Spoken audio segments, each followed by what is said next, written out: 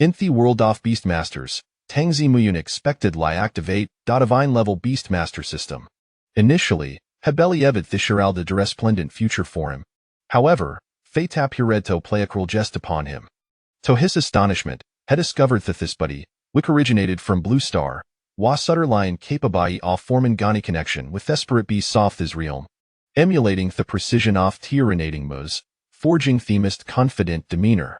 Within the confined phase cluded Stalin Themens Restrum, Tangzimu found himself staring at a perplexing slogan beside the squat toilet, lost in profound contemplation. Urinating mouse? What peculiar species is these? He mused inwardly.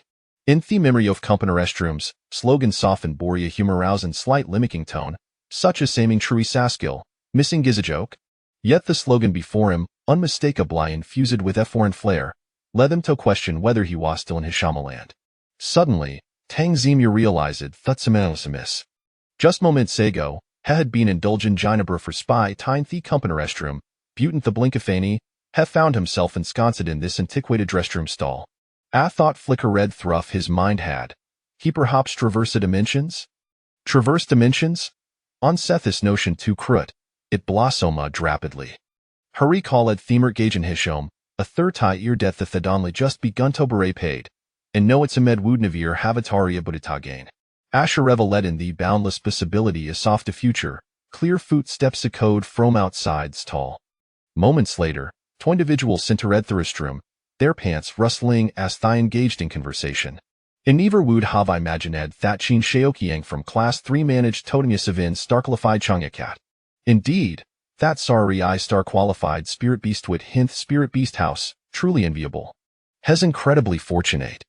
In comparison, the campus Beluyaya Hasford much worse, only managing Totemi, Ihwo star qualified Blue Striped Frog.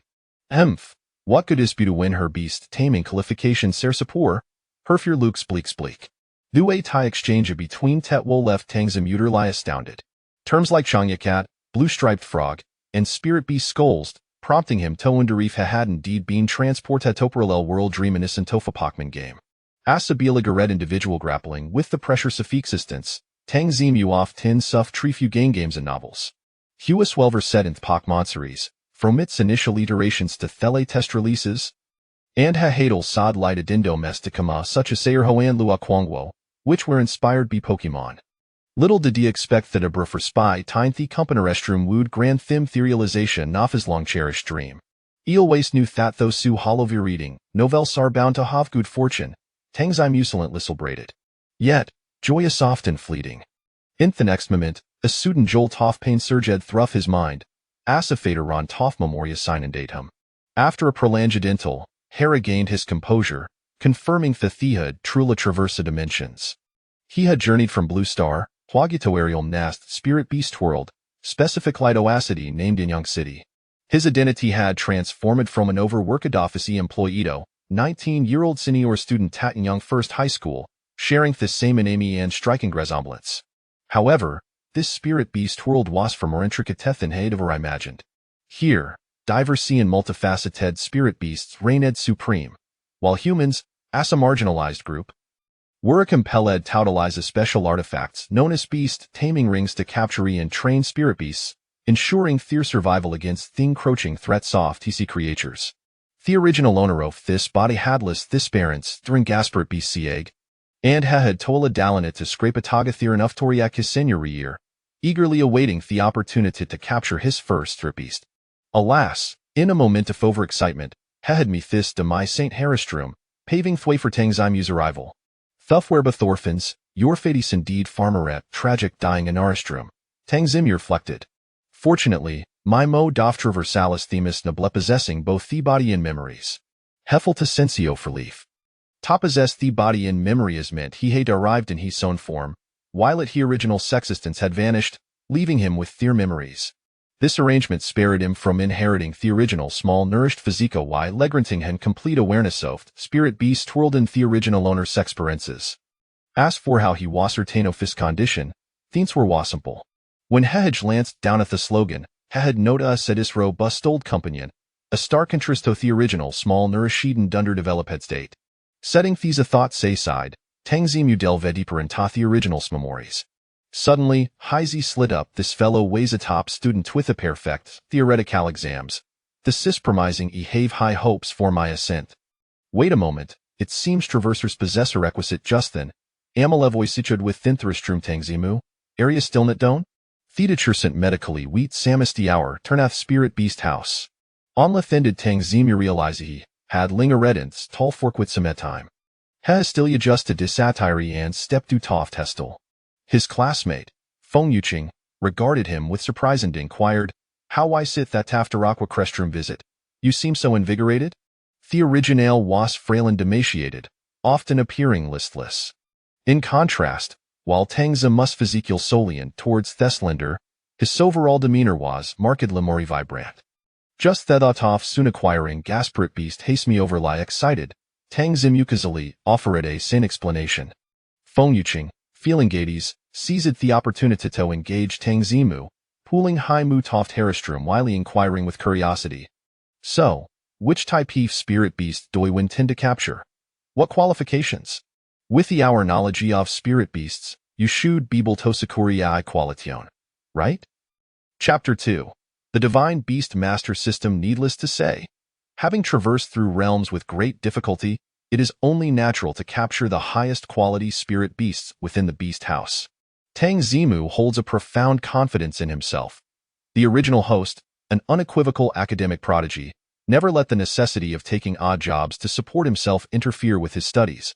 He possesses an encyclopedic knowledge of spirit beast identification, foundational cultivation, attribute training, and breeding principles. It would not be an exaggeration to describe him as a walking compendium of spirit beasts.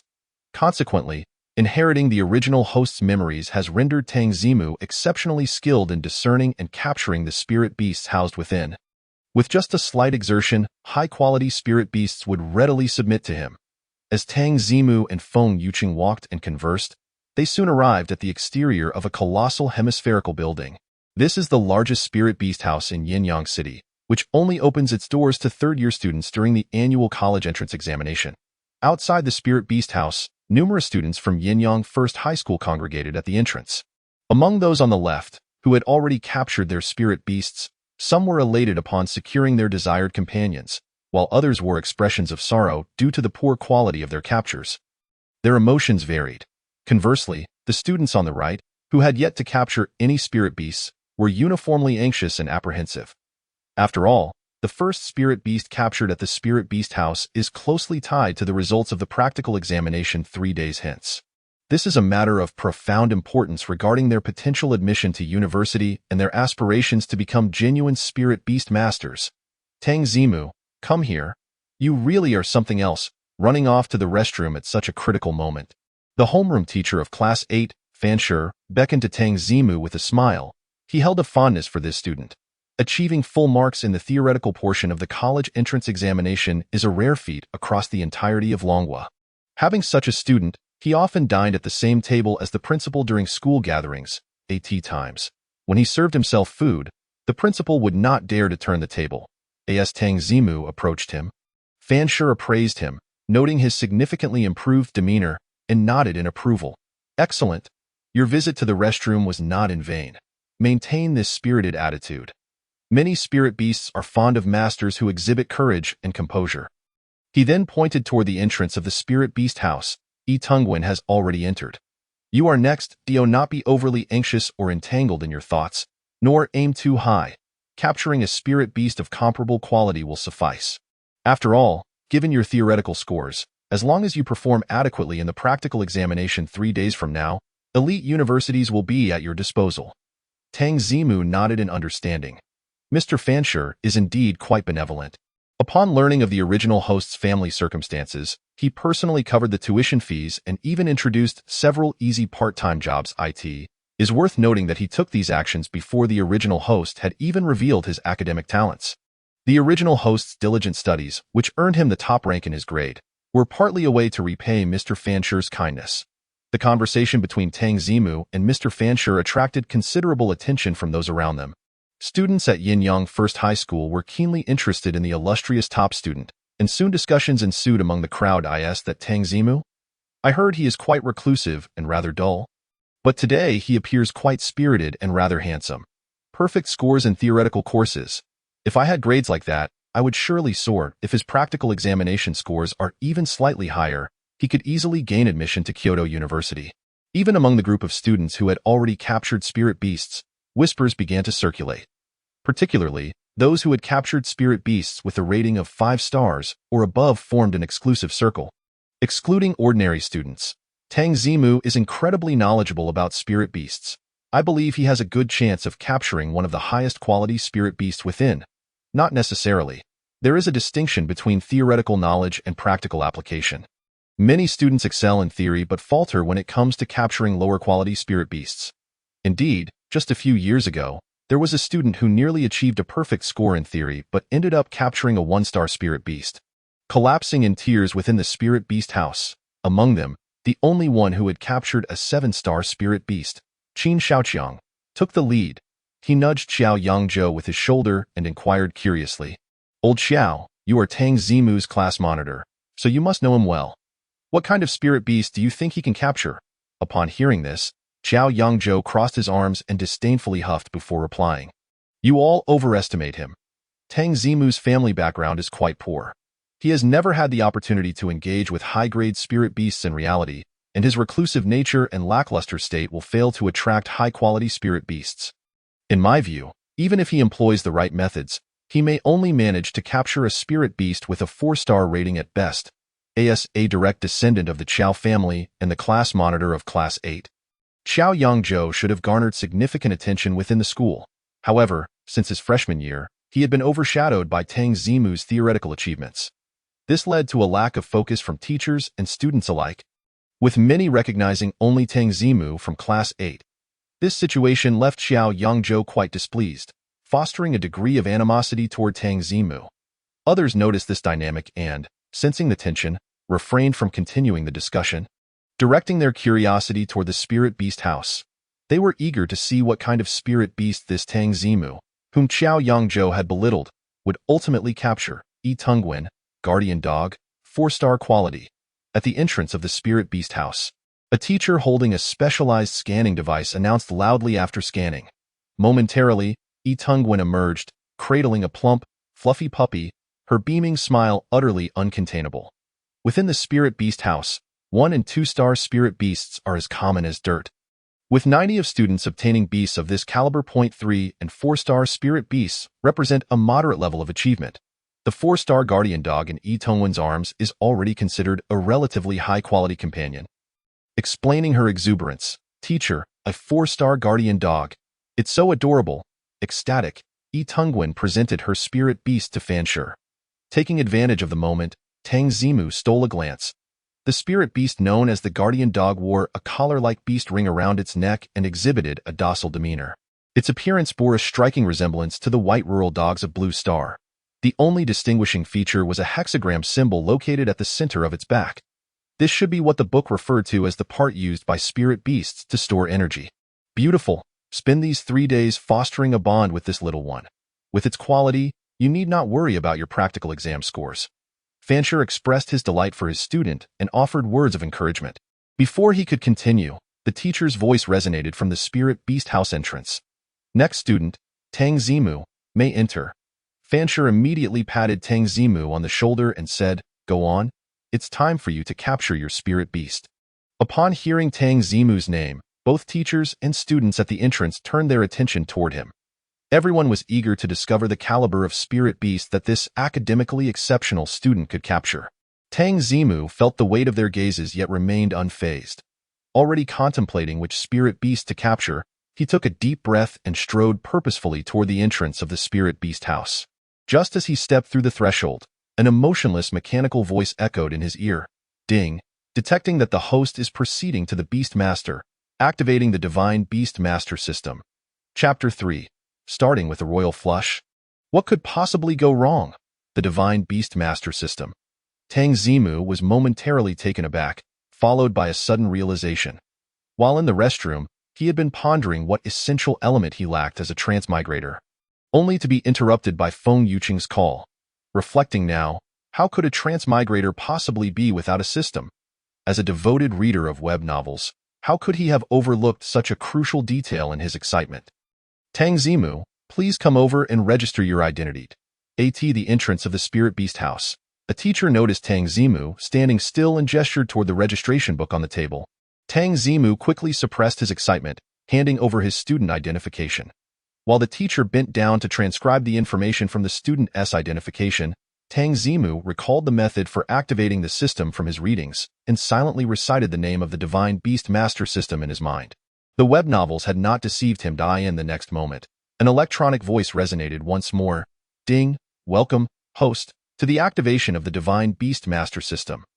This system will reward the host with corresponding bonuses based on actions related to capturing, cultivating, and battling with spirit beasts. All rewards can be unconditionally applied to the host's own spirit beasts. The host successfully comprehended the system and received a beginner's gift package, which contains a random mythic level talent and 10 divine attribute points.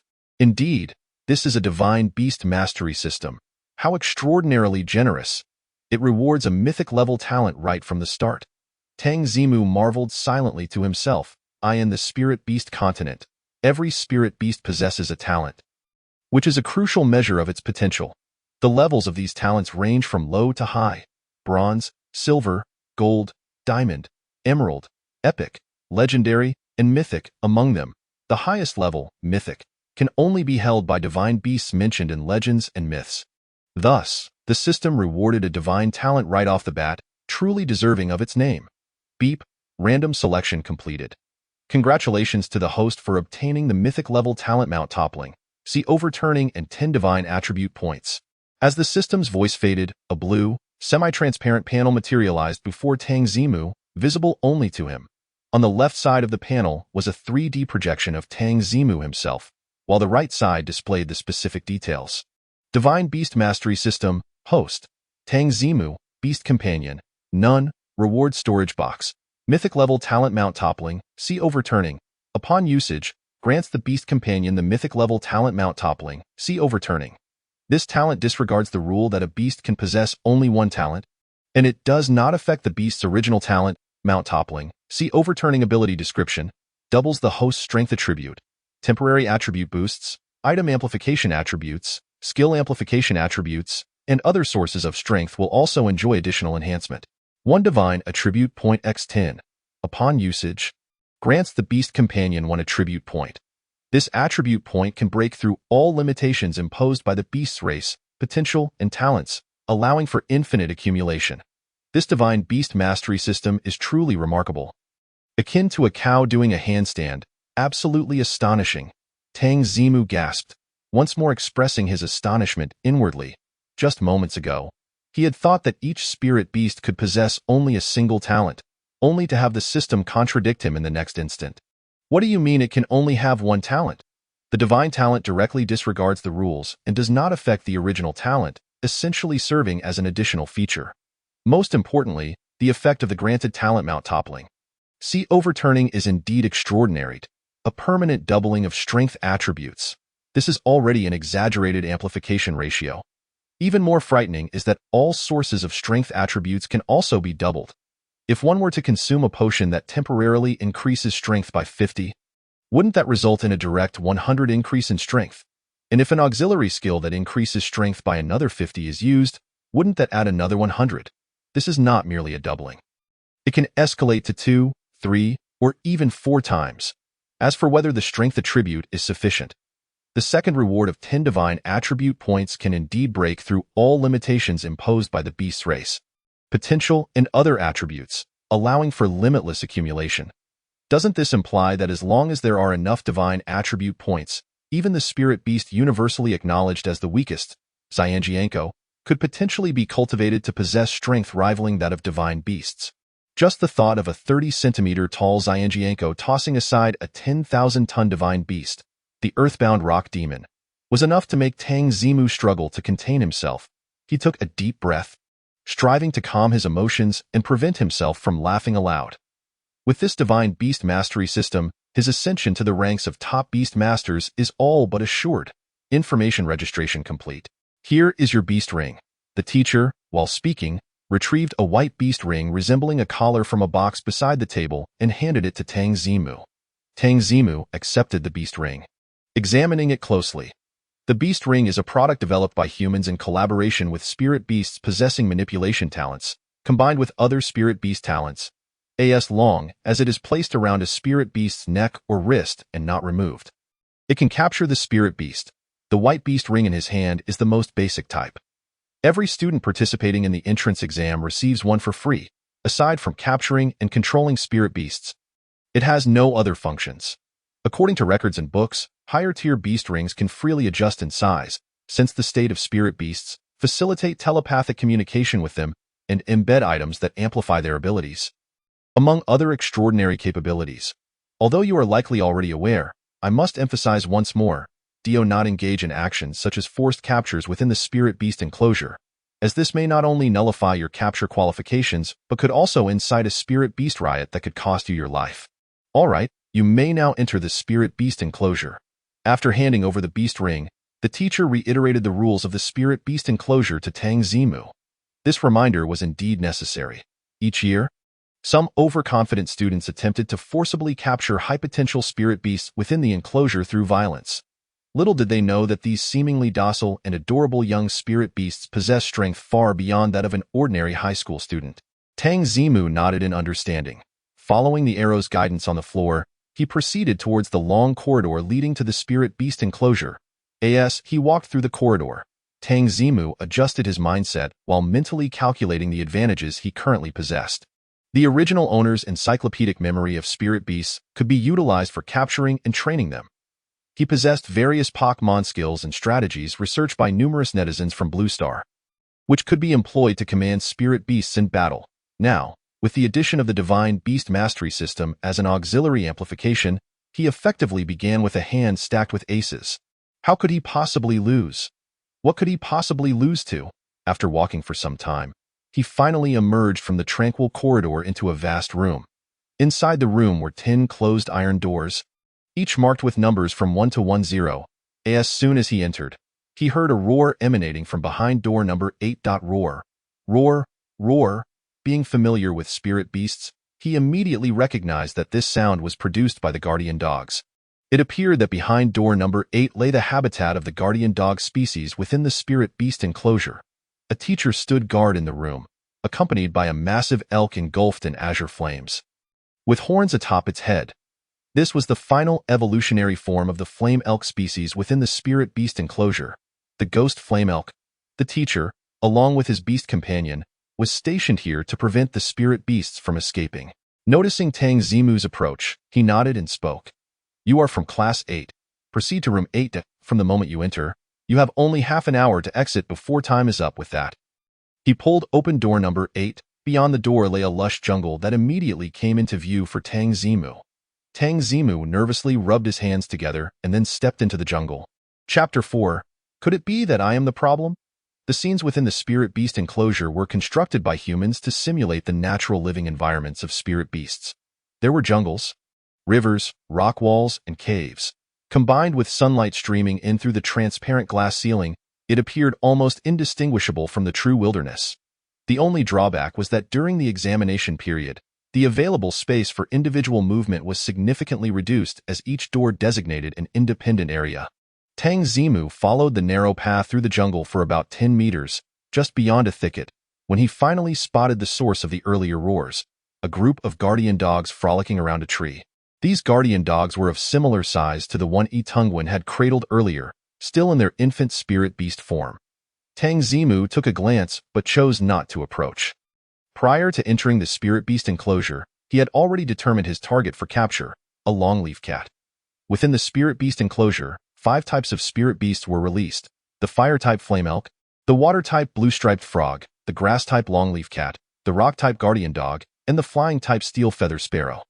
These 5 types of spirit beasts were carefully selected and nurtured by the Beastmaster Alliance, an organization formed by various countries within the spirit beast realm, deemed most suitable for novice beastmasters to cultivate.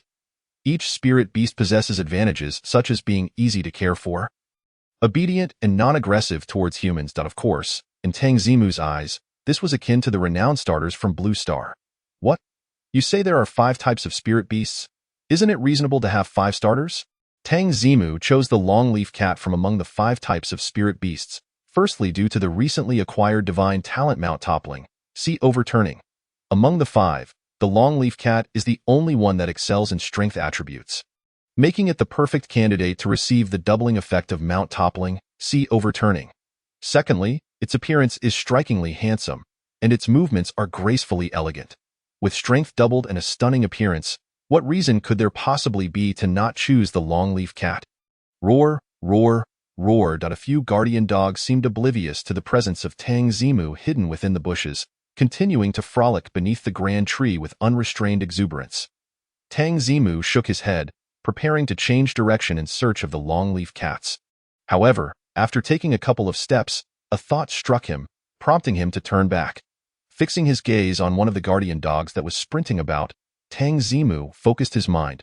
In the next instant, a panel materialized before him. Name: Guardian Dog, 3-star qualification, attribute, rock level, level 3 talent, guardianship, silver level talent, immune to 5 of physical damage received. Basic attributes: strength, 13 spirit, 7 stamina, 14 agility, 10 physical defense, 15 magical defense, 14 friendly reminder. The average attributes of adult males are 10-point skills, rock shield. Bite. This is truly feasible. Tang Zimu, having validated his hypothesis, clenched his fist in excitement. His return was sparked by the sudden realization that systems generally possess the ability to view the attribute panels of others. The Divine Beast Master system did not disappoint his expectations. It indeed allowed him to inspect the attributes of spiritual beasts. This panel not only revealed the qualifications and talents of the spiritual beasts, but also presented their specific attributes in a data-driven format. It is noteworthy that, usually, one must employ various methods and experiments over a period to ascertain the qualifications and talents of spiritual beasts. To discover more detailed attributes, one must venture to specialized spiritual beast assessment locations, incurring both time and monetary costs to gauge these attributes. Tang Zimu glanced around, all data laid bare before him. This single advantage placed him leagues ahead of others at the starting line. Now I need not worry about time constraints. I can specifically seek out high-qualified longleaf cats. With newfound assurance, Tang Zimu felt a wave of relief wash over him. He promptly turned around and strolled leisurely down another path. After traversing the plains and a small stream, and crossing several rocky outcrops, Tang Zimu finally laid eyes on his target, the longleaf cats. Upon spotting them, he nestled among the grass, observing quietly. The longleaf cats bore a resemblance to Maine Coons from Blue Star. With their light blue fur and graceful movements, the tail, composed of several long leaves that swayed with the breeze, inspired their name. The group of longleaf cats that Tang Zimu encountered comprised 6 individuals. 5 of them appeared similar to those captured by other students outside, but the leader of the group was strikingly different. This particular longleaf cat was considerably larger than its companions, its leaf-like tail resembling silk, with serrated edges lining its sharp claws, and it held its head high, exuding an air of majesty. Tang Zimu immediately directed his attention to this spiritual beast panel. Name: Longleaf cat, 8-star qualification, attribute, grass level, level 4 talent, leaf tail, diamond level talent. When using tail-related skills, has a 15 chance to attack an additional time. Basic attributes: strength, 20 spirit, 13 stamina, 15 agility, 18 physical defense, 14 magical defense, 15 skills, tail blade, claw strike, tail whip, and 8-star qualified spiritual beast. This undoubtedly represented the highest qualification among the spiritual beasts within the beast house. Tang Zimu could scarcely believe his good fortune in encountering the highest qualified longleaf cat right off the bat. What? Why are there no 9-star or 10-star qualified spiritual beasts within the beast house? Ahem, let us just say that those are typically reserved by individuals born with a golden key. Where would there be room for a beleaguered student preparing for exams? Longleaf cats have a penchant for sweet foods, particularly fond of fragrant flowers. Areas abundant in fragrant flowers are likely to be their habitats. Upon spotting his dream cat, information regarding the longleaf cat's preferences immediately surfaced in Tang Zimu's mind. He extracted several fragrant flowers he had collected along the way from his pocket, along with the green toothgrass, which was also favored by the longleaf cats. By combining these items with some sweet ingredients in a specific ratio, he successfully shaped a small rice ball. Utilizing environmental resources to attract spiritual beasts is a crucial test within the Beast House. All these items have been gathered in a remarkably short time, relying solely on his relevant knowledge amidst the complex terrain. Typically, students would spend at least 10 minutes on this segment. With the small rice ball clutched tightly, Tang Zimu stood up with a smile, radiating goodwill as he approached the longleaf cat. His sudden appearance startled the longleaf cats momentarily. However, upon recognizing him as a human, they quickly relaxed. Having undergone genetic inheritance and prolonged domestication, these docile creatures had long since acclimatized to human proximity and posed no threat. Seeing this, Tang Zimu's confidence surged, and he cautiously approached the leader of the longleaf cats, extending the small rice ball in a friendly manner. According to the rules of the Beast House, if the longleaf cat accepted his offering, it would signify its willingness to become his beast. The leader of the longleaf cats first lowered its head to sniff the small rice ball, then proceeded to sniff Tang Zimu's palm. Then, with a slight drool at the corners of its mouth, it stood up and turned away. No way. It actually rejected me. Tang Zimu's eyes widened in disbelief. This small rice ball had been crafted with the optimal proportions. There could be no error. Could it be that the issue lies with me? Chapter 5. Bad news. I am outfitted. Tang Zimu was disheartened. Having crossed over with an ace up his sleeve, he had initially thought capturing his first spiritual beast would be a mere formality. To his astonishment, his inaugural attempt met with failure. The 8-star qualified longleaf cat had simply turned away. An 8-star qualified spiritual beast is indeed quite proud. No wonder no one has managed to capture one. Reluctantly, Tang Zimu reassured himself internally. He then shifted his focus to another longleaf cat nearby. He had already examined it. This particular longleaf cat boasted a qualification of 4 stars. A 4-star qualification will have to suffice. Besides, even if I attract it, there is no obligation to capture it. I can always spend some time searching for materials again. Tang Zimu re-energized his resolve, a smile returning to his face. Clutching the small rice ball, he gradually approached the other longleaf cat. This longleaf cat displayed a more pronounced reaction than the 8-star qualified one. Upon catching a whiff of the rice ball's aroma, its eyes lit up with delight. However, as Tang Zimu drew closer, it sniffed him and hesitated, a flicker of uncertainty crossing its gaze. Then, just like the previous longleaf cat, it turned and walked away. What the hell? Tang Zimu felt a surge of despair, nearly losing his balance. He never imagined that, despite holding a premium rice ball, he could not even attract a 4-star qualified spiritual beast. How abysmally inadequate must I be? Stay calm, stay calm. With the Divine Beast Master system, even a spiritual beast with lesser qualifications can be cultivated into a divine beast. After mentally repeating the mantra of calmness a dozen times, Tang Zimu finally managed to quell his turbulent emotions. With a firm resolve, he set his sights on the smallest and most sluggish of the 6 longleaf cats. I refuse to believe that even a 1-star qualified longleaf cat would turn its nose up at me. Tang Zimu mustered his spirits and approached the 1-star qualified longleaf cat once more, and then, damn, this is truly disheartening. Tang Zimu gazed at the longleaf cat that drooled yet steadfastly chose to walk away. Unleashing a desperate roar, holding a premium delicacy, yet failing to attract even the least discerning 1-star qualified spiritual beast.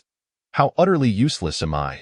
Watching the 6 longleaf cats scurry away from him like they were avoiding a plague. Tang Zimu's heart finally sank. He slumped to the ground, staring vacantly at the rice ball in his hand, his mind racing to discern where things had gone awry. Wait, as he looked at his palm. A sudden realization struck him, and he recalled a terrifying fact.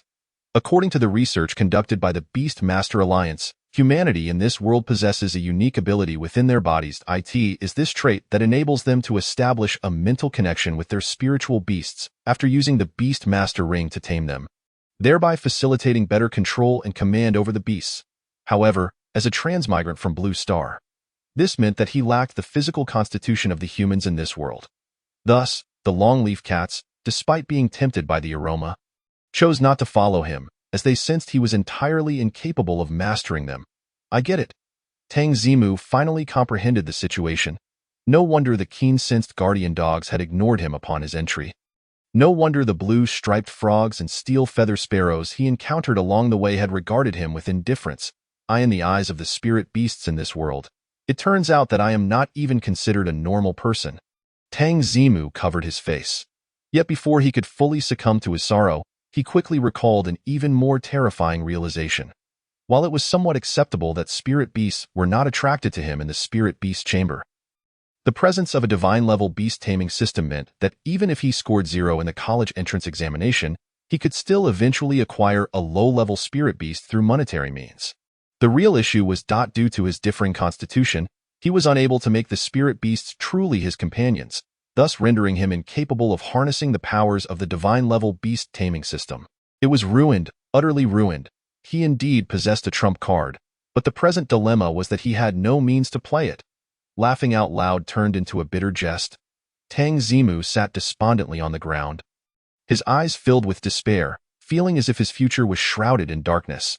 Had he known it would be this way, he would have preferred not to traverse here, opting instead to remain on Blue Star and continue repaying his 28-year mortgage. Candidate Tang Zimu, your time for taming has concluded. Please exit promptly. A shrill announcement echoed throughout the venue. With a dejected expression, Tang Zimu approached door 7, slowly placing his hand on the doorknob. Regrettably, no miracle occurred. In the remaining time, he attempted to tame the flame deer, blue-striped frog, and guardian dog. Yet much like the reaction of the long-leafed cats, none of these spirit beasts, not even the crippled flame deer, showed any inclination to be tamed by him. This confirmed his suspicions. In this realm of spirit beasts, he was completely incapable of taming them.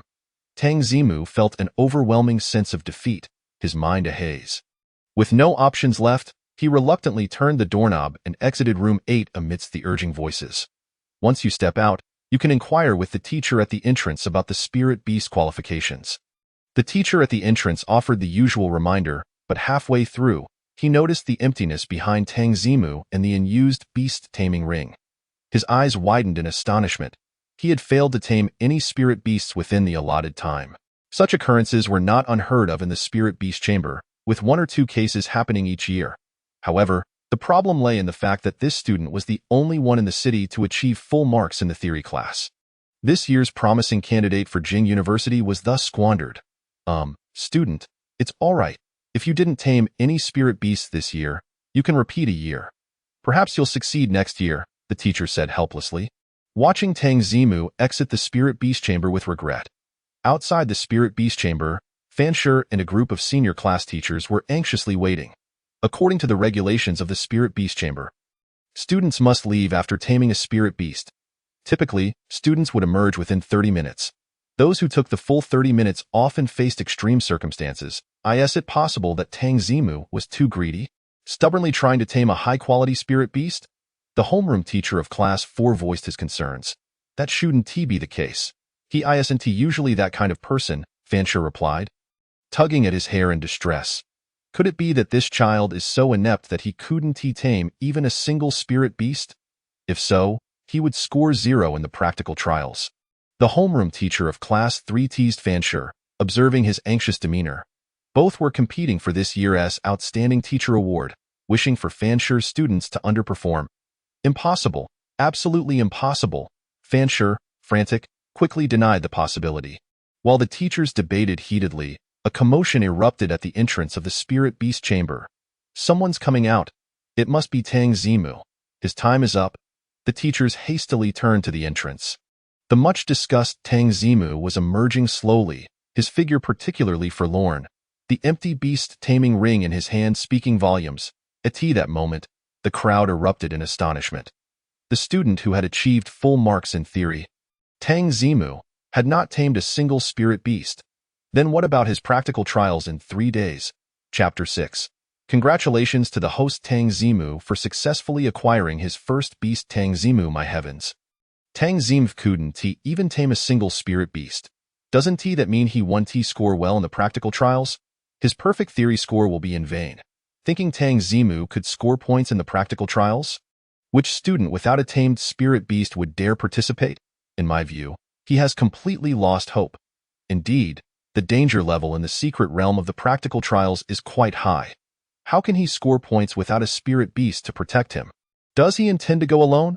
The students at the entrance of the spirit beast chamber were in chaos. Everyone fervently discussed the unexpected turn of events, some in shock, others in regret, and a few mocking. The loudest voices belonged to those in the high-quality spirit beast circle led by Qiao Yangzhou. Ha ha ha, I told you this kid wouldn't make it. You all didn't believe me. Not only could he not tame a high-quality spirit beast, but he also lacks the qualifications to tame any spirit beast at all. Qiao Yangzhou laughed heartily at Tang Zimu's fallen figure. Once a focal point of attention, Tang Zimu now found himself in such a pitiful state. While he had successfully obtained a high-quality spirit beast and became the center of admiration, his spirits were naturally high.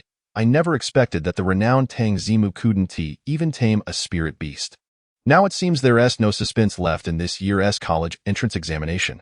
Qin Shaoqiang couldn't help but smirk. He had been keeping an eye on Tang Zimu due to his perfect theory score. If Tang Zimu had performed even slightly better in the practical trials, it would have jeopardized his chance to become the top scorer in Yinyang City. Now, he no longer had to worry. A person who couldn't tame even a single spirit beast expected to score in the practical trials. What a joke. This year's top scorer is undoubtedly mine. Tang Zimu, you. Fansher cautiously approached Tang Zimu. Observing the dejection on his face, feeling reluctant to speak. Having been a teacher for many years, he understood how devastating it could be for a student to fail to tame a spirit beast in the chamber. Many students who experienced this could not recover, living in despair for the rest of their lives, and some even leapt from high places. After all, this was a perilous realm of spirit beasts. With untamed ferocious beasts lurking outside the city, without a spirit beast for protection, one might never leave the city, condemned to a life of servitude within its confines. After careful consideration, Fansher patted Tang Zimu's shoulder and offered words of comfort. It's all right. You can always repeat a year. Perhaps next year you'll succeed. Even if you don't wish to take the exam anymore, your theory score is excellent. I could plead with the principal to arrange a position for you as a library assistant or a theory class intern, and you could still lead a decent life. The other teachers quickly chimed in with their reassurances. After all, it had been over a decade since Yinyang City had produced a student with a perfect theory score. And they didn't want to see Tang Zimu fall into despair. Rest assured, teacher, I'm not that fragile. I'm just feeling a bit down right now and don't wish to dwell on it. I'll think about things later. Tang Zimu waved his hand. Having spent some time as a working individual on Blue Star, he had faced numerous challenges and injustices which had fortified his resilience. However, since entering the realm of spirit beasts, he had experienced rapid highs and lows, leaving his mind somewhat disordered. He simply wished for a moment of peace. All right then, take some time to rest at home. Don't think about the college entrance examination. You needn't attend the practical trials in 3 days. I'll speak with the principal about your early withdrawal. Fansher observed closely and noted that Tang Zimu did not exhibit signs of complete despair. Sighing in relief, Tang Zimu nodded, bidding farewell to everyone without saying much, and left the spirit beast chamber, a place of sorrow. Tang Zimu traversed the bustling streets and alleys, returning to the dilapidated residence of his original self, a small, decrepit house deep within the slums. The walls, riddled with gaps, allowed the wind to whistle through, and the ground was dark and damp. Inside the meager dwelling, there were only a wooden bed and a bookshelf. The entirety of its furnishings, every indication underscored the abysmal economic conditions and living environment of his original self. Gazing at the sight that would leave even a thief weeping while relinquishing 200 yuan. Tang Zimu, already hunched, felt his shoulders sag further. He collapsed helplessly on the creaking wooden bed, staring up through the gaping hole in the roof at the sky, letting out a wail. Damn it, celestial heavens. Uve truly betrayed me. Why bring me to this wretched spirit beast realm? While I had to toil on Blue Star, at least I could fill my stomach and had a home. How about this? I'm willing to extend my loan repayment by 10 more years. Just let me return to Blue Star. After a series of anguished howls, Tang Zimu raised his hands once more, gazing at his palms, unable to suppress his rebuke.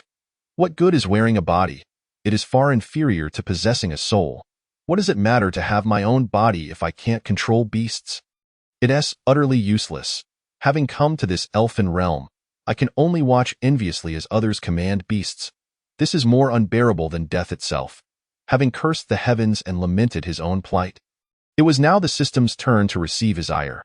Tang Zimu summoned the Supreme Beast Master System, his gaze landing on the empty beast column on the right side of the translucent panel. and his frustration boiled over. If all went as expected, this beast column would remain empty for the entirety of his life. What a ridiculous Supreme Beast Master system. It demands I possess my own beasts in order to amplify. Why can't it learn from other systems? The wealthy system simply grants money. The cheat system provides direct advantages. The war god system makes one stronger. Tang Zimu ranted about every system he had encountered. His mouth growing weary from the complaints.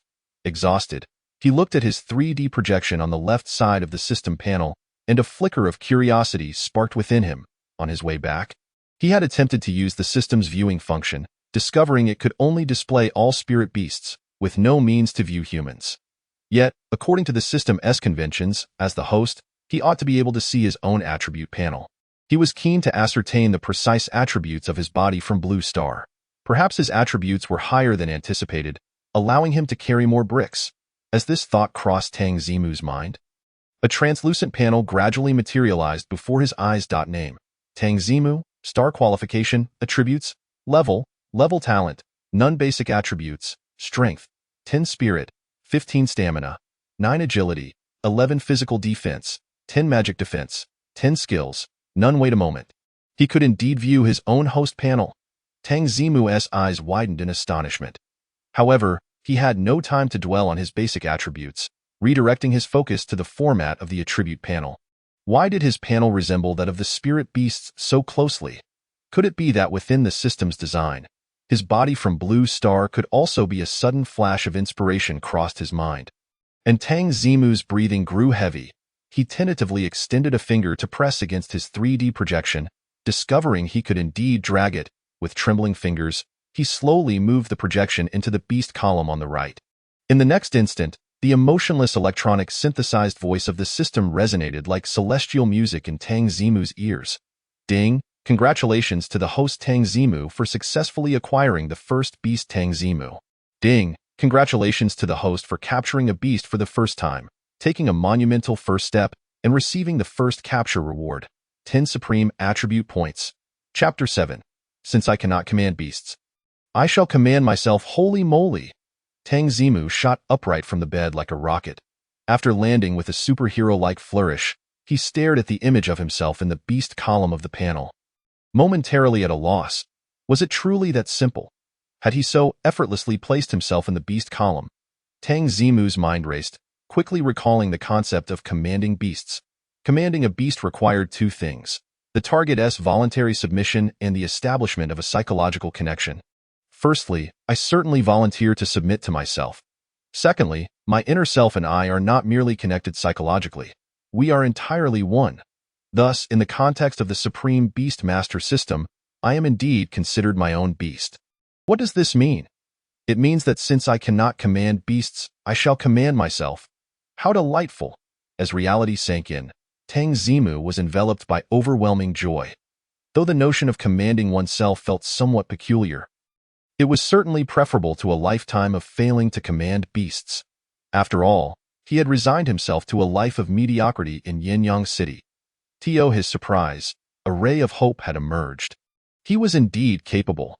This felt akin to a man undergoing a vasectomy only for his wife to become pregnant again. Wait, that seems a bit off. Cough. This was akin to being sentenced to death in the morning and released without charges, along with a compensation of 100 million in the afternoon. Were it not for the limitations of his physical condition, Tang Zimu would have leaped into a series of somersaults on the spot. Physical condition? Physical condition? Yes, since I've entered the beast column, all the rewards previously granted can be applied to myself. Tang Zimu had not forgotten that he still had the supreme rewards bestowed by the system yet to be utilized. He promptly opened the reward storage box, eagerly dragging the mythic level talent, Mountain Toppling Sea Overturning, onto his avatar in the beast column. Without any surprises, the system's prompt rang out immediately. Ding, host Tang Zimu. Do you wish for your beast Tang Zimu to acquire the mythic level talent Mountain Toppling Sea Overturning? Confirm. Tang Zimu affirmed resolutely.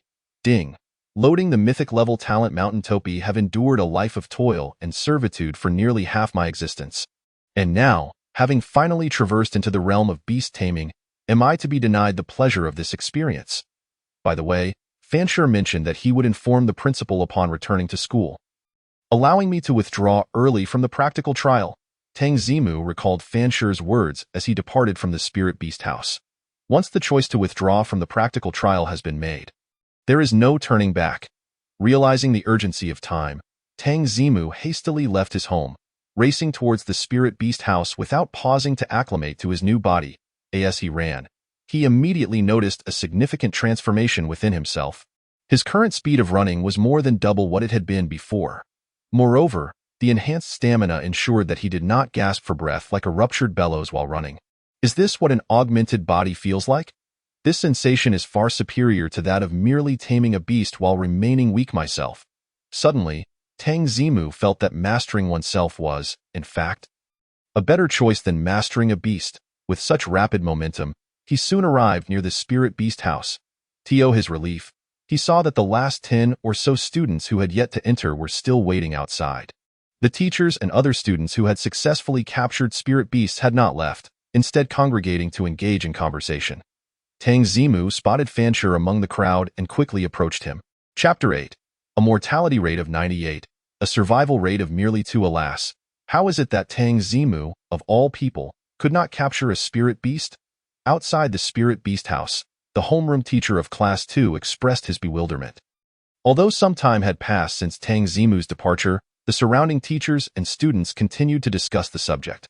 Achieving a perfect score in theoretical classes yet failing to capture a spirit beast. This was undoubtedly an unprecedented anomaly in the history of Long Kingdom. Alas, it is my fault. I was so intent on not disturbing him that I neglected to let him interact more with my Daya, to familiarize him with its scent. Perhaps after absorbing enough of Daya's scent, a spirit beast might be willing to accompany Tang Zimu. Fan Shi lamented with a hint of regret. You're overthinking this. We, a group of mere educators, cannot possibly compete with the prowess of true beast tamers. No amount of interaction could influence the spirit beasts within the house. The homeroom teacher of Class 4 consoled. His words held truth. The genuine beast tamers had long since ventured to the front lines to engage in battle with the spirit beasts outside the city. The teachers remaining at the school were predominantly those whose taming abilities were inadequate, yet whose theoretical knowledge was rather solid. Old class. Just as Fan Shi was lost in thought regarding how to comfort Tang Zimu, a voice called out from behind him. Turning around, he found that it was none other than the very student he was concerned about, Tang Zimu. His heart tightened, and he spoke with evident concern. Didn't you go home to rest? What brings you back here? Rest easy at home until the entrance exams conclude. I will speak to the principal regarding the matters that follow. Tang Zimu shook his head, his tone resolute. Old class, I have come to inform you that I will not withdraw from the entrance exams.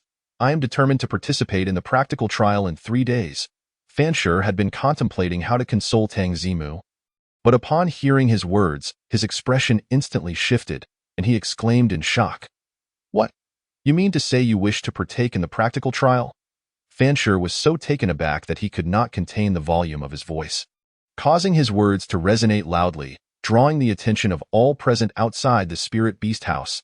In an instant, students, teachers, and even the proctor stationed at the entrance turned their gazes toward Tang Zimu, engaging in fervent discussion. Surely I did not mishear? Tang Zimu intends to participate in the practical trial. This fellow is quite defiant, planning to turn the tide with the practical trial. How absurd, to participate in the practical trial without having captured a spirit beast. He must be out of his mind. Alas, we cannot judge so hastily. Perhaps luck will favor him, and he may survive the practical trial. At this moment, Fan Shi could no longer ignore the clamor surrounding them. He swiftly approached Tang Zimu, his demeanor grave. Tang Zimu, have you lost your mind? Surely you understand what the practical trial entails. Tang Zimu was indeed well aware. The practical trial of the entrance exams involved placing students into a specially crafted secret realm for a day of testing.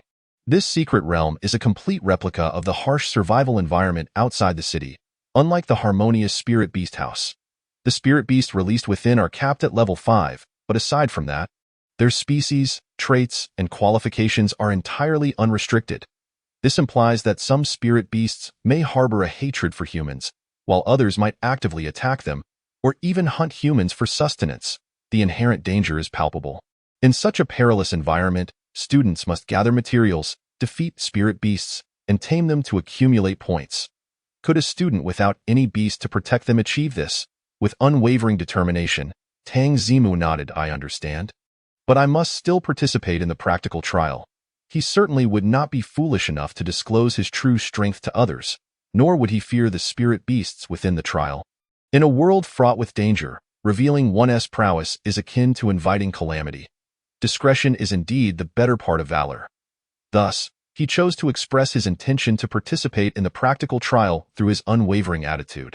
As for how to score points without revealing his strength once inside, he had already devised a perfect plan. Fancher sensed Tang Zimu's resolute conviction. He felt a headache coming on and was momentarily at a loss for words. The homeroom teacher of Class 4, witnessing this, hastily interjected. Tang Zimu, you are aware that the injury rate during the practical trial is 50, and the mortality rate is as high as 14, correct? Tang Zimu nodded in acknowledgement. But you are likely unaware of the statistics regarding students without spirit beasts participating in the practical trial. According to internal records, in the past decade, students from Long Kingdom who attempted the practical trial without capturing a spirit beast faced a mortality rate of 98. Their survival rate is merely 2. The homeroom teacher of Class 4 ruthlessly revealed the grim statistics that had never been disclosed to the students, hoping to dissuade Tang Zimu from his decision. To his surprise, Tang Zimu did not waver, countering with, "Yet there remains a 2 chance of survival, does there not?" The homeroom teacher of Class 4 scoffed, responding, "Of the 50 who participated, the only survivor was one who fainted from fear upon entry and was only retrieved at the trial's conclusion by the teachers who cleaned the realm. What on earth? What sort of calamity had befallen those predecessors?" Tang Zimu's face twitched, feeling as though he had been stabbed in the back. Yet he could not back down. He remained steadfast. "It's all right. With my presence, this year's survival rate will undoubtedly increase. But you..." The homeroom teacher of Class 4 was poised to argue further but was interrupted by Fancher, who gestured for silence. "Enough. We cannot impede a candidate's choice." With a sigh, Fancher placed a reassuring hand on Tang Zimu's shoulder. "Tang Zimu, I respect your decision. You shall participate in the practical trial. However, remembered it after salvaging a few bricks to cushion his rest." Tang Zimu found that he could still manage to sleep on the remaining half, thus sparing himself the embarrassment of sleeping on the ground for the next few days. This incident led Tang Zimu to focus solely on one objective in the following days, learning to master the formidable power he now possessed. There was no way around it. He had to gain control. Upon leaving, he snapped the door locked. A tea breakfast, he transformed a bun into a meat sandwich. In the evening, while making his way to the public restroom in the dark, he inadvertently kicked a large hole in the wall beside the door. Had he not gradually learned to manipulate his strength, Tang Zimu feared he would have obliterated the modest savings his original self had accumulated over a decade. "Speaking of money, I must bring back the top scorer from the city, or even the nation. Surely, Yinyang First High School will reward me with a sum. I must be ready to take full advantage." Tang Zimu encouraged himself, instantly feeling invigorated. He had grown weary of poverty. The burden of a mortgage in Blue Star for 28 years had left him gasping for breath. Having traversed to the spirit beast realm, his original self's meager income from part-time work barely sufficed for daily expenses, leaving little to no savings.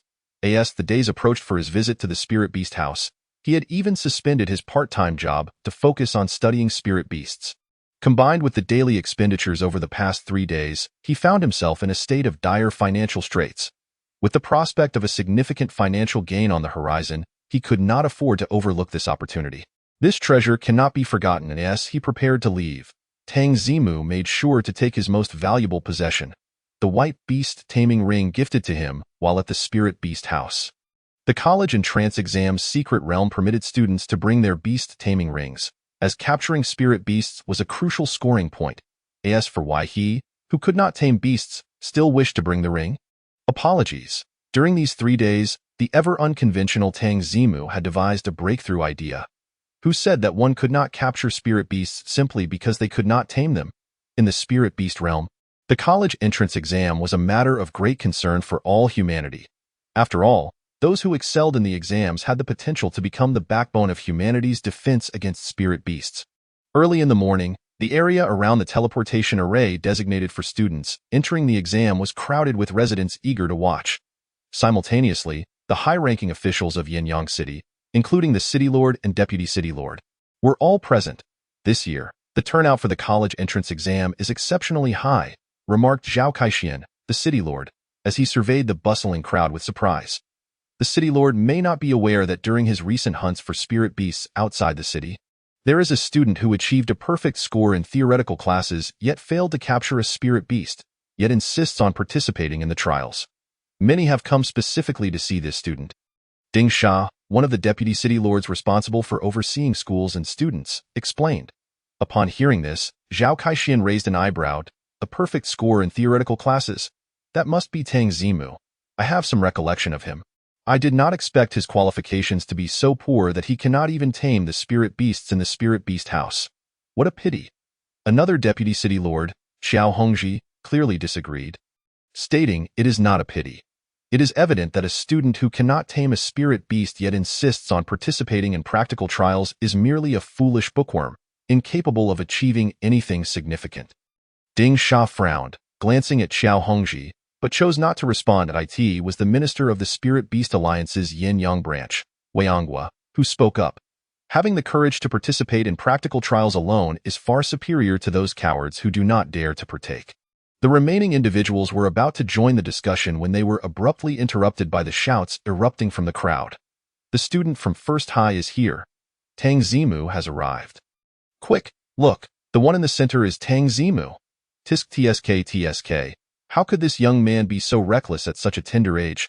Before the college entrance exam, Tang Zimu had garnered a reputation for his exceptional academic performance, often cited by parents in Yinyang City as an example of the ideal child. However, once word spread of his insistence on participating in the practical trials, his reputation plummeted, and he became a cautionary tale among many parents. Son, do not emulate that Tang Zimu. His qualifications are lacking, yet he insists on participating in practical trials, essentially courting death. Daughter, we must be wise. If you cannot endure in the secret realm, exit immediately or not be like that Tang Zimu. Showing off.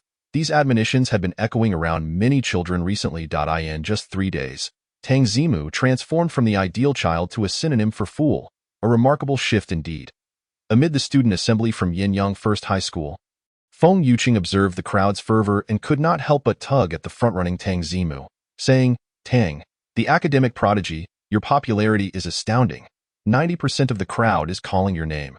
Tang Zimu rolled his eyes in response, exasperated. Would you like to take this fortune for yourself? Feng Yuqing, stroking the long-leaf cat nestled in his arms, replied sheepishly, perhaps not. I dare not participate in practical trials without a spirit beast for protection. This fellow had fortuitously captured a 4-star qualified long-leaf cat at the Spirit Beast House, ensuring his score in the trials was practically guaranteed. Seriously, Tang, perhaps you should reconsider participating in the practical trials. Your life is of utmost importance. Feng Yuqing pondered and finally voiced his long-held concerns. This time, however, Tang Zimu shook his head and remained silent. He had heard such sentiments countless times along his journey. The principal of Yinyang First High School and accompanying teachers had all expressed similar warnings upon seeing him. Who could have known that he was far more cautious than they imagined? Without ample confidence, he would never have considered entering the practical trials. Now, Tang Zimu could only hope that when he emerged from the secret realm, these individuals would be left speechless, as the two chatted. They followed the Yinyang First High School team to the center of the square covered by the teleportation array, where students from other schools participating in the college entrance exam had gathered. Tang Zimu quickly scanned the area and noted that approximately 1,000 students from Yinyang City were participating in the exam this year. That number was not insignificant. After all, the schools in the Spirit Beast realm differed from those in Blue Star. Here, starting from middle school, students who did not meet academic standards were forcibly expelled each year.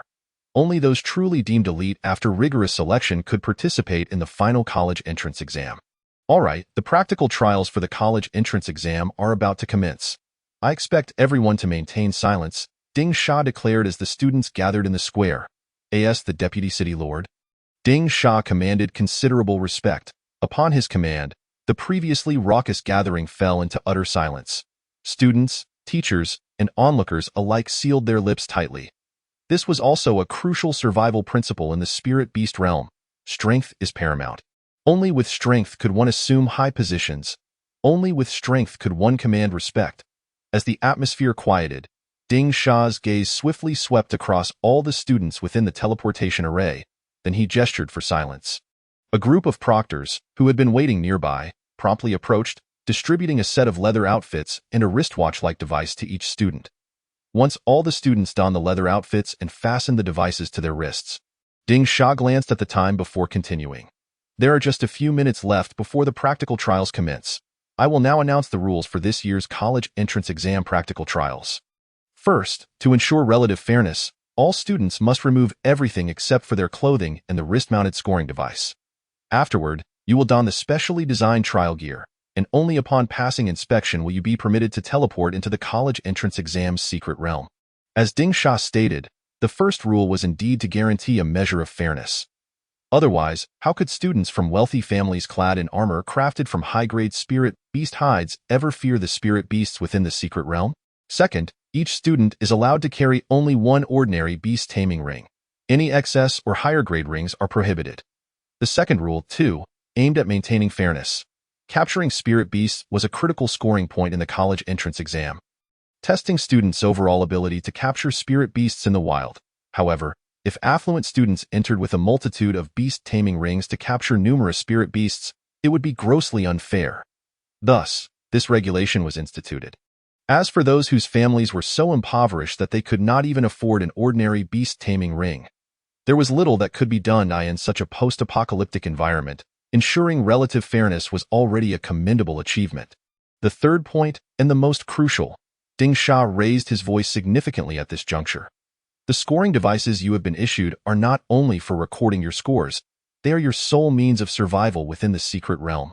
Once you encounter danger or feel that you can no longer endure, promptly press the central button on the device to request assistance, and a teacher will come to help you exit the secret realm. However, due to the limitations of the secret realm, precise teleportation is not possible, and it will take time for the teacher to arrive. Therefore, during this interval, you must protect yourselves, otherwise. Ding Sha did not continue. But everyone present understood that the consequence of being unable to protect oneself in the secret realm was death. Otherwise, the average mortality rate in the college entrance examination secret realm would not be as high as 14. Now, I declare the commencement of this year's college entrance examination practical trial. I wish you all great success. As soon as Ding Sha's voice fell, the once dim colossal teleportation array on the ground erupted with dazzling white light, enveloping all the students within it. Amidst the crowd, Tang Zimu tightened his grip on the Beast Master ring, feeling a distinct sensation of weightlessness in his body. In the next moment, he found himself standing on soft, earthy ground as the white light gradually dissipated. What lay before Tang Zimu's eyes were lush, towering trees and dense thickets. Such bad luck, I've been teleported deep into the forest. Tang Zimu furrowed his brow, contemplating. The teleportation in the college entrance examination secret realm was entirely random. Being transported to plains, rocky terrains, or streams would be much better. Those areas were generally more open, making it easier to locate score-giving plants or spirit beasts. But in a forest environment, not only was movement inconvenient, but finding spirit beasts was also a challenge. As Tang Zimu contemplated his next course of action, his keen ears caught the sound of rustling bushes behind him. Without time to turn around, he sidestepped and bent down, leaving his original position. Swish, with a dull thud, a deep gash was left where he had just been standing. What a dreadful place to encounter a spirit beast right off the bat. Tang Zimu frowned and quickly pivoted toward the source of the sound. A spirit beast resembling a wild boar, covered in sharp spikes, stared at him in surprise, seemingly perplexed as to why its thrown spikes had been evaded. This was, with just a glance, information about the spirit beast flooded into Tang Zimu's mind. This spirit beast was called the Hao Lai Zhu, a widely distributed and relatively ordinary spirit beast. Hao Lai Zhu was typically aggressive, often attacking any living creature that appeared within its sight, especially humans. It seemed he had been teleported right into the line of sight of this Hao Lai Zhu, making him its target. Tang Zimu's thoughts shifted, and the system's interface appeared before him. Name: Hao Lai Zhu, 4-star qualification, attribute, normal level, level 4 talent, spike charge, silver level talent, increases attack speed by 10 when using spike-based skills. Base attributes, strength, 16, spirit, 9, stamina, 13, agility, 12, physical defense, 15, magic defense, 13 skills, spike shot, bite wow. It turned out to be a 4-star qualified level 4 Hao Lai Zhu. If an ordinary student had been teleported here and caught by surprise by this Hao Lai Zhu, they would likely have perished without even having the chance to command their spirit beast. The mortality rate in the college entrance examination secret realm was truly no exaggeration. Tang Zimu felt a sudden sense of relief. Had he captured that 8-star qualified Changyi Mao and been teleported into the secret realm, he might not have been able to dodge that attack either. But now, he had utilized all the rewards bestowed by the system on himself. A sneak attack. In terms of strength, he was the most formidable presence within the entire college entrance examination secret realm. A walking humanoid spirit beast. Step. Without giving the Hao Lai Zhu any time to react, Tang Zimu clenched his fist and took a powerful step forward, launching himself like an arrow straight toward the Hao Lai Zhu, perhaps underestimating humans, or perhaps due to its overly aggressive nature. The Hao Lai Zhu showed no signs of retreat as it charged toward Tang Zimu, its front hooves pounding the ground and its spikes raised. In this mutual rush, the already short distance between them rapidly closed. The Hao Lai Zhu's eyes turned bloodshot, filled with fighting spirit, as it charged with fierce cries. Tang Zimu, in contrast, unleashed a heavy punch, directed squarely at the Hao Lai Zhu's head. Bang. No surprises here. With 40 points of strength, he was an overwhelming force. At the moment of impact, Tang Zimu's fist effortlessly shattered the Hao Lai Zhu's head. In an instant, crimson blood and white brain matter gushed forth. The body of the Hao Lai Zhu, now headless, flew backward, crashing into the trees behind it, causing them to rustle. Ding! Congratulations to the host Spirit Beast Tang Zimu for successfully killing the first Spirit Beast Hao Lai Zhu. Ding! Congratulations to the host for their first Spirit Beast kill. Marking a significant first step and receiving the first kill reward. Random Divine Level Item. Chapter 11. Heavenly Rewards. Concept Level Divine Item Splendid. Killing a Spirit Beast comes with rewards, and divine level rewards at that. Tang Zimu clenched his fist, filled with excitement. This was his first experience in such a life-and-death struggle. The adrenaline rush from battle was exhilarating, and the system's notification provided him with a tremendous surprise. The divine level reward for a first kill. The previous system rewards, including the extraordinary downhill and ocean and the boundary-breaking divine level attribute points, had already demonstrated the substantial value of divine level rewards. What kind of divine level item would he receive randomly now? Tang Zimu was filled with anticipation. He didn't have to wait long, as the system's delightful notification rang in his ears. Ding! Random selection complete. Congratulations to the host for obtaining the divine level item. 100 divine level spirit beast food. Divine level spirit beast food, a full 100 pieces. Tang Zimu hurriedly opened the reward storage box to examine the specifics of the divine level spirit beast food.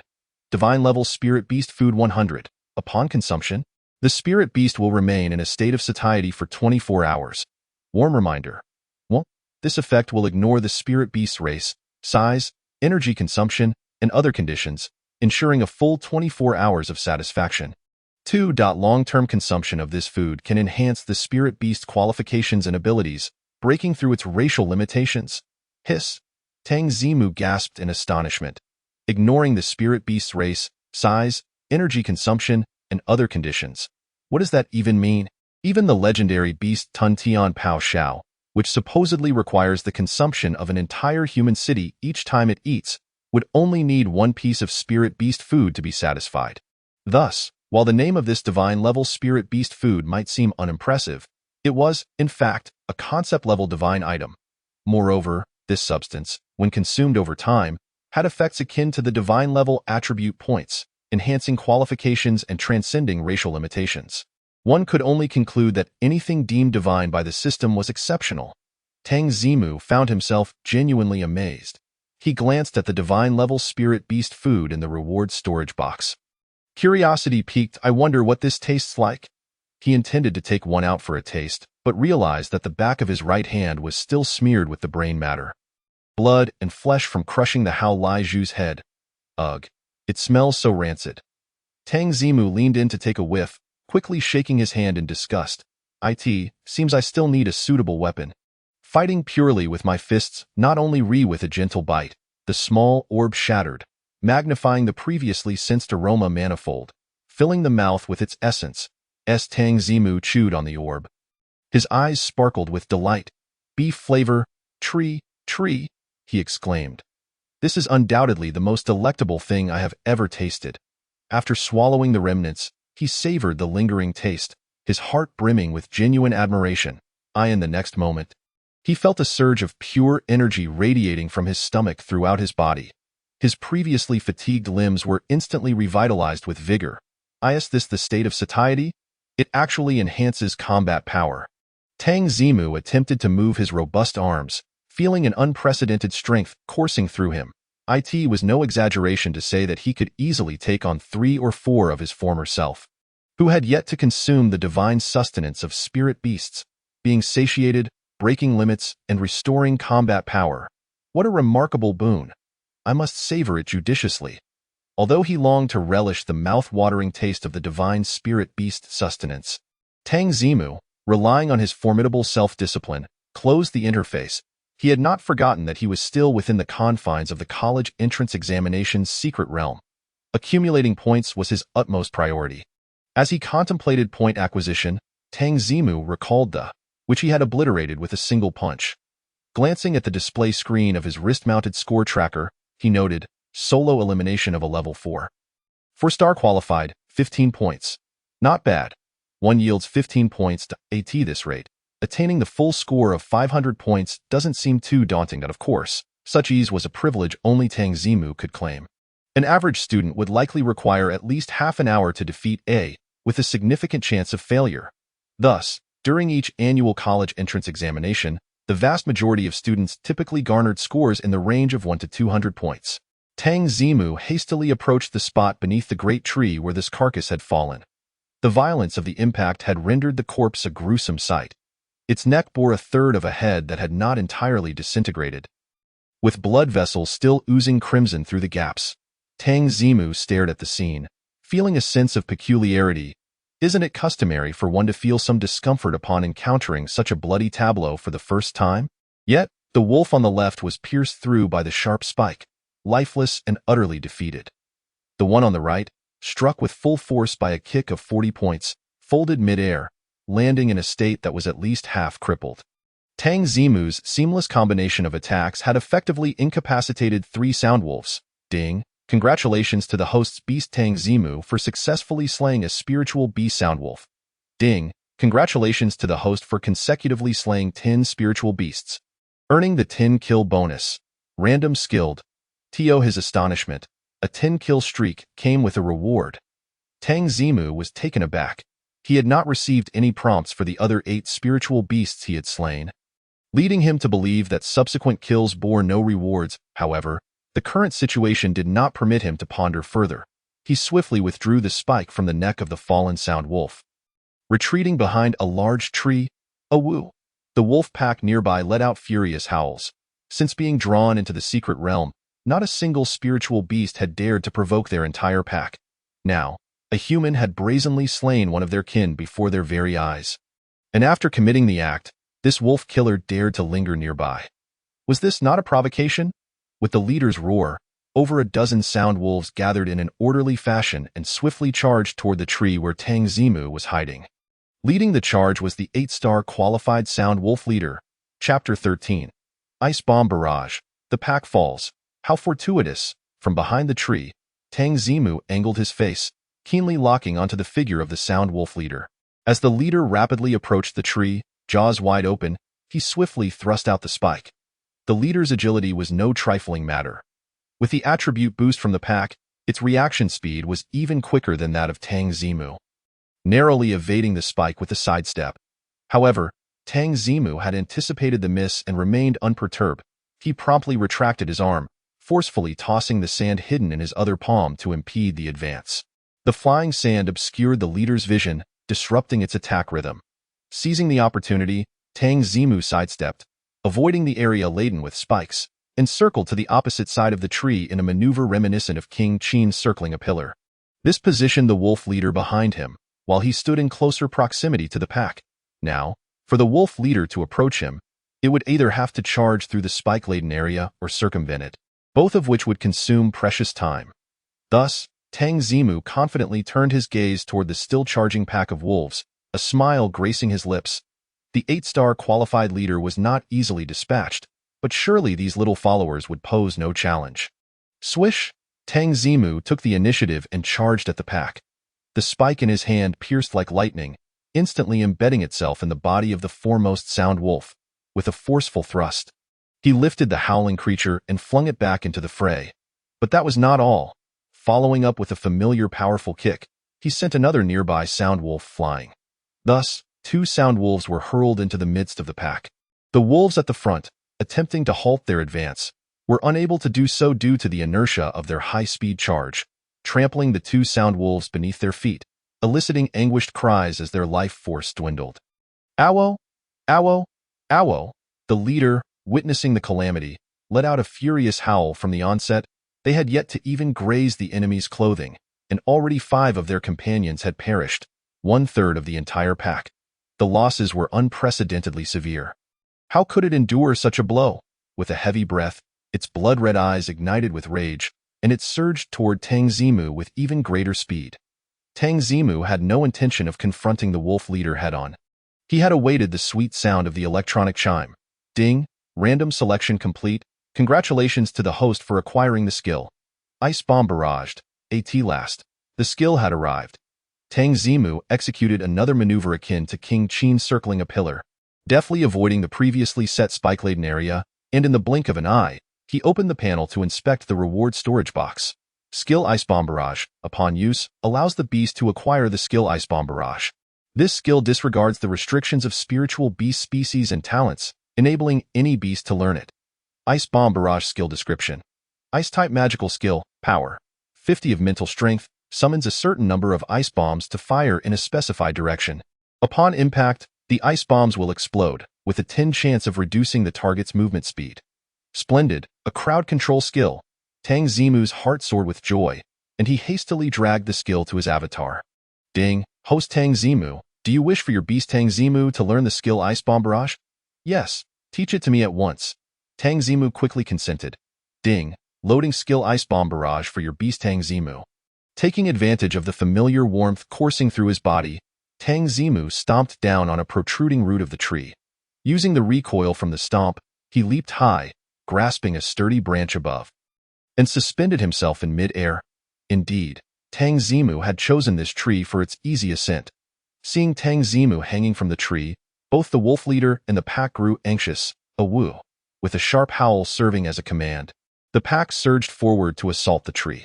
Some climbed using the tree's protruding sections, others formed a ladder by leaping atop one another, while others continued to leap and bite upward. Tang Zimu exerted himself to climb the branch, surveying them from above as he awaited the warm flow within him. Ding! Congratulations to host Tang Zimu. Your beast Tang Zimu has mastered the skill Ice Bomb Barrage. As the warm flow dissipated in an instant, Tang Zimu fully grasped the usage and techniques of Ice Bomb Barrage. Now was the moment.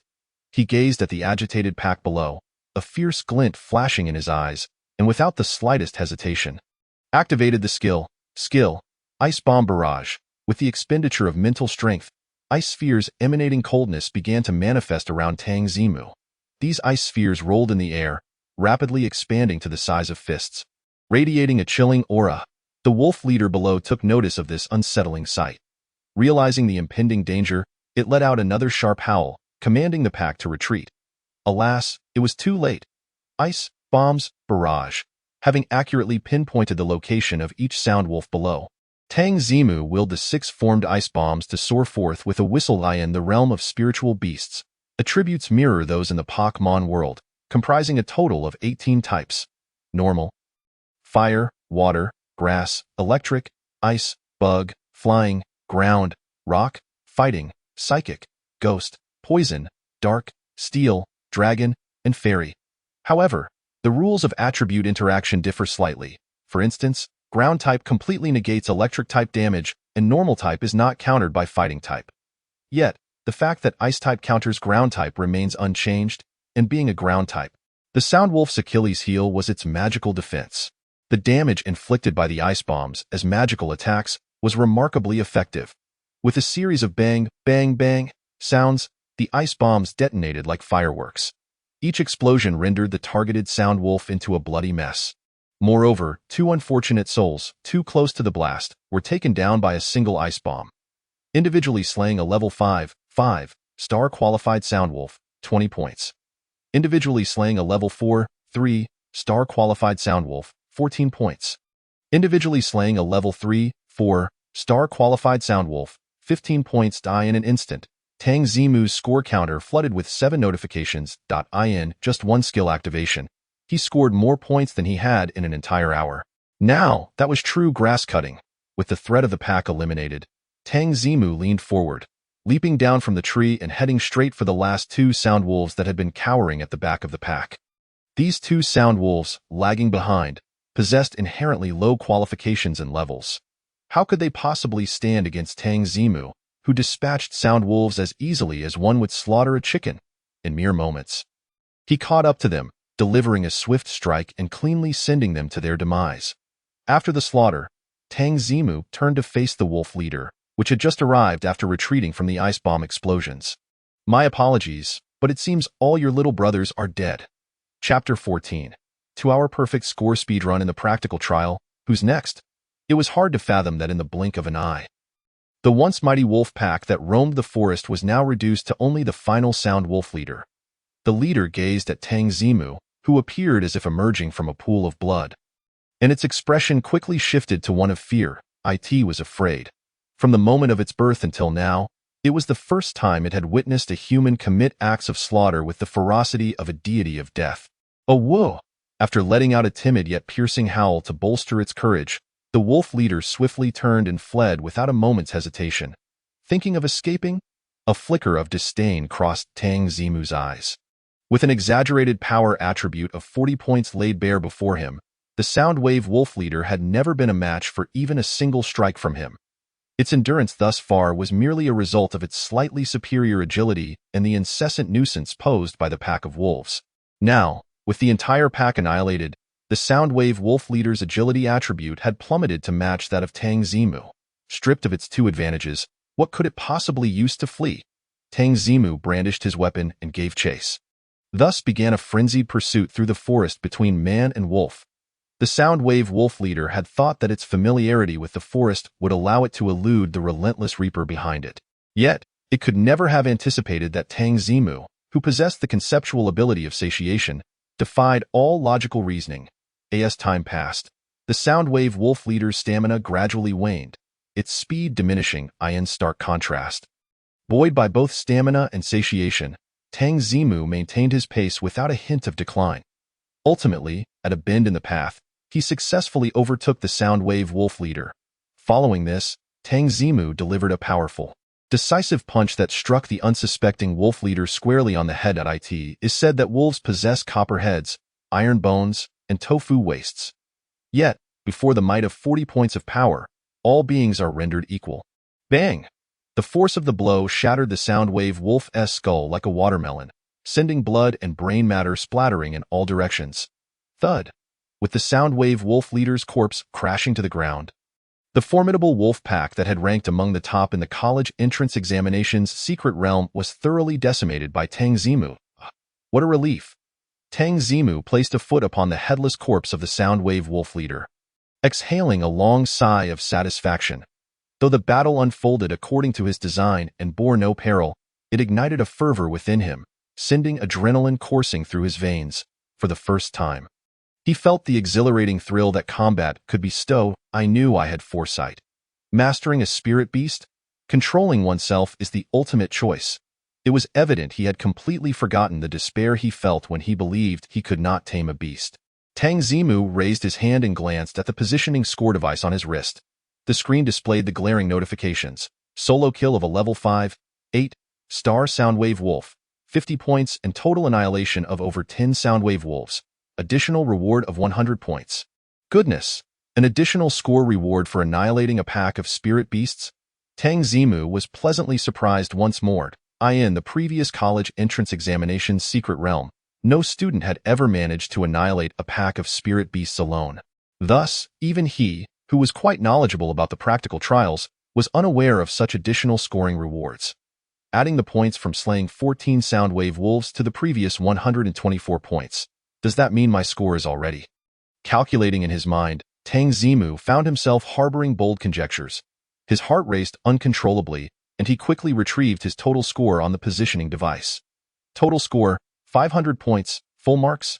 In just 2 hours of a 16-hour college entrance examination trial, he had already achieved a perfect score. Tang Zimu was quite astonished. Though it was not unheard of to achieve full marks in the practical trials, such talents tended to emerge only every few years. He knew that given his strength, obtaining full marks was not particularly difficult. However, to achieve full marks in merely 2 hours, surely, he was the only one across the entire realm of spirit beasts and all nations.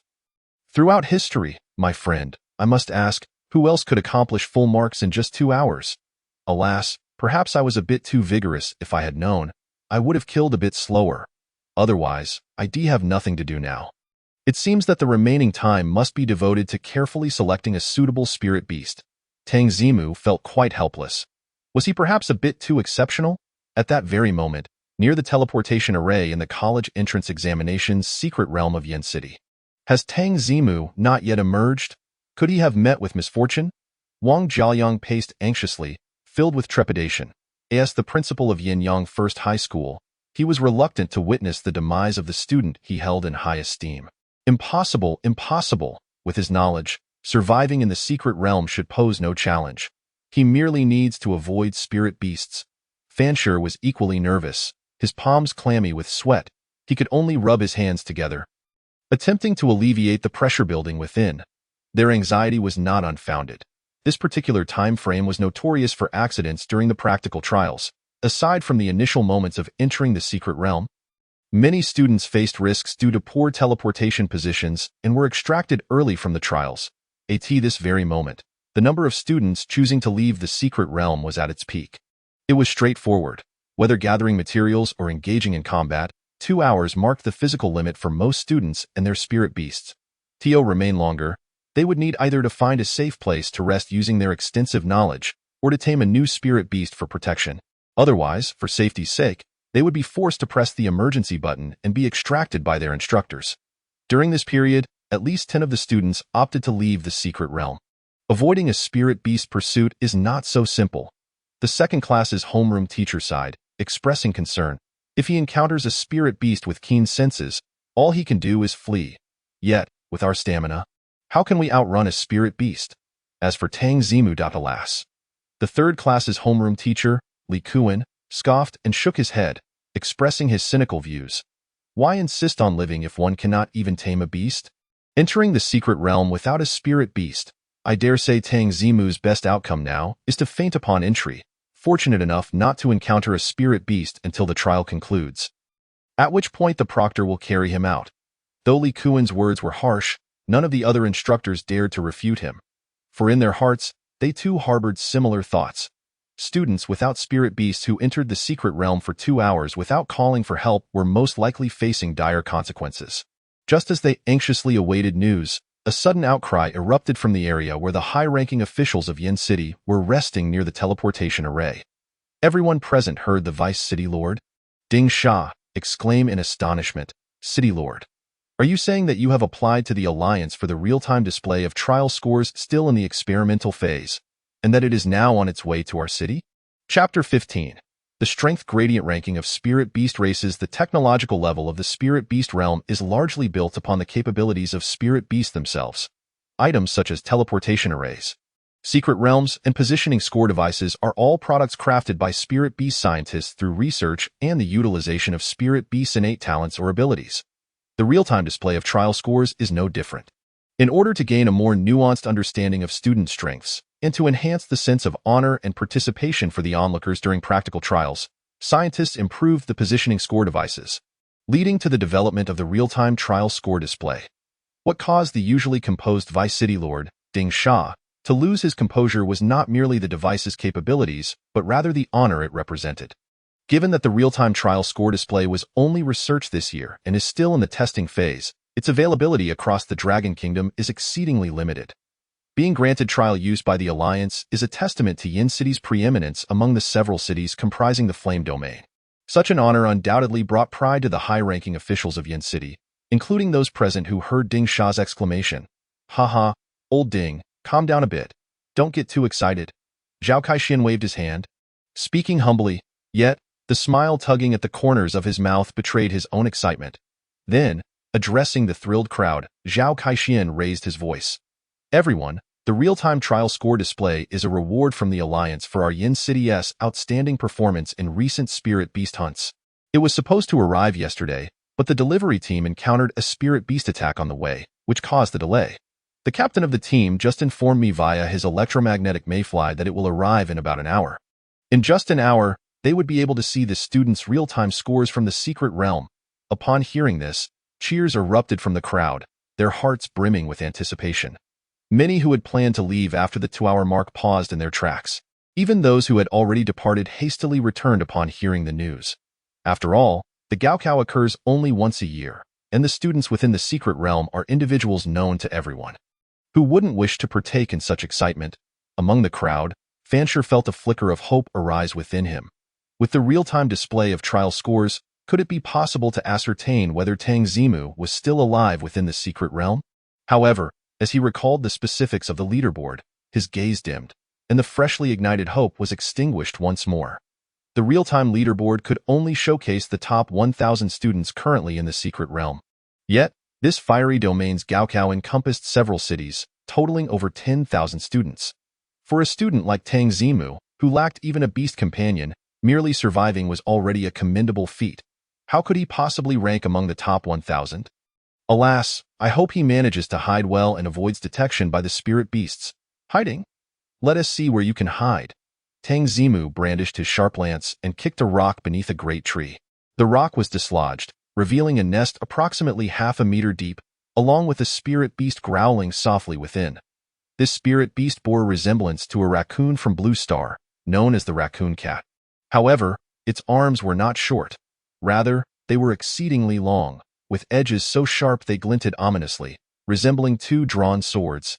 Due to this appearance, it was aptly named Swordmaster Raccoon. It darted away so swiftly. It must possess at least an 8-star aptitude. Tang Zimu remarked, striking the Swordmaster Raccoon's blade-like arm with his lance, filled with anticipation as he opened the creature's attribute panel. Name: Swordmaster Raccoon, 7-star aptitude, attribute, combat level, level 4 talent, skill master. A golden tier talent that enhances movement speed by 10 for 5 seconds when skills are activated. Base attributes: strength, 19, spirit, 5 stamina, 12, agility, 16 physical defense, 11, magical defense, 11 skills. Lance, frenzied charge. Tang Zimu scoffed. I expected a higher aptitude. Turns out it merely has a temporary speed boost from skills and talents. Disappointment washed over him as he shook his head. Had this Swordmaster Raccoon been presented to him days prior, he would have gladly captured it. However, in the current realm teeming with spirit beasts, one could only say, little bro, you still have much to practice, at least it's not a waste of time.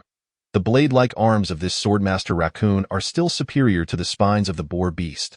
With no desire to capture it, he naturally felt no compunction. He kicked the fleeing Swordmaster Raccoon over and plunged his lance into its neck. Ding! Congratulations to the host's beast, Tang Zimu, for successfully slaying a spirit beast. Swordmaster Raccoon. As the system notification echoed, yet another spirit beast fell to Tang Zimu's hand.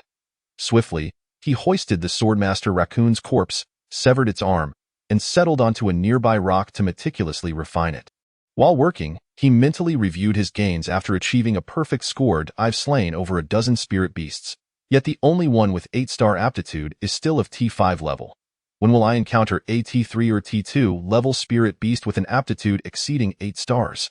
In the realm of spirit beasts, humanity's overall strength is relatively weak, and their methods limited, resulting in a lack of a detailed concept like the Pokemon games regarding spirit beasts' individual stats. They merely recognize which spirit beasts are notably powerful and which are merely average. Tang Zimu, possessing a concept akin to Blue Star S, was unwilling to discern spirit beasts in such a vague manner. Thus, he utilized his extensive knowledge, akin to an encyclopedia of spirit beasts, to devise a ranking system for their strength. He categorized them from T5 to T0, totaling 6 levels. T5 represents the lowest and most common spirit beasts, such as the boar beast he encountered upon entering the secret realm. Even if evolved to their final forms, their strength remains commonplace.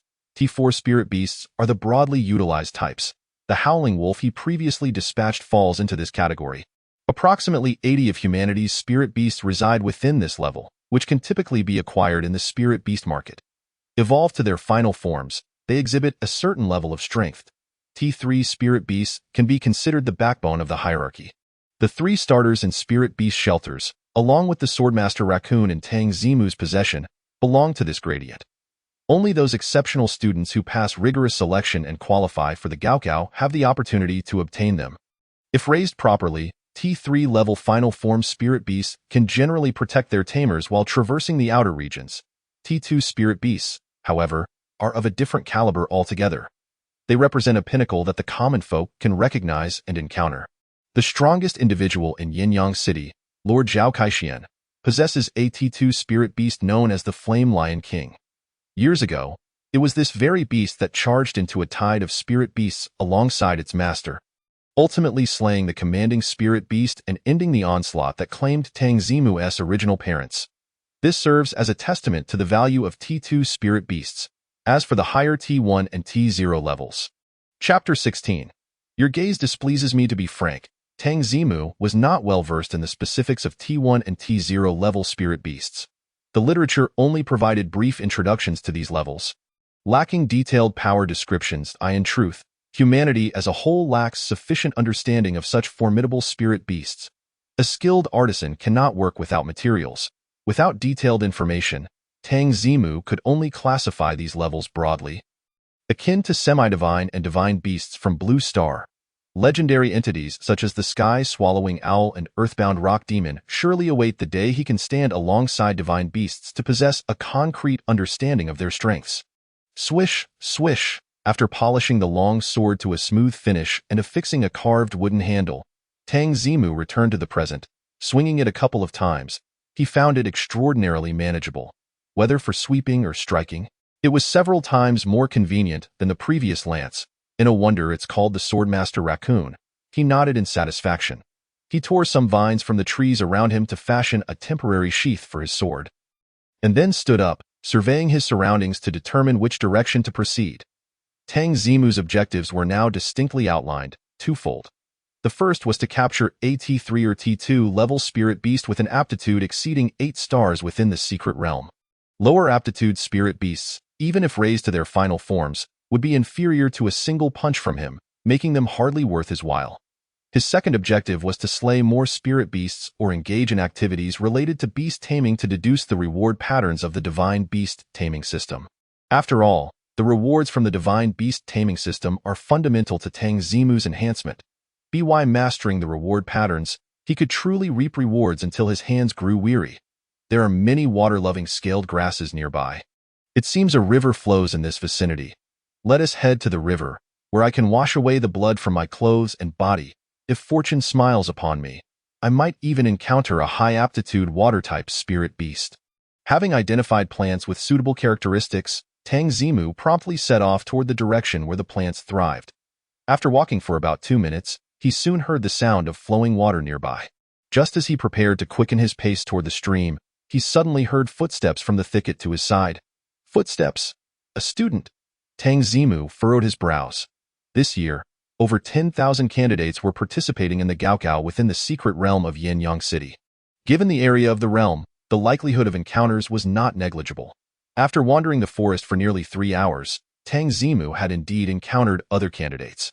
However, to prevent cheating among candidates, the Alliance had installed detection functions for individual and group settings on the scoring devices, along with a rule urging candidates to avoid each other as much as possible. Thus, in his previous encounters with other candidates, they had mostly turned away without even exchanging glances. Now, however, Tang Zimu glanced at the sticky blood staining his clothes and decided not to alter his course. If anyone were to move, it would be the other party. Why should he yield? Unfortunately, the student behind the thicket shared the same sentiment. Just as Tang Zimu took a few more steps forward, the individual behind the thicket quickened their pace and burst forth from the bushes, emerging alongside the path Tang Zimu was traversing. Reflexively, Tang Zimu cast a sidelong glance at the newcomer. With over 10,000 candidates, he hadn't expected it to be someone he recognized. Little did he know that upon clearly seeing the face of the individual, Tang Zimu actually recognized the person. For the exam candidate who had arrived was none other than the class leader of his class, Qiao Yangzhou. At that moment, Qiao Yangzhou was furrowing his brow as he gazed at the fellow candidate, blocking his path. He noticed a considerable number of special materials nearby that could yield points. Just as he was about to reach out to gather them, he heard the footsteps of another person. In a bid to seize the points, he charged out from the thicket, intending to drive the other away. However, upon recognizing the face before him, Qiao Yangzhou was initially taken aback, only to then smirk disdainfully. Ha, Tang Zimu? You're still alive? Truly, a fool's luck prevails. Upon observing Tang Zimu's specific appearance, the contempt in Qiao Yangzhou's gaze became even more pronounced. After enduring prolonged, intense slaughter, Tang Zimu was now covered in the blood and remnants of various spirit beasts. To avoid alerting any potential threats, he had smeared himself with multiple plants and dirt to mask his scent. Qiao Yangzhou was oblivious to these details. From his perspective, Tang Zimu resembled a refugee hiding from spirit beasts, with blood covering him as if he were merely a victim. Seeing his opponent in such a dismal state within the secret realm only emboldened Qiao Yangzhou further. All the Baibo-1 mushrooms in this area belong to me. If you value your life, you'd best scram. Otherwise, in perfect synchrony with Qiao Yangzhou's intentions, his spirit beast, a 6-star quality flame deer, stepped forward, assuming a posture of attack. Yet, in the next moment, both Qiao Yangzhou and the flame deer felt their pupils constrict violently.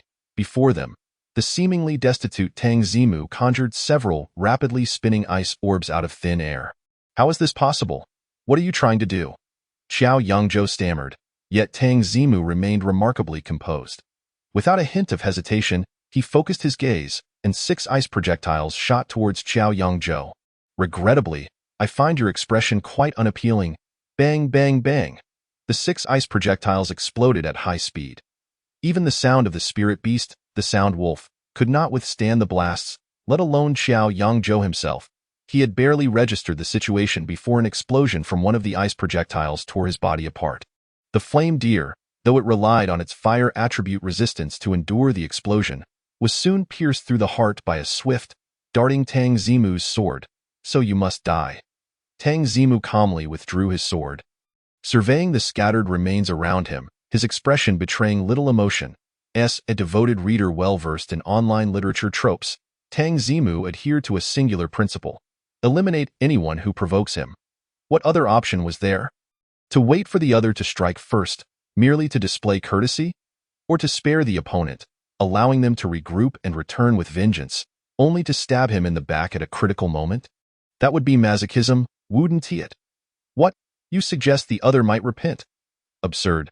In the cautious mind of Tang Zimu, allowing any individual harboring resentment towards him to live was a profound disrespect to his own life. Chapter 17. Striking Fortune. T2 Strength Spirit Beast. 10-star quality. Having dealt with the bothersome pest, Tang Zimu meticulously scanned his surroundings to ensure no detail was overlooked. Then he hastily departed the scene, making his way to the riverbank ahead. After walking alongside the bank for several minutes, he finally exhaled in relief, slowing his pace to a halt. His decision to kill Qiao Yangzhou was not impulsive. It was a calculated action, confirmed after rapid contemplation. Firstly, according to the positioning scoring device, candidates' locations were recorded at intervals.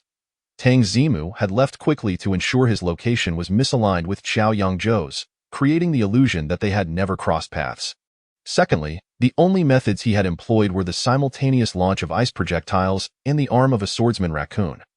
The former was a spirit beast skill, while the latter belonged to a spirit beast's body. Thus, no one would suspect Tang Zimu. They could hardly believe he could conjure ice projectiles by hand, and of course, all this was a result of Tang Zimu's habitual caution, deliberately crafting details to avoid suspicion. In reality, with the death rate in the college entrance examination realm soaring to 14, no one expended energy investigating the truth behind student fatalities.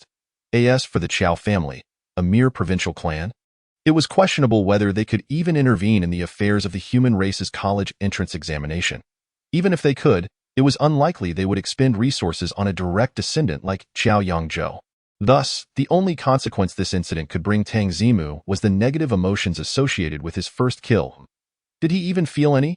Tang Zimu felt no such thing. Perhaps it was because, to him, Anyone harboring hostility was no longer considered human.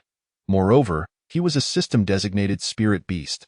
As a humanoid spirit beast, was it not reasonable to take lives? How much more comfortable it feels to be clean. Casting aside the trivial matter of killing, Tang Zimu took some time to wash away the blood and remnants from his body in the brook. The bloodstains on his clothes could only be minimally addressed. He certainly could not wash his clothing and then wander about the secret realm in the nude. This situation prompted Tang Zimu to think of a spirit beast known as the snowflake mink. This spirit beast possessed exceptionally rare fur, endowed with unique abilities such as liquid repulsion, temperature regulation, and damage reduction. Consequently, it was often crafted into mink garments and armor, fetching prices that ordinary people could scarcely fathom. Most wealthy individuals donned mink garments merely to shield themselves from the aftershocks of spirit beast battles. For someone like Tang Zimu, who was the only one engaging in close combat with spirit beasts, each function of the mink garments was exceedingly valuable and essential. Money. I must strive to earn more. The prize for being the top scorer in the college entrance examination will hardly suffice. It seems I must take advantage of the summer after the exams to venture outside the city and hunt, engaging in some spirit beast tamer tasks to earn a decent sum. Tang Zimu had already begun to plan for his future endeavors with foresight. After simply drying himself, he donned his attire and redirected his thoughts towards the most pressing matter at hand, capturing spirit beasts. Having walked for several minutes along the brook, Tang Zimu now found himself in an entirely new area. He needed to reassess his surroundings to determine which spirit beasts might inhabit the vicinity. Wait a moment. After a brief survey of the area, Tang Zimu glanced up to see several clusters of objects hanging from a nearby tree, his eyes lighting up as he hastened towards them. Upon closer inspection, he was elated to discover that what he saw was indeed the black crystal fruit banana. The black crystal fruit banana, a favored delicacy among strength-type spirit beasts, could enhance their power and bone density with prolonged consumption. However, due to its exceedingly harsh growing conditions, it was scarce and thus exorbitantly priced in the market. A single black crystal fruit banana could fetch a sum equivalent to a month's wages for an average person. However, the reason for Tang Zimu's delight was not solely the black crystal fruit banana's inability to be taken out of the secret realm. What truly thrilled him was the association he made with a spirit beast that regarded the black crystal fruit banana as a treasure. That spirit beast had an insatiable appetite for the black crystal fruit banana, and wherever these bananas thrived, the creature was sure to dwell. It is worth noting that within the strength gradient list Tang Zimu had established, that very creature was on par with the city lord Zhao Kaishuan's spirit beast, the Flame Lion King, classified as AT2 strength spirit beast. What a stroke of luck! Tang Zimu suppressed his eager heart and began to meticulously search along the black crystal fruit banana trees. Before long, he discovered several fresh footprints in the muddy ground beneath a fruit tree. A quick comparison confirmed that these tracks belonged to the spirit beast he was seeking. Xiao Yangzhou, I thank you for your sacrifice. Had it not been for the need to misalign the positioning, I might not have followed the brook in this direction. Tang Zimu couldn't help but mentally express gratitude to the ancestors of Xiao Yangzhou. With the footprints found, the rest became significantly easier. He held his breath, bent low, and followed the trail of footprints. Soon, he spotted several spirit beasts idly hanging on the trees. These beasts were adorned with golden fur, resembling the golden snub-nosed monkeys of Blue Star, yet their size was roughly equivalent to that of an adult male. The most peculiar feature was their eyes.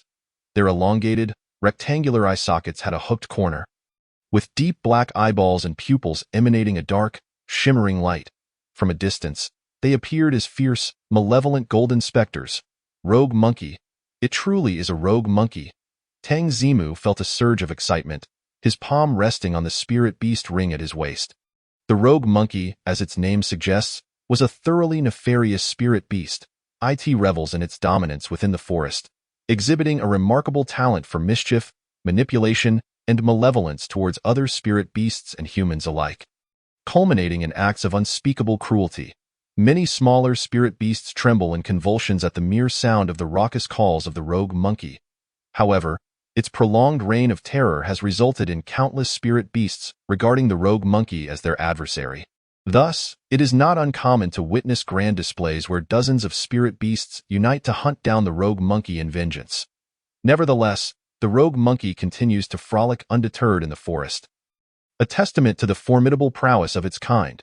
This particular group of rogue monkeys, idly hanging from the trees, consists of 5 individuals. 2 particularly diminutive ones cower on a branch, while the other 2 wield the broad leaves of the black crystal banana tree. Fanning the largest of their kind, whose eyes shimmer with an intense brilliance as it leans against the trunk. Eek, eek. One rogue monkey, while fanning, inadvertently brushed against the largest rogue monkey. In an instant, that monkey erupted in a shrill reprimand, swiftly seizing a nearby stick and striking the offending monkey down to the ground with astonishing speed. What speed? Tang Zimu's pupils constricted as he eagerly opened the information panel of the evidently strongest rogue monkey. Name: Rogue Monkey, 10-star qualification, Chapter 18. The sudden appearance of divine rewards. 10-star qualification. Tang Zimu could not suppress a gasp of astonishment. Even though he had prepared himself mentally, the qualifications of this rogue monkey exceeded his expectations. A 10-star qualification signifies absolute potential. Such a spirit beast not only dominates its peers in every aspect of attributes, but also stands as the innate monarch of its entire lineage. Even if it has yet to reach full maturity, other spirit beasts within its clan, despite being stronger, may still bow to it due to bloodline suppression. Truly a stroke of fortune. Tang Zimu was filled with exhilaration. Spirit beasts of full qualifications are monopolized by powerful individuals or their direct descendants upon birth. In the wild, spirit beasts of full qualifications are revered as kings and fiercely protected by their kin. Only during monumental events such as the college entrance examination's secret realm, organized by humanity as a whole, is there a minuscule chance of encountering a spirit beast of full qualifications. Thus, this rogue monkey with full qualifications represents his singular opportunity. Forcing himself to regain composure, Tang Zimu eagerly continued to scrutinize the information panel. Name: Rogue Monkey, 10-star qualification, attribute, evil level, level 5 talent, evil accumulation. An emerald tier talent that grants a 20 chance of instilling fear in opponents when using any evil type skills. Dealing an additional 30 damage when attacking a fearful target. Fear, slowed action and reaction speed, unable to utilize skills, base attributes, strength, 35, spirit, 15 stamina, 20, agility, 20 physical defense, 20, magic defense, 20 skills, dreadful countenance, evil combo, despairing assault. Powerful. It is astonishingly powerful. Though still in its juvenile form at level 5, it possesses an emerald tier talent and 3 formidable skills, with attributes far surpassing those of other spirit beasts of the same level. Should it evolve into the demon monkey and ultimately into the bloodthirsty demon monkey, its talent could very well ascend to the epic or even legendary tier. Even if we assume for a moment that its talent does not evolve, Tang Zimu, based on his understanding of spirit beast talents, is confident that evil accumulation ranks among the most elite within the emerald tier. Any evil attribute skill carries an additional control effect. Is there any law to this? Tang Zimu gazed at the rogue monkey, his eyes gleaming with excitement. The once fearsome rogue monkey now appeared valiant in his sight. I am determined to capture this rogue monkey. Tang Zimu resolutely affirmed his intention. He began to meticulously observe his surroundings, gradually formulating a hunting plan, ensuring that no detail would escape his notice. This was essential to guarantee that no unforeseen circumstances would arise when capturing this exceptionally powerful rogue monkey. Yet, just as he was halfway through his planning, a sudden electronic chime disrupted his thoughts. Ding! Congratulations, the Beastmaster Tang Zimu has garnered the admiration of 10,000 humans. Ding! Congratulations, this is the first time the host has received the admiration of the masses, marking a significant first step, and you are awarded the debut reward, 20 points of divine attribute points. What just happened? In Long Country, near the teleportation array of the college entrance examination secret realm in Yinyang City. Captain Wei, I truly appreciate you escorting the real-time score display screen all the way from Kyoto. It must have been quite a hassle. City Lord Zhao Kaixin remarked courteously to a robust man clad in gleaming silver armor, his face resolute. The man was named Wei Qiyang. Though merely the captain of a small team, none present dared to show any disrespect. His team was renowned even in the prestigious Kyoto, and his personal strength rivaled that of most city lords. Ha ha, City Lord Zhao, you are too kind. I apologize for the delay caused by a spirit beast ambush on the way. It set us back a day. Wei Qiyang replied with a hint of regret before turning to his team members. Ah Chong, hurry up and set up the real-time score display board. The examination has already been underway for 3 hours. Several capable team members nodded in agreement, quickly directing their spirit beasts to erect the massive screen pulled by a bovine spirit beast. The eyes of the onlookers were fixated on the screen, filled with anticipation. Once the screen was installed, they would be able to see the real-time scores of the students in the college entrance examination's secret realm. This matter, concerning the honor of the entire city, sparked animated discussions among the crowd. I wonder how many students from our Yin-Yang city will make the list? Heh, our Yin-Yang city is so strong. We should at least have a quarter of the students on the list. I wonder who will rank among the top 100 this year. Last year, our Yin-Yang city had 20 students on the list. We can't afford to fall short this year. The crowd buzzed with conversation, each person harboring their own concerns and thoughts. However, the most fervent speculation centered around who would claim the top spot on the score leaderboard. Our city's Qin Xiaoqiang has such high theoretical course scores, and he possesses a 7-star qualified Changya cat. He must be the first on the list. Many who were familiar with Qin Xiaoqiang's credentials firmly believed he would secure the top position. Yet, soon someone dashed their hopes. I'm not so sure. From what I understand, there's a genius from the neighboring Yin Mountain City who nearly achieved full marks in the theoretical course. And Yinamo City also has a similar talent. Both have tamed 8-star qualified spirit beasts. This remark abruptly dampened the spirits of those who had just celebrated. It is well known that the difference between 7-star and 8-star qualifications, though seemingly minor, creates a significant disparity in a realm where spirit beasts are all below level 5. Even the slightest difference in strength can lead to vast score gaps. Sigh, mainly because our city's theoretical course prodigy, Tang Zimu, has not managed to tame a spirit beast. Among the crowd, someone lamented, plunging the atmosphere into gloom. Indeed, how could the most promising candidate for the top scorer this year, Tang Zimu, fail to capture even a single spirit beast? Equally disheartened were the principal of Yin-Yang First High School, Wang Jiaoyang and Fan Shi. Upon hearing Tang Zimu's name, they exchanged glances, both silently sighing. They had never harbored any illusions about Tang Zimu securing the top score. Their greatest hope was merely to see Tang Zimu's name on the score leaderboard, even if it meant he would be the last among 1,000. At least it would prove that Tang Zimu was still alive. Wouldn't it? The murmurs of the crowd were not particularly quiet, soon reaching the ears of City Lord Zhao Kaixian. Observing the despondent atmosphere, he recognized the need to shift the mood and thus address the crowd. Suggesting a change of topic, it's now the 3rd hour of the examination. Why don't we all take a guess at what scores the students might have achieved by this point? With the City Lord initiating the conversation, the crowd quickly became interested and began to express their opinions. I guess the average student might have reached a score of 100 by now. I believe it's higher than that. Students who left an hour ago all scored at least 100, right? I'm guessing around 120 points. Those scoring 100 must have exhausted themselves to achieve that. They only managed it after leaving the secret realm. I think the reliable students are hovering around 100. The crowd engaged in lively debate, each presenting their own perspectives. Among them, an older gentleman who seemed knowledgeable about the matter stepped forward.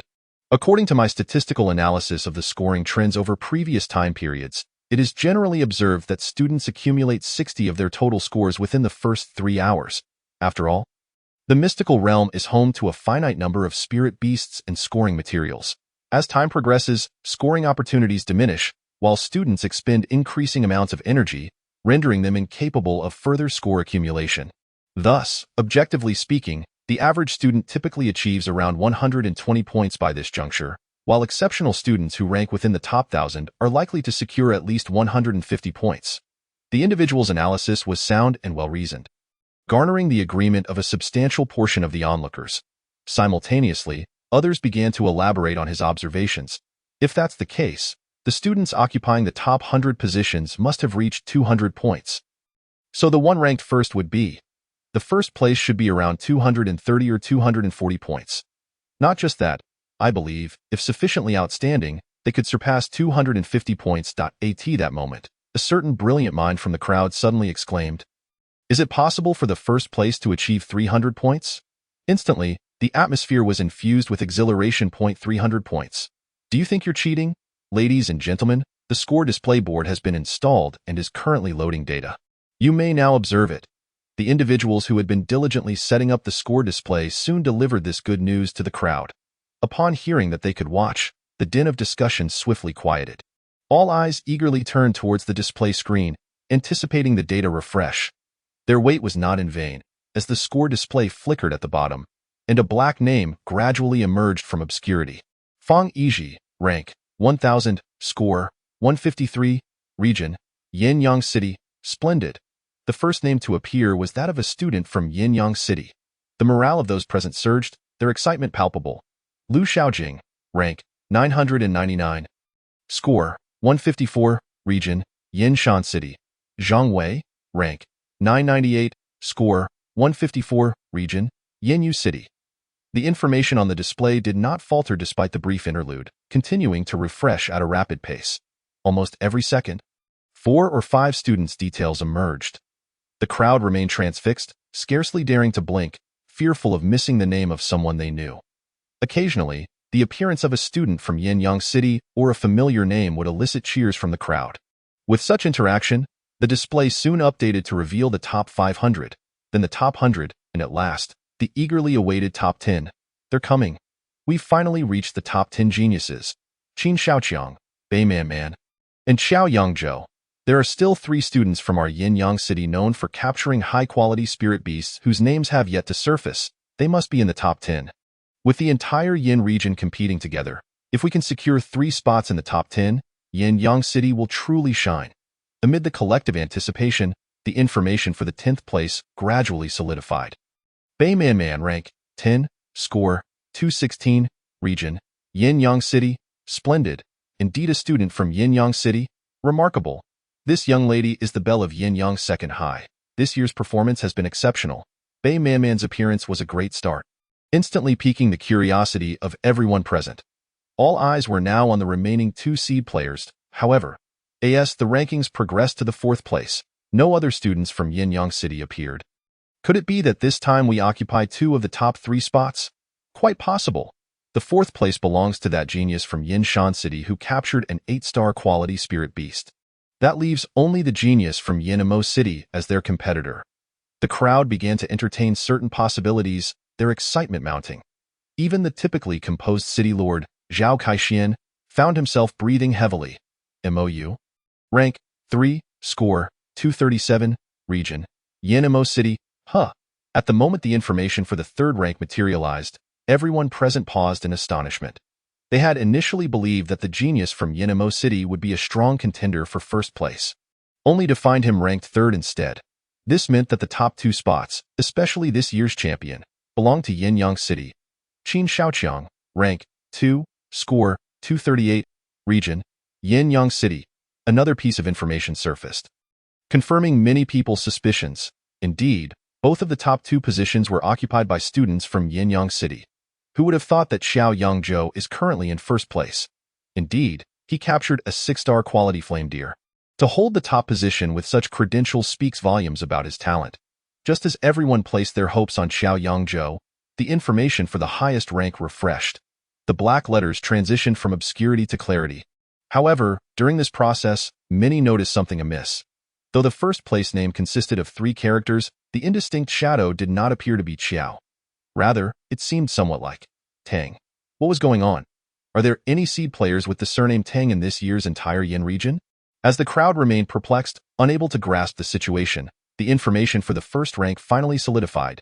Tang Zimu, rank 1, score 500, region Yinyang City. Upon seeing the name at the very top of the score display board, the atmosphere near the teleportation array felt as though time had been frozen. A profound silence enveloped the area, so hushed that even the sound of breathing was inaudible. Everyone strained their eyes, fixated on that unexpected name on the screen, fearful that they might be hallucinating.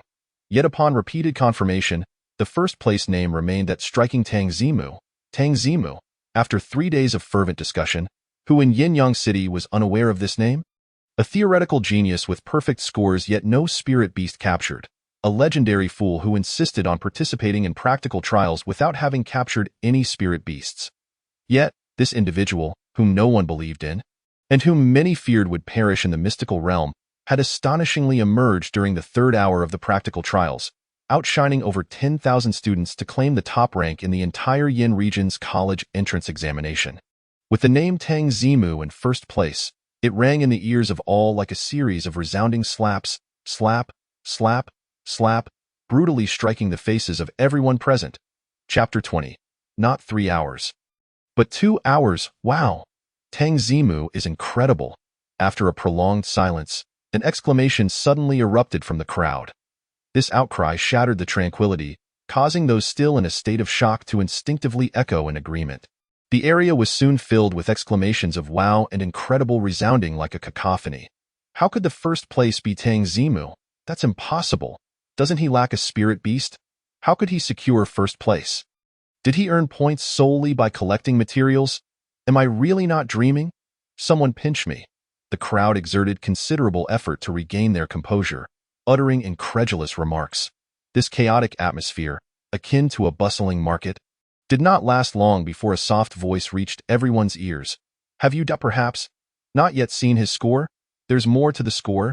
Due to the astonishing nature of Tang Zimu's achievement, everyone had instinctively overlooked the score itself. Upon this reminder, they turned their attention to Tang Zimu's score. Upon closer inspection, they realized their initial shock had come too early. 500 points. As many processed this staggering figure, they lost control over their expressions, revealing a myriad of astonished faces. The principal, Wang Jiaoyang, and the homeroom teacher, Fan Shi, who were most concerned about Tang Zimu, felt their legs weaken, relying on each other to avoid collapsing to the ground. The high-level resting area fared little better.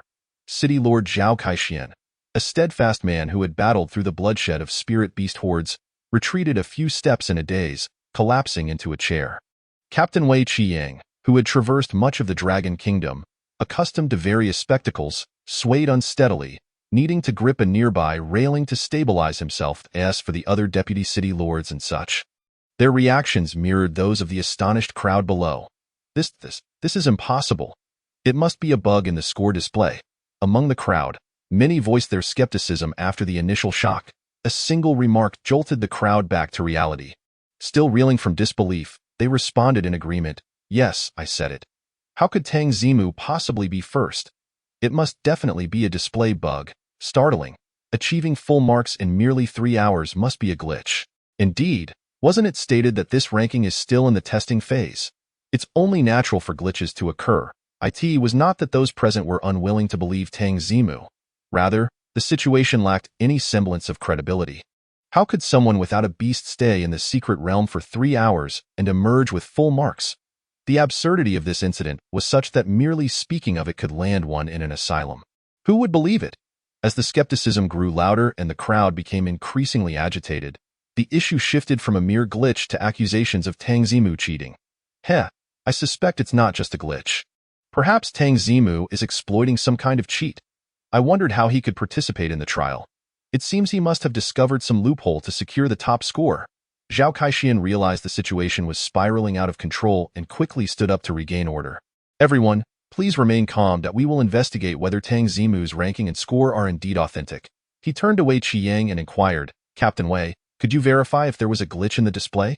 Wei Qiyang took the matter very seriously and nodded promptly that I will conduct a check. He then approached the display screen and began a meticulous examination.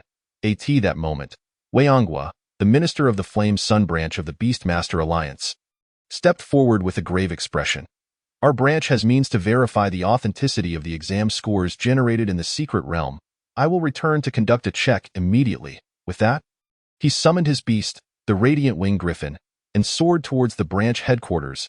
As time ticked by, everyone present fell silent, anxiously awaiting the results from both sides.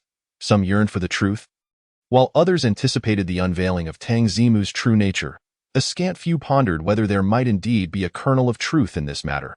After several rounds of verification, Wei Qiyang raised his head and addressed the crowd with conviction. There is absolutely no glitch in the display. I can assure you of that. The crowd erupted in chaos. If there was no glitch in the display, it meant Tang Zimu had cheated. Why would a student without a beast resort to such foolishness? Zhao Kaixian remained reluctant to believe that Tang Zimu would engage in such deceit, placing his hopes on Wei Onghua instead. Fortunately, Wei Onghua did not keep him waiting long. Within 2 minutes, the silhouette of the Radiant Wing Griffin appeared in the sky. Hurrying towards them as the Griffin landed, several individuals rushed forward to greet Wei Onghua. that moment. The crowd noticed that Wei Ong's gait was unsteady, and his expression appeared somewhat dazed, as if he had not yet recovered from a certain incident. Could it be that Tang Zimu truly witnessing Wei Ong's demeanor? Many in the crowd felt a sense of foreboding rise within them.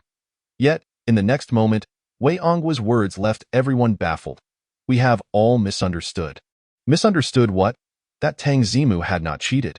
I just verified Tang Zimu's score, and there is absolutely no issue. Furthermore, the time he achieved full marks was not 3 hours, but 2 hours. Minister Wei, are you certain you understand what you're saying? With both sides corroborating the event's authenticity, doubts could not be raised. Yet those present still found it hard to accept.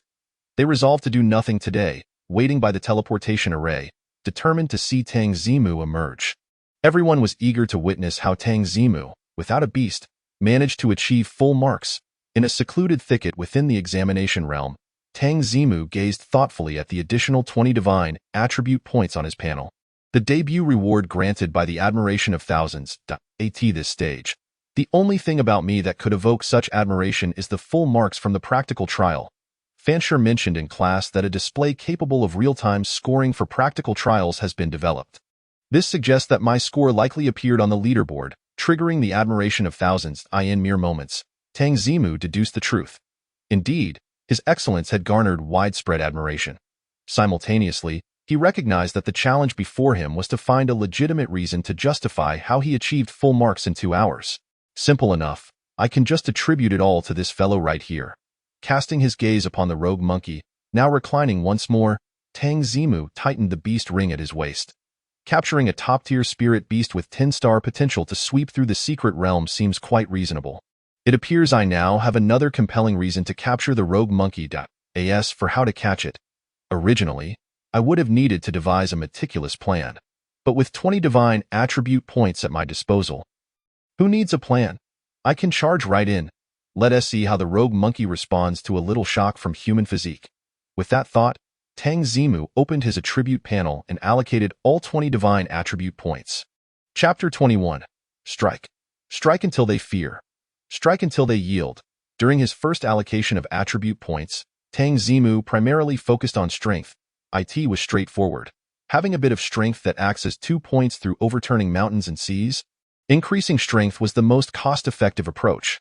However, cost-effectiveness does not equate to suitability.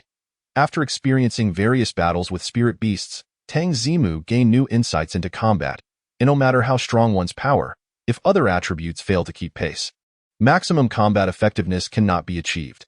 Take, for instance, the battle against the leader of the Soundwolf. A character that Tang Zimu could easily crush with a single punch was able to prolong the encounter due to its agility. Thus, this time, Tang Zimu opted to allocate 10 divine attribute points to agility, addressing his speed deficiency. The remaining 10 points were evenly distributed between strength and stamina. His attribute panel now read, Strength, 50 Spirit, 15 Stamina, 19 Agility, 26 Physical Defense, 10 Magical Defense, 10 with 5 points of strength doubled.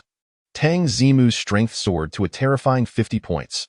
Coupled with an impressive 26 points in agility, his current attributes represented a complete dominance over the fully qualified rogue monkey. Having quickly adapted to his enhanced physique, Tang Zimu did not remain hidden in the thicket, but instead stood up and strode confidently towards the rogue monkey's location. Tang Zimu made no effort to conceal his approach. The 5 rogue monkeys quickly heard his movements and turned their gazes towards him. Upon seeing Tang Zimu approach alone, a flicker of surprise crossed the monkeys' eyes. In their genetic makeup, unless faced with a large-scale encirclement, most spirit beasts instinctively flee upon encountering them. The timid ones might even drop to the ground, paralyzed with fear. In contrast, a headstrong individual like Tang Zimu, boldly walking towards them, was a rarity indeed. The rogue monkeys suddenly became intrigued. Hey! The 2 smaller rogue monkeys, previously cowering in the trees, seemed pitiful at first, but in an instant revealed their true mischievous nature. One stood up, baring its teeth and sneering, continually provoking Tang Zimu. The other plucked a fruit from the tree and hurled it at Tang Zimu with all its might. Meanwhile, the fully qualified rogue monkey leaned against the tree, observing with a cold gaze. Remaining utterly still, smack, Tang Zimu, quick as a flash, caught the fruit in his hand, crushing it effortlessly into pulp. He fixed a steely gaze on the two small rogue monkeys. Unlike the spirit beasts raised by humans in the spirit beast house, wild beasts still retaining their primal instincts would only acknowledge a master if they found them particularly appealing, and the most effective method of taming remained combat. One either strikes until the opponent is dazed and can be forcibly tamed, or beats them into submission, compelling them to kneel and yield. In the process of combat, the more ferocious, brutal, and bloody the encounter, the quicker the opponent submits, and they would be easier to control than those forcibly tamed. This reflects the ingrained genetic predisposition of most spirit beasts to submit to the stronger. Thus, Tang Zimu did not draw his sword. As a fully qualified spirit beast, they were born rulers of their kind, with arrogance that knew no bounds. He intended to shatter the pride of this fully qualified rogue monkey using the most violent and bloody means possible. Whoosh, with a powerful stomp, both 50 points of strength and 26 points of agility surged simultaneously, propelling Tang Zimu into the AI art. In a swift twist of his body, he landed atop the thick branch where the two small rogue monkeys perched. The speed was so rapid that the two small rogue monkeys failed to react in time. Without a moment's hesitation, Tang Zimu's fist was unleashed like a cannonball. With a resounding bang, the head of a small rogue monkey was shattered. Amidst the splatter of blood and gore, the headless corpse of the small rogue monkey fell from the tree, showering the ground with crimson. Immediately after, Tang Zimu executed a swift kick with his leg, striking another small rogue monkey in the waist. The tremendous force was so overwhelming that the rogue monkey's body was torn asunder before it even had the chance to be propelled backward. Thud! The remaining upper half of the rogue monkey did not perish immediately. After crashing to the ground, it writhed in agony, emitting piercing cries of eek, eek, a scene of grotesque carnage. Witnessing such a brutal spectacle, the remaining 3 rogue monkeys reacted differently. 2 of the rogue monkeys, acutely aware of their comparable strength to the small rogue monkey, abandoned their posts in fear and fled without a second thought. However, the king among the rogue monkeys possessed an inherent pride. Not only did it not flee, but it also picked up a nearby stick, standing defiantly to block the way, buying time for its subordinates to escape. Hoping to delay the inevitable? Then I shall annihilate your subordinates, thwarting your intentions.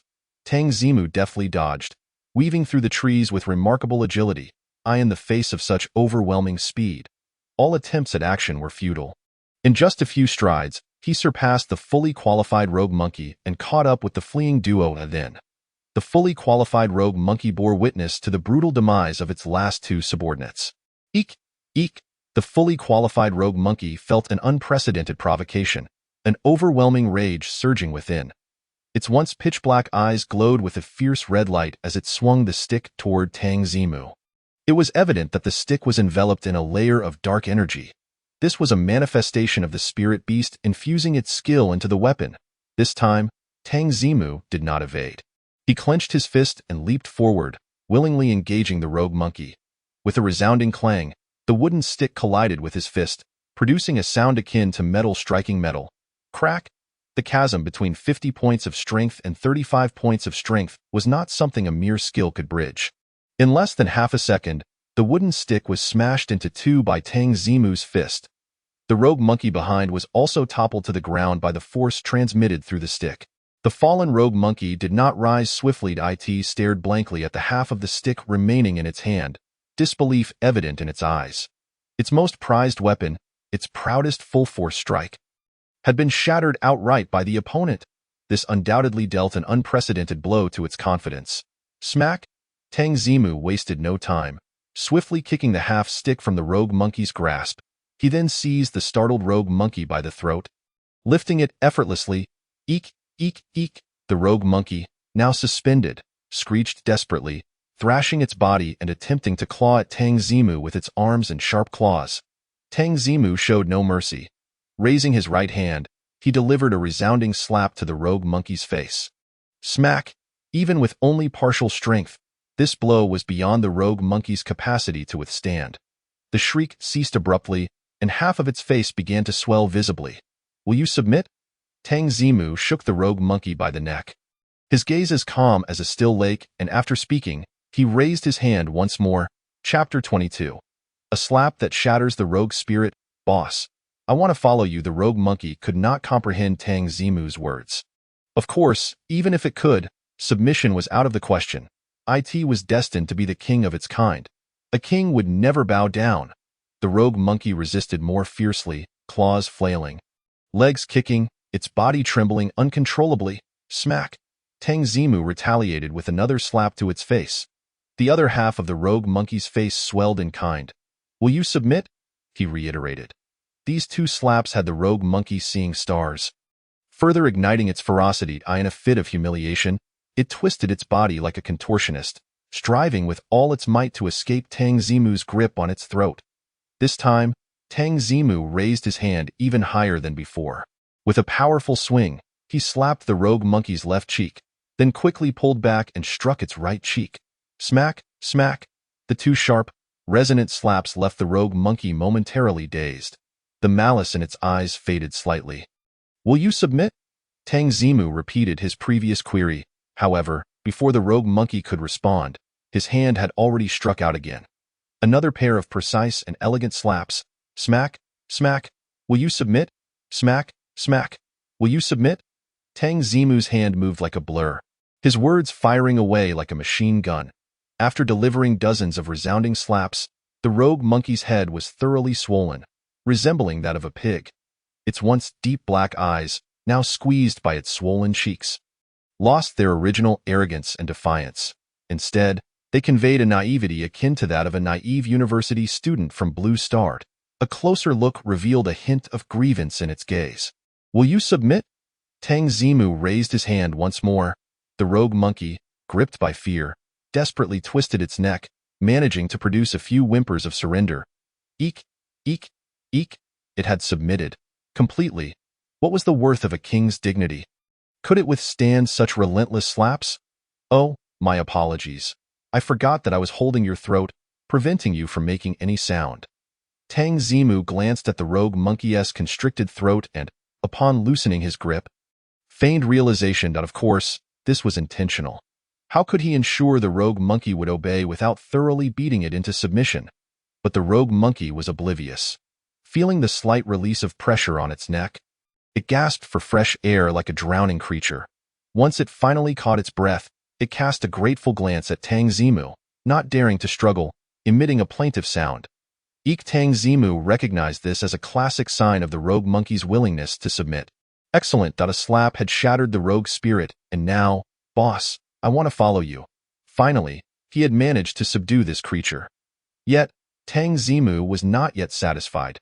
Cautious as ever, he intended to test the rogue monkey further. He retrieved the beast tamer ring from his waist, waved it in front of the rogue monkey, and then tossed it onto the ground beside them. After releasing his grip, he pointed at the ring and instructed. Pick up the beast tamer ring. Pick it up. Logically, as a wild spirit beast cast into this secret realm, the rogue monkey should not understand the function of the beast tamer ring or human language. However, whether human or spirit beast, extraordinary intelligence often emerged in the face of life-threatening situations. The rogue monkey seemed to grasp Tang Zimu's intent.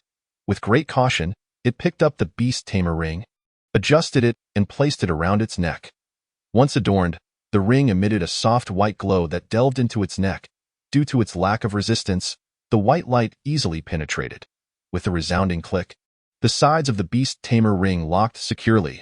The rogue monkey trembled in fright. It was not fear of the ring itself, but rather the sound reminded it of the terror it had experienced from the relentless slaps to its face. Tang Zimu paid no heed to the rogue monkey's reaction. The moment the ring closed, he shut his eyes, striving to sense any changes within his spirit. Regrettably, there were none. This confirmed his earlier suspicions. His body, hailing from Blue Star, indeed lacked the unique abilities of humans from the spirit beast realm. Even after securing the spirit beast with the beast tamer ring, he was unable to establish a mental connection with it. Thus, strictly speaking, he had not truly tamed the rogue monkey. He had merely locked it away with the ring, rendering it a spirit beast with an owner, unable to be subdued by others. Very well. Tang Zimu did not feel disheartened, as he had anticipated this outcome. Moreover, he had already conceived a method to control spirit beasts despite his inability to communicate with them mentally. That method was the Blue Star dog training technique. On the blue planet, Humans fundamentally lack the ability to engage in spiritual communication with domesticated animals such as cats and dogs. Yet, there are numerous individuals who have successfully trained these creatures to be exceedingly obedient. With prolonged training involving vocal commands and muscle memory, there exists a glimmer of hope for swiftly commanding spirit beasts, as for the crucial aspect of the beast tamer and their spirit beast, namely, spiritual communication.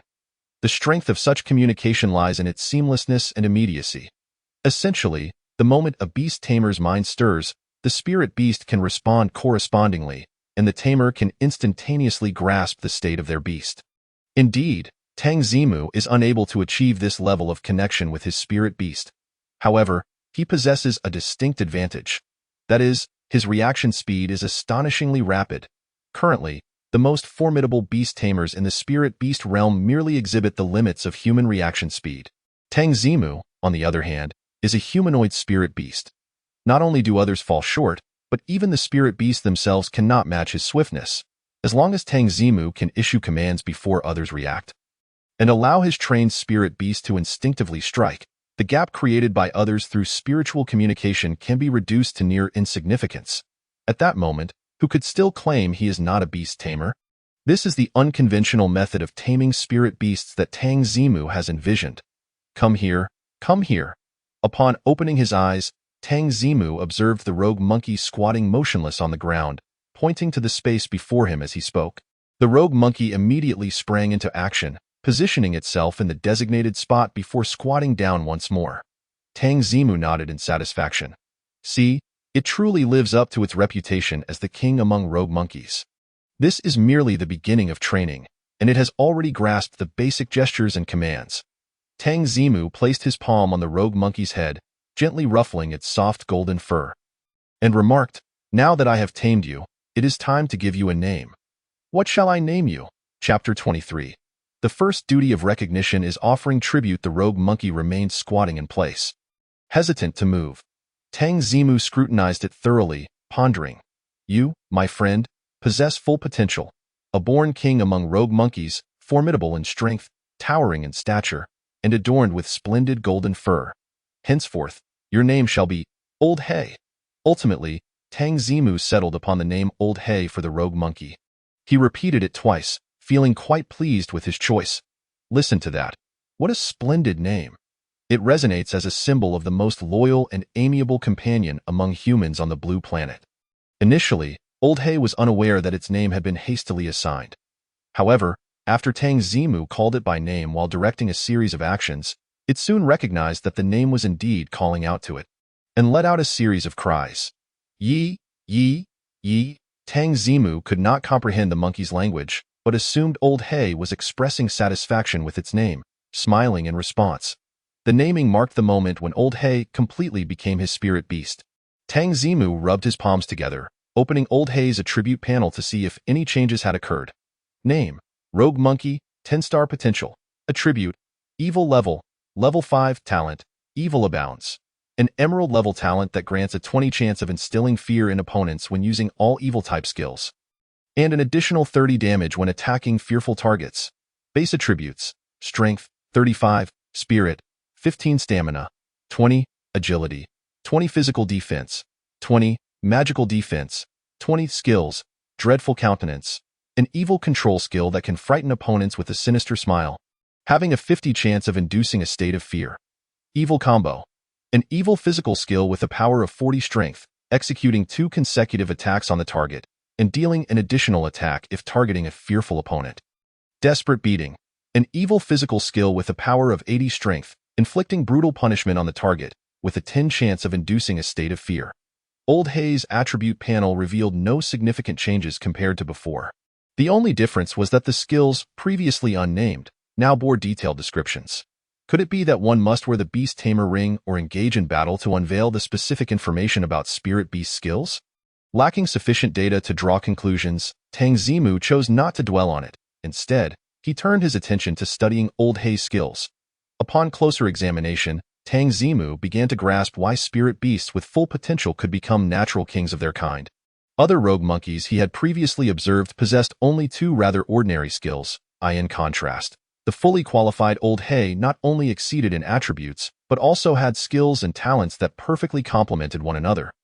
The dreadful countenance, skill, with its base 50 success rate, may seem unremarkable, but when combined with the inherent 20 chance from its talent, it becomes a formidable 70 probability of inducing fear in practical combat.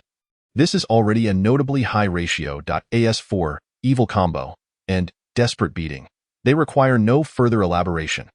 The former's multiple strikes calculate the probability of triggering the fear effect, and upon triggering, can deliver an additional blow. The latter possesses high base power, coupled with a 30 chance of inducing fear. To claim that these three skills were tailor-made for its talent would be an understatement. Only someone with direct attribute dominance could easily overpower Old Hay. Otherwise, among spirit beasts of the same level, few could stand as its opponents. This led Tang Zimu to reminisce about the renowned opening ceremony at Kyoto University. I've heard that the opening ceremony involves students from the same cohort battling in the arena. If I send Old Hay up there, wouldn't that be sheer bullying? However, the rewards for the ceremony are quite generous. Cough, cough, but that's of no concern, as it won't be me facing the brunt of it. A slight tugging sensation at his side pulled Tang Zimu back from his musings.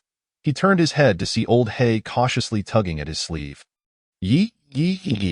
Noticing Tang Zimu's attention, Old Hay first pointed at itself, then gestured in a particular direction. It seems it wishes to take me somewhere.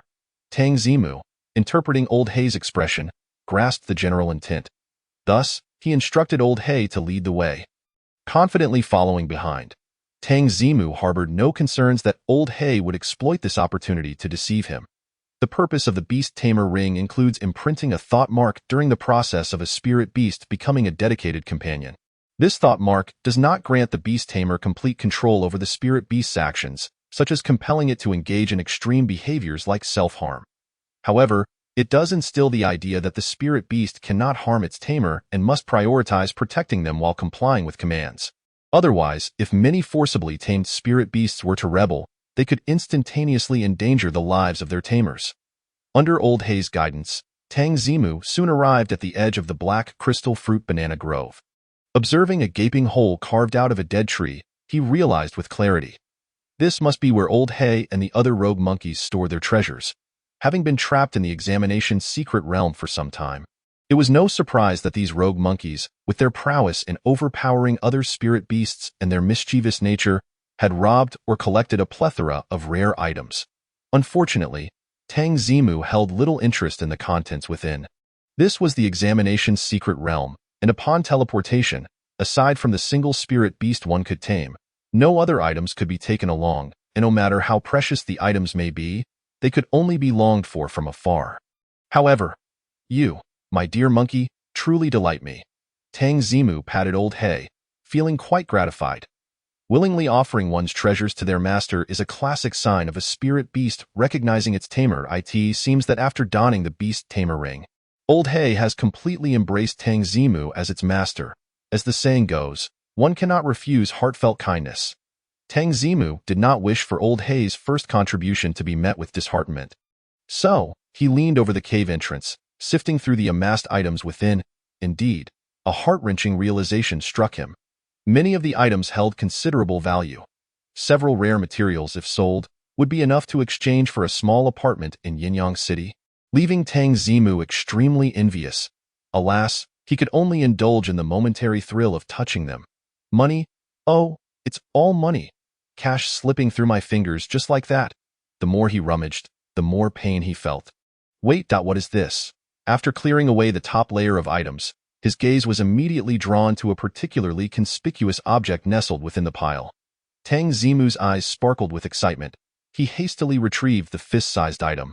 Meticulously comparing it to the descriptions in his memory, it appears semi-transparent, gel-like, in a pale yellow hue, with a hint of lavender fragrance. It truly is. Chapter 24. Where is your defiance? Where is your unyielding spirit? Tang Zimu held in his hands an object known as Purifying Essence, a remarkably rare substance derived from the body of an extraordinary spiritual beast. The Aqua Stone Spirit. It takes a decade for a single Aqua Stone Spirit to produce a piece of purifying essence the size of a thumb. If the previously mentioned rare items were worth a small apartment in the city of Yinyang, then the thumb-sized purifying essence would equate to the value of a villa located in the very heart of Yinyang's central district.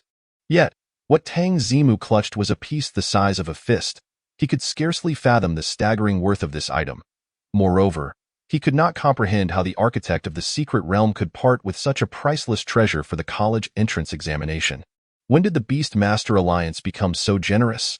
After some contemplation, Tang Zimu concluded that it was most likely hidden within the body of a spiritual beast, akin to a pocket, and inadvertently brought along during a bulk transfer. However, none of this mattered. What was significant was that Tang Zimu had accepted the offering from Old He and now possessed this invaluable purifying essence. What? One cannot take this precious item outside. Surely, Tang Zimu was well aware of that. What truly exhilarated him was that this essence could be utilized immediately. It had long been established by Beastmasters that purifying essence not only enhances the defensive capabilities of a spiritual beast's skin, but also benefits humans by cleansing and promoting health, potentially extending one's lifespan by a fraction. Extend one's lifespan. Even the slightest enhancement was an immense temptation. Amidst the fervent purchases by the wealthy, the market for purifying essence had been completely depleted, and prices soared to exorbitant heights. Since it cannot be taken out, I might as well not leave it for others to benefit. Tang Zimu cautiously cradled the purifying essence and thoroughly inspected the surrounding treasures. After confirming that there were no other oversights, he turned and made his way towards the small stream where Old He had come from, to maximize the effects of the purifying essence. He needed to find a Beastmaster specialized in concoction, who could use various precious materials as auxiliary ingredients to ultimately brew it into an ointment. At that moment, Tang Zimu certainly lacked such resources. Thus, he resolved to apply the purifying essence directly onto himself for absorption. Though this might seem like a reckless waste, it was preferable to leaving it behind and allowing others to take it. Upon reaching the stream's edge, Tang Zimu patted Old He on the shoulder and gestured towards the surroundings. Keep a lookout, and if anything approaches, drive it away. Old He seemed to understand Tang Zimu's gesture. Puffing out his chest, he immediately surveyed the area with heightened vigilance. The expression conveyed a promise to fulfill his duty. Tang Zimu nodded in approval. Such intelligence was truly remarkable. Training him later should require minimal effort. With Old He on guard, Tang Zimu confidently removed his clothing. After forcefully squeezing the purifying essence into a viscous gel, he applied it generously across his entire body. As soon as the purifying essence made contact with his skin, a refreshing energy surged from within. Tang Zimu felt as though every pore in his body had opened wide, ravenously absorbing this energy. Simultaneously, dark substances began to expel from within him. I understand now. This is akin to the bone cleansing and marrow washing described in martial arts novels. Tang Zimu offered a relatively apt description. However, to claim that the purifying essence had bone cleansing and marrow washing effects was somewhat exaggerated. In reality, it merely expelled toxins that had accumulated within the skin's pores. How delightful! Tang Zimu felt utterly comfortable, leaning against a tree to relish this sensation. Yet, he was a person of integrity and did not forget to acknowledge his greatest benefactor, Old He. He turned to glance at Old He, who was diligently remaining alert, and called out his name. Then, he retrieved a divine-level beast feed from the reward storage box. As the saying goes, a stick brings a sweet date. Old He was obedient and had provided a fine offering. He deserved a suitable reward. Tang Zimu wanted to prove to Old He that following his master would yield delightful rewards. Upon hearing Tang Zimu's call, Old He eagerly scampered over to. As soon as he approached, he noticed the divine-level beast feed in Tang Zimu's palm. A small round orb. He twitched his nose, and despite his entirely black eyes, a spark of excitement ignited within. Yum, yum, yum. Old He swallowed hard, his excitement causing him to squat beside Tang Zimu, his gaze fixated on the small orb, his face adorned with a fawning expression. Indeed, it was fawning. Tang Zimu had just witnessed the rebellious demeanor of the rogue monkey akin to a street urchin and the pitiable expression of one who had been beaten. Now, for the first time, he observed a fawning look on the monkey's face. Though, it was perhaps not fair to call it a monkey's face. Old He's visage was swollen like that of a pig's head. And coupled with the fawning expression, it struck a comical note. Struggling to suppress his amusement, Tang Zimu shook the small orb. Old He's eyes immediately followed the motion of Tang Zimu's hand, not daring to blink for even a moment. Come on, buddy. You're a fully qualified rogue monkey. Where's that rebellious spirit? Where's the unyielding kingly demeanor? Is this divine-level beast feed truly that enticing? Tang Zimu was genuinely astonished. He had tasted the feed and acknowledged that it was indeed the most delectable thing he had ever encountered. Its flavor, aroma, and presentation were exquisite.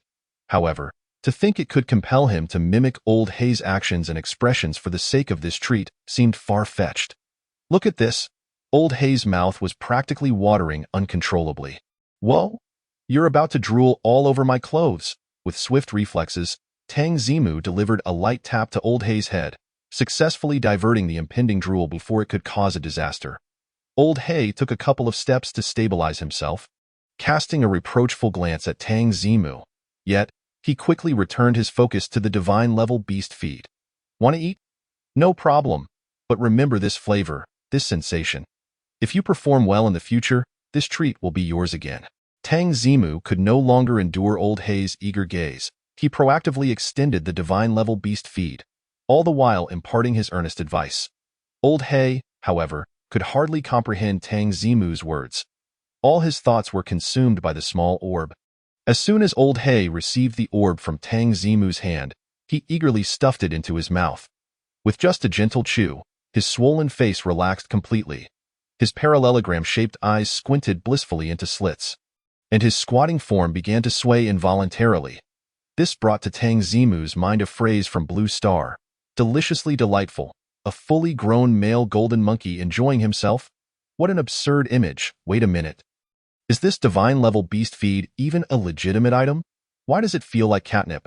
How come I didn't experience this sensation when I ate it? Tang Zimu fell into a deep state of self-doubt. At this moment, some time had passed since he had applied the purifying essence. Tang Zimu sensed that the energy emanating from the purifying essence was dwindling. He rose to his feet, preparing to wait a little longer before washing off the essence in the stream. As he stood, Tang Zimu caught a glimpse of the panel he had forgotten to close when retrieving the divine-level beast feed. Gazing at the attribute panel, he involuntarily exclaimed the classic expression of the Dragon Kingdom. Whoa!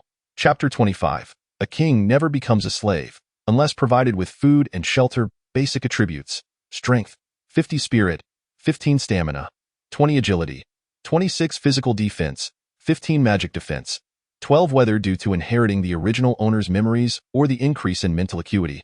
Tang Zimu found his memory remarkably sharp after traversing into the world of beast taming. Though not to the extent of photographic memory, he could easily recall what he had seen with just a bit of extra attention. In his memory, after allocating his divine-level attribute points, his stamina was recorded at 19, physical defense at 10, and magic defense also at 10. But now, stamina had risen by 1 point, magic defense by 2 points, and physical defense had absurdly increased by 5 points, an astonishing total increase of 8 attribute points. Surely, he could not have misremembered this. According to the literature, when humans utilize purifying essence, they only gain the benefits of cleansing themselves, maintaining health, and a slight extension of life. Only spiritual beasts experience a significant boost in physical defense, with a minor increase in stamina and magic defense. Oh right, I am a humanoid spiritual beast. Then it's all fine. Tang Zimu looked down at the now-dry purifying essence and suddenly understood. The physical constitution of oneself differs from that of the spirit beast star human, making it reasonable for some materials to yield varying effects. Before long, Tang Zimu recalled an even more significant matter. In the realm of spirit beasts, there exists an abundance of materials capable of enhancing their attributes. Since the purifying sacred essence proves effective, it stands to reason that, while not all materials may function optimally, a considerable portion would still yield results. This realization was utterly transformative. Not only could he utilize the rewards bestowed by the divine-level beast taming system, but he could also augment his physical form with various materials from the spirit beast realm. With a dual approach, his rate of power ascension would undoubtedly soar. Tang Zimu's fighting spirit ignited in an instant. He lifted his leg to depart, intent on further scouring the entrance examination secret realm for any remaining treasures that might have slipped through the cracks. However, after taking just a couple of steps, he recalled that he was no longer a solitary figure. He now had a spirit beast at his side. He turned to glance at Lao Hit that moment. Lao Hei was squatting on the ground, hands clasped together, eyes shut tight, and mouth moving as if savoring the taste of divine spirit beast rations. Lao He, why are you still relishing that? Tang Zimu exclaimed, irritation bubbling within him. He approached and gave a gentle kick, finally rousing Lao He from his reverie. Upon seeing Tang Zimu's furious expression, Lao He quickly rose, sheepishly wiping the drool from the corner of his mouth. You know the forest's outskirts so well. You should know where to find valuable items. Lead me to them.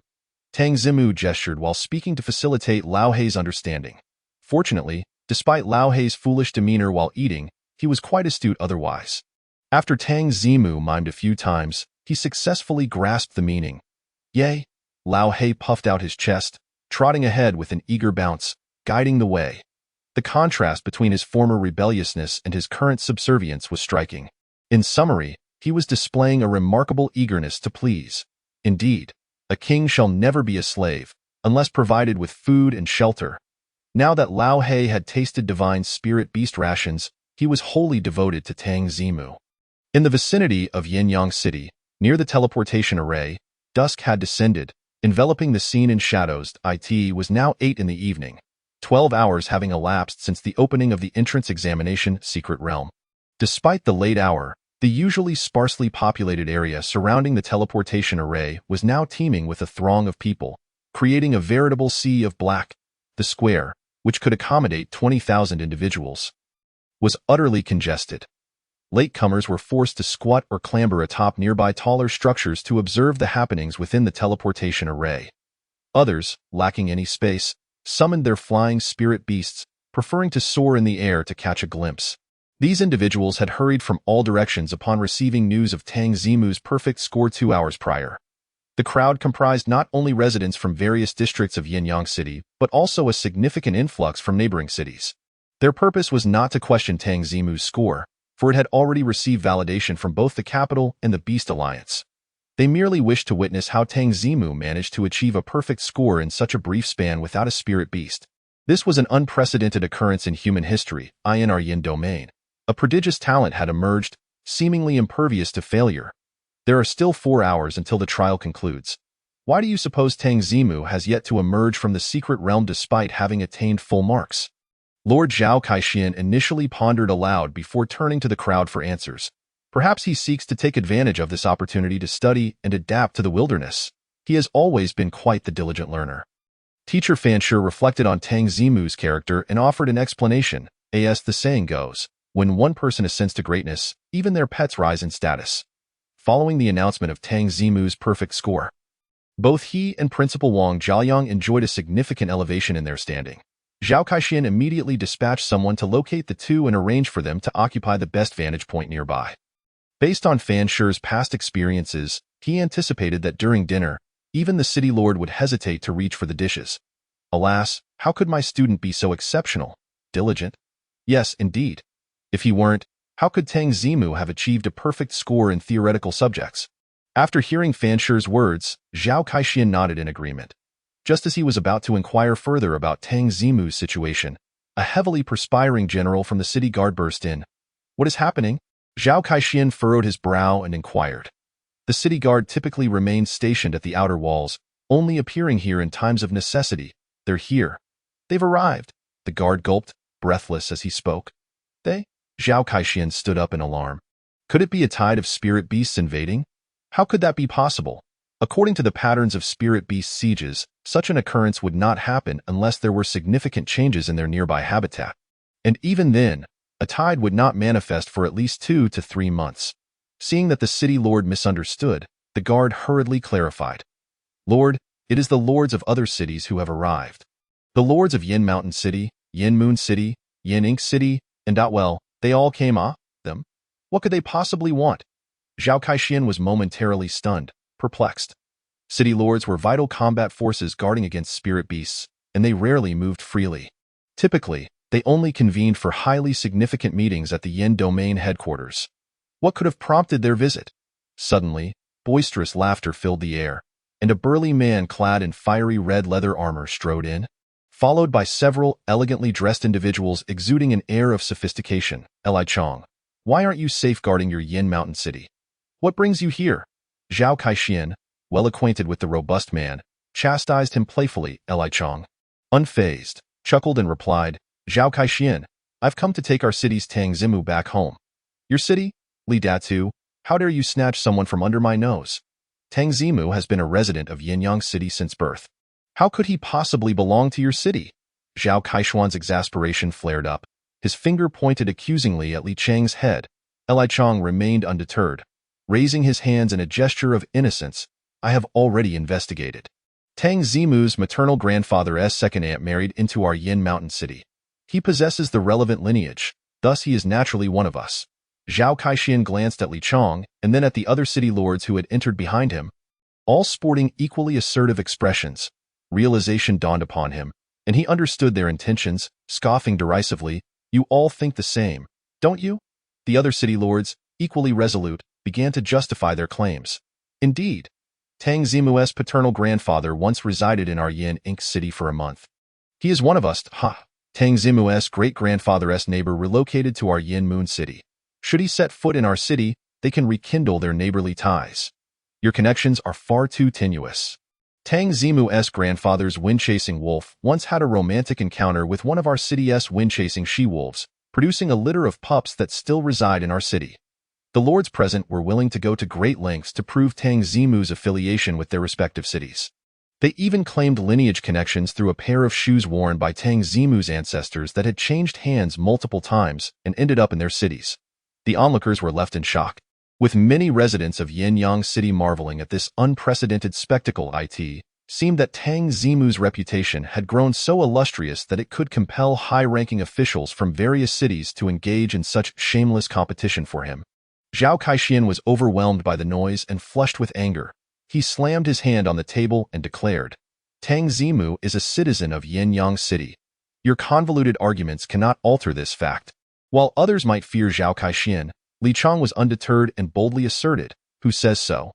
After the entrance examination, Tang Zimu's residency will be his own decision. He can choose any city he wishes. If you cannot retain him in Yinyang City, do not obstruct his desire to join us in Yin Mountain City. Understanding dawned upon Zhao Kaixian. It was clear that this group had rushed over to offer enticing conditions to coax Tang Zimu into changing his residency.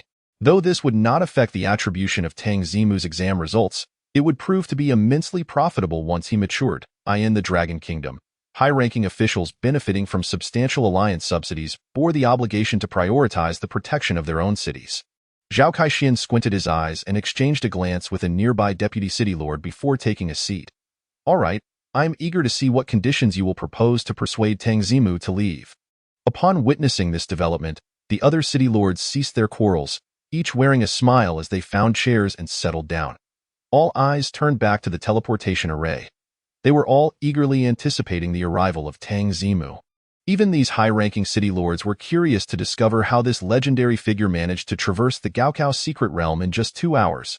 That moment, Tang Zimu was oblivious to the fact that the prominent city lords outside were already prepared to offer unimaginably generous conditions to win him over. He and Lao He were currently engaged in a pincer attack within a narrow rocky passage. Tang Zimu stood at the exit of the passage, brandishing his sword, while Lao He wielded a long stick made of branches. Blocking the rear, between them were 8 or 9 panicked Haolai pigs. Lao He, charge! Seeing the opportune moment, Tang Zimu called out to Lao He and surged forward into the throng of Haolai pigs with his sword drawn. Lao He, not to be outdone, swung his stick vigorously. The Haolai pigs squealed in distress. Faced with imminent peril, they were thrown into complete disarray, abandoning formation and fleeing chaotically. The combined strength of the duo was unmatched in the entire Gaokao secret realm, let alone against this weak group of Haolai pigs. The few that charged forward barely took 2 steps before Tang Zimu dispatched them with a single thrust of his sword, leaving them lifeless.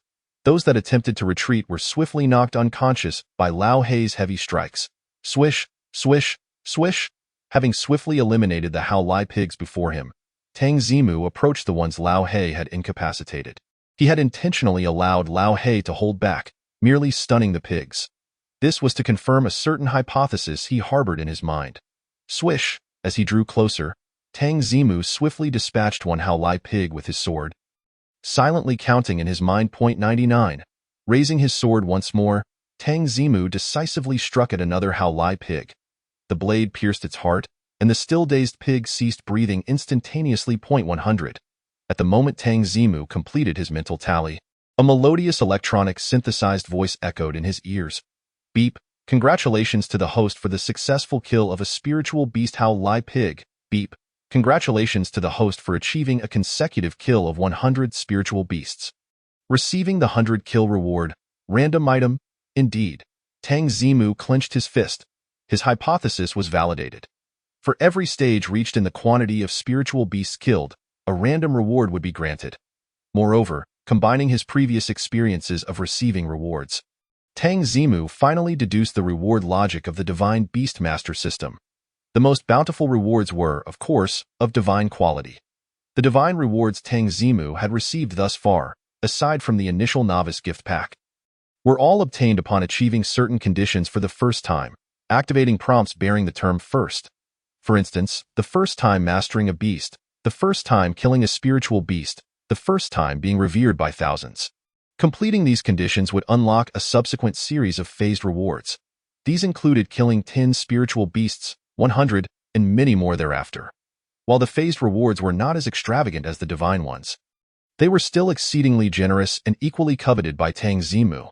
Thus, I now have 2 phased conditions to strive for. 1 is the number of spiritual beasts I personally slay, and the other is the number of people who revere me. Tang Zimu pondered briefly, clarifying his focus for effort. Logically, he should also have a phased reward for increasing the number of beasts he could command. Alas, he could only master himself. Finally, I have a direction to work towards. This is far better than flailing about like a headless chicken. As for the remaining unactivated conditions, I shall leave it to chance. With a newfound objective, Tang Zimu relaxed, swiftly dispatching the remaining Hao Lai pigs. It was at this moment that the result of the earlier random item reward finally resonated in his ears. Chapter 27. The Invaluable Beastmaster Pearl. The Gaokao concludes. Beep. Randomization complete. Congratulations to the host for obtaining the item. Beastmaster Pearl. High frequency. The Beastmaster Pearl. It became clear to Tang Zimu that the item defined by the system referred to one that could act upon his beasts. He was no stranger to the concept of the Beastmaster Pearl. In simple terms, the Beastmaster Pearl resembled the held items in Pokemon games, enhancing certain abilities of the Beastmaster. However, unlike held items, the Beastmaster Pearl could not take effect merely by being carried. It required placement in a specially designed pearl hole on a Beastmaster ring to be activated. The ring Tang Zimu used on Lao Hei's neck was of the lowest grade, possessing only the most basic Beastmaster capabilities and lacking a pearl hole. The higher-grade Beastmaster rings available on the market might include features such as adjustable size, temperature control, and scent alteration, but still lacked a pearl hole. The true Beastmaster rings equipped with pearl holes were not circulated widely, and each held considerable value. This was due to the intricate craftsmanship required to create a pearl hole, which consumed exceedingly expensive materials. From what Tang Zimu understood, only a select few high-ranking individuals in Yin City possessed Beastmaster rings with pearl holes. Similarly, the Beastmaster pearls were exceptionally precious items beyond the means of ordinary individuals. They required a complex crafting process to concentrate the capabilities of special materials.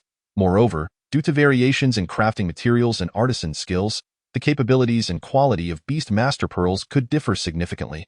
Tang Zimu had heard that the effect disparity between Beastmaster pearls of the same type but different quality could even reach nearly tenfold. However, he was not concerned about the quality of the Beastmaster pearl provided by the system. Rewards from the Divine Beastmaster system had never been subpar. Tang Zimu promptly opened the reward storage box, eager to examine the latest reward. Reward storage box. Beastmaster Pearl. High frequency. Upon use, gain a high-frequency Beastmaster Pearl. High-frequency ability description. Upon possession by a Beastmaster, enhances the probability of all abilities effects by 5. Hiss. The effect of this Beastmaster Pearl was aptly named. Capable of triggering effects at a higher frequency.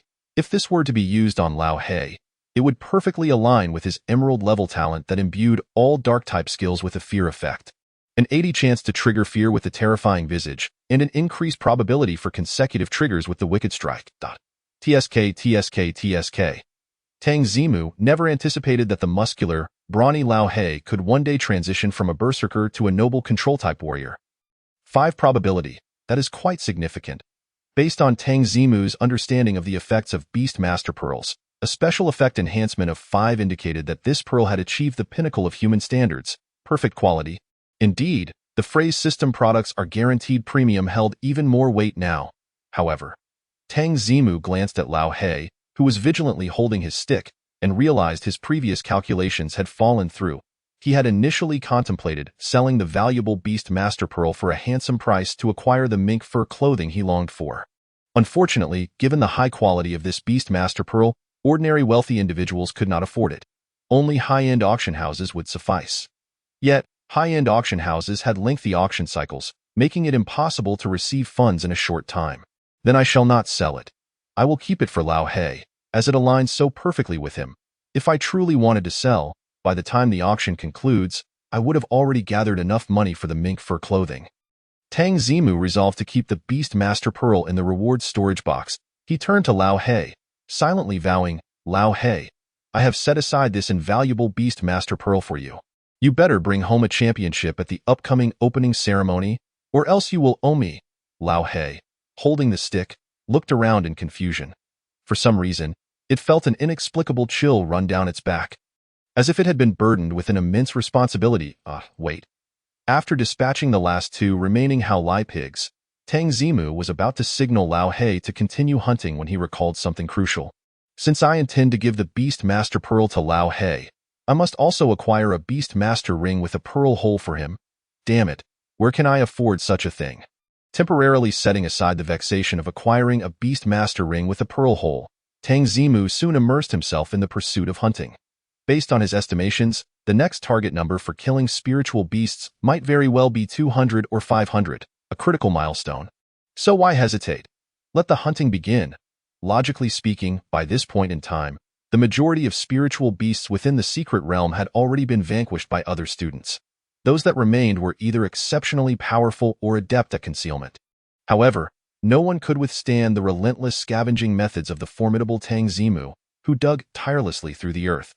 With strength inferior to that of this great demon, evading him was simply not an option.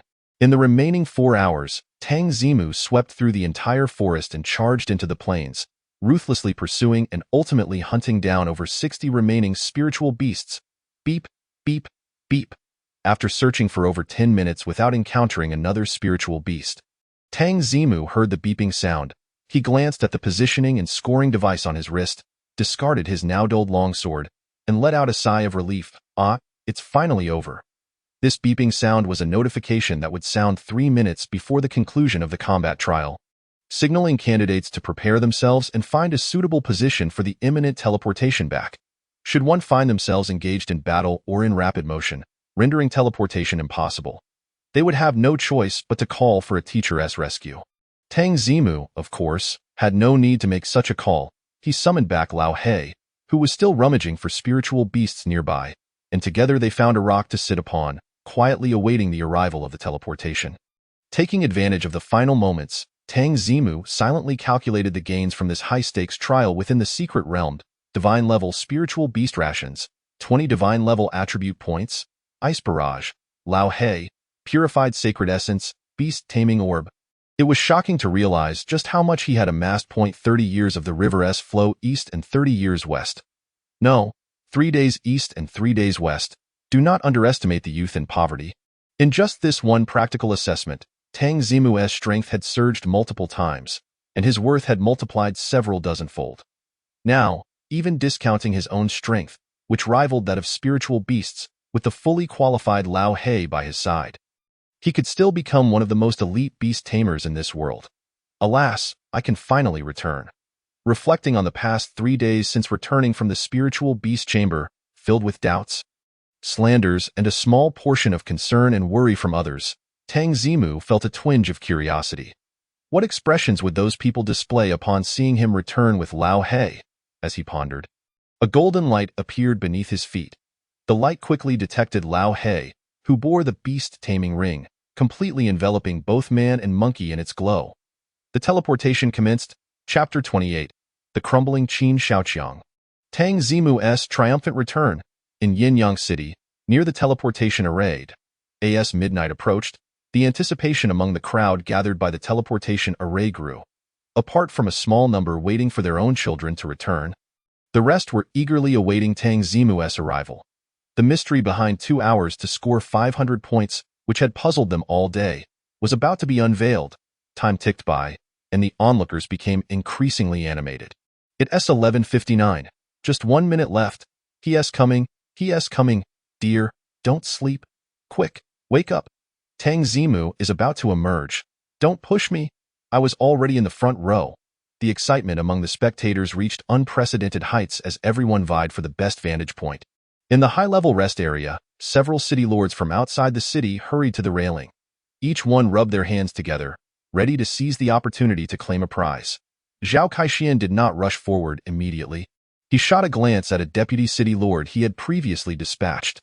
The deputy nodded in acknowledgement, turning sideways to discreetly pass a circular ring and a bead to Zhao Kaixian. Using his body as cover, Zhao Kaixian examined the ring and bead, a fleeting look of pain crossing his face, but he soon steeled himself. He tucked the items away and quickly joined the other city lords. His gaze fixed on the real-time score display. At that moment, the upper right corner of the score display was counting down for the practical examination trial point 10, 9, 8, 7. As the final countdown commenced, the previously noisy venue miraculously fell silent. Perhaps no one wished to disturb the moment of impending miracle, and when the countdown reached 0, a burst of white light erupted precisely within the teleportation array. The final few students from Yinyang City who had persevered within the secret realm were being teleported back. Whoosh! As the crowd gazed expectantly, the first to emerge from the white light was Qin Shaoqiang and his spiritual beast, the long-leaf Ca. At that moment, Qin Shaoqiang stood tall, arms crossed. Beside him, the long-leaf cat bore wounds but held its head high, its leafy tail gently swaying behind. Together, they struck a pose of nonchalant superiority. As for why they chose this pose, within the high-stakes trial, Qin Shaoqiang had felt exceptionally well today, his luck seemingly unparalleled. Not only had he smoothly killed and found spiritual beasts, but he had also frequently stumbled upon high-scoring materials. Thus, he sensed that he was destined to claim the title of top scorer in the entire Yin domain this year. The unfolding events unfolded precisely as he had predicted. Before midnight struck, Qin Shaoqiang successfully slayed the last spiritual beast, earning a staggering score of 420. This score surpassed last year's overall top scorer in the Yin domain by 5 or 6 points. In his eyes, securing the top spot was a mere formality. Qin Shaoqiang had even prepared champagne for the occasion. He intended to emerge in a striking manner during the teleportation, seizing the opportunity to calmly announce his score, thus astonishing the onlookers. However, as Qin Shaoqiang regained his vision, he was momentarily startled by the scene before him. In previous years, those who managed to endure until dawn were less than half of those present at the outset of the trial. Yet this year, the crowd was densely packed, even surpassing the number of candidates at the start of the examination. And why did those people gaze at him with such anticipation? Could it be? Qin Shaoqiang's heart raced as he thought of a certain possibility. He quickly scanned the surroundings and soon caught a glimpse of what he suspected. The real-time score displayed at it turned out that Yinyang City had employed a score display still in testing, allowing them to prematurely know his score. No wonder they put together such a grand reception. They had been preparing to welcome the top scorer of the Yin domain. Qin Shaoqiang was overjoyed. The thought of his score rapidly climbing during the high-stakes trial being witnessed by the people of Yinyang City made it difficult for him to suppress his smile. He took a few deep breaths, stifling his amusement, and was just about to take a few steps forward to greet the crowd awaiting him. But unexpectedly, upon revealing his figure, the once enthusiastic faces transformed into indifference, disappointment evident in their gazes. Disappointment? No. Why would the esteemed top scorer of this year's Yin domain feel disappointed when greeting everyone so amicably? Qin Shaoqiang struggled to comprehend, feeling that the unfolding events had deviated from his script. Reluctantly, he looked around, hoping to witness how others welcomed him. However, as he turned his head, he clearly saw the specific information displayed on the scoreboard. Qin Shaoqiang, ranking 2, score, 420, region, Yinyang City I, with 420 points.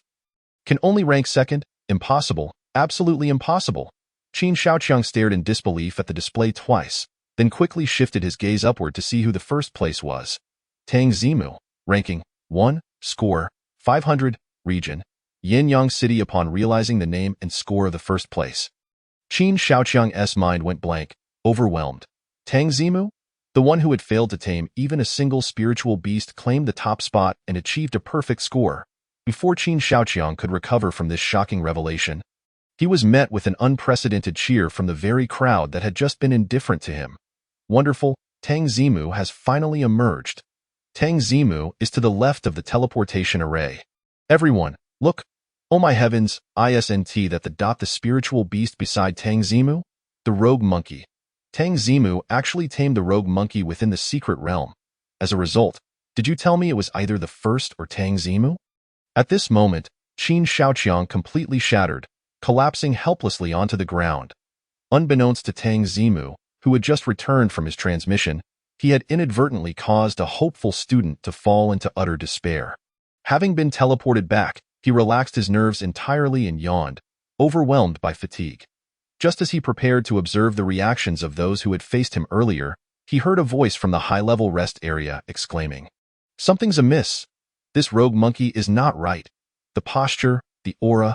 Chapter 29. If you do not dominate beasts, you are like a frog in a well gazing at the moon. There truly are capable individuals. Someone managed to discern the true nature of the rogue monkey so swiftly. Tang Zimu turned his gaze toward the source of the voice and immediately spotted a few individuals standing at the forefront of the high-level rest area. Aside from City Lord Zhao Kaixian, he did not recognize the others. Who are these people? Tang Zimu was somewhat astonished. Through the appearance of the first show rewards, he had long realized that his achievements were already common knowledge. Thus, it was not too surprising that Zhao Kaixian, who usually departed midway through the practical trials, remained present. However, who were these individuals standing alongside Zhao Kaixian, exuding an aura, attire, and demeanor that were equally impressive? These figures were certainly not part of the higher-ups of Yinyang City. While Tang Zimu assessed the city lords, they, in turn, were too preoccupied to observe him. After one of the city lords exclaimed that the rogue monkey was unusual, all the remaining city lords, including Zhao Kaixian, locked their gazes onto the rogue monkey. These city lords were well-versed and knowledgeable. The more they observed the rogue monkey, the more astonished they became. This physique? This demeanor? This face? Well, the face is swollen. Setting aside the face, the aura increasingly resembled that of the king among rogue monkeys, that is, one of full potential. The king among rogue monkeys. This is undoubtedly a rogue monkey of full potential. Before the city lords could voice their thoughts, the Captain Wei Qiyang, stationed next to the score display, was the first to exclaim, "As someone from the capital, he had encountered more fully qualified beast tamers than the city lords," allowing him to confirm the rogue monkey's identity first. With Wei Qiyang's exclamation, the crowd, already stirred by the appearance of Tang Zimu, erupted into a frenzy. He actually tamed a rogue monkey, and it's of full potential. My goodness, is Tang Zimu truly this fortunate? How could he tame a rogue monkey of such caliber? Wait, how could Tang Zimu, someone without any beasts, have tamed it? So, it turns out to be a rogue monkey of full potential. That makes Tang Zimu's score of 500 points quite reasonable. According to Tang Zimu's ranking system, a spirit beast at the T2 level represents the pinnacle of what most humans can recognize and encounter. In the eyes of many, spirit beasts of this tier are the most elite in the world. After all, the main spirit beasts owned by the esteemed city lords, who are considered invincible, belong to this tier. Now, the assembled crowd witnessed Tang Zimu successfully tame a rogue monkey, which had grown to rival the city lord's main spirit beasts. Moreover, this rogue monkey's potential was even higher than that of the city lord's main spirit beast. The level of astonishment within them is truly unimaginable. However, upon realizing the rogue monkey's potential, the earlier doubts regarding Tang Zimu's remarkable achievement of 500 points in 2 hours were swiftly resolved. Possessing the strongest beast in the secret realm, achieving a score of 500 is quite plausible. At most, it could be attributed to the speed of achieving full marks. Point 1 could even explain it as Tang Zimu having extraordinary luck. Encountering only high-scoring spirit beasts or materials. As for how Tang Zimu managed to tame a rogue monkey of full potential. First, we can rule out any violent factors. Even a rogue monkey of full potential, being the apex spirit beast in the secret realm, would not yield to violence, as even the most qualified trio of tamers would struggle to subdue it. Once we dismiss violence, only one answer remains. Tang Zimu's qualifications are astonishing. The rogue monkey of full potential recognized his extraordinary talent, thus willingly submitted to him. It may seem implausible, yet history has indeed recorded instances of such occurrences through adaptations of these classic tales. The Dragon Kingdom has given rise to popular novels such as Unearthly Qualifications. A divine beast grants me full potential offspring. Masters leave the city. I contract with 7 full potential spirit beasts. And demonic physique, overbearing divine beasts fall for me, among others. Everything makes sense now. It all connects. Clap, clap, clap. On the high platform, Zhao Caixin, snapping out of his astonishment, led the applause. He looked at Tang Zimu below, and with excitement exclaimed, "Excellent, excellent! Heroes emerge from youth. Full marks in theoretical exams, still full marks in practical trials, and he has tamed a powerful rogue monkey of full potential. Let us all applaud and celebrate our top scorer Tang Zimu this year."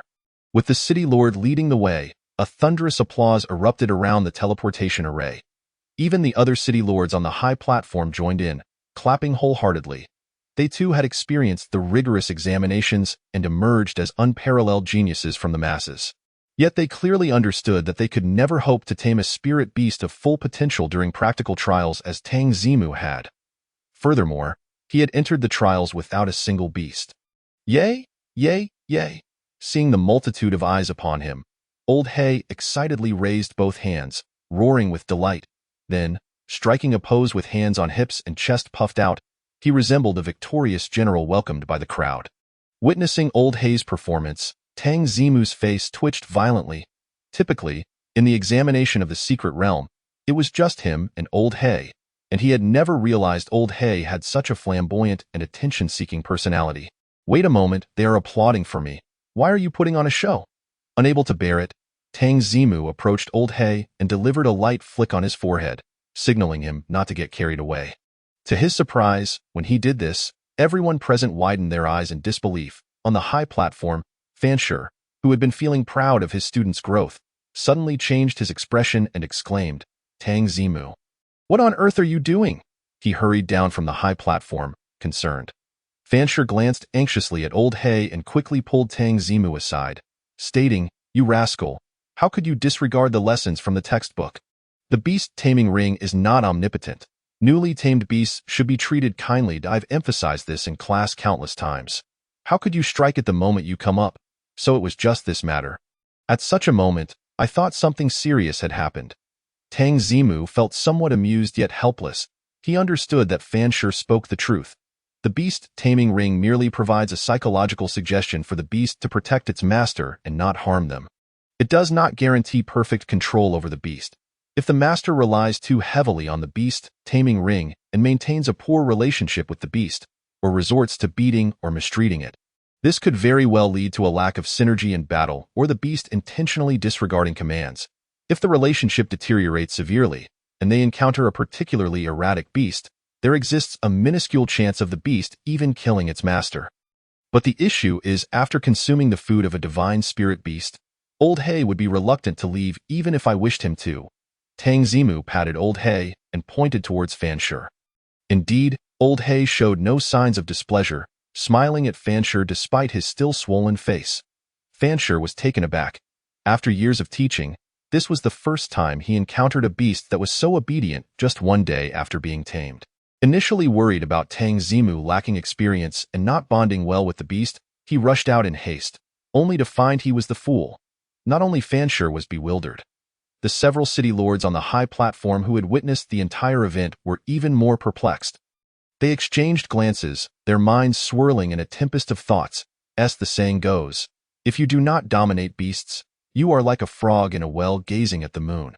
If you understand beasts, you are like a mayfly glimpsing the vast sky. While others might not know the distinction between fully qualified spirit beasts and ordinary ones, could they remain ignorant?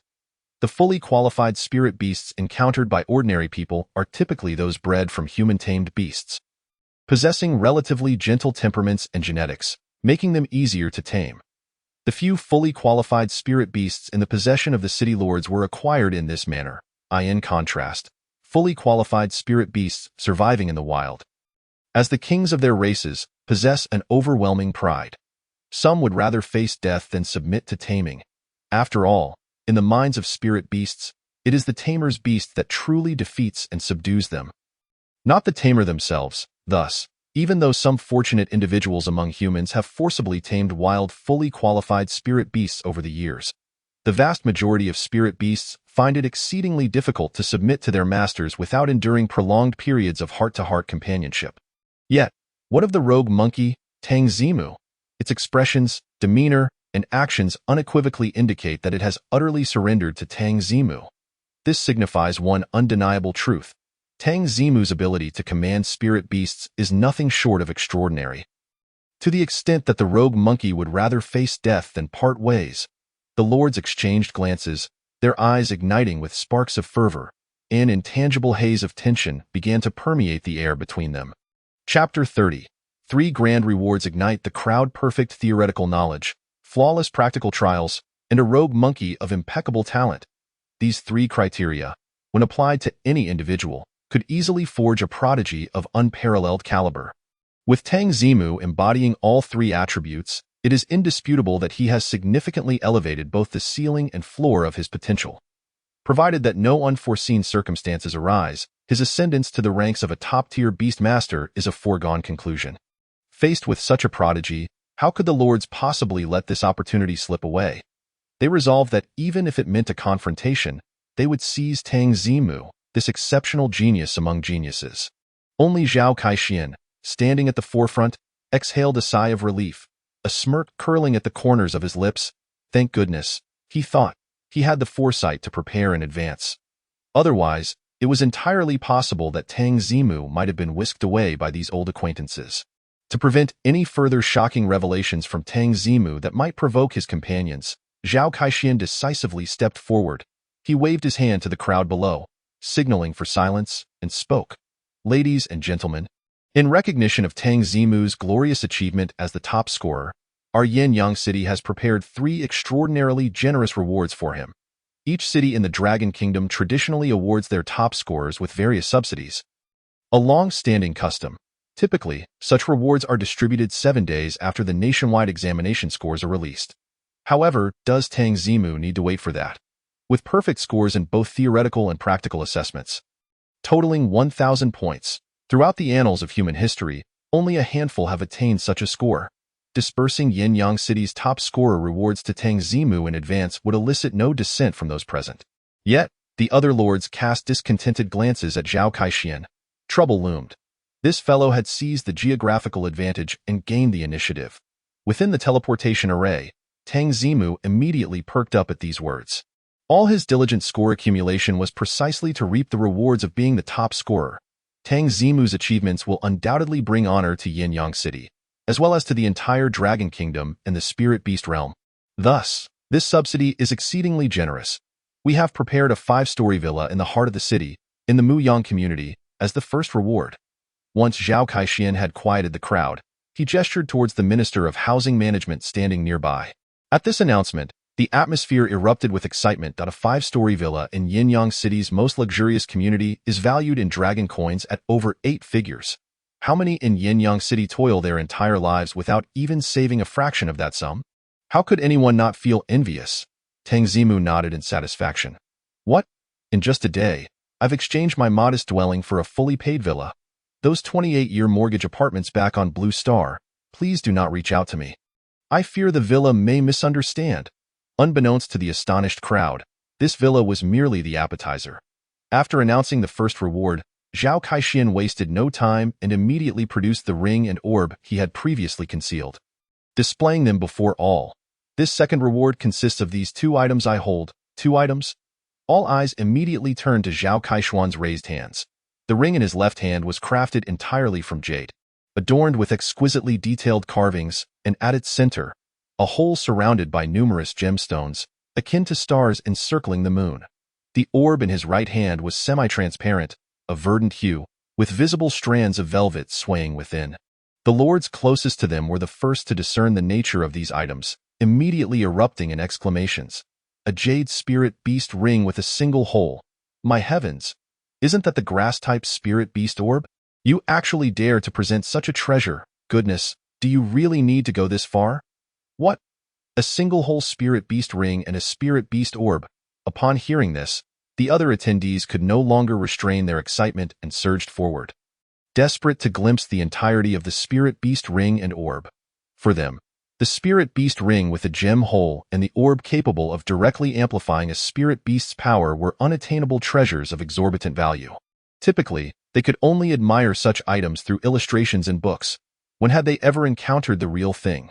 Within the teleportation array, Tang Zimu blinked rapidly at the spirit beast ring and orb in Zhao Kaishuan's hands. He was certainly no stranger to such items. Just previously, the system had rewarded him with a perfect quality spirit beast orb. Wait, my friend.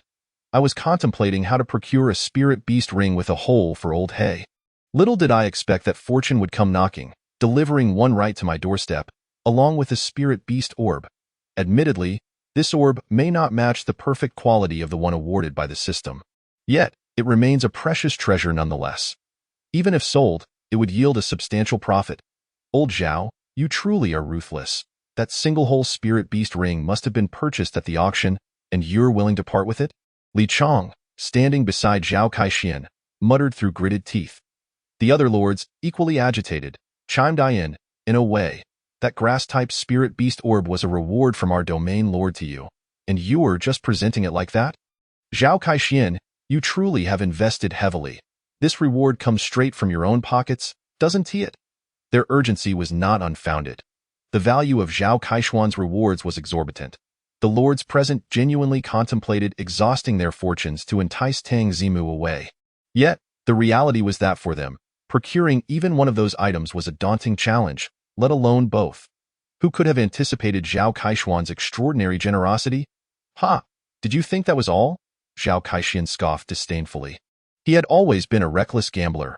Otherwise, it would be impossible for him to have propelled Yinyang City from the ranks of the bottom-tier cities to among the elite in just a few decades. Now, he was betting on the potential returns of investing these items in Tang Zimu. Thus, Zhao Kaishian inhaled deeply, lowered his arms, and with a serious expression addressed the crowd. The third reward, I have decided to transfer a mining quota for the Flame Essence Mine, scheduled for a week from now, to Tang Zimu. At this declaration, the previously noisy and excited crowd fell into a profound silence. Chapter 31. The mining quota for the Flame Essence Mine. The Flame Essence Mine? Tang Zimu was momentarily taken aback upon hearing this. He rummaged through his memories for information about the Flame Essence Mine. His eyes widened in disbelief as he gazed at Zhao Kaishian. Holy smokes, City Lord Zhao. No, Zhao the benefactor, you are far too generous. It is no wonder Tang Zimu regarded Zhao Kaishian as a benefactor. The value of the mining quota for the Flame Essence Mine is beyond estimation. To speak of the Flame Essence Mine is to mention the region located at the far west of the Dragon Kingdom, Flame Domain. Legend has it that the colossal volcano at the heart of the Flame Domain was left behind after a fierce battle between the two divine beasts, Scarlet Lotus by Fong and Blazing Wan, many years ago. Influenced by the unique flames of these two divine beasts, numerous special flame mines emerged around the gigantic volcano, yielding flame stones. Humans discovered that these flame stones could enhance the fire resistance of spirit beasts when worn long-term and could also serve as key materials for crafting various fire-type items. Thus, the Flame Domain was established around the giant volcano, with 15 cities built over time, including Yinyang City. After constructing the city, the inhabitants of the Flame Domain began to delve deeper into the surrounding flame mines. During one exploratory expedition, they unearthed the existence of the Flame Essence Mine. The Flame Essence stones extracted from this mine possess effects nearly 1,000 times greater than regular flame stones, providing a qualitative enhancement to fire-type products. Moreover, due to the unique flames of the divine beasts, there is also the possibility of unearthing rare treasures during the mining process. In simpler terms, it's akin to opening blind boxes. And every box could yield gold. Unfortunately, the Flame Essence Mine is a rarity, not something one can easily encounter. The inhabitants of the Flame Domain tirelessly explore, averaging 4 to 5 years to locate a single mine. The mining quota for the Flame Essence Mine that Zhao Kaishian mentioned is a rule established over many years of mining endeavors. Due to the extreme scarcity of the Flame Essence Mine, it is essential to ensure that everyone has a chance to benefit. Each time a vein of flame essence ore is discovered, the domain lord in charge of the Flame Domain allocates the mining areas by city to various city lords. entrusting them with the distribution of the precious mining quotas. The last occurrence of human discovery of flame essence ore was merely 2 months ago, with the designated mining date set for 1 week following the practical trial. Tang Zimu happened to be in a fortuitous position to seize the mining opportunity from Zhao Kaixian. Zhao Kaixian, you cannot be serious.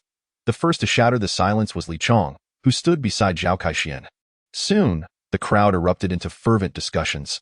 Goodness, if the Lord has allocated the quota to Tang Zimu, any modest yield of flame essence stones he extracts will be a significant profit. If he happens to strike lucky and unearth some rare treasures within the flame essence stones, he will soar to great heights. I am more curious about which family relinquished their quota to Tang Zimu. Relinquished? How could that be? It is undoubtedly the Lord who has given his own quota to Tang Zimu. Listening to the buzzing uproar from the audience, the other city lords remained silent, gazing helplessly at Zhao Kaixian. Truly worthy of the infamous title Zhao the Madman, his approach was audaciously direct, with the Beastmaster rings, Beastmaster orbs, and the mining quota for flame essence ore. Zhao Kaixian had played all his cards. At this point, the city lords understood that their hopes were dashed.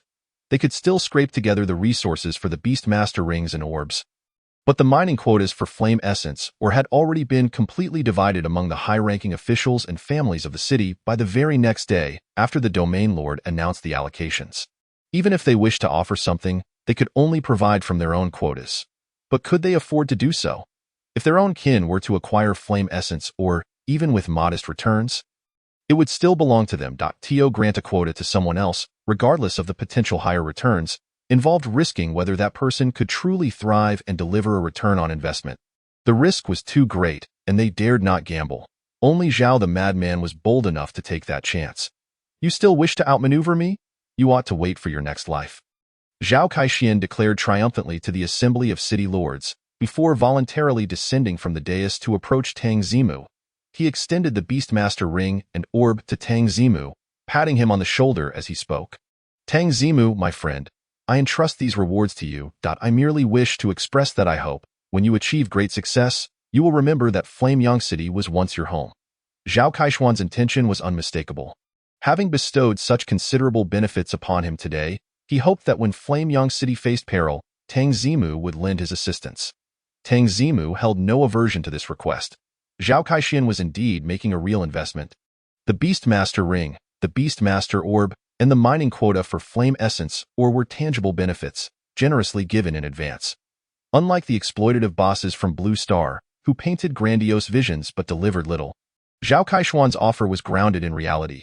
Tang Zimu appreciated this straightforward exchange of benefits, where neither party was deceived. Rest assured, City Lord Jadai will utilize these rewards to their fullest potential. Tang Zimu replied with a smile.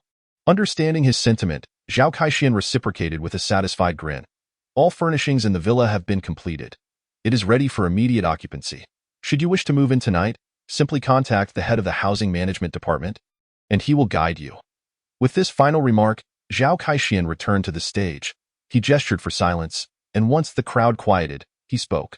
Esteemed classmates, having toiled all day in the college entrance examination's secret realm, you must be utterly exhausted.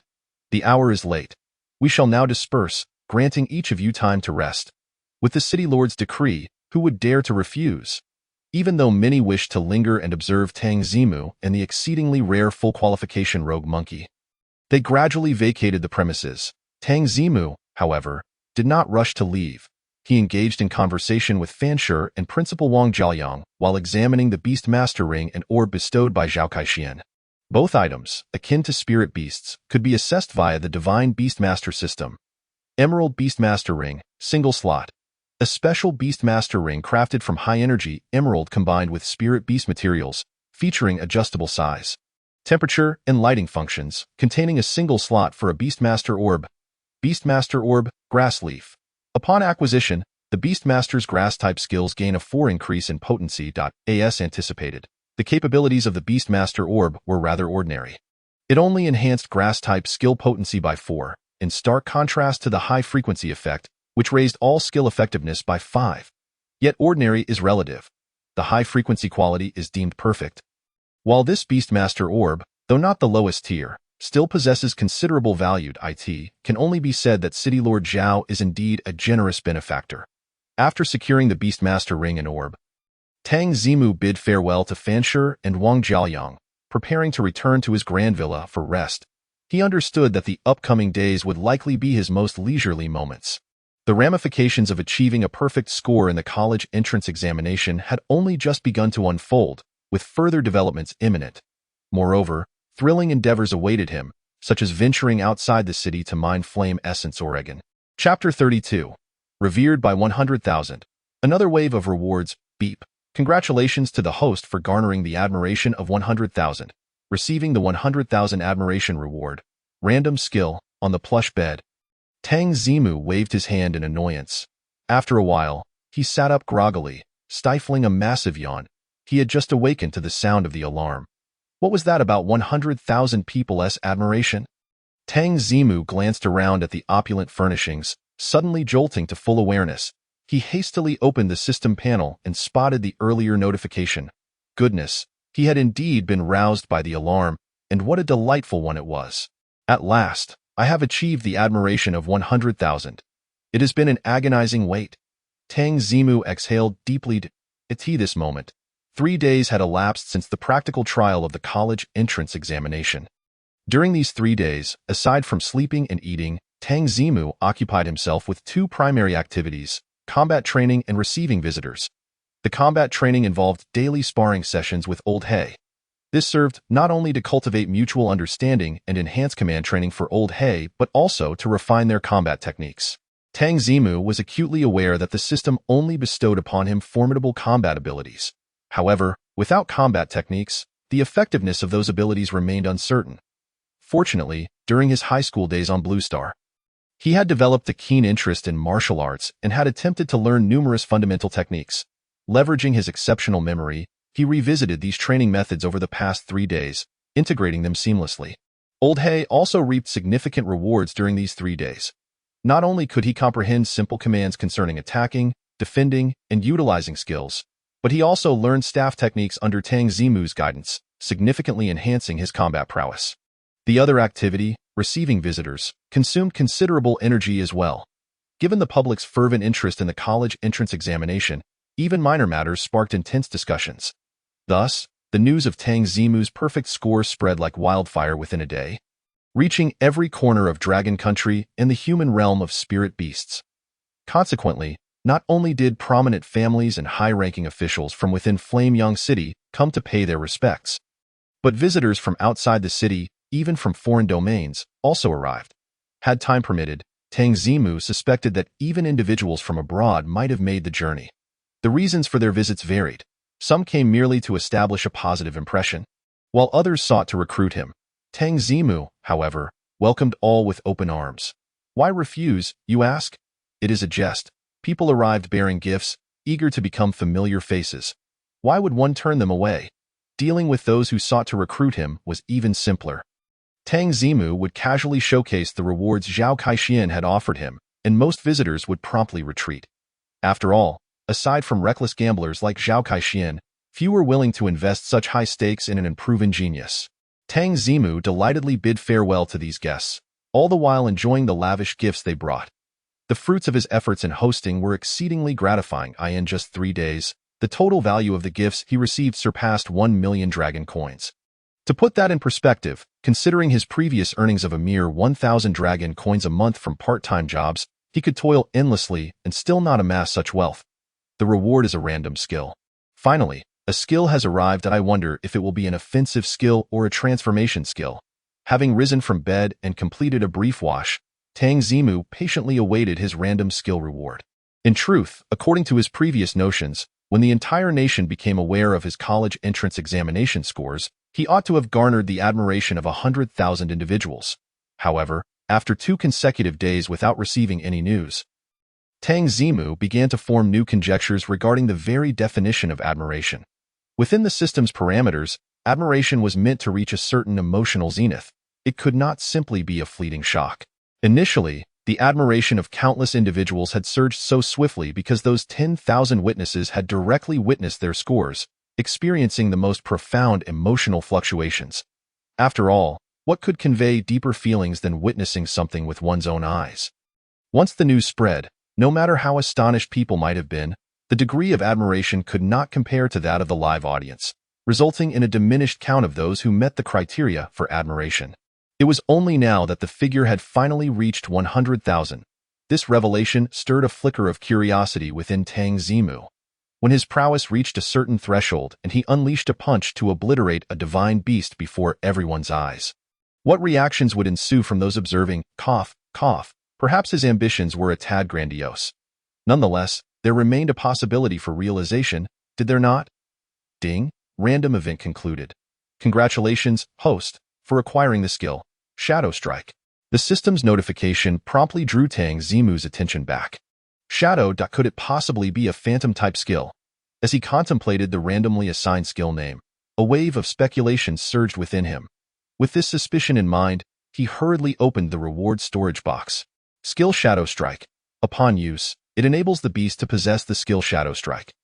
This skill disregards the restrictions of beast species and innate talents, allowing any beast to learn it. Shadow Strike skill description. A phantom-type physical skill with a power of 60 strength, manipulating one's shadow to attack the shadow of a single target. Upon a successful hit, the damage inflicted on the target's shadow will be reflected back onto the target itself at a rate of 100. Ah, it truly is a phantom-type skill. Tang Zimu's excitement compelled him to rub his hands together. The phantom type, a unique classification, has always been synonymous with elusive, enigmatic phenomena, and he had indeed acquired it by chance. It is said that phantom-type skills often possess special abilities unattainable by other classifications. Now it seemed this was indeed the case. The Shadow Strike skill permitted the manipulation of one shadow to attack another shadow, inflicting damage. Such a bizarre method of assault. Who could detect it, and who could defend against it? Especially since Tang Zimu was but a human. Even if he were to employ it, no one would ever suspect him.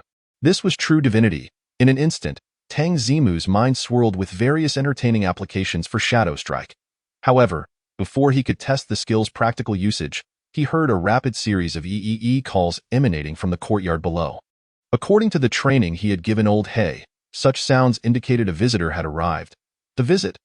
Hadn't he informed the acquaintances he met with last night that for the next few days, he would be occupied with preparations for the extraction of flame essence, and would not be accepting visits from ordinary individuals? With this curiosity, Tang Zimu swiftly descended to the courtyard and opened the door. Before him stood teacher Fan Shi and principal Wang Jiayang. Behind them were two other strangers dressed in splendid attire, exuding an extraordinary demeanor. Student Tang, teachers from Kyoto University have arrived. Chapter 33. One must extract the wool to the utmost esteemed teachers. Please take a seat. Tang Zimu led the four visitors into the villa's reception room, gesturing towards the sofa.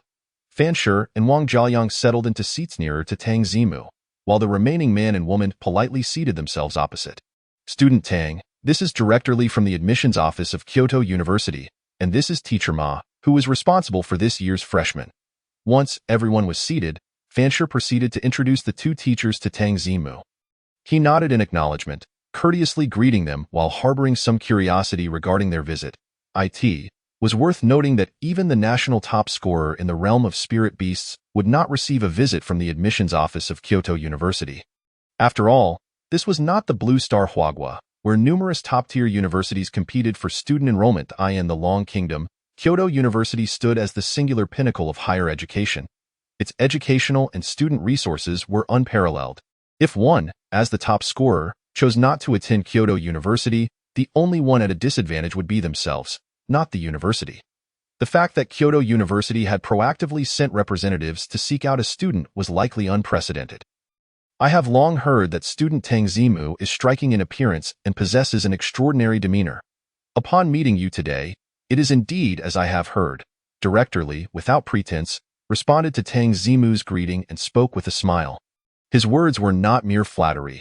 After augmenting his attributes, Tang Zimu not only surpassed the physical capabilities of ordinary humans, but also experienced enhancements in his demeanor and mental state, coupled with the nourishment from the divine-grade spirit beast rations. He had already evolved into a high-quality human. Tang Zimu smiled in response to Director Li's remarks. After exchanging a few more pleasantries and becoming somewhat acquainted, he sensed it was time to address the main topic. I wonder, Director Li and Teacher Ma, the purpose of your visit today is. Tang Zimu initiated the conversation. Director Lee glanced at Teacher Ma beside him, signaling her to speak. Teacher Ma promptly retrieved a stack of papers from her small bag and handed them to Tang Zimu while explaining. Student Tang, according to Kyoto University's accommodation regulations, only students ranking within the top 10 of their grade are eligible for independent housing. Typically, freshmen are allowed to move in only after the orientation ceremony. However, we have great confidence in you, so we have already arranged the most luxurious villa for you ahead of time. Please take a look.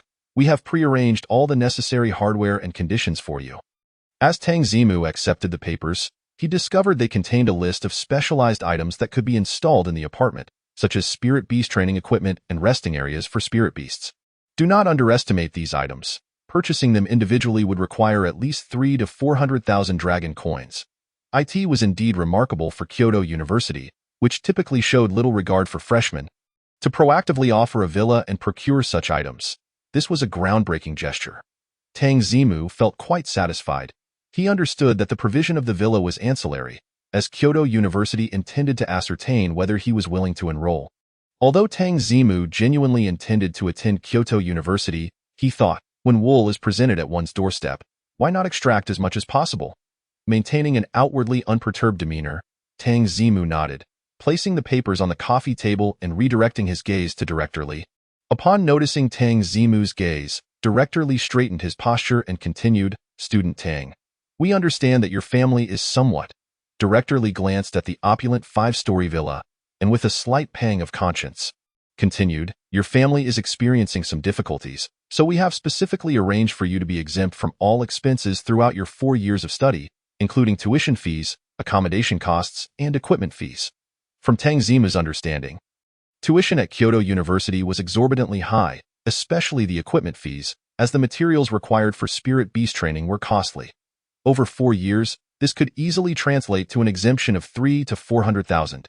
Yet another considerable benefit. Tang Zimu now felt quite content. However, he refrained from speaking, continuing to observe Director Lee, eager to see if there were further opportunities for extraction. Fan Shi and Wang Jiaoyang also recognized Tang Zimu's intent, assisting him by fixing their gazes on Director Lee. Director Lee, under the weight of 3 pairs of eyes, felt a cold sweat on his brow. A.S. the director of the admissions office at Kyoto University, a figure whom countless students' parents beseeched. This was the first time he found himself so desperately seeking to enroll a student. After much deliberation, Director Lee finally spoke. How about this, Student Tang? Upon my return, I will assist you in applying for an opportunity to enter the S-Class Secret Realm once a year, free of charge. The S-Class Secret Realm is the most prestigious realm established by Kyoto University, and only students ranking in the top 3 of their grade, or those who have made exceptional contributions, are permitted entry once a year. This is the utmost I can do. The S-Class Secret Realm. This realm, created by the university, was unlike the examination realms. It contained top-tier materials and spirit beasts unavailable in the market, all of which students could take with them. The fact that such conditions were offered indeed demonstrated Director Lee's sincerity. Tang Zimu could see that he had wrung Director Lee dry, yet he still added, then this should be considered an additional opportunity. If I rank in the top 3 of my grade or under other circumstances, I should still be eligible for additional entries into the secret realm. Director Lee's face twitched violently, while Teacher Ma beside him was left utterly speechless. The two exchanged glances, and finally, Director Lee gritted his teeth and reluctantly said, very well. I will communicate this to the school, then it's settled. Only then did Tang Zimu offer his satisfied reply. He picked up the papers on the table and began jotting down the equipment he required. After returning the paper, Tang Zimu suddenly spoke again. By the way, Director Lee, I would like to. Student Tang, I assure you that what can be offered has truly reached its limit. Trust me. Director Lee reflexively waved his hand. A pained expression on his face as he spoke. Goodness, he has pushed the director to this extent. Tang Zimu immediately smiled and waved his hand, saying, Director Lee misunderstood. I merely wish to inquire if there are any changes to this year's opening ceremony. For instance, what rewards will be given to the top freshmen? Tang Zimu chose Kyoto University largely because of its opening ceremony. While other universities assess students' abilities at the end of the term, Kyoto University holds an opening ceremony right upon admission. It directly pits students against each other in battles between their summoned beasts, reminiscent of the Pokemon battles depicted in the animated series. Tang Zimu had been quite captivated by Pokemon battles in the past, naturally finding great interest in such an opening ceremony. Seeing that Tang Zimu was indeed asking a question, Director Li wiped the sweat from his forehead, letting out a heavy sigh of relief before continuing. The opening ceremony is an old tradition at our school, where each student sends one summoned beast to compete. AS4. Director Li seemed to have something difficult to convey. Glancing at Tang Zimu before continuing, the reward for the first place, Student Tang, perhaps it is best if you do not dwell on it for now. Rest assured, as long as you place within the top 16, the rewards you receive will not be significantly less than those for the first place. Chapter 34. I understand, but I do not acknowledge. Oh? What does Director Li mean by that? Tang Zimu furrowed his brow. Curious. From Director Li's tone and demeanor, it was clear that he bore no discriminatory intent. Yet, despite being fully aware of having a fully qualified evil monkey, he still felt he could not secure first place. Which struck him as rather odd. Director Li licked his lips, hesitating for a moment before continuing. This year, our school has a total of 100 spots for recommended students. Recommended students, upon hearing this term, Fanshi and Wang Jiayang beside him displayed looks of realization, and Tang Zimu also grasped the situation. Similar to universities in Blue Star, universities in the Spirit Beast realm also have a system for recommended students. The distinguishing factor, however, is that recommended students not only require excellent academic performance, but must also possess an exceptionally high family background.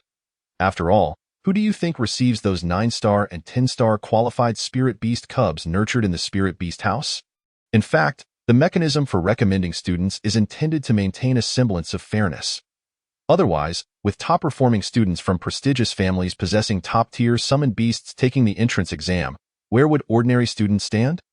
Yet, even if they are recommended students, it should not mean they are unbeatable. Tang Zimu still felt puzzled. Old He is a T2 level top-tier Spirit Beast.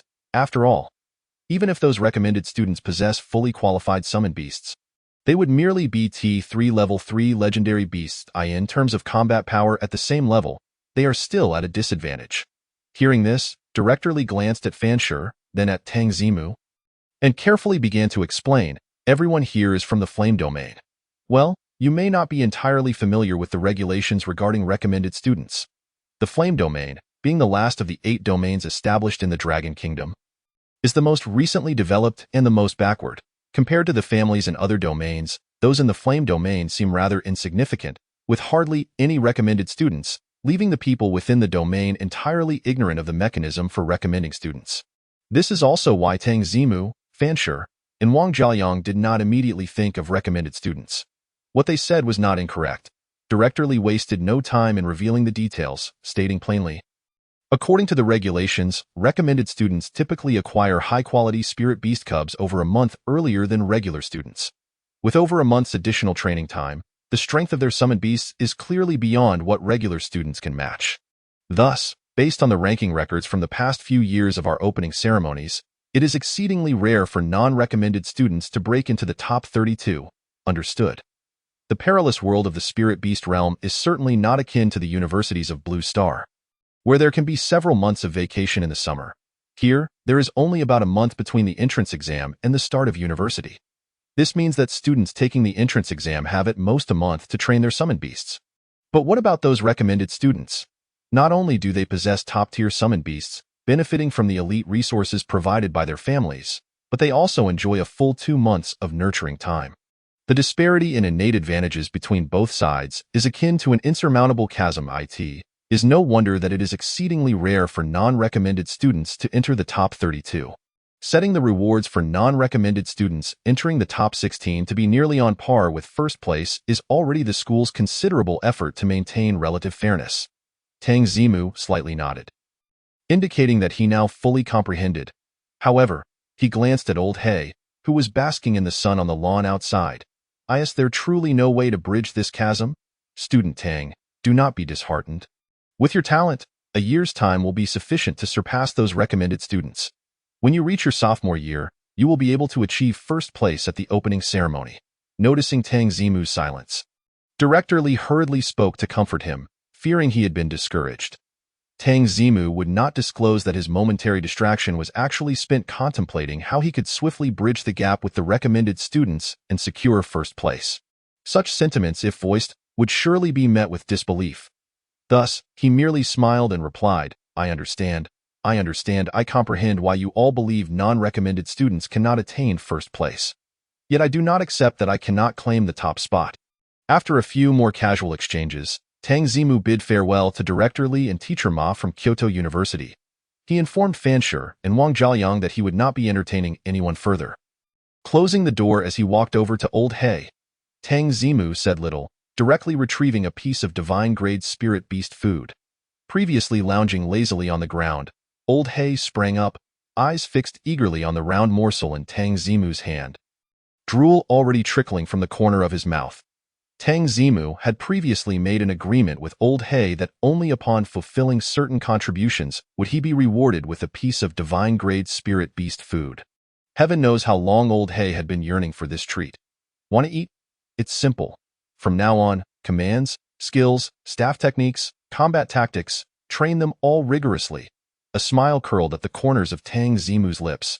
He firmly believed that with the divine-grade summoned beast system and the vast knowledge of Blue Star civilization at his disposal, he could outperform these recommended students. Moreover, he had the excellent opportunity to mine fire essence ore. Time passed swiftly, and 4 days later, it was the day for mining fire essence ore. Early in the morning, a considerable crowd gathered at the city gate of Flame Sun City.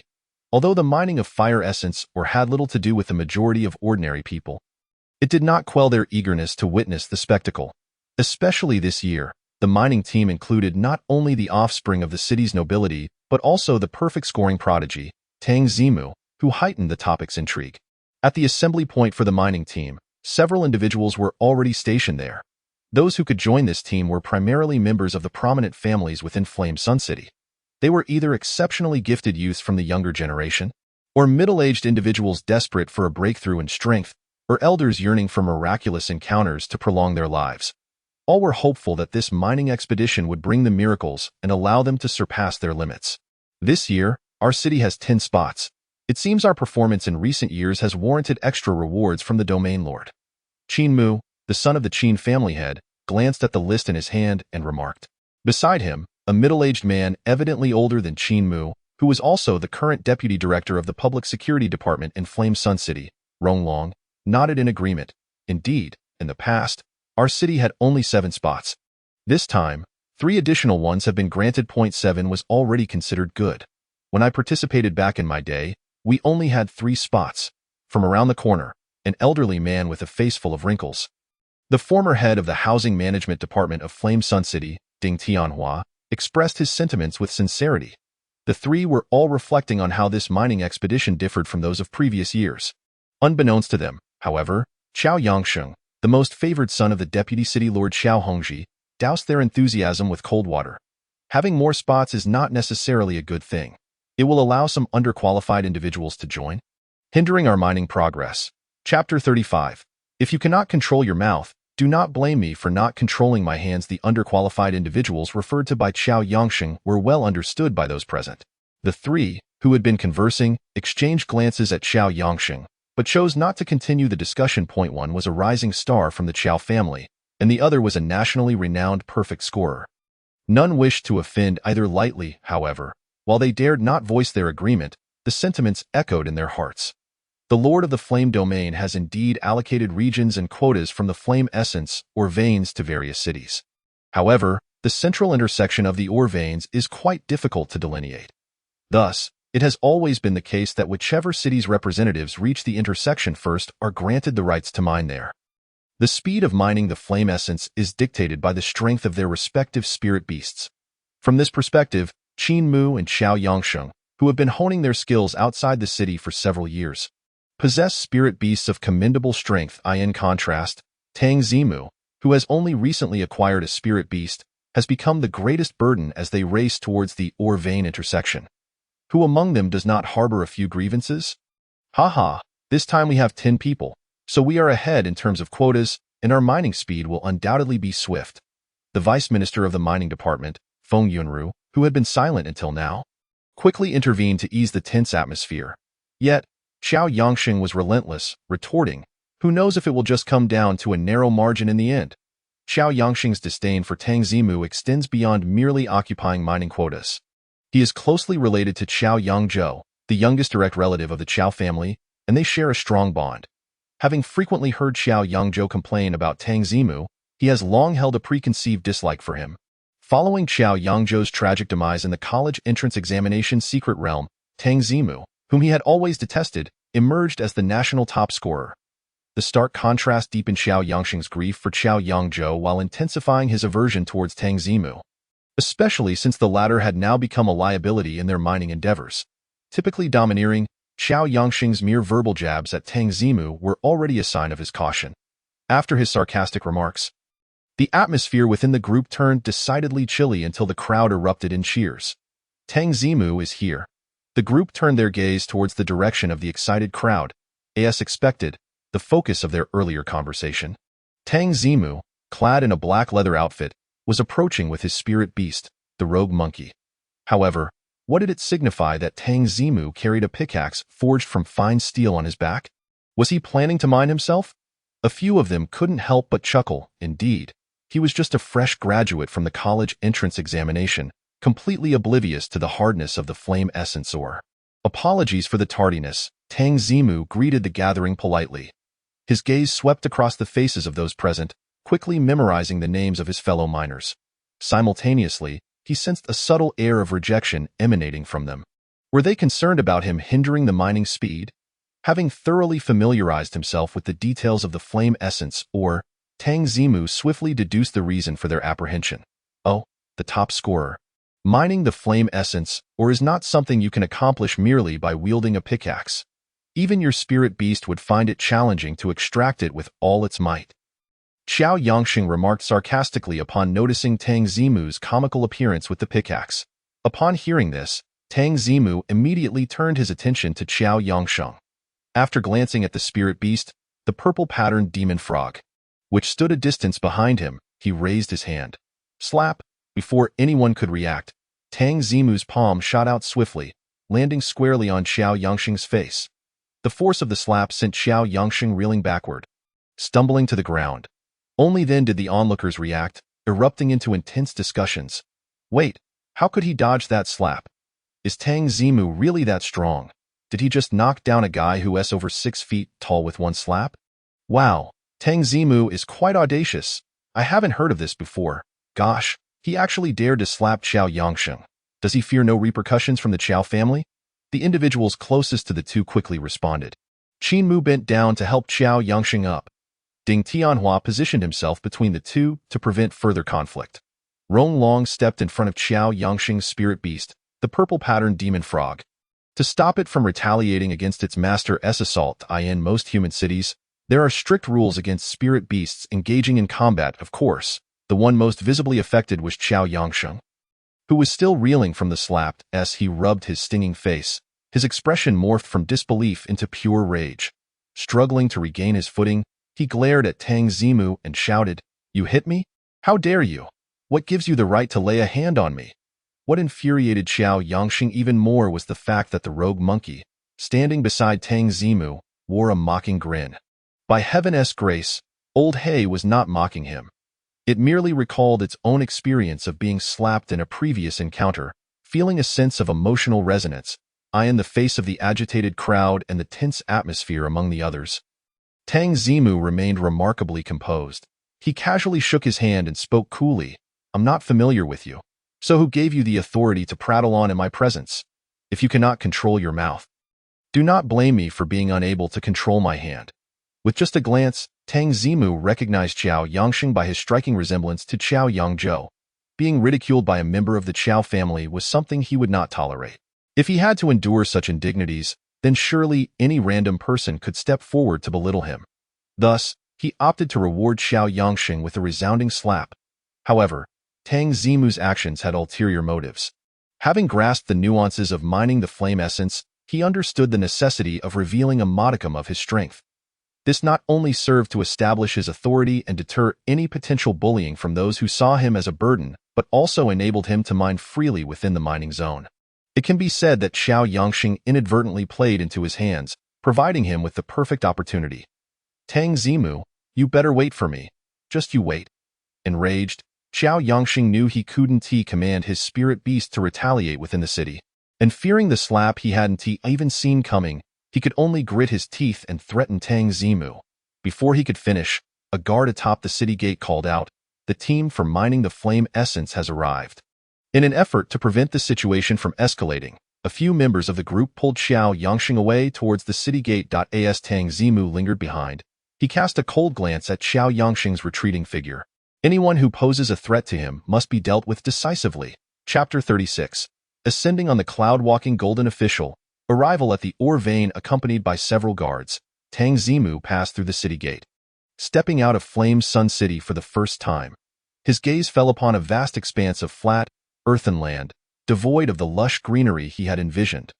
This was deliberately cultivated by humans to facilitate the observation of any approaching spirit beasts.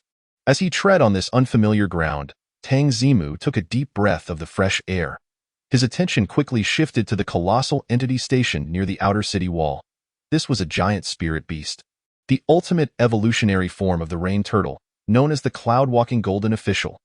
Its shell was as large as 2 football fields, and its head resembled that of a deer, adorned with 2 long antlers. At this moment, the cloud-walking golden official lay flat on the ground, awaiting humans to ascend its back via a ladder, where seats had been installed. It served as the massive transportation tool dispatched by the Flame Domain to guide people from various cities to the Flame Essence ore. Tang Zimu attempted to glance at the attribute panel of the cloud-walking golden official, only to be astounded by its level, which exceeded 60. The depth of the Flame Domain's resources was evident. Employing a spirit beast of such caliber for transportation, it is important to note that spirit beasts do not level up like those in Pokemon games, where continuous battles can elevate any creature's level to 100. In the realm of spirit beasts, a creature's level cap is determined by its species, aptitude, living environment, growth duration, and a myriad of factors. Typically, T3 spirit beasts with average aptitude cap out around level 60. The cloud-walking golden official falls into this category, and reaching the 60s is its utmost limit. The 5 spirit beasts fare even worse, with those of poor aptitude peaking at merely 20 or 30 levels. Thus, it is no wonder that few tamers are willing to capture such spirit beasts. After a brief reflection, Tang Zimu approached the imposing cloud-walking golden official, accompanied by old Heias. He drew near. The overwhelming presence of the giant intensified. Fortunately, Tang Zimu did not suffer from a fear of large creatures and remained unfazed. He effortlessly climbed the ladder and reached the back of the cloud-walking golden official. Old Hay soon followed suit. It was only after ascending that Tang Zimu noticed dozens of people and their spirit beasts already gathered on the back of the cloud-walking golden official. Some were seated in designated spots, while others stood in groups, engaging in animated discussions. Among these individuals, there were some whom he recognized, nobles from the outer cities who had previously come to pay him a visit. It appeared that the team responsible for mining the fire essence or had already visited several cities before arriving in Yinyang City to collect them. As Tang Zimu approached, those who had visited him previously immediately came forward to greet him. The rest remained in place, either curious, indifferent, or aloof. Of course, the observant Tang Zimu also noticed that a small portion of faces bore traces of trepidation. It seemed that when Qin Mu and the others had assisted Xiao Yangsheng up, they had revealed the incident of slapping Xiao Yangsheng, instilling fear in them regarding his propensity for sudden violence. Excellent, that was precisely the effect he desired. Tang Zimu felt quite satisfied with this outcome. He greeted the nobles who had previously visited him with warmth, not wishing to appear cold and unwelcoming. After the pleasantries were exchanged, he led Lao He to the edge of the 2Tynjin Guin's shell-like seats and settled down. This location allowed him to observe the scene below with just a slight turn of his head, perfectly aligning with his intention to monitor the situation outside the city. However, before he could fully settle in, a burly man, who had been standing atop the Tynjin Guin, rode his flying beast over to his side. Upon closer inspection, Tang Zimu realized he recognized this man as well. It was Li Chong, the lord of Yinshan City, who had stood beside Zhao Kai-Xian when they emerged from the college entrance examination secret realm. "Ha, Tang, my fellow student, what a pleasure to see you again. I am in charge of leading the team for this fire essence or mining expedition." Li Chong greeted him amiably. The immense amount of information conveyed in his words surprised Tang Zimu. A city lord personally leading the expedition, accompanied by nearly 100 noble youths from 15 cities in the fire domain. Surely the collective strength of those mining the fire essence or could rival that of an entire city. Aware of Li Chang's generous nature and his close ties with Zhao Caixin, Tang Zimu reciprocated the greeting politely. Li Chang nodded and remarked, "Since this is your first time leaving the city, there may be things you do not understand. Should you encounter any difficulties, do not hesitate to approach me." Although he had failed to bring Tang Zimu into Yanshan City, Li Chang had not forgotten to extend a gesture of goodwill. Naturally, Tang Zimu accepted Li Chang's kindness. After exchanging pleasantries, Li Chang surveyed the surroundings and noticed that the people from Yinyang City had all arrived. He then flew back atop the Tynjin Guin and called out to everyone, "Attention, everyone! We are about to depart." After saying this, he patted another individual standing on the head of the Tynjin Guin. That person promptly relayed the command to the Tynjin Guin via the beast control ring. With a resounding roar that reverberated through the air, the massive creature ascended rapidly into the sky. The wind generated by the swift ascent whipped through Tang Zimu's clothing, causing it to flutter violently. However, thanks to his exceptional physique, he remained firmly seated. The others, however, were not so composed. At Li Chang's announcement of departure, they summoned their own beasts for protection, barely managing to stabilize themselves. It wasn't until the Tynjin Guin reached a high altitude and ceased its ascent that they finally released a collective sigh of relief. Noticing that Tang Zimu maintained an unwavering expression throughout, the others felt a sense of apprehension. Indeed, he was a formidable individual who dared to enter the college entrance examination secret realm without a beast. His physical prowess was astonishing. For the next several hours, the Tynjin Guin continued its repetitive motions of descending to collect individuals and ascending to travel. At last, the mining teams from the 15 cities in the fire domain were all aboard. Once everyone had gathered, Li Chang issued a command, and the Tynjin Guin soared towards the direction of the colossal volcano at the center of the fire domain. Tang Zimu finally beheld the stark contrast to the areas of human activity. Unlike the artificially leveled soil of human settlements, the terrain in the fire domain was predominantly uneven and riddled with pits. It was said that many of these irregularities were remnants of the fierce battles between the two divine beasts. Moreover, due to the proximity to the massive volcano, the trees in this region were largely heat-resistant, taking on bizarre shapes. Numerous fiery attribute spirit beasts roamed the area, their temperaments notoriously volatile. Throughout the journey, Tang Zimu witnessed numerous skirmishes and battles among various spirit beast factions. Yet, before he could fully indulge in the spectacle, Li Chang's booming voice echoed once more. "We have arrived at the fire essence or vein. Everyone, prepare yourselves." The ore vein, discovered 2 months prior, had finally come into view. Chapter 37. A fortuitous beginning. Before mining. After Li Chang spoke, the Tynjin Guin began to maneuver its body, rapidly diving towards the ground. Due to the swift descent, all those aboard the tortoise's back were adversely affected. Most had their beasts shielding them from the wind, yet their bodies still endured the immense pressure of the impending landing. The more fragile among them promptly succumbed to nausea. Even Tang Zimu found himself needing to take deep breaths. Fortunately, this situation did not last long. Within mere seconds, the Tynjin Guin landed on the ground, granting everyone a chance to catch their breath. "I apologize. Everyone. We are near the territory of the six-winged Flame Lord, and we must land as swiftly as possible to avoid detection." Once the Tynjin Guin had fully come to a halt, Li Chang explained to the group, quickly adding, "Everyone, please disembark promptly. The Tynjin Guin is a large target, and lingering here could expose us." Upon hearing this, the crowd wasted no time in complying. Each individual, employing their unique methods, directed their beasts to either fly or carry them to the ground. Tang Zimu, however, did not engage in any elaborate maneuvers. Unaffected by the descent, he led Lao He down the ladder to the ground. In the process, he successfully caught sight of their destination, the fire essence or vein. The entrance to this or vein was a cave at the bottom of a pit. It was evident that large markings made by humans adorned the cave side, likely left by the exploration team. "Has everyone made it down?" Once he confirmed that no one was left behind, Li Chang signaled to the beast masters of the Tynjin Guin. The beast master promptly maneuvered the creature to take off into the sky, swiftly departing the area. Watching the Tynjin Guin vanish into the clouds, Li Chang let out a sigh of relief and turned his attention back to the group. He pointed towards the cave at the bottom of the pit and spoke, "Everyone, this is our mining target. The mining duration is 2 days, which means the Tynjin Guin will return to collect us at the same time the day after tomorrow. Some of you have experience in mining fire essence ore, while others are here for the first time, so I will emphasize the 2 most important points for this mining expedition." As he spoke, Li Chang's expression grew serious.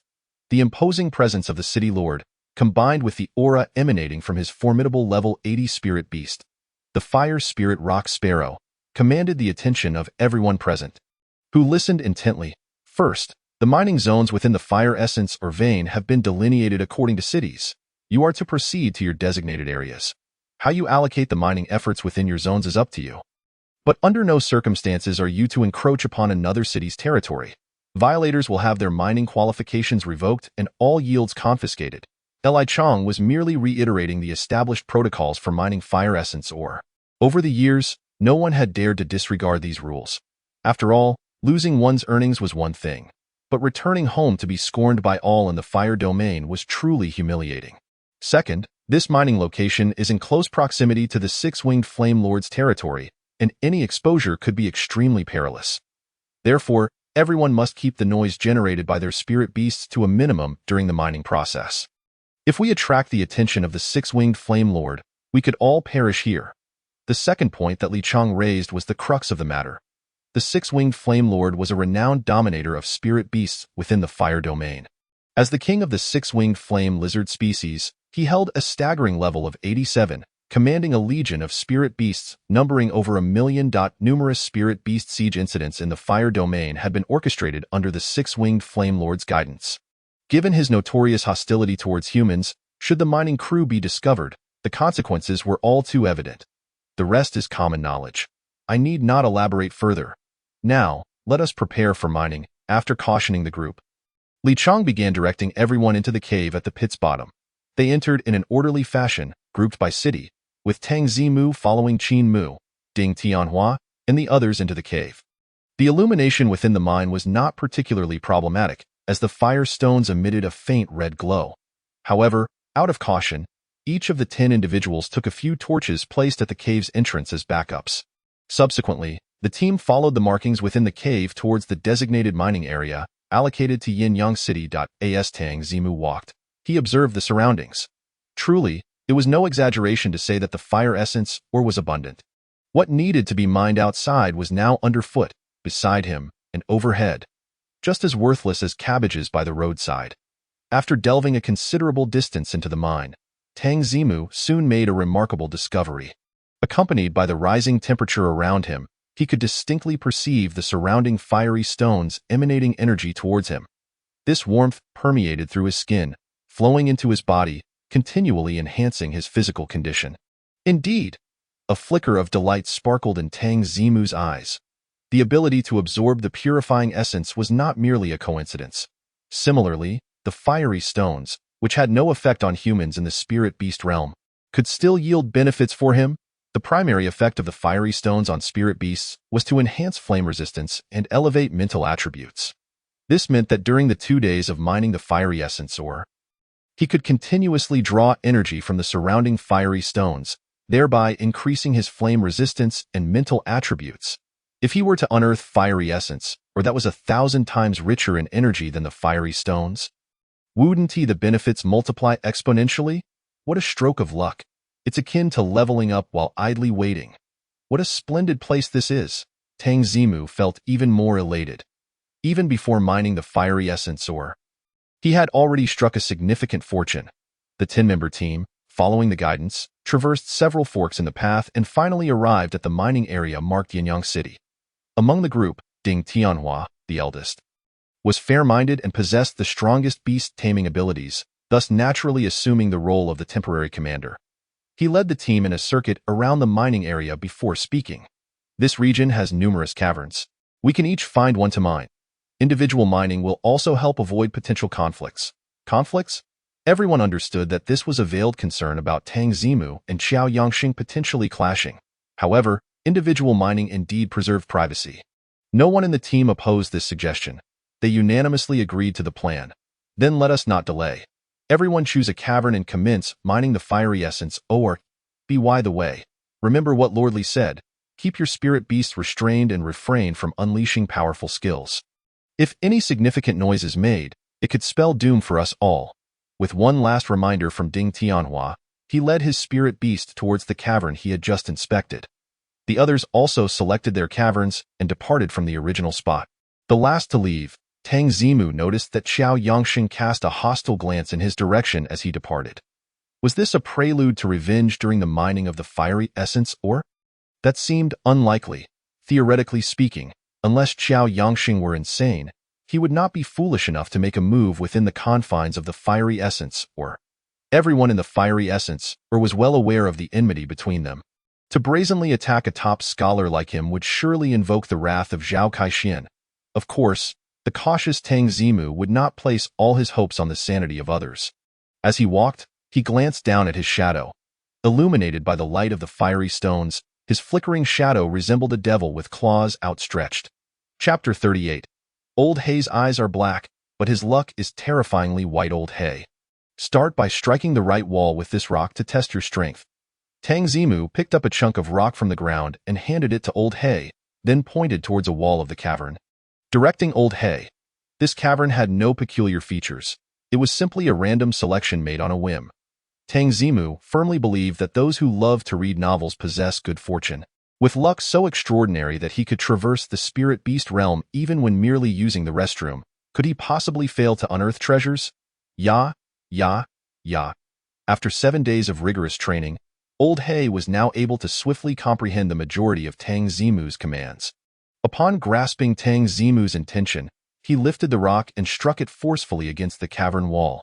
With a resounding bang, a protrusion in the rock wall crumbled down. However, Old Hei was also jolted back.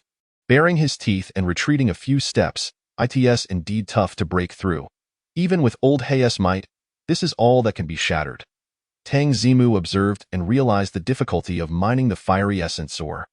In typical fiery ore, Old Hei's strength could easily create a pit with a single punch.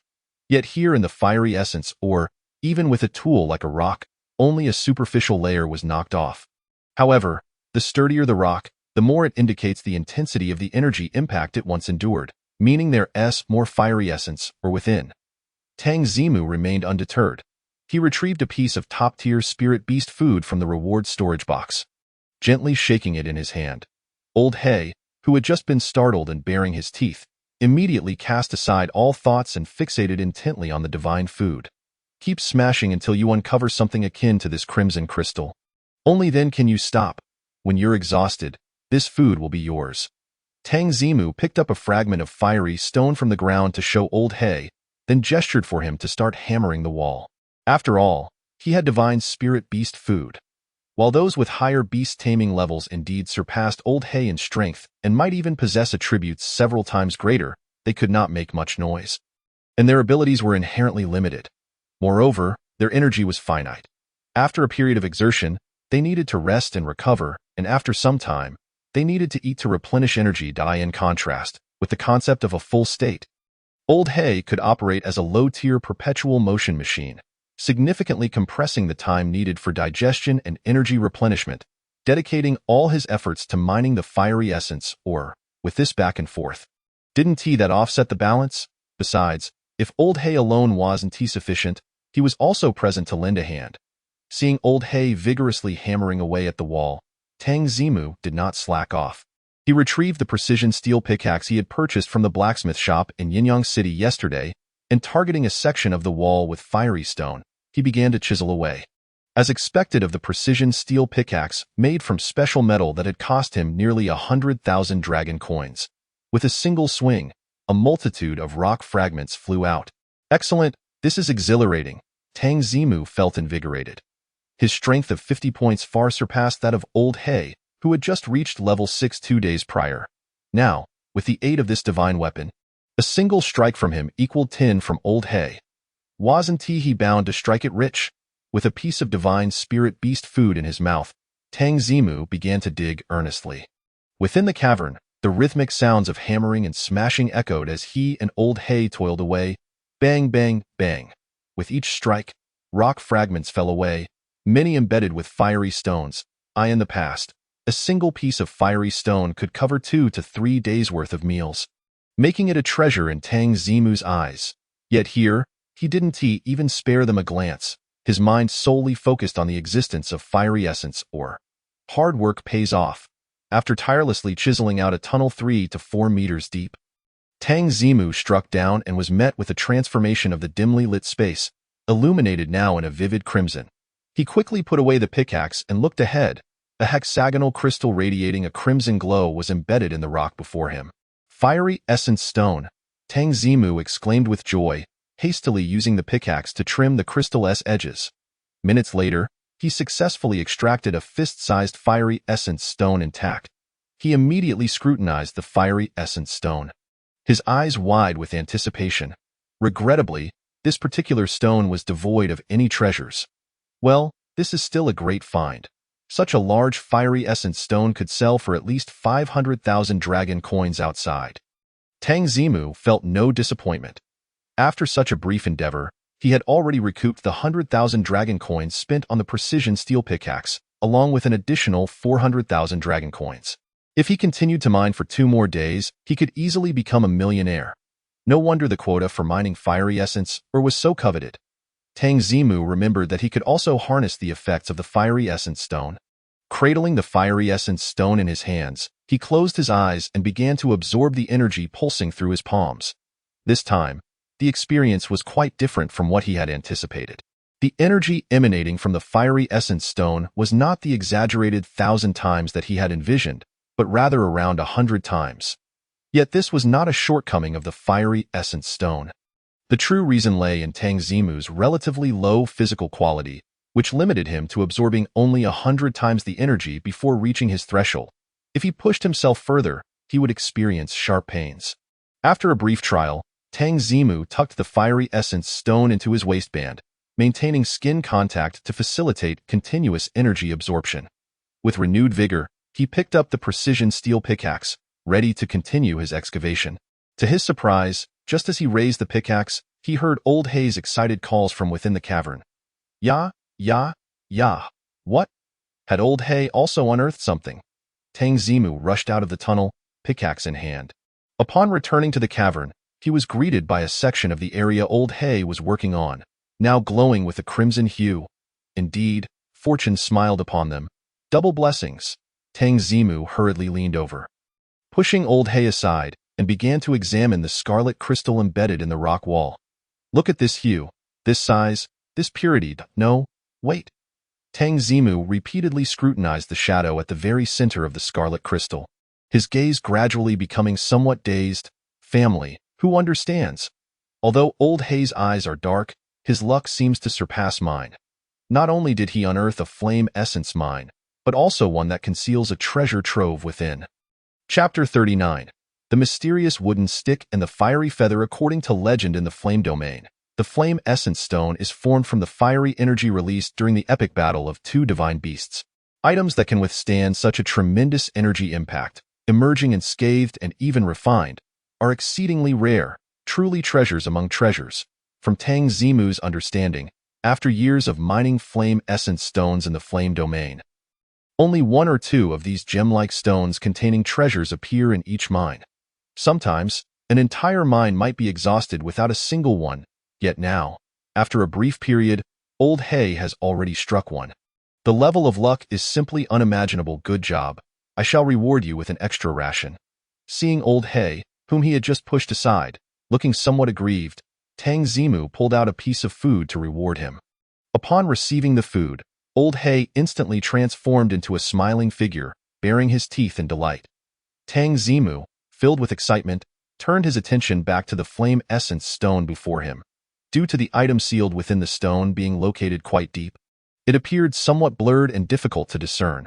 Tang Zimu had no idea what it was, only that it was a long, bar-shaped object. He could only pray internally, Jade Emperor, Queen Mother, Buddha, 3 Pure Ones, God or Lord. Almighty Allah, may all who can assist me grant their blessings, that I may unearth the finest of treasures. This was Tang Zimu's ultimate prayer to the deities, a method he rarely employed except in critical moments. After completing his prayer, Tang Zimu took a deep breath, raised his steel pick, and aimed for the very center of the flame essence stone still embedded in the rock wall. Indeed, to extract the item within, he must shatter the flame essence stone. Although this would lead to some energy loss from the stone, drastically reducing its value, it paled in comparison to the potential treasure. Break free. Tang Zimu summoned all his strength, striking the stone repeatedly. Despite the flame essence stone being several times harder than the rock layers, it could not withstand this relentless assault.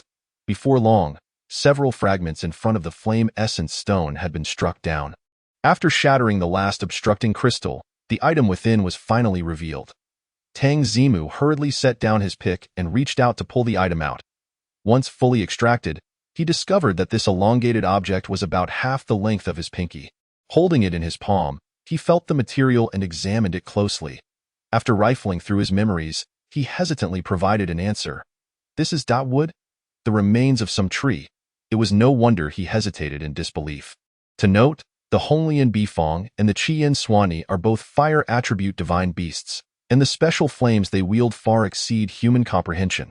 Theo find would preserved amidst the impact of these two unique flames. What could it possibly be? Tang Zimu was unaware, only knowing that the value of this half-pinky-long wooden stick likely far exceeded imagination. I wonder what its purpose is. Tang Zimu attempted to exert more force to break the wooden stick. But despite his utmost effort, he could not budge it even slightly. In fact, it felt to him as if no amount of strength, even multiplied 100-fold, could move it. Left with no choice, Tang Zimu had to temporarily abandon the idea of further investigation. Carefully tucking the wooden stick into a specially sewn pocket in his clothing. Even the fragments must not go to waste.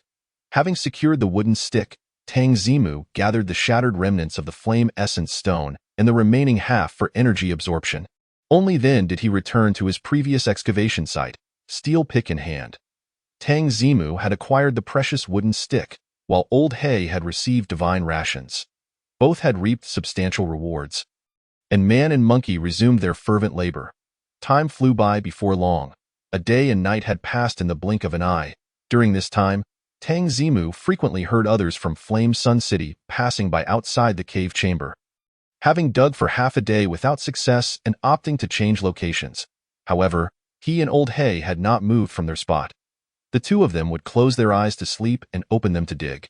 Through their diligent efforts, the yield was quite gratifying. Aside from the initial 1.5 flame essence stones, Tang Zimu and Old Hay had subsequently unearthed 4 more. Only one was the size of a fingernail, while the others were fist-sized chunks. Regrettably, the flame essence stones containing hidden treasures were indeed rare. By this point, neither Tang Zimu nor Old Hay had encountered another. Tang Zimu was drenched in sweat. Exhausted, he set down the steel pick, which had already been worn down by half, shook his sore arms, and decided to take a break. During his respite, Tang Zimu opened his attribute panel. Basic attributes: strength, 50 mental, 26 stamina, 20 agility, 26 physical defense, 15 magic defense, 12 splendid. An increase of 11 points in mental power. A look of joy instantly illuminated Tang Zimu's face. Truly, the energy of the flame essence stone surpassed that of the flame stones by 1,000-fold. In just one day and night, he had experienced an 11-point surge in mental power.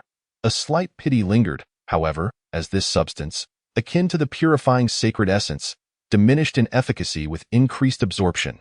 At this point, Tang Zimu was situated in a hot spot brimming with flame stones, acquiring negligible energy, and only the more refined flame essence stones retained some effectiveness. At this rate, by tomorrow afternoon, I might gain another 4 or 5 points in mental power. Tang Zimu felt rejuvenated. He picked up the steel pick and continued his excavation. Having excavated approximately 30 meters of tunnel from the rock wall, he suspected he would soon empty this area. Thus, after digging another meter deep, he struck down, and the familiar scarlet glow once again sparkled before his eyes. Another find? Having unearthed 5.5 flame essence stones, Tang Zimu was not as exhilarated upon seeing the new find as he had been the first time. With practiced ease, he scraped away the rocky debris from the crystal surface and leaned in to inspect the interior of the flame essence stone. What greeted his gaze was a fiery red feather. A feather? A feather! Tang Zimu paused for a moment before reacting. He had indeed struck another treasure. Who said Old Hay had the luck? Clearly, as the master, I surpass him, within a single flame essence mine. He had managed to consecutively unearth 2 flame essence stones containing treasures. This must have shattered the historical mining records of the flame domain. Last time it was a wooden stick, and this time it's a feather. I must see what marvels this feather possesses. Once again employing his prayer to the deities, Tang Zimu hastened to strike at this flame essence stone. After shattering the obstructive crystals, he reached out to touch the fiery red feather inside. However, as soon as he made contact with the feather, the familiar system notification sound, which had been absent for a while, echoed in his ears. Chapter 40. The Feather of Honglian Bifong. An Unprecedented Reward. Ding! Congratulations to the host's beast Tang Zimu for successfully making contact with the Feather of Honglian Bifong. Ding! Congratulations to the host for their first encounter with a divinely infused item. Taking a monumental first step and receiving the first god reward. A supreme luxury gift pack. Are you saying? Tang Zimu's mind momentarily froze as he cautiously extracted the feather from the flame essence stone and held it in his palm. Examining it closely, the feather appeared rather unremarkable on the surface, its only notable feature being its excessively fiery hue. Yet Tang Zimu was well aware that the system notification could not deceive him. This feather was indeed from the Honglian Bifong. Thus, the legends were true. The Honglian Bifong was real. The epic battle of the 2 divine beasts indeed occurred. The enormity of this information caused Tang Zimu to reflect on his memories related to Blue Star. Upon acquiring the memories of his former self, he had noticed that many names of legendary divine beasts in the spirit beast realm bore striking similarities to ancient legends from the Huagua of Blue Star. For instance, Bifong, Swanee, and Pao Shao, also known as Tao Tai. Initially, he had not paid much attention, thinking them mere coincidences. After all, phrases like "wow, I can't believe it," and "what the hell" are also widely circulated coincidences in the Dragon Kingdom of the spirit beast realm. However, it now seemed that this was not merely coincidence. In the classic of mountains and seas, Western Mountains, there exists a bird resembling a crane, possessing a single leg, adorned with red markings against a blue hue and a white beak. This creature is named Bifong, a name it calls out itself, and its appearance heralds calamities of fire for the town it visits. The vivid crimson feather before me attests to the identity of the Red Lotus, Bifong as a bird of legend. The Red Lotus Bifong wields control over the raging flames, aligning perfectly with the trait that its sight brings fire to the town. It can be surmised with considerable certainty that the Red Lotus Bifong from the tales of the Flame Domain and the Bifong chronicled in the classic of mountains and seas are indeed one and the same entity. This implies that the majority of spiritual beasts exist solely within the realm of legend, and those divine beasts lacking detailed descriptions can be thoroughly understood through the ancient myths of the Blue Star Huagua. Such a monumental discovery. Having unraveled this significant information, Tang Zimu inhaled deeply to steady his racing heart. He swiftly redirected his attention to the second prompt from the system, divine nature and the divine gift pack reward associated with the primordial deity. Though he remained uncertain of the exact nature of divine essence, its association with divinity suggested that this feather was far from ordinary. Tang Zimu closed his eyes, striving to attune himself to the energy contained within the feather.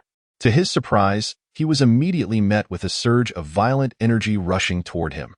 This energy starkly contrasted with the pure, absorbable essence of flame essence stones.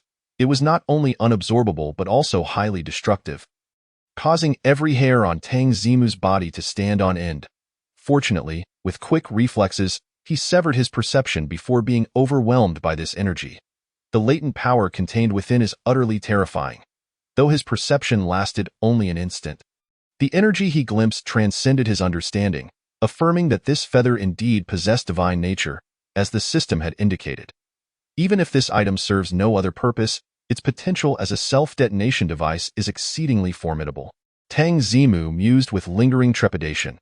He carefully tucked the feather of the Red Lotus Bifong into the pocket of his clothing, ensuring it would not come into contact with his body. Having completed this precautionary measure, he finally turned his attention to the true treasure he had unearthed, as he had previously deduced. Each time he fulfilled a specific condition and activated a prompt bearing the title Primordial, he would receive the system's divine rewards. This time, however, he was not awarded a singular item as in the past, but rather a luxurious divine gift pack.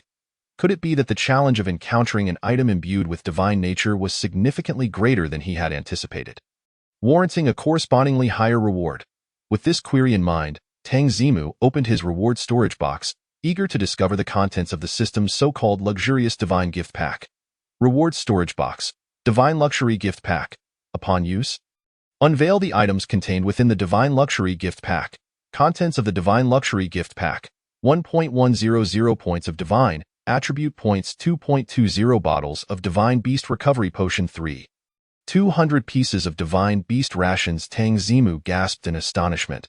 This was beyond mere luxury. It was akin to locking a single cow with 10 bulls in a pen.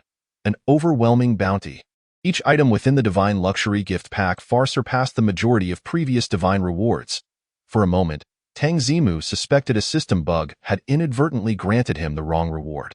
Yet upon reflection, he discerned the relative logic behind the rewards. It appears that the difficulty of encountering items imbued with divine nature exceeds my expectations, likely necessitating genuine contact with divine beasts to obtain such rewards. In the system's design, interacting with divine beasts is considered a late-game endeavor, thus the rewards are set to a staggeringly high level.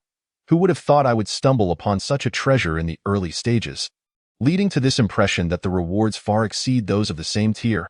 A smile spread across Tang Zimu's face. Fortune had smiled upon him, leaving the system bewildered. Open, open, open. Grant me my rewards. Regardless of whether the rewards were deemed early or late, they were his now. Tang Zimu hastily opened the divine luxury gift pack, and the 3 items materialized within his reward storage box. Having previously acquired divine attribute points and divine beast rations, Tang Zimu paid little heed to them, turning his curiosity instead to the divine beast recovery potions. Divine beast recovery potion 20. Upon consumption, the stamina and mental fortitude of the beast will be restored to 100. Kindly note: 1. This effect will disregard the beast's race, size, and abilities, guaranteeing a full restoration to 100.2. This item bears no consumption restrictions. Ignoring usage counts and frequency, the effects will remain undiminished. The system's divine items remained as formidable as ever.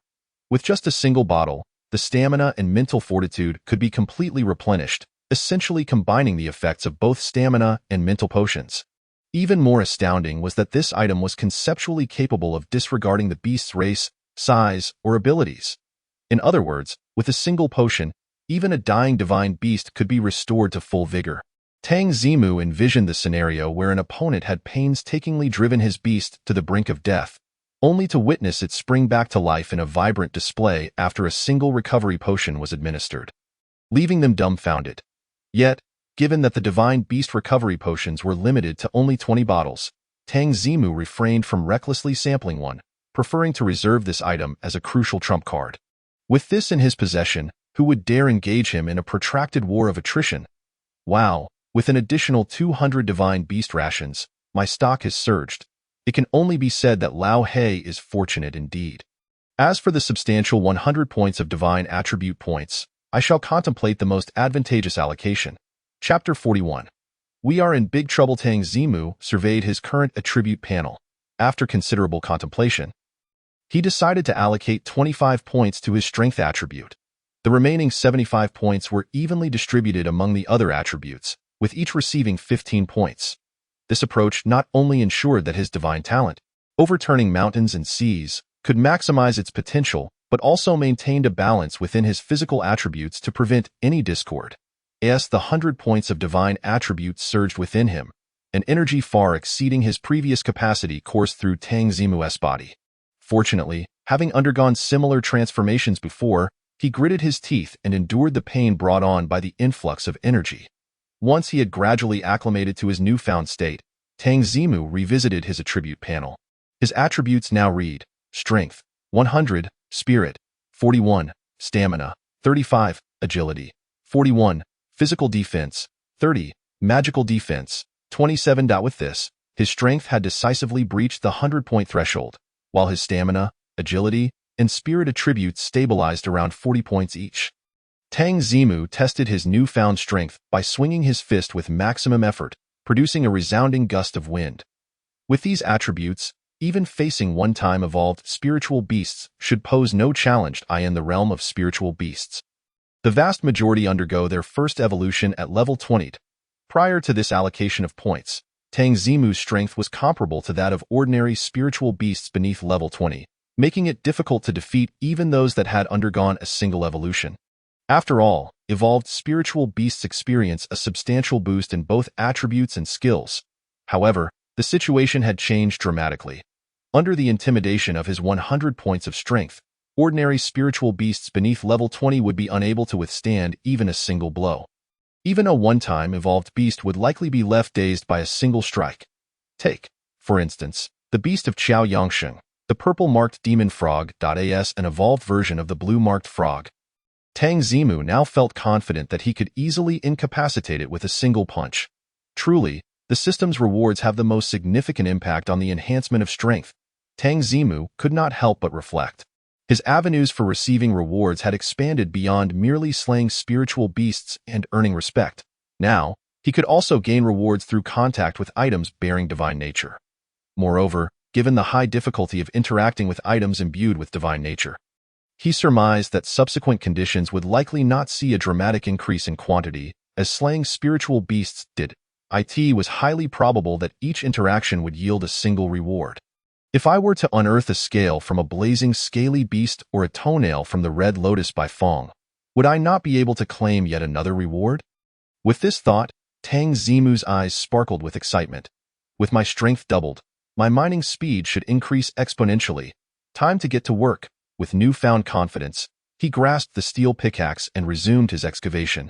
Having just enhanced his attributes, he sought to take full advantage of this opportunity to adapt to his new capabilities. 2 days passed in the blink of an eye. Throughout these 2 days, the Flame Essence mine buzzed with fervent activity, its miners busily extracting resources.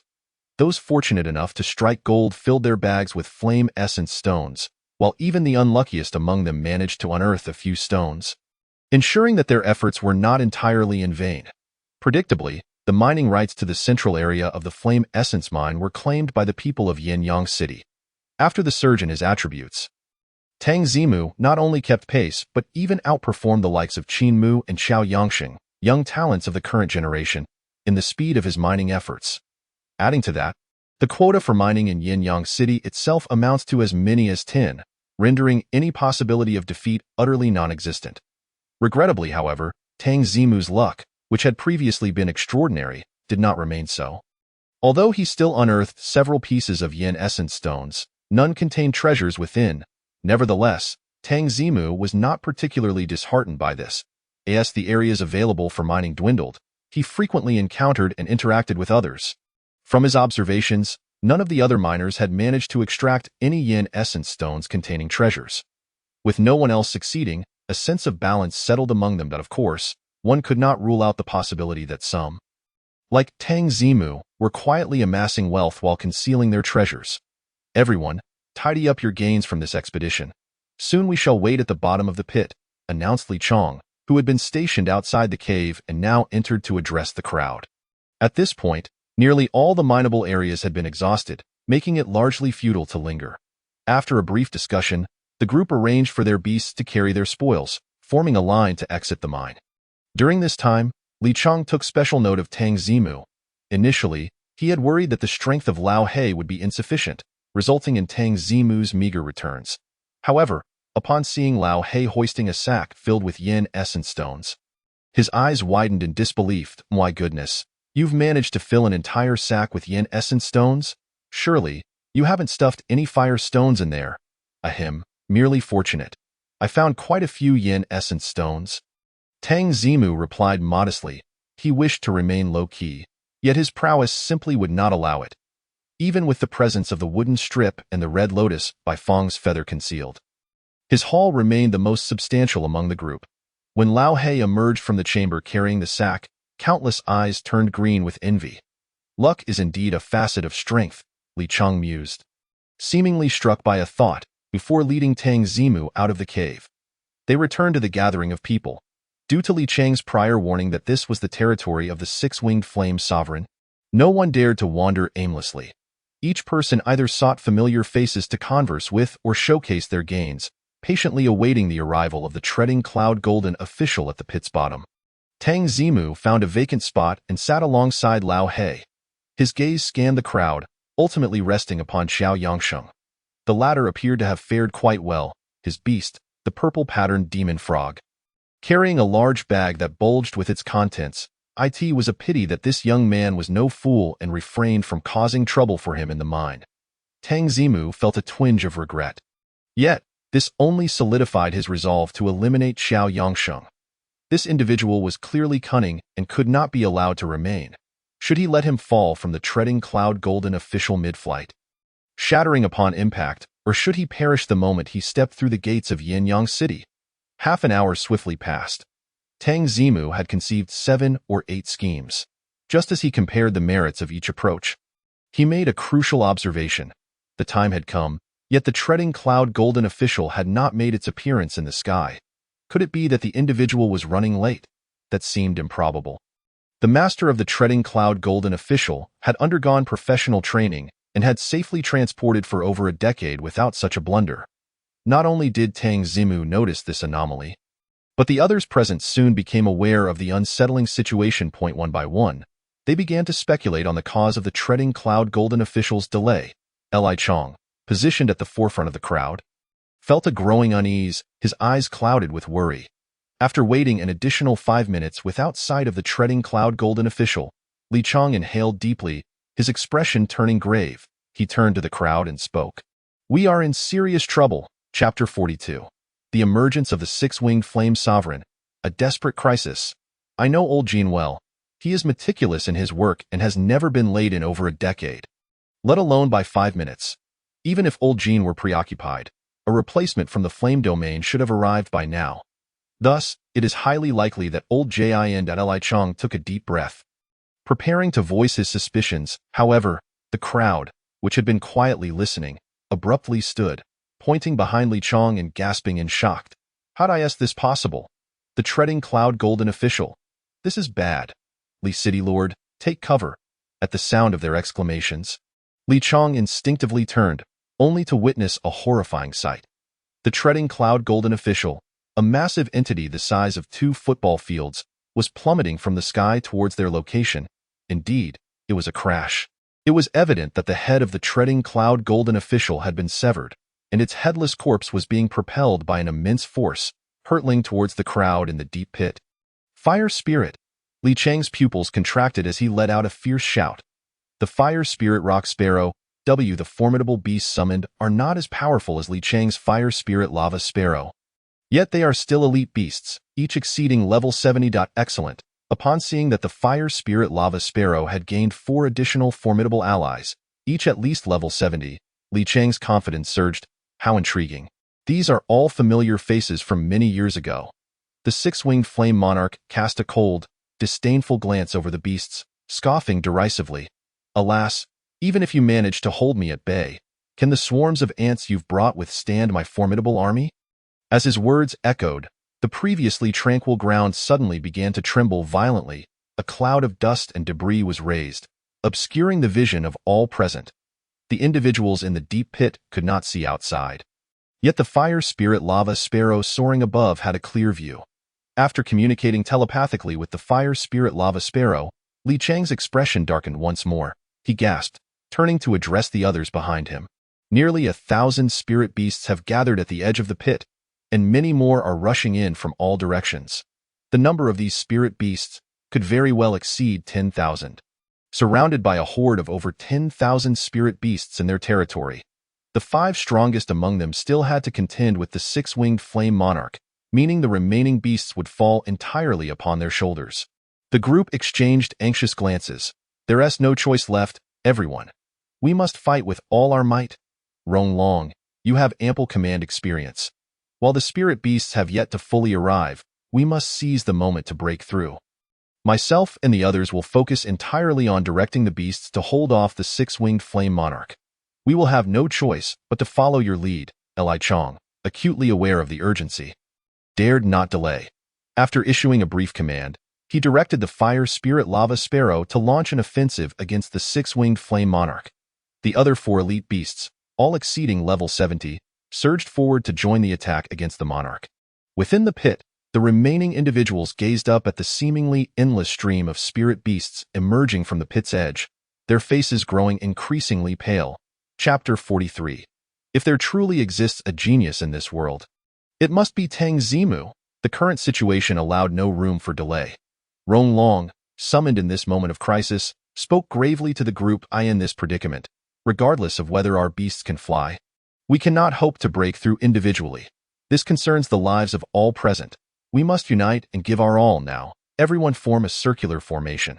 The middle-aged shall form the outer circle while the younger generation stays within to escort the city lord.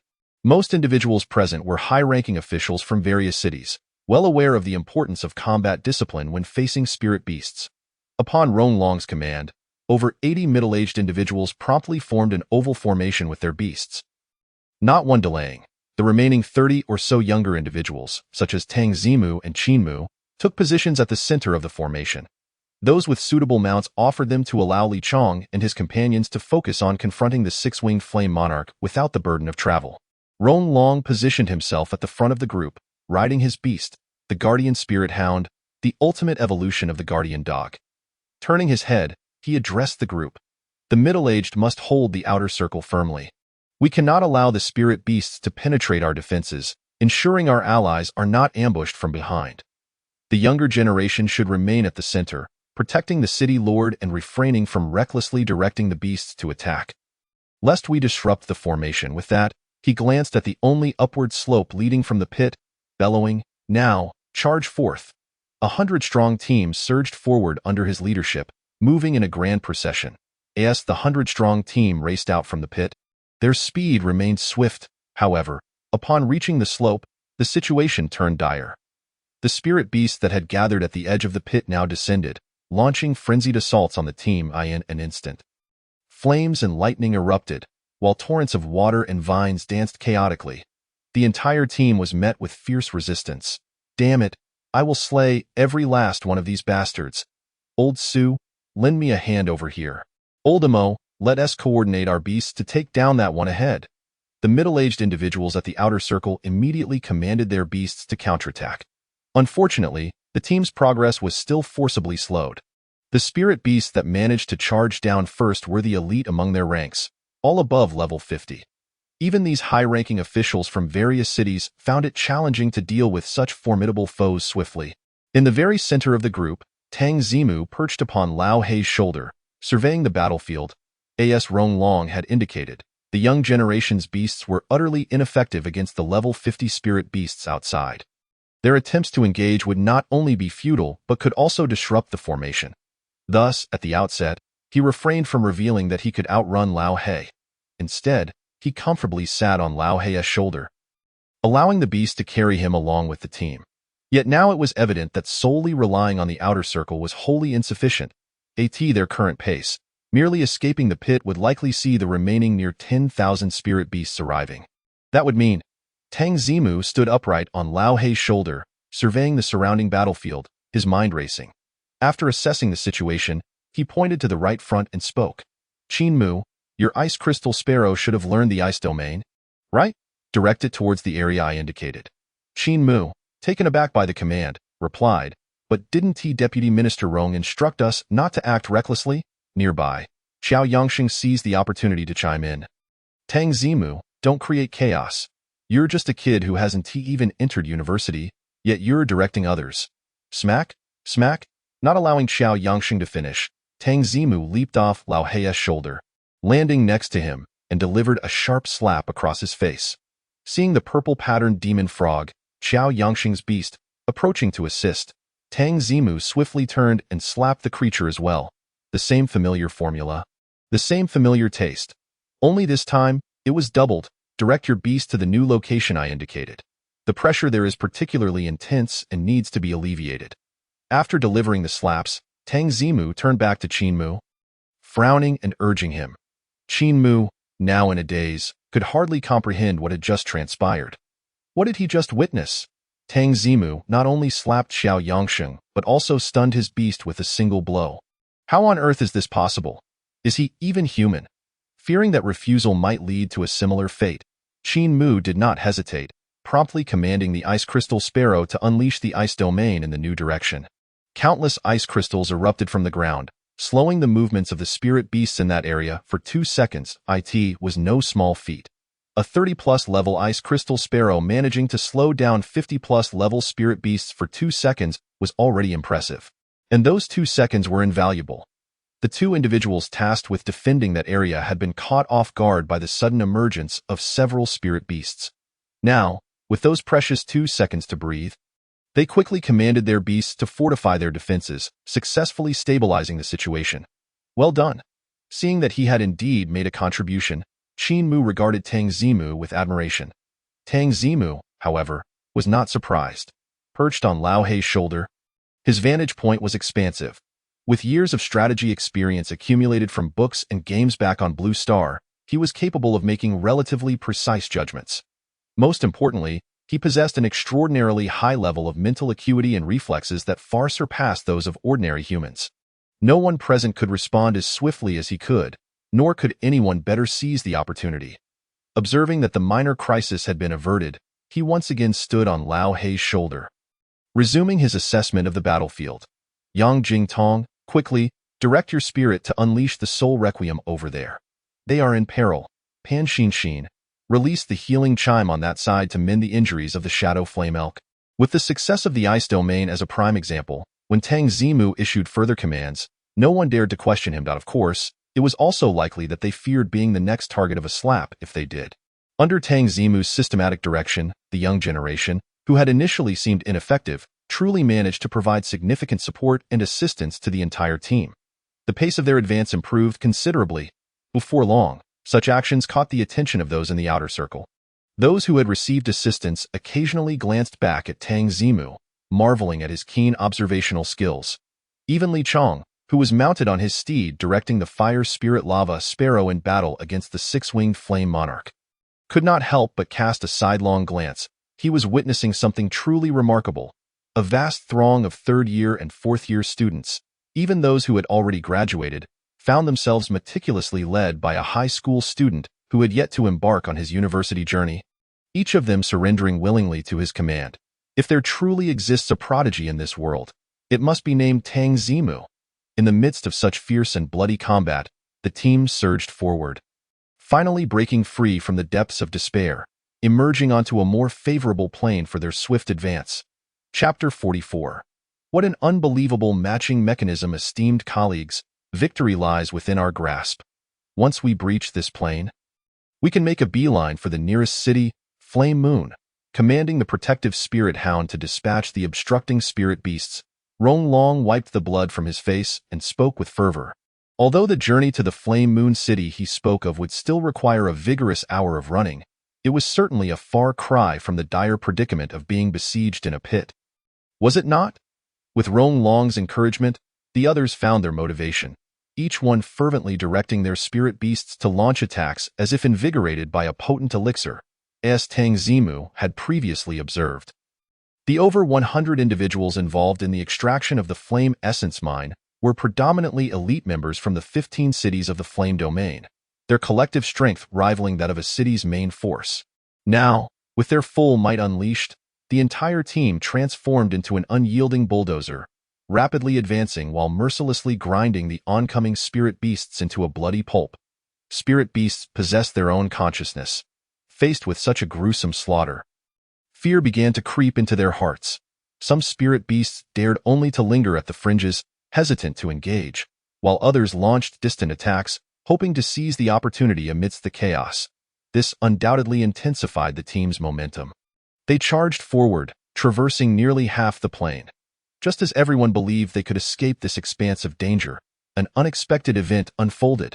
A deep, resonant roar echoed from the edge of the plain. Suddenly, the ground, which had merely trembled before, began to violently quake, causing many in the team to stumble and fall. "Get up, everyone! Stand up quickly!" Rong Long exclaimed in alarm, shouting urgently. Alas, the opportunity was seized by the surrounding spirit beasts, who surged into the crowd, claiming several lives. With their master slain, the spirits of their tamed beasts began to falter. The vast majority of spirit beasts had shared a close bond with their masters. And upon witnessing their demise, rage ignited within them, and no longer concerned with teamwork, they pursued and attacked the very beasts that had killed their masters, a small fraction, either indifferent or harboring a negative relationship with their masters, chose to flee or align themselves with the external spirit beasts to assault the humans. Regardless of their choice, the team's combat effectiveness suffered a significant blow. The once high-spirited outer circle quickly descended into a state of peril. Misfortune seldom arrives alone. At the edge of the plain, the figure that had emitted the roar was now charging toward the humans. A colossal form towering 5 stories high, with legs resembling stone pillars. A horn glinting with icy light atop its head, and its entire body clad in golden scales. The Earthhorn Gold Rhinoceros. Li Chong, who had been suppressing his emotions, could no longer contain himself and cried out in astonishment. Damn it! Is the 6-winged Flame Lord abandoning its home? It has summoned this beast as well. In the realm of spirit beasts, coexistence is a rare occurrence. Even smaller spirit beast clans often contend with others for territory and resources. The 6-winged Flame Lord, a dominant force, is no exception. The 2 other nearby overlords, equally powerful, have long kept a vigilant eye on its territory. To prevent its own home from being raided, the 6-winged Flame Lord either defends it personally or dispatches its strongest subordinate, the Earthhorn Gold Rhinoceros, to guard it. The simultaneous deployment of both parties had never occurred before. Now, in a bid to retain this group of humans, the 6-winged Flame Lord had forsaken its own territory. Summoning the Earthhorn Gold Rhinoceros, how could this not leave Li Chong astounded? This is disastrous, utterly disastrous. Not just Li Chong, but upon recognizing the Earthhorn Gold Rhinoceros, despair flickered in the eyes of many within the team.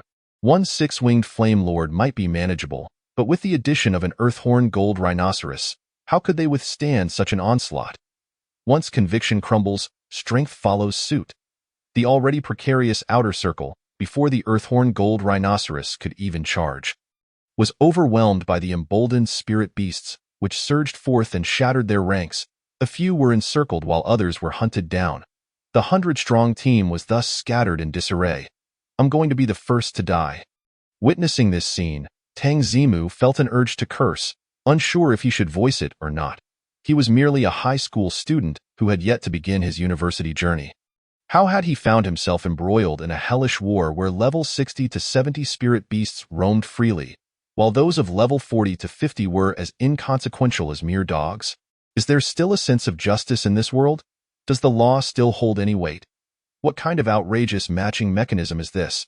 Just as Tang Zimu simmered with indignation, striving to rally those around him, he noticed a small mouse stealthily approaching from behind. Tang Zimu, if death is inevitable, I shall be the one to take you down first. In the chaotic crowd, Qiao Yangsheng's eyes blazed with fury as he fixated on Tang Zimu. His accompanying purple-striped demon frog poised to strike. The 2 slaps Tang Zimu had dealt him in public had effectively ground the pride of this haughty individual into the dirt. Yet, due to Tang Zimu's current reputation and status, Qiao Yangsheng, no matter how humiliated, dared not retaliate against him. He still needed the backing of Yinyang City and the nurturing of his family. But what of that now? In this dire predicament, with no hope of survival, why should he care about such things? Rubbing his swollen cheek, Qiao Yangsheng was consumed by a singular thought. Even in death, he must take Tang Zimu down with him. What a coincidence! Tang Zimu harbored the same sentiment. He would never allow someone who bore animosity towards him to live. From beginning to end, Tang Zimu had never diverted his attention from Qiao Yangsheng, observing every move he made. Seeing Qiao Yangsheng attempt to strike amid the chaos, the pent-up frustration within Tang Zimu found an outlet. With a cold demeanor, he turned his head and mouthed a silent die toward Qiao Yangsheng. Then, his shadow, reflected in the sunlight, swiftly spread like a phantom towards Qiao Yangsheng's position. Phantom strike. At that moment, Qiao Yangsheng was still in shock at Tang Zimu's sudden turn in the next instant. He witnessed the head of his shadow detach from his body. Wait, my shadow's head? This can happen. Before he could process this, a wave of excruciating pain washed over him. He had not even had the chance to close his eyes before he collapsed to the ground. Breathless having dealt with Qiao Yangsheng and witnessing his purple-striped demon frog fall victim to the surrounding spirit beasts, Tang Zimu felt a significant portion of his anger dissipate. he withdrew his focus, continuing to search for others amidst the chaos around him. Thanks to the few individuals who had gathered earlier and Rong Long, who had been forced through by the spirit beasts, he was momentarily safe. Yet, if this stalemate continued, the outcome would ultimately lead to death. There was but one solution. Tang Zimu's gaze solidified, one hand reaching into the sack containing the flame essence stones, retrieving the half-piece he had previously extracted. Chapter 45. Let us turn the tide. Tang Zimu clenched the half-piece of flame essence stone in his hand, standing once more upon the shoulder of Old He. His eyes scanned the chaotic scene, quickly capturing vital information. The lazy koala. The lazy koala was one of the ace spirit beasts of the four esteemed elders assisting Li Chong.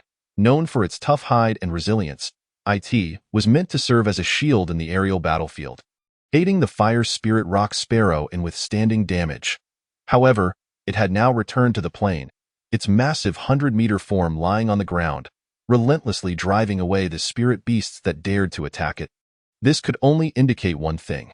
After the team had been scattered, Li Chong and the four esteemed elders faced threats from spirit beasts and were compelled to recall one of their tamed beasts for protection. But with the absence of a shield on the battlefield, what would happen to the fire spirit rock sparrow and its companions? Tang Zimu quickly glanced skyward, only to witness a truly tragic scene.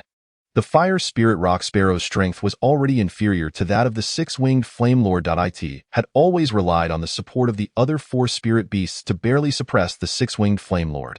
Yet with the appearance of the earthhorn gold rhinoceros, the situation had been irrevocably altered. The lazy koala had been forced to return to protect its master. The earthhorn gold rhinoceros, which had been charging towards the humans, redirected its focus upon witnessing their collapse, engaging with another spirit beast instead. Now, only the fire spirit rock sparrow and the rampaging sand weasel remained, facing overwhelming assaults from the six-winged flame lord. Just moments ago, the fire spirit rock sparrow had been seized by the six-winged flame lord, letting out a heart-wrenching cry. If this continued, there would be no chance left. Tang Zimu urgently called out to Rong Long, who was commanding the beasts nearby. Lord Li and the others are over there. Quickly take me in that direction.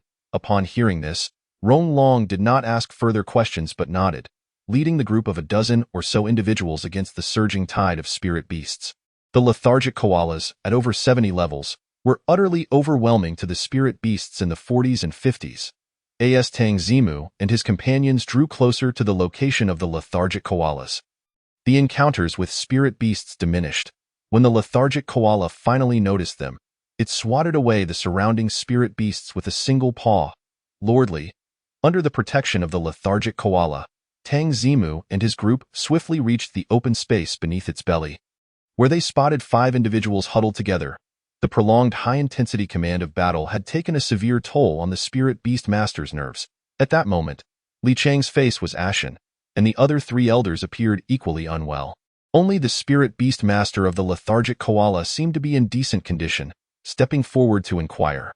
"What is the situation?" Rong Long's gaze darkened as he despondently replied, "Many have been scattered. Given the intensity of these spirit beast assaults, those who manage to survive may not exceed half. If this drags on, not exceeding half, those capable of mining the flame essence or were undoubtedly the elite of the 15 cities of the flame domain. To lose half in one fell swoop was an exceedingly grave cost for the entire flame domain." Li Chong, who had been commanding the fire spirit rock sparrow, also heard Rong Long's words. When he learned of the vast human casualties, his heart was crushed with sorrow. Typically bold and magnanimous, he could no longer endure the weight of despair. His eyes reddened as he stood up and roared, "You damned six-winged flame monarch, even if I perish, I shall not allow you to go unscathed with that." Li Chong glared at the six-winged flame monarch in the sky, his gaze gradually solidifying. "Lord Li?" Dan Ti, the other elders, having guessed Li Chang's intentions, hurriedly cautioned him, but they could not dissuade him. The others present could only follow Li Chang's gaze. The fire spirit rock sparrow had initially been maneuvering to stall the six-winged flame monarch, but upon sensing its master's anguish, it frantically engaged in battle with the six-winged flame monarch. When the six-winged flame monarch bit it, even if it could not retaliate effectively, it aimed to tear off a layer of its opponent's skin. When the six-winged flame monarch breathed fire upon it, even if it had to withstand the flames, it was determined to peck at its adversary. In this reckless manner, the six-winged flame monarch soon bore numerous wounds. However, the cost to the fire spirit rock sparrow was far greater. It first had its feet bitten off, and then its wings were ruthlessly torn asunder by the six-winged flame monarch, with its wings gone. The fire spirit rock sparrow let out a final mournful cry, crashing heavily to the ground, crushing a multitude of spirit beasts beneath Li Chong, who shared a mental connection with the fire spirit rock sparrow, felt a portion of its pain and staggered backward. Fortunately, Rong Long was quick-witted and caught Li Chong just in time. Li Chong collapsed weakly into Rong Long's embrace, his eyes filled with grief and despair. His gaze swept over the faces of those gathered, and he hoarsely uttered, "I am sorry, everyone. I have done my utmost." Everyone knew that Li Chong had indeed given it his all. To inflict severe damage upon the six-winged flame monarch was already the pinnacle of what the fire spirit rock sparrow and Li Chong could achieve.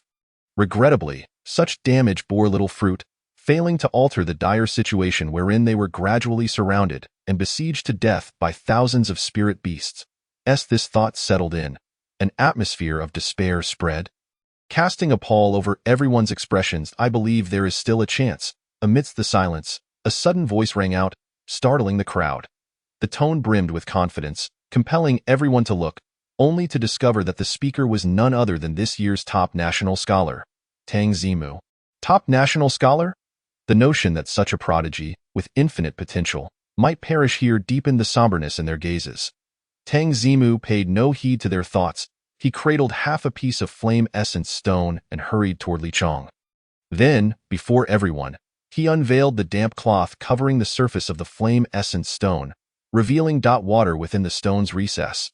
This is Li Chang's gaze was momentarily bewildered.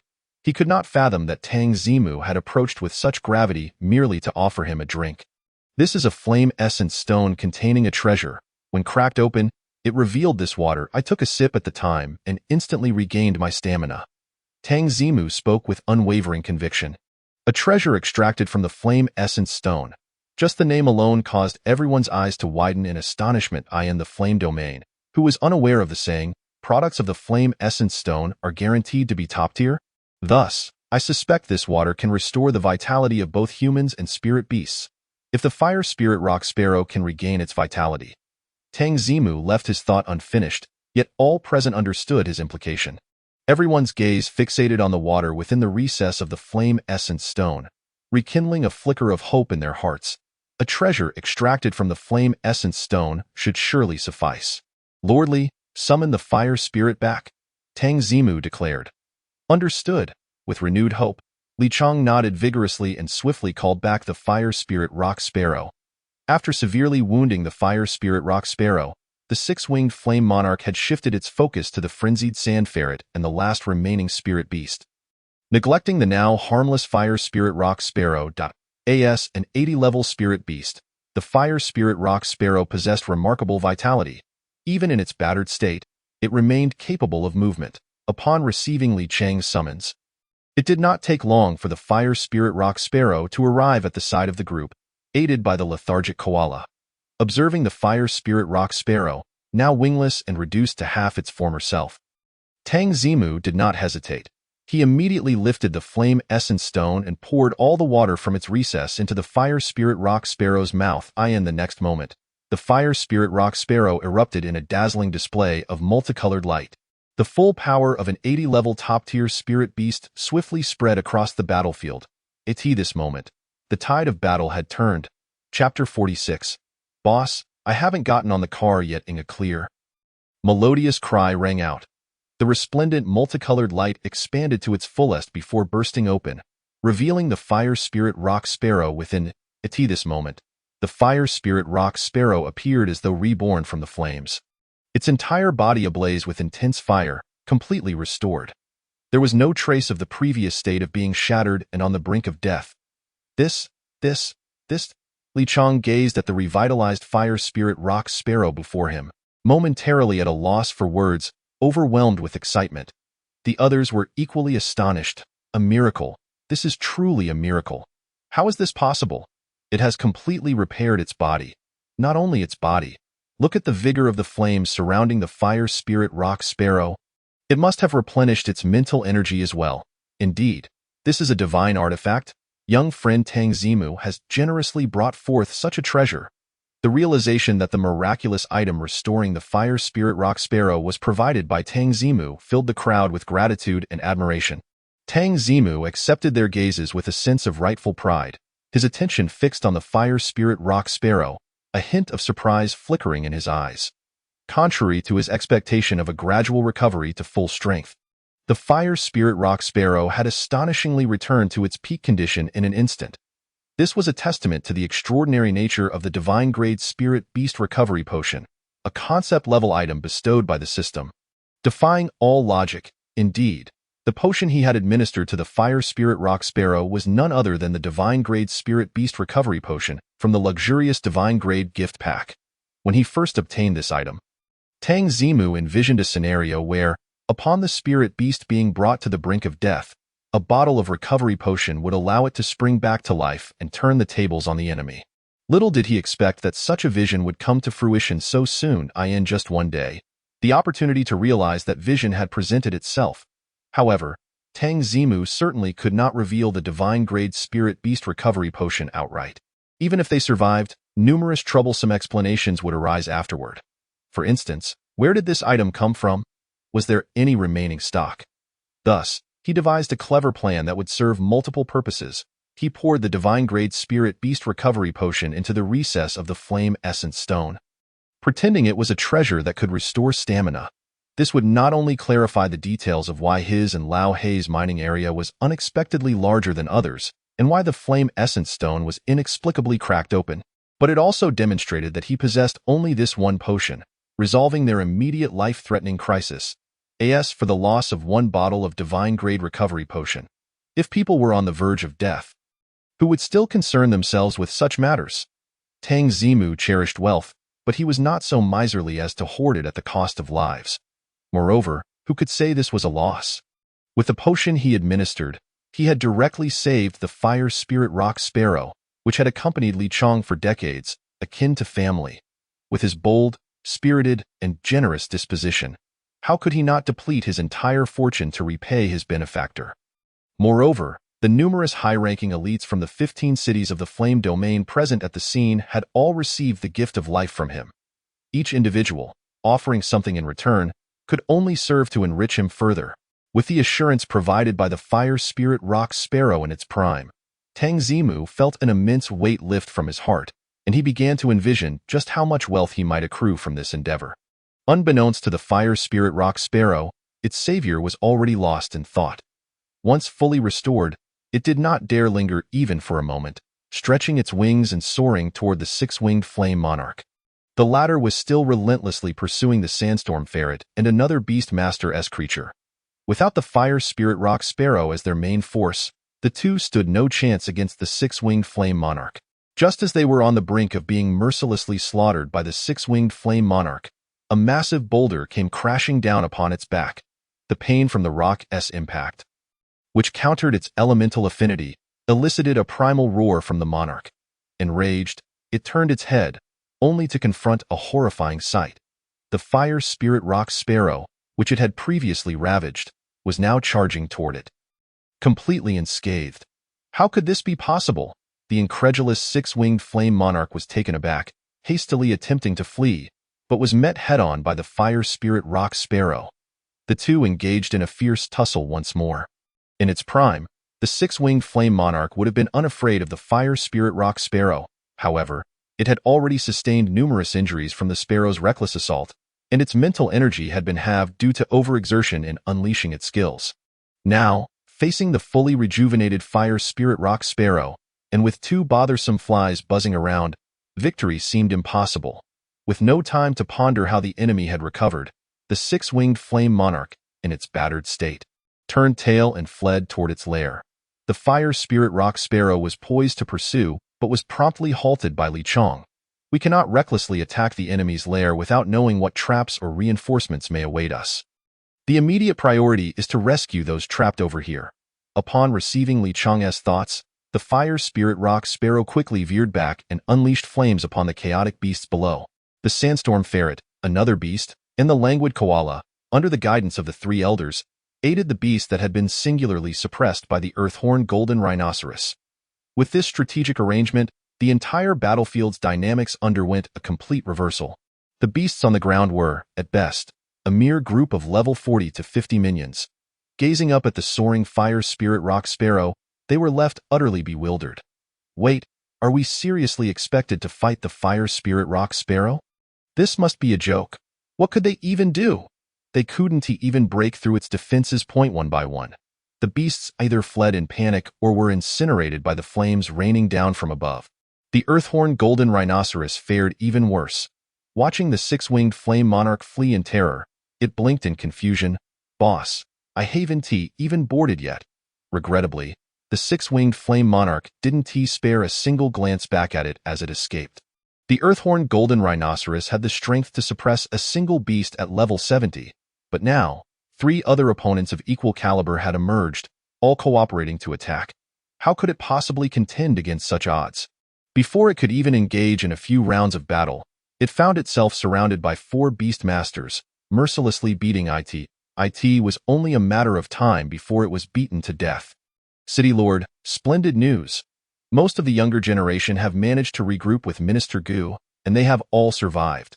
I have good news as well.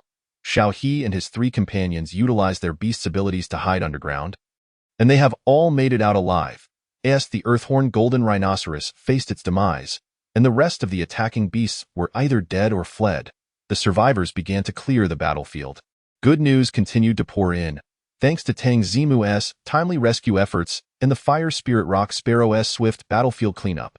The number of survivors far exceeded Ronglong's expectations. Totaling over 70, although more than 30 had perished, this was still easier to bear than losing half of their number. Wonderful, wonderful, Li Chang exclaimed with delight as he listened to the various reports, then excitedly clasped Tang Zimu's shoulder. Tang Zimu, I cannot thank you enough. I will never forget your life-saving grace. Rest assured, I shall find a way to compensate you for that divine artifact surrounding them. The 70-plus individuals, some resting and others healing, gazed at Tang Zimu with tears of gratitude. Those who had been scattered had learned from the accounts of others that it was Tang Zimu who had produced the precious item at the critical moment. Allowing them to survive their dire predicament, in their eyes, Tang Zimu had transformed into a radiant savior. Oh, it was nothing, nothing at all, Tang Zimu replied modestly, his gaze discreetly sweeping over the large sack that old He was carrying on his back. During the battlefield cleanup, he had seized the opportunity to stuff the fiery essence stones extracted from the trampled Xiao Yangxing into his own sack. After all, with no witnesses left, it was entirely reasonable to claim some spoils. Having narrowly escaped death, the crowd took a moment to rest before preparing to return to Flame Moon City. Suddenly, they heard commotion from the other side of the plain. What? The 6-winged flame monarch dares to approach again? Could it be that it has summoned reinforcements? Li Chang furrowed his brow and stood up, puzzled. The others also rose anxiously. However, upon seeing the fiery silhouette emerging from across the plain, Li Chang's expression shifted from concern to elation. Ha ha ha, it's the flame-flowing light. The burning flame lion king, Zhao Kaixian, has arrived. What? City Lord Zhao has come. The group exchanged glances and realization dawned on them, their faces brightening with joy. Does this mean the 6-winged flame monarch? Chapter 47. Do you think you are writing a novel? Zhao Kaixian was not alone in his arrival. Shortly after his figure appeared, a vast multitude of beast masters emerged at the edge of the plain. There were at least 1,000 of them. All the beast masters, whether riding, standing, or sitting atop variously sized and uniquely shaped beasts, rushed toward them in a spectacular display. Before long, Zhao Kaixian arrived at the spot where Tang Zimu and the others were resting. Leading the charge, are you all right? Zhao Kaixian panted heavily, his gaze swiftly darting across the faces of the crowd. Upon seeing that both Tang Zimu and Old He were unharmed, he let out a sigh of relief. Ha ha ha, how did you get here so quickly? Li Chang laughed heartily, giving Zhao Kaixian a friendly punch on the shoulder. Don't even mention it. A small team happened to be passing by Flame Moon City, and upon witnessing the scene of the Golden River and the cloud-treading golden official being ruthlessly slaughtered by the 6-winged flame monarch, they hurried back to report to Old Gue. Old Gue then used the electromagnetic mayfly to send me an urgent message, and I rushed over with my team. Could he not be anxious? When Zhao Caixin received the news, it felt as if the sky was about to collapse. This time, the expedition to mine the fire essence was led by the largest contingent from their city. If they all perished, the losses would be catastrophic, especially since one of them was Tang Zimu. Just last week, he had gifted a villa, a beast ring, and a beast orb, as well as a mining quota for the fire essence. Tio have invested so heavily only to suffer losses before even seeing a return. Who could bear that? Thus, Zhao Caixin wasted no time and rallied the beast masters from Flameyang City, charging over without delay. "Where's old Gue? Has he arrived?" Li Chong inquired eagerly. "He is here. He took a little time to gather the people from Flame Moon City, but he should be arriving shortly." Just as Zhao Caixin finished speaking, a formidable army of beast masters appeared at the edge of the plain, led by none other than the floating city lord of Flame Moon City, Zhun Feiwen. Due to his main beast being a ghost-type illusion demon, he was affectionately known as Old Gue. Good timing. Li Chong clapped his hands in excitement. Good timing? Wasn't the crisis already resolved? Zhao Caixin suddenly remembered that he still had a multitude of questions and quickly spoke up. "By the way, you still haven't explained what happened. Weren't you saying that the six-winged flame monarch was leading a horde of spirit beasts to attack you? Where did the six-winged flame monarch go? And how did the corpse of the Earthhorn golden rhinoceros end up here?" Li Chong waved his hand repeatedly. "Time is of the essence. There's no time to explain. Quickly organize your beast master army. I'll have old Gue follow along, and we'll strike at the six-winged flame monarch's lair together. I'll explain everything on the way." With that, Li Chong mounted the fire spirit rock sparrow and soared toward Zhun Feiwen. Zhao Caixin was left bewildered, struggling to comprehend why Li Chong would dare to launch an assault on the six-winged flame monarch. However, trusting in Li Chong, he quickly turned around and began to rally the thousands of beast masters behind him. Once the armies of beast masters from both cities had converged, they wasted no time and followed Li Chong in a grand charge toward the lair of the six-winged flame monarch. Tang Zimu and others mounted some formidable beast steeds and charged alongside the army into the fray. Having endured relentless assaults from the spirit beast army and suffered substantial losses of comrades, their hearts now burned with an insatiable desire for vengeance. As the grand army surged toward the lair of the six-winged flame monarch, Zhao Caixin and Zhun Feiwen exchanged incredulous glances. Just moments ago, Li Chong had vividly recounted the events that transpired before their arrival. From Tang Zimu's decisive command for the group to break through to the chaos of the beast horde as they rallied, culminating in the miraculous artifact that turned the tide, and finally, the turnaround that left the flame monarch in utter disarray. Zhao Caixin and Zhun Feiwen were left speechless, struggling to comprehend the gravity of what they had just heard. "Are you implying that a mere high school student, fresh from his college entrance examinations, and yet to set foot in university, outperformed seasoned commanders?" In the midst of chaos, he maintained a level of composure surpassing that of the elite from the 15 cities of the Flame Domain, and ultimately, he produced a stroke of luck that reversed the situation, sending the once mighty six-winged flame monarch fleeing in disgrace. Is this a narrative crafted for fiction? No, even the most audacious of novels would shy away from such a tale. Not only Zhao Caixin and Zhun Feiwen, but also over 70 others scattered throughout the army relayed the astonishing events that had unfolded. Expressions of disbelief echoed among the ranks, punctuated by exclamations of "No way! Are you kidding? And is this for real?" No one could have anticipated that it was the weakest member of their entire contingent, Tang Zimu, who had ventured out of the city for the very first time, who ensured the survival of Li Chong and the other high-ranking officials from each city.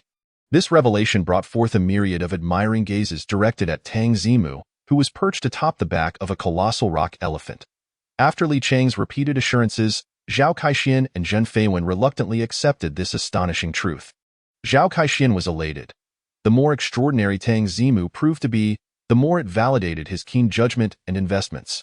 Zhun Feiwen and Li Chong, however, were consumed by regret and vexation. Both pondered whether, had they been more willing to deplete their resources and extend additional offers, they might have secured such a prodigy for their own city. Indeed, so it follows that the six-winged flame monarch has now suffered the loss of nearly 10,000 spirit beasts, lost the formidable General Jinjiao, and bears grave wounds. There is certainly hope for us to take it down. After his initial excitement, Zhao Caixin grasped why Li Chong had summoned them to assemble the army for an offensive. "Hope, you say? We possess the capacity to catch the six-winged flame monarch utterly unprepared. As long as we conclude the battle before the other two factions can react, we can eliminate the six-winged flame monarch and return triumphantly. Li Chang spoke with unwavering confidence. While the three dominant powers in this region were rivals, any incursion by humans against one would not go unnoticed by the others. Even when they initiated a spirit beast siege, they collaborated to deny humans the opportunity to strike them down individually. This was the very reason the inhabitants of the Flame Domain had struggled for years to eliminate a beast of such sovereign caliber. Yet, the circumstances were different now. The six-winged flame monarch, having recklessly dispatched General Jinjiao, would undoubtedly tread cautiously to avoid detection by the other two sovereigns. Now, grievously wounded, it had no time to seek assistance from its fellow overlords. Thus, the alliance of three city leaders could easily vanquish a single six-winged flame monarch. After some contemplation, Zhao Kaixian and Zhen Feiwen recognized the truth in this reasoning. They exchanged knowing glances. So, it appeared that they had indeed benefited from Tang Zimu's fortuitous intervention. Not only had the team tasked with collecting flame essence or suffered minimal losses, but they might also eradicate a significant threat within the flame domain. This was not merely a stroke of genius.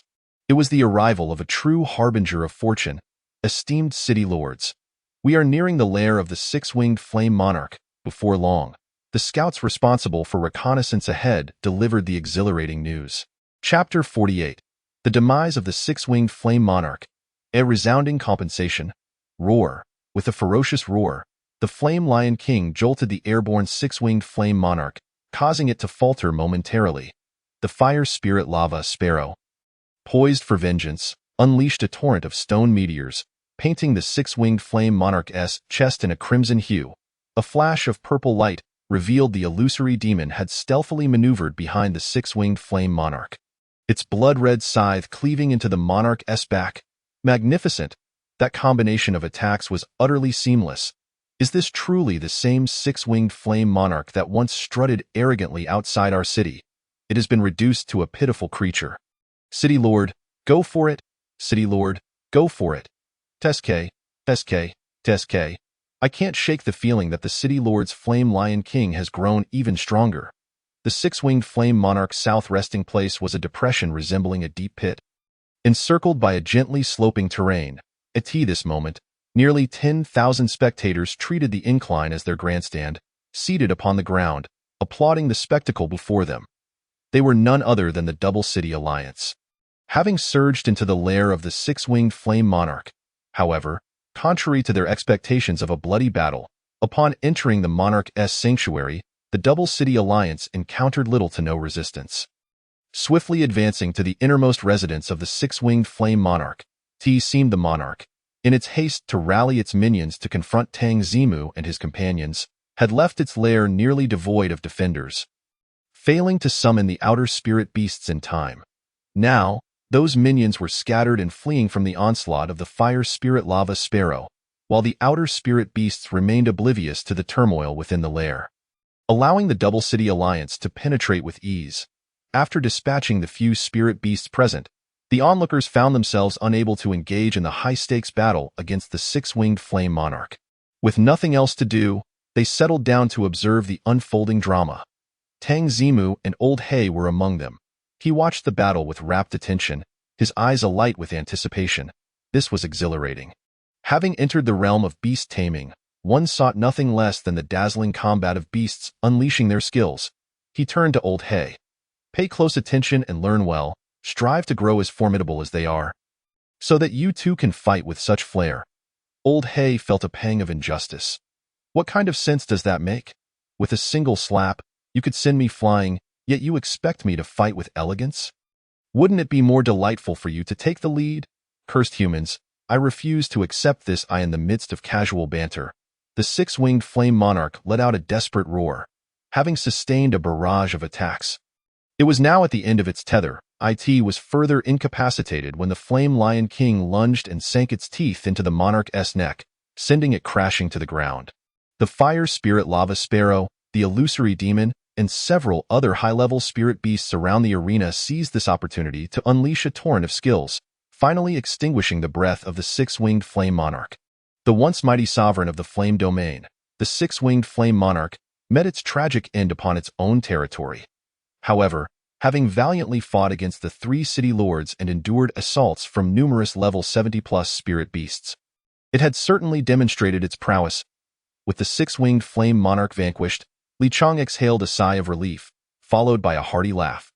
Zhao Caixin, more composed, turned to the spectators and proclaimed loudly, "Everyone, gather the spoils we have collected and prepare to depart swiftly." Each spirit beast possessed favored foods and beneficial materials, which they would typically gather and store within their territory. Now, all those resources belonged to the Double City Alliance. As they advanced, they had gathered a wealth of materials. Understood. Having witnessed the spectacle and slain the spirit beast, the beast tamers present were quite satisfied and began to rise, beckoning their spirit beasts to retrieve the gathered spoils. Tang Zimu prepared to stand and summon Old He to leave. However, before he could rise, Li Chang excitedly waved him over from below. "Tang Zimu, come here for a moment." Tang Zimu, taken aback, approached the pit's bottom with Old He. This also provided him the chance to observe the corpse of the six-winged flame monarch up close. The 400-meter-long body, reminiscent of a western dragon, was indeed a rare sight. Upon Tang Zimu's arrival, Li Chang did not immediately address him but instead led him to stand before Zhao Caixin and Jin Feiwen, stating, "Old Zhao, Old Gue, in the matter of slaying the six-winged flame monarch, I believe I am entitled to the primary credit." Zhao Caixin and Jin Feiwen nodded in agreement. The six-winged flame monarch had been battered and bruised primarily by Li Chang's fire spirit lava sparrow, undoubtedly making it his claim to fame. "Very well, as a trophy, I seek the finest portion of the six-winged flame monarch's body, the head, if there are no objections," Li Chang continued. The six-winged flame monarch belonged to the spirit beast species known as six-winged flame lizard.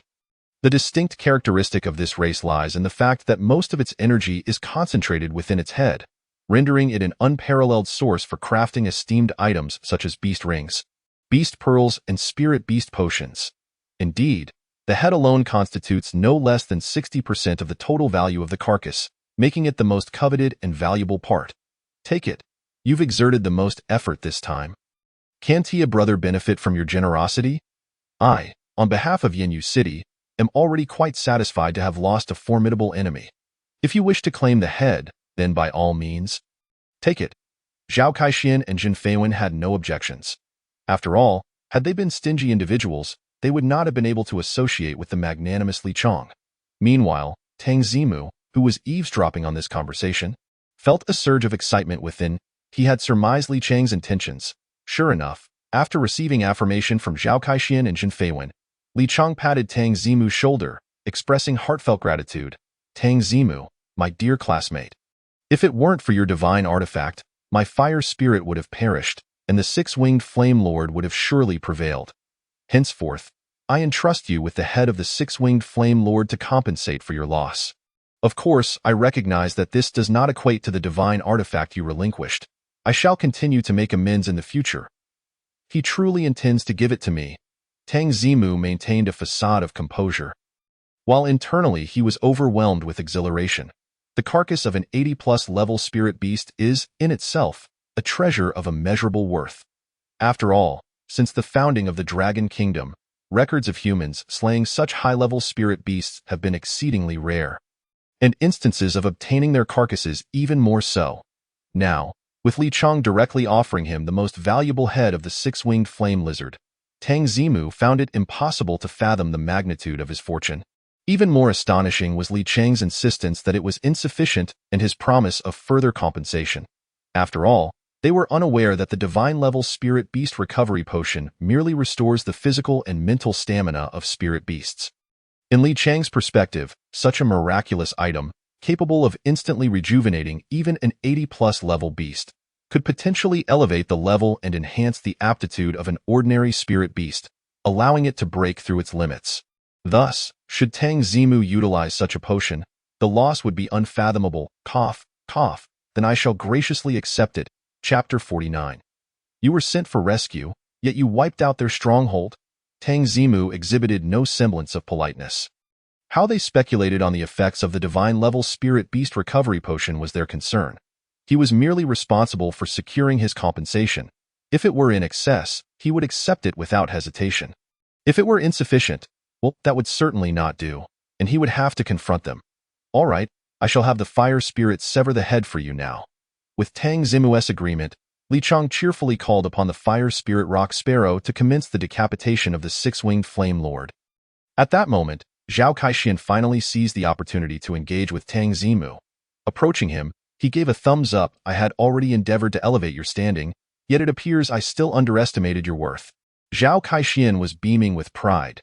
Just look at my acumen and investment.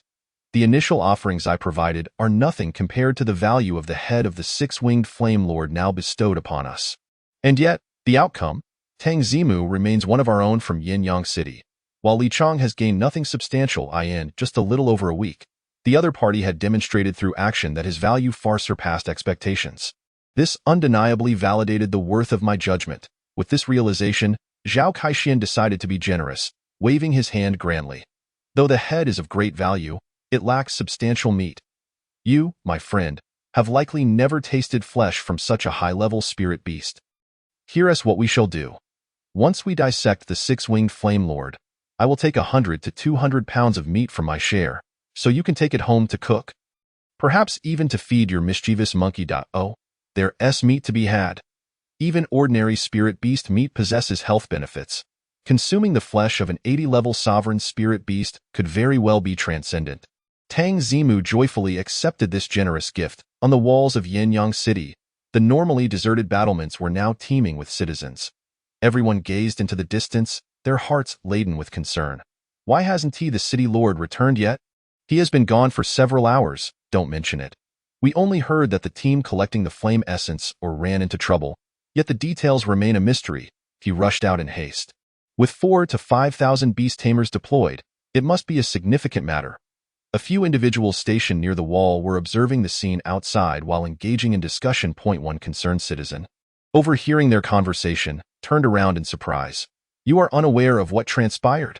The others immediately pressed for information. You know, is it true? They left in such a hurry. The concerned citizen snorted, speaking with bravado. My second cousin from my aunt's side is one of the beast tamers who went out with the city lord.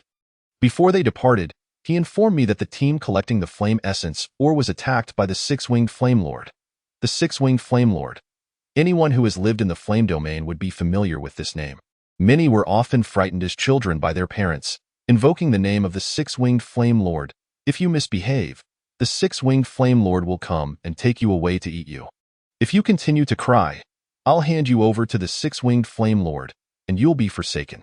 Indeed, the power of the six-winged flame lord's name served to discipline unruly children, and it is no exaggeration to say that it could silence their cries. Thus, upon hearing its name, the group gasped in astonishment. Good heavens, they encountered the six-winged flame lord? Does that not spell disaster? If that is the case, the city lord must have summoned so many beast tamers to rescue the team collecting the flame essence. Wait. I remember that over a week ago during the high-stakes practical exam, the city lord granted Tang Zimu a mining quota, and he is among the team collecting the flame essence. Mentioning Tang Zimu heightened the group's anxiety. With the recent publicity, who in Yinyang City was unaware of the prodigious talent? Tang Zimu, who had achieved a perfect score. Many residents now boasted about their local genius, Tang Zimu, and his accomplishments. Little did they know, just over a week later, this unparalleled prodigy with a brilliant future found himself ensnared in such perilous circumstances. Tang Zimu managed to score perfectly without even entering the secret realm with the spirit beast, so surely he can navigate through this danger as well. Yes, he is a top-tier genius. He will be fine. The group began to pray for Tang Zimu's safety. The concerned citizen sighed, dousing their hopes with cold water. The outlook is grim. He then proceeded to analyze the situation with clarity. You are all aware that the six-winged flame lord is among the most hostile of the dominant beings towards humanity. If the mining team was detected, they would undoubtedly face an onslaught from the six-winged flame lord and its minions. Encountering such overwhelming odds in the wild, even the city lord may struggle to withstand it. Let alone Tang Zimu, who is merely a high school student yet to even attend university. He is the weakest among the mining team. The concerned citizen's reasoning was indeed sound. Not only those engaged in discussion but also several bystanders who overheard began to exhibit expressions of despair. They never anticipated that their remote Yinyang City, which had finally produced a nationally renowned top-tier genius, would see him meet an untimely demise in the wild.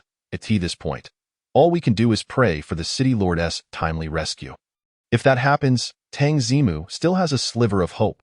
The City Lord has returned. Before the concerned citizen could finish his sentence, a shout from atop the city wall interrupted him.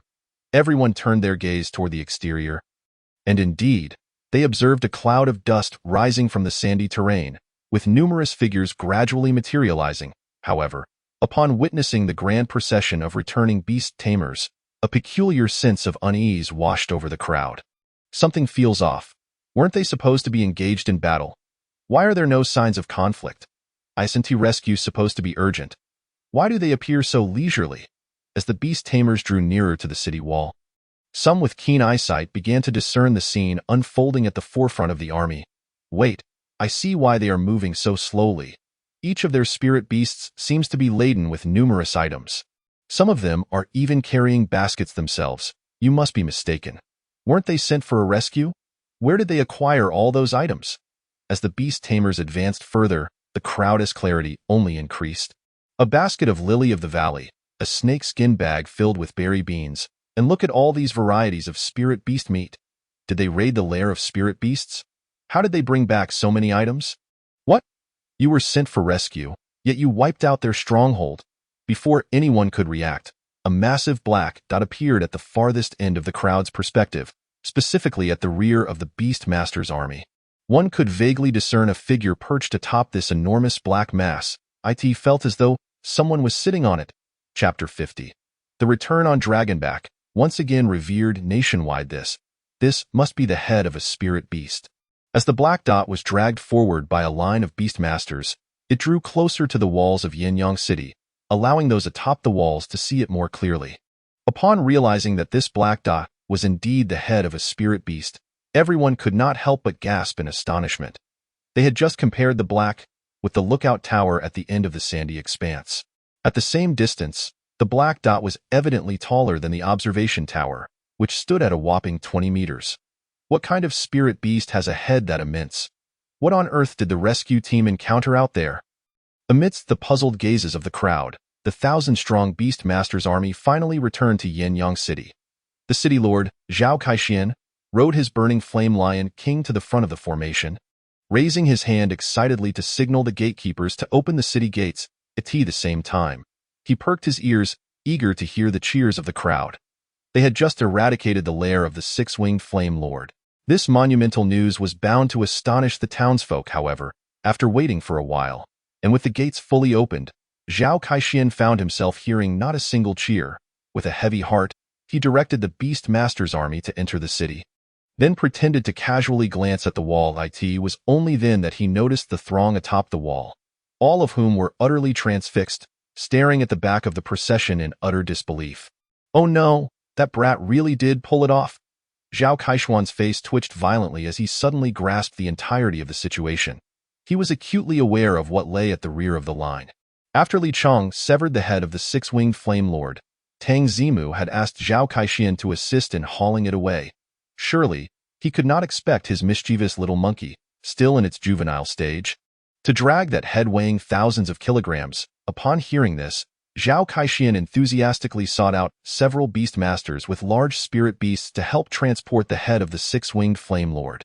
Tang Zimu, on the other hand, took it upon himself to sit atop the very center of the six-winged flame lord's head, claiming that this elevated position would grant him a broader view, enabling him to direct the hauling efforts. In retrospect, it seemed it was merely to ensure that others could see him clearly from afar. Zhao Kaixian felt somewhat negligent. Yet, he had truly misjudged Tang Zimu. Tang Zimu had not overthought the situation. His decision to sit atop the six-winged flame lord's head stemmed purely from his long-standing childhood dream of riding a dragon. In Blue Star, which youth does not harbor a dream of riding a dragon? What if the six-winged flame lord resembles a lizard, akin to a western dragon, differing from the eastern dragon? Hadn't they heard of quenching thirst by gazing at plums? One might as well attempt riding a western dragon first, with the hope of riding a more formidable eastern dragon in the future.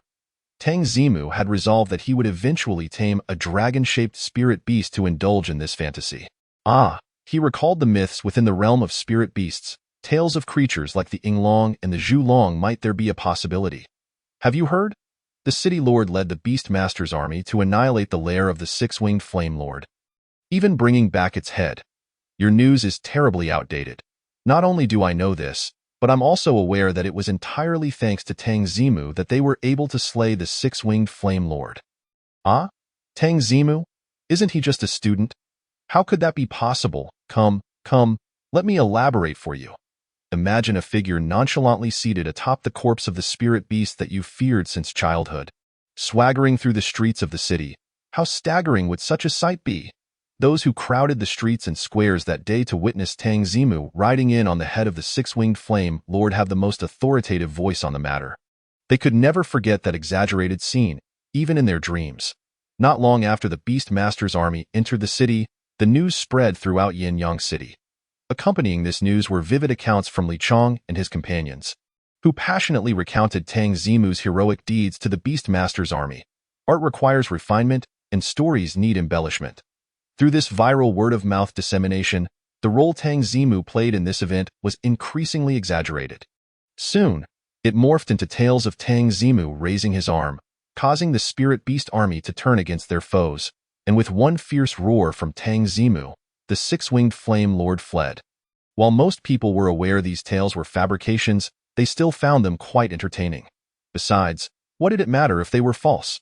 The scene of Tang Zimu returning atop the head of the six-winged flame lord was witnessed by all of Yinyang City that day.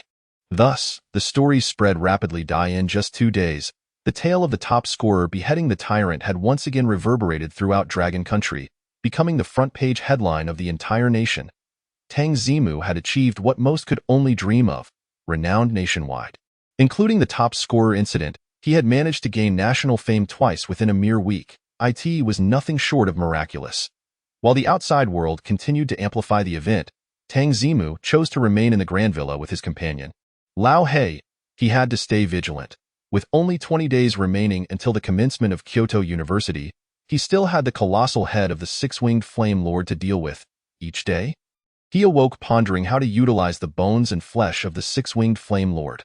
After much contemplation, Tang Zimu first spent a considerable sum to commission top-tier craftsmen to spend 3 days crafting a serrated longsword from the teeth of the six-winged flame lord. To outsiders, it was a prized collectible. In reality, it was intended for his personal use. Subsequently, he also fashioned a bone staff for Lao He. Even without energy sustenance, the durability of the six-winged flame lord's bones rendered both weapons exceptionally resilient. With the weapons sorted, he turned his attention to armor. Tang Zimu enlisted top artisans to spend 7 days crafting a set of bone armor for both himself and Lao He. Though the bone armor was incredibly tough, it couldn't offer comprehensive protection like snowflake velvet garments. However, given the superior quality of the material, it sufficed to protect critical areas. This realization brought Tang Zimu immense relief. Now, even amidst a chaotic tide of spirit beasts, he and Lao He need not worry about being slain by a high-level spirit beast with a mere brush, granting him a profound sense of security. Once these tasks were completed, Tang Zimu tirelessly contacted various processing factories in Yinyang City. He had the flesh and blood of the six-winged flame lord transformed into edible canned goods and spirit beast food, while the neural vessels were repurposed into spirit beast tools and training equipment. Indeed, all these items could be deemed treasures, and none should go to waste. By the time he filled his home's storage with these goods, Tang Zimu realized that the remaining flesh and bones were simply too abundant to utilize. Eventually, he resorted to hosting a sales event, summoning families from the 15 cities of the Flame Domain. Given the popularity of an over 80-level spirit beast, the remaining flesh and bones were snatched up in an instant. This directly contributed an unimaginable fortune to Tang Zimu. Theo say that his current wealth rivaled that of families that had been established for generations within the Flame Domain would not be an exaggeration. Of course, Tang Zimu was no fool blinded by wealth. The truly precious items within the head of the six-winged flame lord, such as its eyeballs, horns, and energy-storing sacs, were carefully preserved by him. These were top-tier materials for crafting spirit beast rings, spirit beast pearls, and other tools. Given the current capabilities of artisans in Yinyang City, they were not yet equipped to handle such materials. Only in a top-tier city like Kyoto could he find craftsmen capable of such work. After this series of endeavors, over 10 days had swiftly passed. as the day approached. 3 days before the opening of Kyoto University, Tang Zimu and Lao He prepared to embark on their journey. Chapter 51.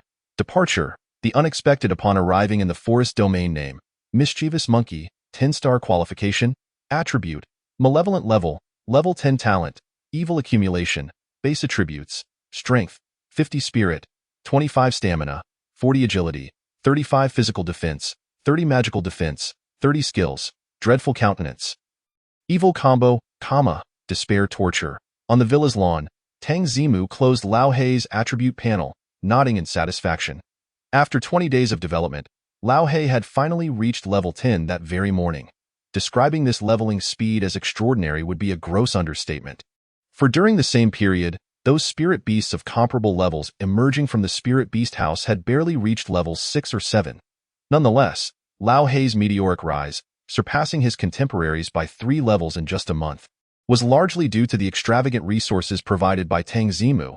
He had bestowed nearly 10 divine spirit beast rations that enhanced qualifications and attributes. Moreover, he had taken Lao Hei to a prime training ground, the Flame Crystal Mine, for 2 days of intensive training.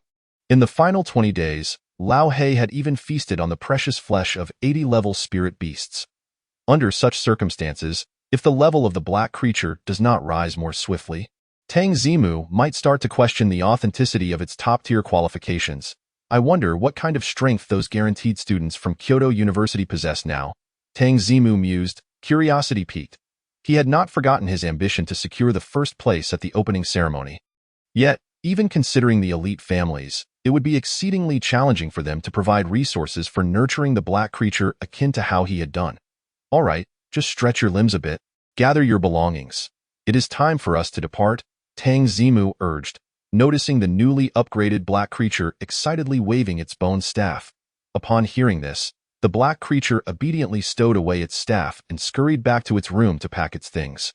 After over 20 days of training, it had essentially grasped all commands, including the simplified combat language Tang Zimu had devised for it. Once the black creature had finished packing, it emerged from the room, shouldering a massive pack nearly the same size as its body. In fact, Tang Zimu also carried a large pack, albeit slightly smaller than that of the black creature. However, the size was merely a ruse. His pack contained the most valuable possessions, weighing significantly more than that of the black creature. As the duo exited the villa, Tang Zimu locked the door and slipped the key into his pocket, unconcerned about their temporary absence. Universities in the spirit beast realm do not require students to attend classes continuously. During their 4 years, students primarily engage in tasks, battling in the wild to elevate their spirit beast strength. Whenever he desired, Tang Zimu could return to Yinyang City frequently. After leaving the villa, the pair made their way to the city gate of Yinyang, drawing either admiration or respect from passers-by. The city lord, Zhao Kaixian, Principal Wang Jiaoyang, and Teacher Fancher had been waiting at the gate for quite some time.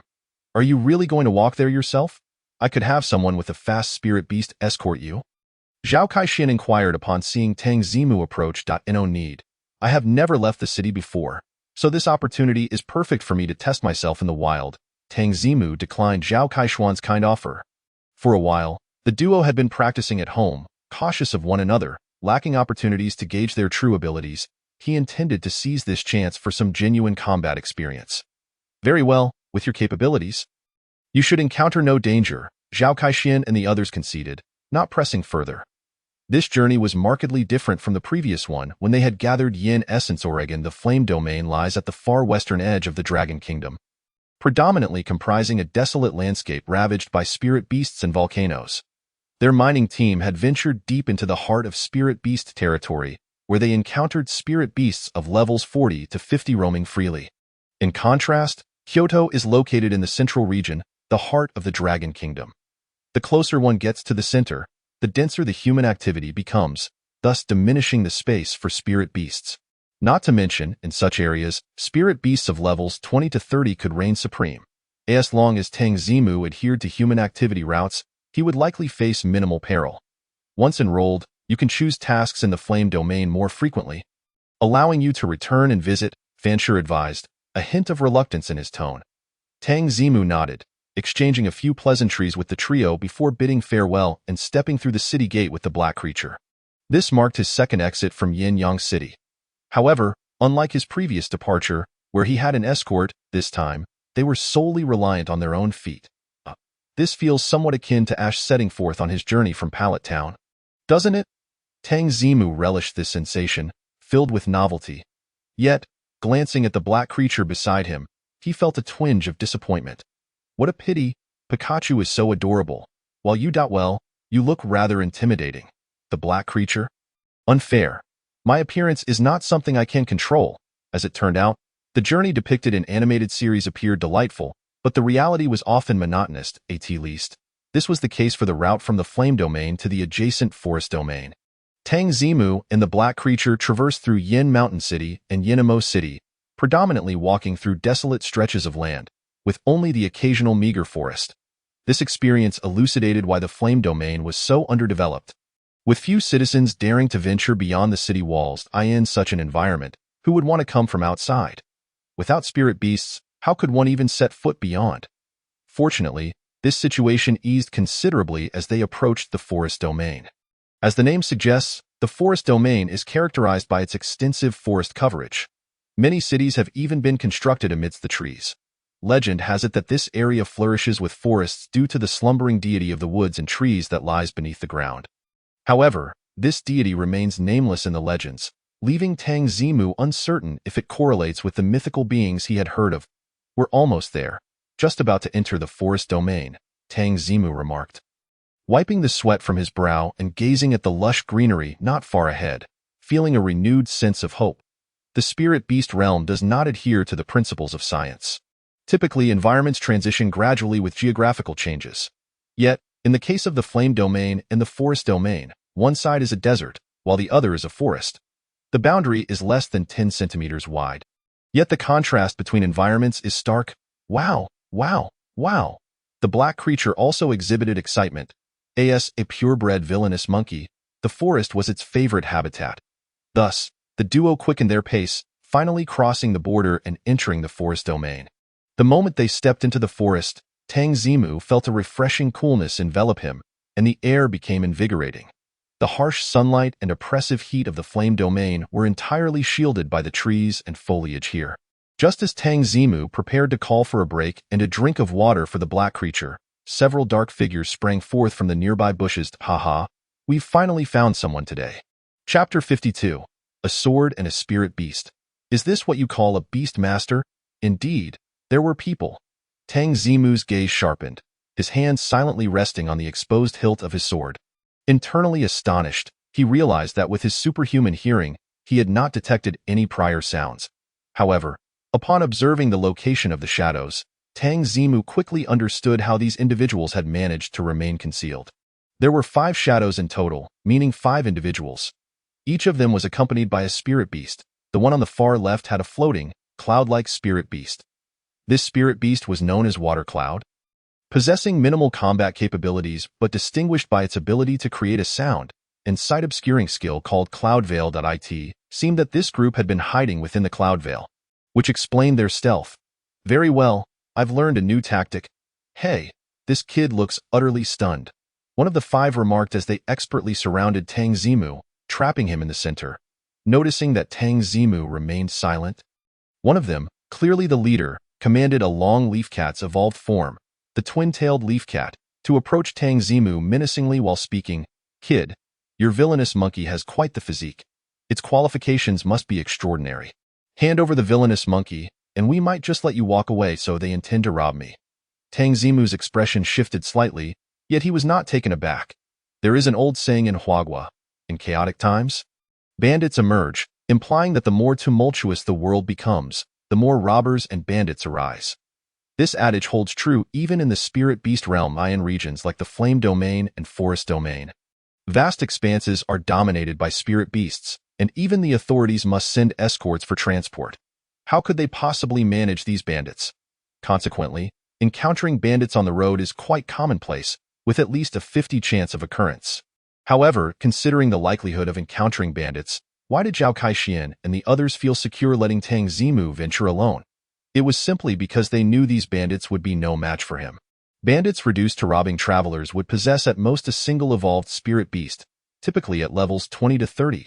Despite the black creature currently being only level 10, it donned a coat made from the skin of the six-winged Flame Lord, capable of withstanding considerable magical damage. Beneath the coat, it was adorned with armor crafted from the bones of the six-winged Flame Lord, which mitigated a significant amount of physical damage, coupled with the black creature's bone staff. Fashioned from the teeth of the six-winged Flame Lord, and its exceptional attributes far exceeding those of its level, the black creature would not flinch even against evolved T3 or T4 spirit beasts. Regrettably, these 5 bandits would not discern the quality of the skin or bones. They typically assessed based on appearances. If the incoming party appeared formidable or outnumbered them, they would shrink back. Choosing to confront Tang Zimu was a decision made under the assumption that the opponent was solitary and accompanied only by a mere juvenile rogue monkey. Even though the rogue monkey possessed strength that far surpassed that of other spirit beasts of the same level, it was still no daunting task for their quintet, with their combined prowess. To deal with a rogue monkey that hadn't even reached level 20. Kid, have you made up your mind yet? Exchanging a rogue monkey for a life isn't a bad bargain, is it? The leader cast a greedy glance at the robust old He and urged him on. Typically, they would only rob for money, rarely targeting the spirit beasts of passers-by, as such actions often led to strenuous resistance from the beasts. However, before them stood a rogue monkey. The sale price of such a high-quality rogue monkey in the retail market was sufficient to allow them to live lavishly for an entire year. Meow! The twin-tailed leaf cat emitted a menacing cry. Meanwhile, a level 20 purple-spotted demon frog and 2 T4 spirit beasts, each above level 10, advanced alongside the twin-tailed leaf cat, attempting to intimidate the rogue monkey through sheer presence. Yikes, yikes, yikes! Old He, far from feeling fear at the approaching spirit beasts, instead grew excited. As a rogue monkey, its obedient demeanor before Tang Zimu did not equate to a loss of its inherent mischievous nature. After having restrained itself for so long, it was now eager to unleash its pin-up energy. Ahem, Old He, you take care of the one on the outer edge, Water Yun, and the rest are mine. At this crucial moment, Tang Zimu's voice resonated softly in Old He's ear. Old He, as if struck by a bolt from the blue, wore a frozen smile and cast a resentful glance at Tang Zimu. Wasn't it enough for the master to simply watch him fight? How could he seize the opportunity for his own enjoyment while denying Old He the chance to confront his opponent? Tang Zimu was unperturbed by such thoughts. Having finally found an opportunity to test his skills, how could he entrust it to Old He? What are you all doing? Didn't you hear what I said? The leader furrowed his brow. After speaking at length, one person and one monkey were whispering to each other while he was left ignored. This was utterly disrespectful. Without hesitation, he commanded the twin-tailed leaf cat to attack. The twin-tailed leaf cat, without a moment's hesitation, tensed its body and lunged toward Old He's position. Yikes! Faced with the aggressive advance, Old He, albeit reluctantly, retreated to grant his master room to maneuver. However, to onlookers, this retreat appeared as a manifestation of fear toward the twin-tailed leaf cat. Fear was indeed warranted, the leader smirked, ordering the twin-tailed leaf cat to hold back, to avoid severely injuring their valuable treasure. Yet, as soon as the command was halfway through, a blinding flash of sword light sliced through the air before the twin-tailed leaf cat. The sword light pierced effortlessly into the chest of the twin-tailed leaf cat, swiftly gliding downwards and slicing through its entire abdomen. In an instant, blood and organs erupted from the caddis body, staining the surrounding trees a vivid crimson. Meow! The gutted twin-tailed leaf cat crashed heavily to the ground, emitting a desperate cry as it gasped for breath, its life ebbing away. It wasn't until the twin-tailed leaf cat fell that everyone present could comprehend the sheer speed of the sword light. What the hell? Why did you let it turn around like that? Tang Zimu, brandishing the bloodied serrated sword, gazed incredulously at the leader of the bandits. What a stroke of misfortune. He had snatched the opportunity from Old He, anticipating a chance to spar with the twin-tailed leaf cat. Who would have guessed that the opposing side would command the twin-tailed leaf cat to retreat, causing it to inadvertently collide with his blade as it turned? Now, with a single strike, the excitement was gone. Yikes! Seeing this unfold, Old He felt a surge of satisfaction and gleefully charged towards Water Yun. The 5 bandits remained in a state of shock. A mere human wielding a sword had just obliterated a level 20 twin-tailed leaf cat? Are you sure you're human? Are you sure you're a beast tamer? Chapter 53. Those who wish to kill must prepare for retaliation. The winds are fierce. Retreat. the owner of the twin-tailed leaf cat. True to his role as leader, snapped back to reality after a brief moment of shock. He shouted a warning to his comrades before turning to flee, disregarding the dying twin-tailed leaf cat. Thinking of escaping, from the moment Tang Zimu decided to strike, he had no intention of sparing these individuals. Robbing spirit beasts in the wilderness was essentially inviting death at the hands of wild spirit beasts. His gaze hardened as he spread his palm, several ice orbs spinning rapidly in his hand. The ability to release skills was closely tied to one's proficiency. When Tang Zimu first executed the ice shot, he required a moment to gather himself. After a period of training, he could now unleash it almost instantaneously. The remaining 4 bandits had initially planned to swiftly flee upon their leader's warning. However, upon seeing the spinning ice orbs in Tang Zimu's hand, their desire to escape vanished entirely. What a formidable opponent they had encountered. A human could actually conjure skills with his bare hands. Thud! The leftmost bandit was the first to crumble, dropping to his knees and crying out, "Boss, we were wrong. We shouldn't have robbed you." The other bandits quickly followed suit, kneeling in submission. "Please, no. I won't rob again. I still have some money. Take it if you need it. Spare my life, great one. I have an 80-year-old mother who needs me. Yes, yes, oh noble one. I have a young son. I need to go back and care for him." Tang Zimu remained indifferent. Those who seek to kill must be prepared for retaliation. With a mere thought, he sent the ice orbs hurtling towards the group. Whoosh, whoosh, whoosh. 3 of the spirit beasts closest to him leaped up, attempting to intercept the ice orbs. Yet, they were promptly halted by Tang Zimu's swiftly following serrated sword. The speed of the ice orbs was far beyond what any ordinary human could outrun. With a series of explosive sounds, the 4 kneeling bandits and their leader were obliterated by the ice orbs before they could utter a final word. Accuracy isn't too shabby. Tang Zimu felt quite satisfied. Just moments ago, the leader had already reached a large tree 10 meters away. Even so, he still managed to hit his target with pinpoint precision. This proved that his recent intensive training had borne fruit. Ribbit, the remaining 3 spirit beasts, witnessing the demise of their masters, saw 2 of them flee in terror. The highest-level purple-spotted demon frog, however, charged at Tang Zimu, fueled by rage to avenge its master. Yet, the vast disparity in strength could not be bridged by fury alone. With a single swing of his sword, Tang Zimu dispatched the creature to join the lifeless twin-tailed leaf cat. He then pursued and swiftly killed another spirit beast with a single strike.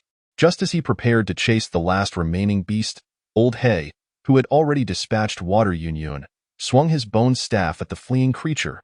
"Huh? You little rascal, thinking you could claim my kill." Tang Zimu scoffed with a cold laugh. His shadow darted forth like a specter, transforming into a sword that pierced the neck of the final spirit beast. It fell to the ground without even emitting a cry. Lifeless? Yikes! Old He felt disheartened. To prevent him from claiming the kill, Tang Zimu had employed his skill instead. "All right, once we enter the forest, we'll encounter more spirit beasts, and I'll let you have your turn then." Tang Zimu consoled Old He, reflecting on the battle they had just experienced. Though the skirmish had been rapid, lasting less than 10 seconds, it provided Tang Zimu with a clearer understanding of his abilities. Like Old He, his strength had surged after acquiring the complete 6-winged Flame Monarch set. He could easily overpower spirit beasts below level 30. For those above level 30, it would depend on the opponent's qualifications and species. By the next reward distribution, I should have no fear of spirit beasts around level 30. Tang Zimu sensed that the next tier of his series of rewards would likely begin with the number 5. For instance, defeating 500 spirit beasts or garnering the admiration of 500,000 people. Considering his rising fame, reaching the goal of 500,000 admirers could very well happen within the next couple of days. As for the 500 spirit beasts, Old He, I've been thinking, when we encounter spirit beasts later, let me handle them. Carrying such a heavy burden must be exhausting for you. It's best to conserve your strength." Tang Zimu shamelessly patted Old He's back, retracting his earlier consolation. Yikes! Old He was left bewildered by this remark. Didn't you just agree to let me take action when encountering spirit beasts? How could you backtrack in less than 10 seconds? I must protest. Under the unwavering authority of Tang Zimu, the protest from Old He was, of course, dismissed without consideration.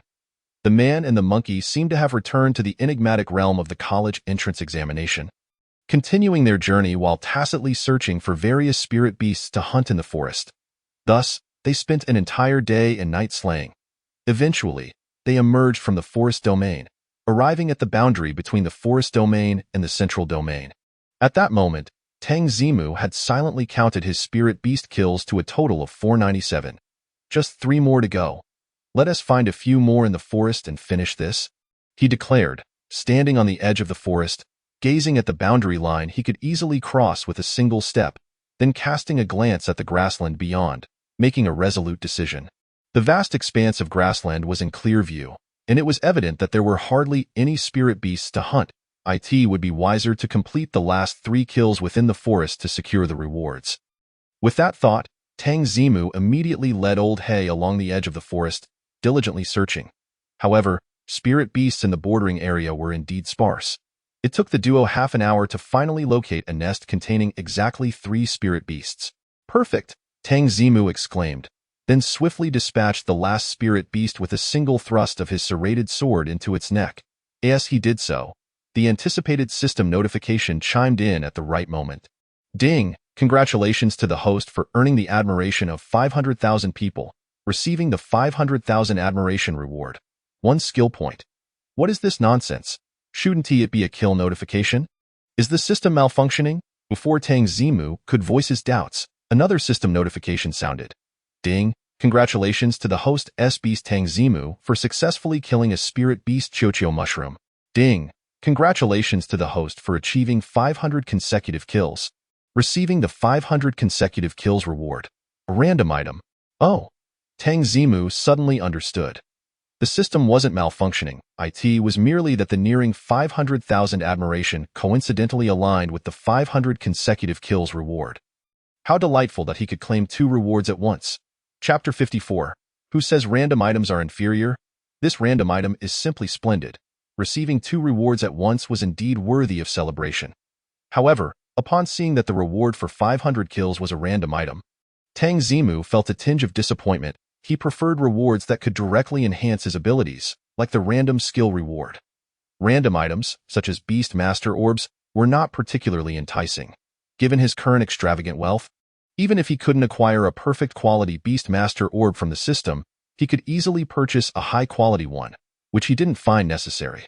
Moreover, he only had Old Hay as his beast. Having too many Beast Master Orbs or rings would be of little use. Never mind. Let us see what this skill point entails. During the random item extraction, Tang Zimu redirected his focus to the reward for 500,000 admiration. Although it wasn't a random skill, this skill point was clearly related to skills. After opening the reward storage box, he quickly spotted the solitary skill point stored within. Skill point 1. Can be used on a single skill of the beast. After use, that skill will be upgraded. PS. This upgrade will significantly enhance and optimize the skill's original attributes without altering its category or core capabilities. Indeed, it was for upgrading skills. Tang Zimu was not overly surprised. This concept was quite understandable for someone like him, who frequently read novels and played games. However, Tang Zimu opened his skill panel, which displayed only 1 ice attribute magic skill, Ice Bolt Barrage, and 1 ghost attribute physical skill, Phantom Strike. Both skills were excellent, one for area attacks and the other being peculiar. So which one should he upgrade? After a moment of contemplation, he ultimately decided to allocate the skill point to the Phantom Strike skill. Firstly, possessing Downhill Tsunami, his power attribute was likely to remain leading. Enhancing a physical skill like Phantom Strike would yield a more significant effect on his overall strength. Secondly, this skill was discreet and useful. It could quietly eliminate nuisances in front of others and allow for stealthy ambushes at critical moments, embodying the essence of a crafty strategist. Ding! Do you confirm the consumption of 1 skill point to upgrade the host S-Beast Tang Zimu's skill Phantom Strike? Confirm. Upon confirming, the system promptly provided feedback. Ding! Skill upgrade complete. The host S-Beast Tang Zimu skill has been upgraded from Phantom Strike to Phantom Execution. Phantom Execution. A ghost-type physical skill. Power. 85 Strength. Manipulates 1's shadow to slay the shadows of other targets. Upon successful attack, the damage inflicted on the target's shadow will be reflected back to the target at a 100 ratio. Additionally, inflicting 200 pain sensation. The duration the shadow remains detached is determined by the consumed mental energy. Wow! Tang Zimu's eyes widened in astonishment. He initially thought that upgrading a skill simply meant enhancing its power. To his surprise, upgrading Phantom Strike removed the limitation of single-target attacks, allowing shadows to attack freely. This meant that as long as he possessed sufficient mental energy, his shadow could continuously slay any target. Isn't that a bit too ruthless? Moreover, the enhancement wasn't limited to power and target restrictions. It now included an additional attribute that inflicted 200 pain sensation. Was the system implying that a silent demise was too merciful, and the target should endure some torment before passing? Before Tang Zimu could fully process the implications of phantom execution, the results of the previously mentioned random item reward emerged. Ding, random extraction complete. Congratulations to the host for obtaining the item, Beastmaster Special Sandbag. A special sandbag for Beastmasters. Tang Zimu was taken aback. He had assumed that the so-called Beastmaster items were limited to Beastmaster rings and orbs. What on earth was a sandbag? Curious, he quickly opened the reward storage box. Special item Spirit Beast Special Sandbag. Upon use, a set of specially crafted sandbags for spirit beasts will be obtained. Equipping these sandbags will activate special effects. Spirit Beast Special Sandbag. Upon wearing, it will reduce the equipped Spirit Beast's strength, stamina, and physical defense attributes by 25. During the wearing period, the Spirit Beast will gradually grow its strength, stamina, and physical defense attributes permanently. Who says random items are inferior? This random item is simply splendid. Apologies, system. I was too superficial earlier and spoke too loudly. Thinking back to how disappointed he had felt regarding the random item reward, Tang Zimu sincerely repented. He never anticipated that the system would yield an extraordinary item capable of permanently enhancing attributes. Did this mean that as long as he consistently wore the sandbags, his strength, stamina, and physical defense attributes could grow endlessly? When he said endlessly, it wasn't an exaggeration. In the past month, Tang Zimu had already discovered the unscientific nature of his body from Blue Star. Ordinary spirit beasts had level and racial limitations. Leveling up would enhance attributes, but once attributes reached the racial limit, they could no longer improve. Yet, this humanoid spirit beast of his displayed, for its level, making it impossible to gain attributes through leveling up.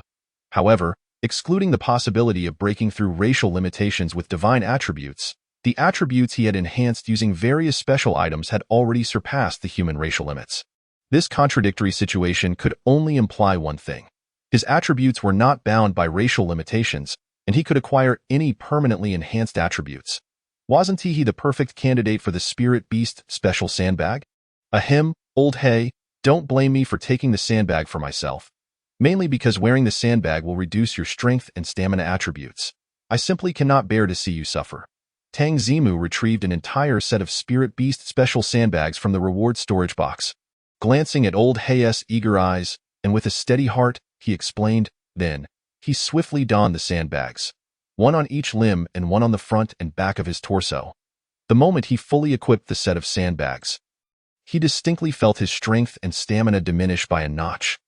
Fortunately, during this period, his attributes had been frequently surging, and he had grown accustomed to such sensations, quickly adapting to the presence of the sandbags. If only I could obtain items that permanently enhance mental acuity, agility, and magical defense in the future. Then wouldn't I be able to lie at home every day and watch my attributes continually grow? Tang Zimu couldn't help but indulge in his fantasies. He had already envisioned the corresponding scenes. What about after a century of idleness, I became a true humanoid divine beast or in the presence of beasts? I survived until the end of time before emerging. With numerous expectations in his heart, Tang Zimu, accompanied by Old Hay, departed from the forest domain and stepped into the central domain in the heart of the Dragon Kingdom. A region designated as a core security area, one would naturally not encounter rampant spirit beasts or an abundance of bandits. A man and a monkey traversed the path with ease, successfully arriving at the gates of the capital city of the Dragon Kingdom, Kyoto, just as dusk fell. Chapter 55. Entering Kyoto City, the pinnacle of elite figures. As evening descended, Tang Zimu and his companion, the old black monkey, arrived at the foot of Kyoto's city gates, weary yet exhilarated. Even after having encountered colossal firebirds over 100 meters tall and six-winged inferno beasts exceeding 300 meters in the realm of spirit beasts, the sight of Kyoto's imposing city walls still left Tang Zimu in awe. soaring to the heavens, glistening with a metallic sheen, and adorned with intricate carvings. The walls appeared as though a prehistoric behemoth lay sprawled across the earth. What was even more alarming was that these walls were not merely for show. According to Tang Zimu's understanding, a plethora of top-tier materials had been incorporated during their construction. For instance, the bones and flesh of high-grade spirit beasts, rare materials and minerals. Their defensive capabilities could withstand a direct assault from an 80-level spirit beast. TSK, TSK, TSK. The disparity is simply too vast, Tang Zimu remarked, unable to suppress his astonishment. Located in the fiery domain, Yangyang City was often engulfed in swirling sands and frequently besieged by spirit beast tides, resulting in its dilapidated and patched-up walls that resembled a pigsty when compared to the grandeur of Kyoto's fortifications. Moreover, the entire area of Yangyang City was merely one-fifth the size of Kyoto. It was no wonder that the citizens of Kyoto regarded visits to Yangyang City as akin to venturing into a remote corner that hardly warranted their attention. The most prosperous city in the entire Dragon Kingdom, home to the nation's leading university. This is bound to be an adventure of a lifetime, Tang Zimu mused, filled with anticipation for his upcoming journey at Kyoto University. He patted the old black monkey before stepping forward to the entrance of the city gates.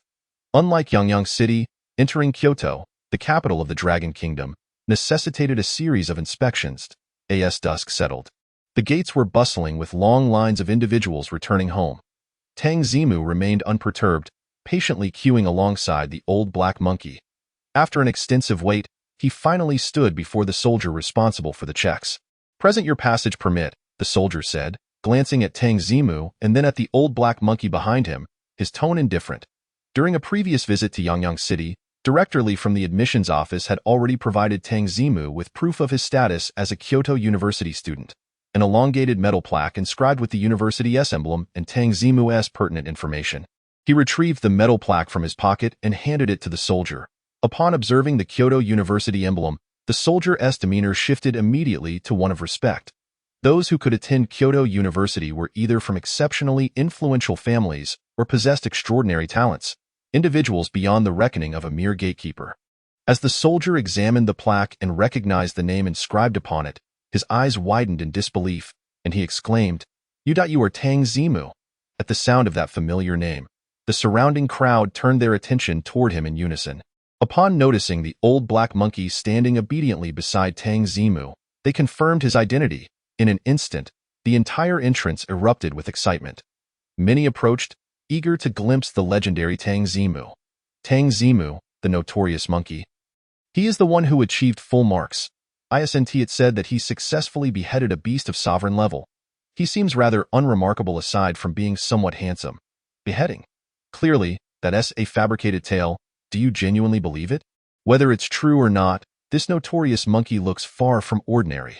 The air was filled with the buzz of speculation and discussion.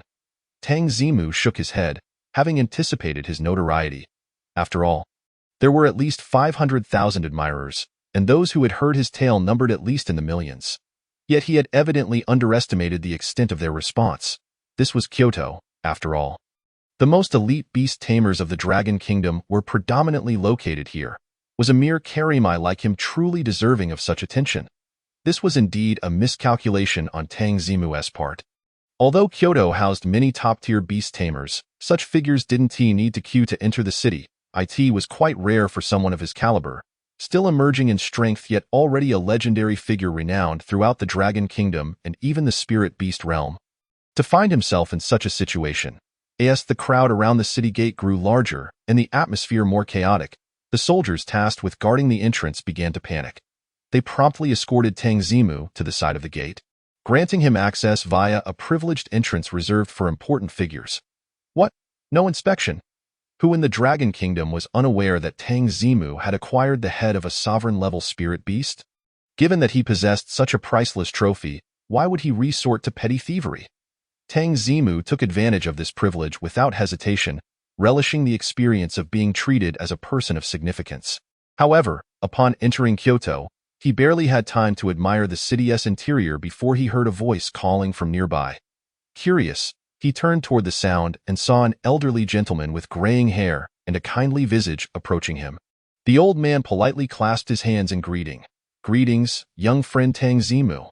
Tang Zimu scrutinized the old man, certain that he did not recognize him, and inquired, Who might you be? I am Lu Shuru, the head of the Beast Tamer Alliance's Kyoto headquarters. The old man replied with a smile, introducing himself.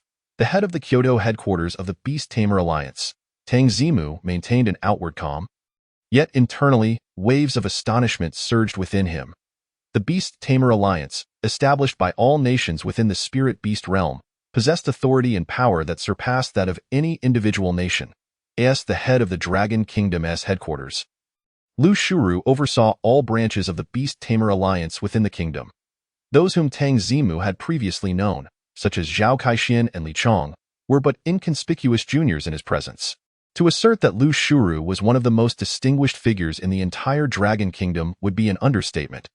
Yet he had not anticipated that such a prominent individual would take the initiative to greet him. Haha, I've only just entered the city, and I heard your name mentioned outside.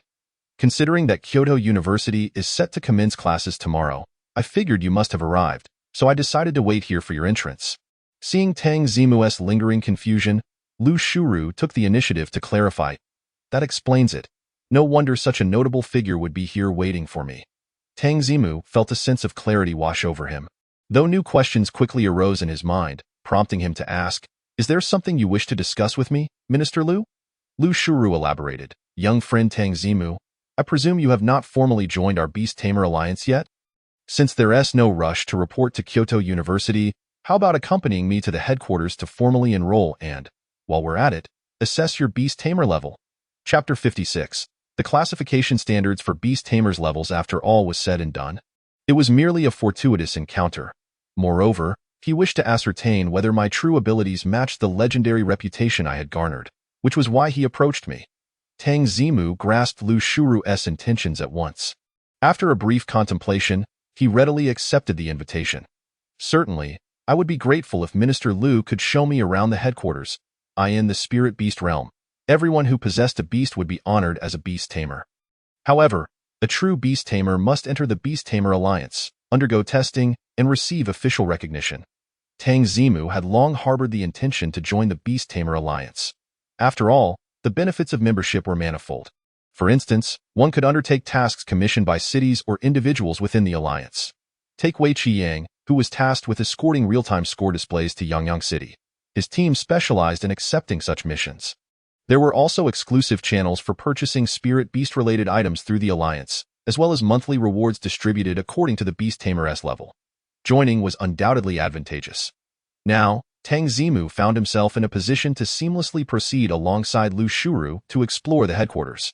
Very well then, young friend Tang Zimu, let us proceed together, Lu Shuru replied with a smile. He gestured to a soldier who had been observing the exchange, signaling him with a three-finger gesture. The soldier promptly brought forth 3 Windwhirl horses. These were dual-attribute spirit beasts, possessing both grass and general attributes, known for their smooth riding and remarkable speed. Kyoto City prohibits the riding of personal spirit beasts and aerial travel, so we utilize Windwhirl horses for transportation. Lu Shuru explained. This was something Tang Zimu was already aware of. As the capital of the Dragon Kingdom, Kyoto's regulations were indeed far stricter than those of other cities. Not only is the riding of private mounts and aerial beasts strictly prohibited, but even creatures of excessive size, volatile temperament, or high danger levels are subject to rigorous monitoring. The windriding steed is a privileged mode of transportation established for the convenience of dignitaries navigating the city. With a single step, Tang Zimu effortlessly mounted the horse. Although he had little experience with riding, his formidable physical prowess was sufficient to maintain his balance. Beside him, the old black creature also benefited from Tang Zimu's fortune, finding itself atop the windriding steed's back. Generally, beasts are not permitted to be ridden on the windriding steed. However, considering that the mischievous monkey was of a lower level and likely unable to keep pace with the steed, Lu Shuru had arranged a mount for the old black as well. Then let us set forth, Lu Shuru proclaimed, nodding to signal Tang Zimu to follow, and subsequently galloping ahead with vigor. Tang Zimu lightly pulled on the reins, and the trained wind-riding steed obediently followed suit. The old black mimicked Tang Zimu's actions, trailing behind. Thus, the trio, 2 men and a monkey, strode boldly through the streets of the capital.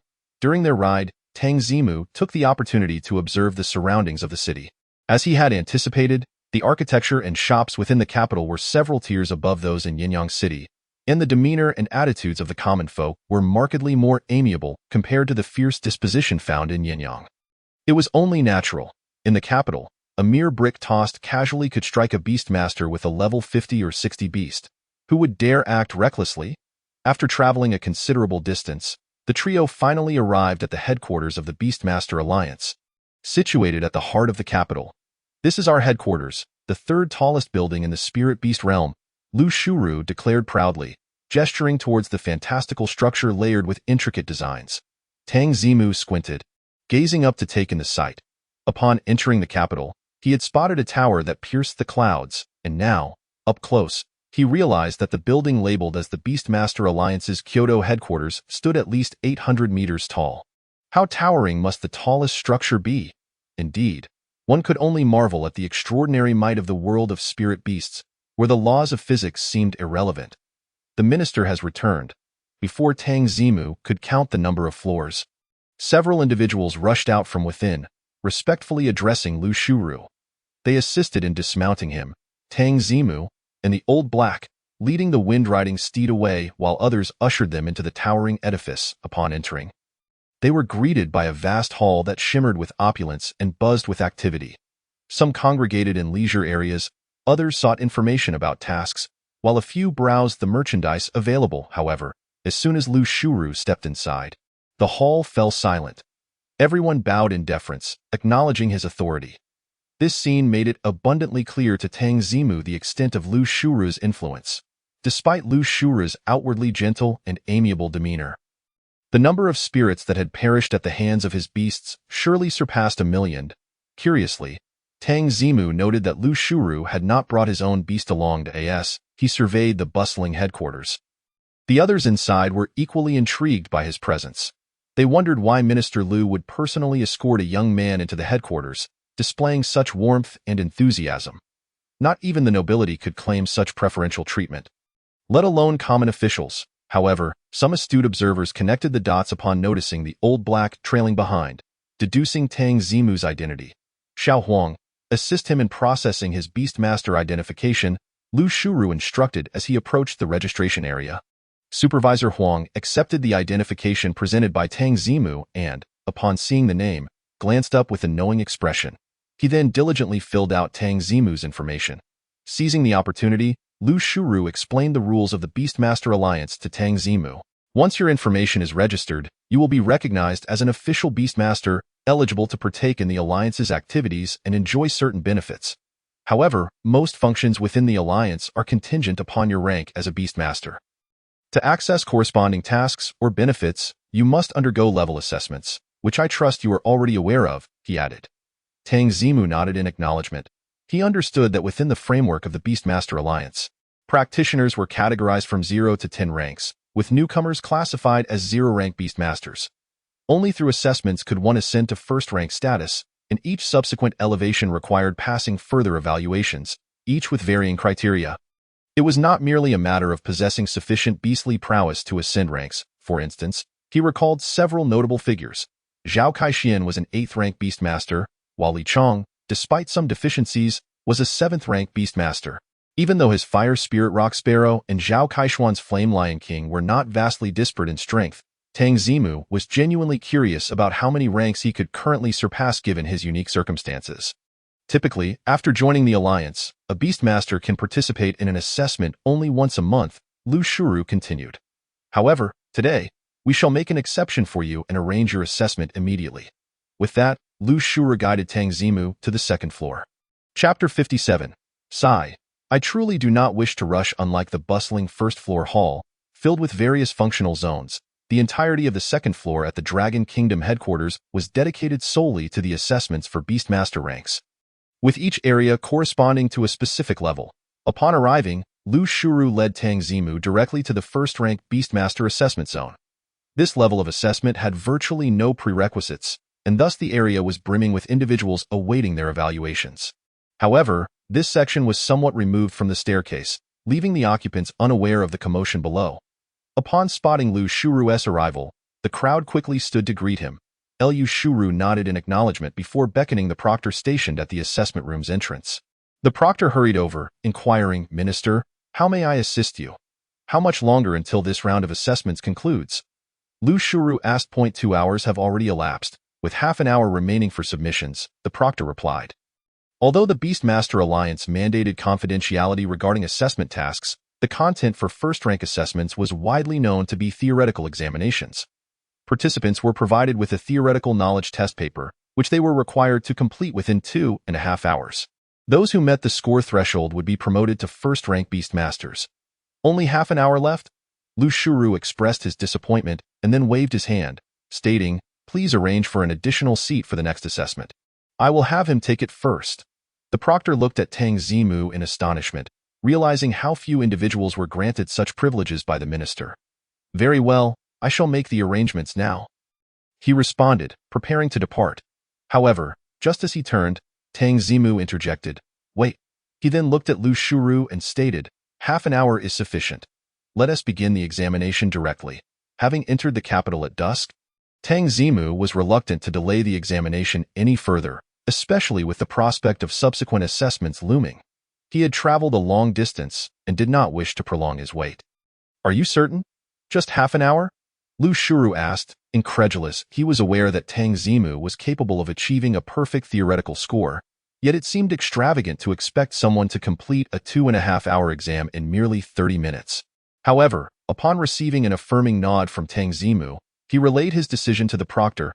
"Let us proceed as he wishes. Arrange a seat for him." "Very well, please follow me," the proctor replied, equally astonished by the minister's acquiescence to such an unusual request. He led Tang Zimu into the examination room. Outside, Lu Shuru took a seat while the old black kept watch over Tang Zimu's belongings. Once Tang Zimu had entered, the waiting individuals in the area began to murmur amongst themselves. They were not concerned about the fairness of the additional examination position. After all, in the realm of spirit beasts, strength dictated respect, and various privileges accompanied different ranks. What piqued their interest was Tang Zimu's bold assertion that 30 minutes would suffice. Who is he, to claim he can complete the exam in just half an hour? One questioned, he appears to be a prospective university student this year, seemingly unaware of the circumstances. The first-rank examination entails a much greater volume of theoretical questions than their college entrance exams. Another remarked, "Indeed, even with half an hour at my disposal, I couldn't finish copying the answers while taking the mock exam at home, even with the materials open." The crowd was encountering such a peculiar situation for the first time, and excitement bubbled in the waiting area as they engaged in fervent discussion. However, before they could reach any conclusion, they witnessed Tang Zimu, who had just entered the examination room, push the door open and step out. Something was amiss. Why hadn't they heard the bell signaling the end of the assessment? The onlookers exchanged puzzled glances at the clock, realizing that only 20 minutes had passed, leading to a sudden understanding. So that's why there was no bell. It turned out he had exited prematurely. It appeared that this fellow was indeed a clueless novice. Upon entering, he had been daunted by the sheer volume of questions on the paper. Realizing he could not complete it in half an hour, hence his early departure. The crowd stifled their laughter internally, though they dared not show it outwardly.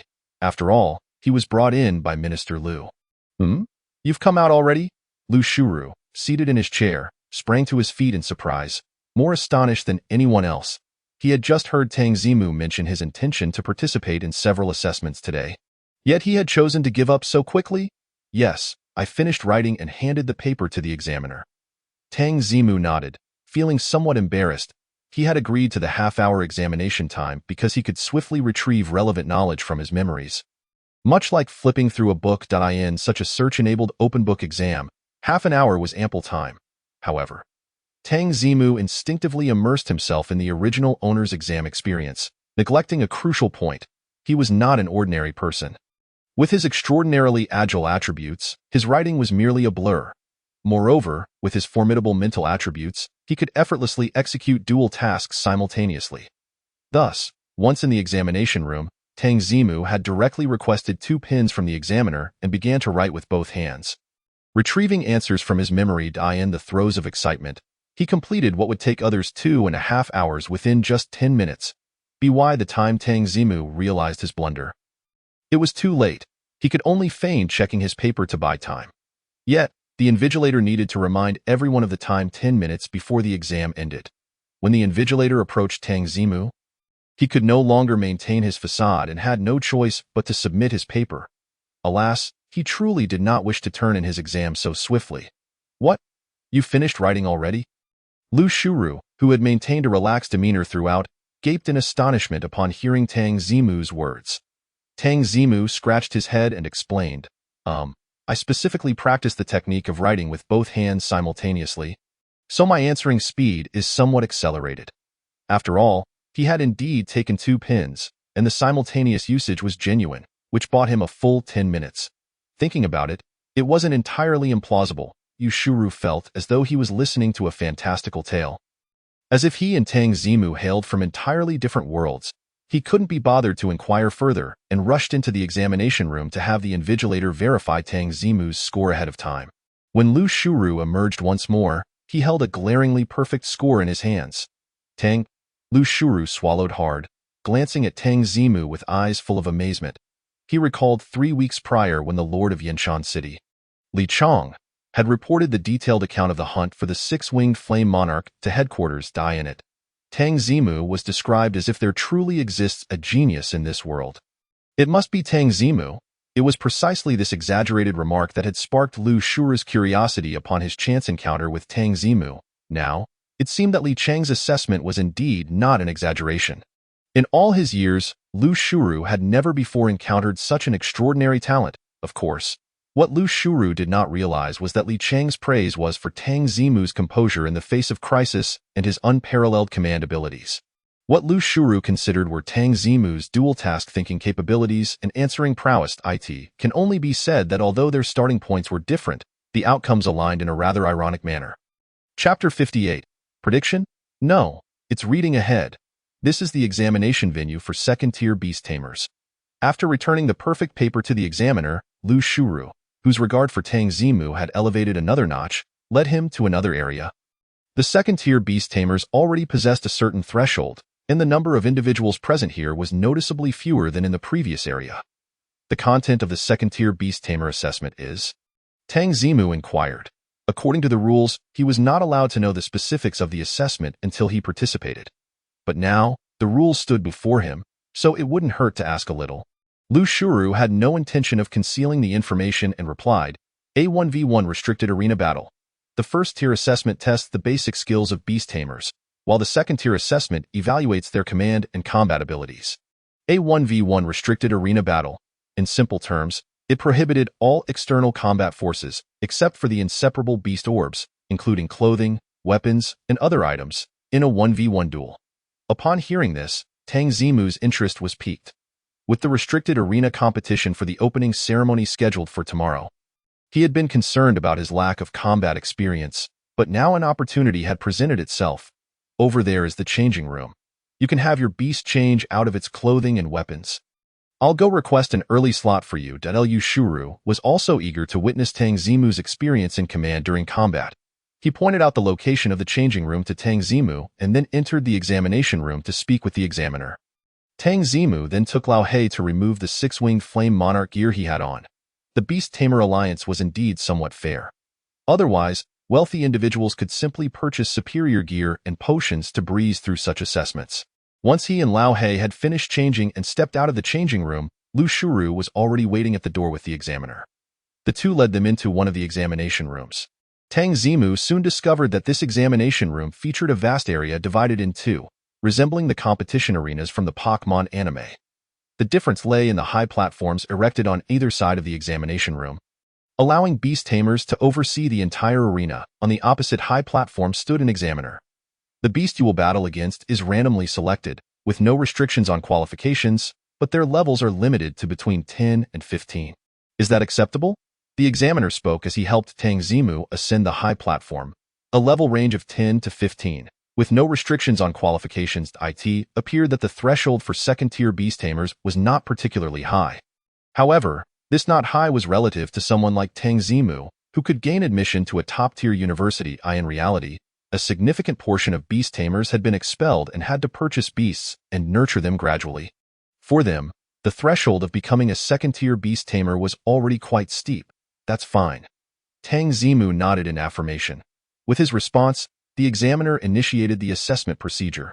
Soon, a metallic door on the side of the opposing arena swung open, revealing a steel-winged sparrow. They had randomly drawn a flying and steel-type beast. Upon seeing this, both the examiner and Lu Shuru exchanged concerned glances for Tang Zimu, one of the starter trio. The steel-winged sparrow ranked in T3 for its species and possessed considerable strength, being a flying type. Tang Zimu's dark-type rogue monkey, while not disadvantaged against flying types, had limitations in the skills it could learn at its initial stage. What could it use to combat an aerial opponent? Are you ready? If so, we'll begin the battle. The examiner engaged in a mental exchange with the steel-winged sparrow before asking. Tang Zimu remained silent, merely nodding in. The next moment, the steel-winged sparrow flapped its wings and shot towards Lao He like an arrow, its beak shimmering with a white glow. This was the advantage of mental communication, striking first, leaving little room for counteraction. Many beast tamers participating in assessments for the first time were caught off guard at this stage. Unfortunately for the opponent, they were up against the remarkably quick-witted Tang Zimu. Left elbow. Tang Zimu's expression remained calm as he swiftly issued the command. Lao He, who was utterly obedient to Tang Zimu's orders, did not hesitate and swung his elbow, emanating a dark glow towards his left side. The examiner noticed the terrifying force behind Lao He's elbow and quickly instructed the steel-winged sparrow via mental communication to abandon its attack and retreat. Yet, just as the examiner's gaze wavered, Tang Zimu keenly detected this and promptly commanded, "Transform into despair." Lao He, without a moment's hesitation, ceased his elbow strike and turned to reveal an eerie smile to the steel-winged sparrow. This is. Upon witnessing this scene, both Lu Shuru and the supervising teacher displayed expressions of astonishment.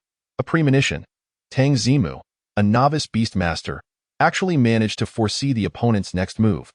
The term premonition refers to a beast master's ability to anticipate the subsequent actions of the adversary, allowing their beast to respond in advance. It is a high-risk maneuver that yields substantial rewards, yet carries the potential for significant consequences upon failure. The fact that Tang Zimu, a fledgling, dared to make such a bold prediction at the onset of battle, without having grasped the opponent's strategies and succeeded, is a testament to his exceptional psychological fortitude and combat prowess. Of course, had Tang Zimu known how Lu Shuru and the others perceived him, he might have burst into laughter. Premonition entails assuming risk. He had merely read ahead. Reading ahead means discerning the opponent's tactical intentions and implementing corresponding measures. Tang Zimu noted the flicker of trepidation in the opponent's eyes, realizing they wished to evade conflict, prompting him to instruct Lao He to change tactics on the fly. However, his reaction time was so swift that there was scarcely any delay between the commands issued by both sides. Thus, to the onlookers, it appeared as though Tang Zimu had taken an enormous risk in his premonition, seemingly foreseeing the future and prompting Lao He to react. The efficacy of this rapid reading of moves was indeed gratifying.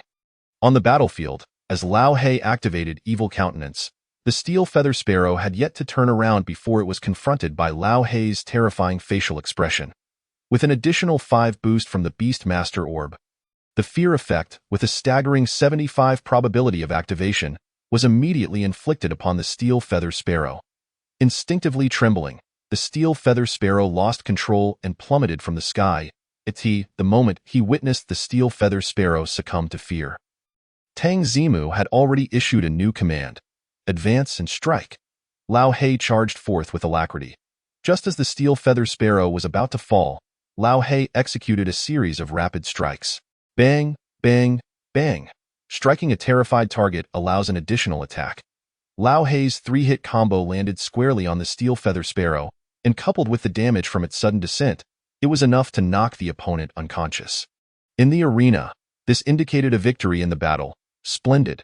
Before Tang Zimu could revel in his initial triumph, an unexpected notification echoed in his ears. Ding! Congratulations to the host's beast, Tang Zimu, for successfully defeating the opponent in the arena. Ding! Congratulations to the host for securing a victory in the arena for the first time, taking a significant first step, and receiving the first victory reward, a random divine level item. Chapter 59. Another divine level item. My brain is overloading. Is the arena competition also eligible for system rewards? Clearly, it was Lao He who had fought. Tang Zimu understood now. He too was present in the arena, thus counted among the victors. Regardless, activating a reward is always a cause for celebration. Moreover, this was the first time he had activated an arena competition reward, and it was a divine-level item. Tang Zimu was filled with anticipation for this treasure. However, the system's random selection required some time. Tang Zimu could only momentarily suppress his eagerness and redirect his focus to the present. After Lao Hei's seamless combo incapacitated the Steel Feather Sparrow, Lu Shuru, the supervising officer, and even the opposing assessment teacher couldn't help but break into applause. It was the first time the supervising officer and the assessment teacher had witnessed a candidate navigate the examination with such effortless grace and speed. Lu Shuru had previously seen candidates breeze through assessments. However, those he had observed were typically individuals who had not joined the Beastmaster Alliance in the early stages, only to later participate in second-tier assessments with high-level beasts. Annihilating their opponents, Tang Zimu, who had only recently acquired his beast and achieved such results, was a first for him. Beautiful, absolutely magnificent. Reading the opponent's beast information, daring premonitions, and smooth combos, he executed every aspect of the battle flawlessly. If I hadn't seen it with my own eyes, I would hardly believe Tang Xiaoyu is participating in the arena for the first time. Lu Shuru applauded, while expressing his admiration. It is rare for someone of his standing to offer such praise. Yet, he was thoroughly impressed by Tang Zimu's performance in both assessments and generously bestowed his commendations. Tang Zimu graciously accepted Lu Shuru's accolades. Following this, the two of them, accompanied respectfully by the supervising officer, made their way toward the examination room's entrance. However, just as they stepped out the door, Lu Shuru recalled something and turned to Tang Zimu. Tang Xiaoyu, your commands were impeccable, yet there is one flaw beyond your directing. A flaw? What flaw? Tang Zimu was somewhat puzzled. During the process of directing your beast in combat, you should strive to communicate mentally rather than verbally. Otherwise, you risk divulging your battle plans and strategies to the opponent. Lu Shuru spoke earnestly. Tang Zimu's face twitched involuntarily. How unjust! Did he think he wanted to shout? If he could communicate mentally, would he need to painstakingly teach Lao Hei commands and methods? Yet, he certainly could not voice this sentiment. After a moment of contemplation, Tang Zimu explained, Minister Lu, it is my belief that during combat, employing language and tone greatly enhances the beast's morale, fostering a sense of camaraderie. This way, the beast is more inclined to heed commands and unleash greater combat potential. As long as he provided a somewhat plausible rationale, he opted to fabricate an explanation. Oh? Is that so? Lu Shuru did not dispute Tang Zimu's words, instead falling into deep thought. There is a saying, a genius has their reasons for their actions. Lu Shuru felt that with Tang Zimu's brilliance, his assertion must have merit. Should he also vocalize commands when directing beasts in the future? I see it so. Shall we now proceed to the third-tier Beast Master assessment? Lu Shuru pondered thoughtfully before inquiring further. Tang Zimu nodded affirmatively. The previous two assessments had been too effortless for him. He wished to test his current limits. Upon receiving Tang Zimu's confirmation, Lu Shuru promptly led him toward the third-tier Beast Master assessment area. At this moment, Tang Zimu finally received the long-awaited notification from the system. Ding! Random selection complete. Congratulations to the host for obtaining a divine-level item. 1. Divine Qualification Pill. Merely seeing this name, Tang Zimu realized he had drawn something extraordinary this time. He glanced at Lu Shuru, who was still leading the way ahead, swallowed hard, and opened the reward-holding box. Divine Qualification Pill 1. Upon consumption, it will elevate the qualifications of a spirit beast to 10 stars and modify the original talents and skills of that spirit beast to correspond with the enhanced qualifications. Warm reminder, 1. The effects of this pill will disregard the spirit beast species and original qualifications, guaranteeing an elevation to 10 stars. 2. The effects of this pill can only be applied to spirit beasts with qualifications below 10 stars. Although the effects of the divine qualification pill were not far from Tang Zimu's expectations, he still found it utterly outrageous upon reading the description. What is qualification? It is an inherent attribute determined from the moment a spirit beast is born. An innate existence, forcing a spirit beast's qualifications to 10 stars is akin to defying destiny. From Tang Zimu's understanding, in the realm of spirit beasts, no known entity could alter a spirit beast's qualifications. He had only encountered similar effects in descriptions of divine-level spirit beast rations, which were on par with the divine qualification pill. However, Those rations required prolonged consumption. It was entirely possible that even 100 servings would only enhance qualifications by 1 or 2 stars. This pill does not care whether your qualification is 1 star or 2 stars. One single dose not only elevates the talent to 10 stars, but even modifies the talents and skills to correspond with the 10-star qualifications. Representing a total transformation. Can I even use it? Suddenly, a thought emerged in Tang Zimu's mind. His qualification had always been displayed as, leaving him uncertain of what his qualification truly was. Without further hesitation, Tang Zimu decided to act. Seeing that they were nearing the 3rd-tier Beast Master assessment area, he no longer hesitated and directly dragged the Divine Qualification Pill from the reward holding box to hover above his avatar in the Beast Management panel. This was a technique he had discovered while researching the system during his retreat. Items in the reward holding box, such as Divine-level Spirit Beast Rations and Divine-level Spirit Beast Recovery Potions, could be directly dragged to the Beast Management panel for immediate use, saving time. Unfortunately, this Beast Management panel could only accommodate his single beast, and only he could enjoy this convenience. However, just as Tang Zimu completed the action, an unexpected occurrence transpired. Previously, the system would prompt him to confirm whether to use the item on the beast Tang Zimu. This time, however, the sound that resonated was, ding, ding.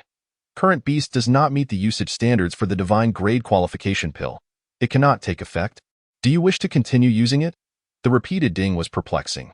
What on earth did it mean to be non-compliant? Could it be that? Tang Zimu immediately recalled the second hint regarding the pill. It can only be effective on spirit beasts with a qualification below 10 stars. Could it be that he possessed a 10-star qualification? No, that couldn't be right. Suddenly, a bolder thought sprang to Tang Zimu's mind, causing his heart to pound with excitement. Old Hei's 10-star qualification was visible. Yet his own had always been a question mark. Moreover, he had the ability to enhance his attributes without limit. Could this imply that his qualification might even surpass 10 stars? The mere possibility of such a notion sent Tang Zimu's mind into a whirl. The highest qualification for spirit beasts was 10 stars, which is why it was referred to as full qualification, a consensus within the spirit beast community. Then, what exactly did it mean for him to possess a qualification exceeding 10 stars? Tang, my young friend, are you deep in thought? We have arrived at the assessment area for the 3rd tier. Lu Shuru's words interrupted Tang Zimu's musings. Oh, I was merely reviewing the previous battle to identify any flaws. Tang Zimu replied, regaining his composure. He chose not to dwell further on the issue of qualifications, for he understood that such matters could not simply be pondered into clarity. Instead, he had effectively saved a divine grade qualification pill, which opened up a wealth of possibilities. Now, when it came to subduing other spirit beasts, he need not concern himself with their qualifications at all. Even the most perfect of battles warranted a review. After all, a genius is a genius. Lu Shuru felt a twinge of inferiority upon hearing this. He steeled himself, and before Tang Zimu could inquire, he spoke up. The assessment for 3rd-tier beast tamers evaluates their comprehensive training capabilities with spirit beasts. In simpler terms, it is to ensure that the beasts meet the required hard standards. After all, beast tamers at this level are expected to frequently engage in combat with spirit beasts. Lu Shuru then pointed towards the enormous metallic door of the assessment room. Thus, we have designed 3 challenges within the assessment room to evaluate the corresponding abilities of the spirit beasts. Only upon successfully clearing all 3 challenges within an hour can one be deemed to have passed the assessment. Meeting the hard standards, Tang Zimu felt a hint of pressure. Old Hei excelled in many areas, yet he was still quite young in the realm of spirit beasts levels, while related to defeating opponents and diligent training, were also inherently tied to the passage of time. Whether Old Hei could pass the assessment remained an open question. All right, let us commence the assessment, Tang Zimu declared. Taking a deep breath, Lu Shuru nodded in agreement and continued. The assessment room is equipped with the most sophisticated detection instruments, and the next level will only commence once the data meets the standards. To prevent any assistance from the invigilators in cheating, only the beast tamer and their spirit beast are permitted entry into the assessment room. During the previous assessment, the mischievous monkey had already removed its armor and weapons, so you should do the same and simply bring Old Hei inside. With that, the staff member who had been summoned earlier adeptly opened the door to the assessment room. Huh? You can't go in? Tang Zimu paused for a moment, then exhaled the breath he had been holding, a faint smile gracing his lips as he relaxed. Well, That settled then, he headed to the changing room to remove his entire six-winged Flame Monarch set and took off the special training sandbags he had been wearing. After exchanging greetings with Lu Shuru, Tang Zimu confidently led Old He into the assessment room. The sound of the door closing echoed behind them. The assessment for third-tier beast tamers officially began. Tang Zimu walked along the corridor, turning a corner to arrive at the first challenges room. Inside, he found 10 metal stakes of various shapes scattered throughout a circular area. A screen mounted on the wall displayed the requirement: defeat all within 10 seconds. The metal stakes were likely a test of strength. Defeating 10 in quick succession would assess one's stamina and control ability. Understanding this, Tang Zimu felt no apprehension. After all, Old He excelled in this regard. Let us go. Upon hearing the requirements, Old He charged confidently into the designated area. With a single punch, he knocked down one metal stake after another, completing the task in just 8 seconds. Congratulations, you have passed. As the words of success appeared on the display, the previously closed door swung open before them. That was hardly a challenge at all. Tang Zimu felt relieved and leisurely led Old He forward to the second challenges room. This time, the activity area was merely a 2-meter diameter circle. The walls were lined with an array of various weapons, alongside claws, limbs, and teeth belonging to different spirit beasts. Tang Zimu scanned the room. Locating the screen embedded in the opposite metal door, the requirement read, "Withstand attacks for 1 minute." It appeared to be a test of the spirit beast's resilience.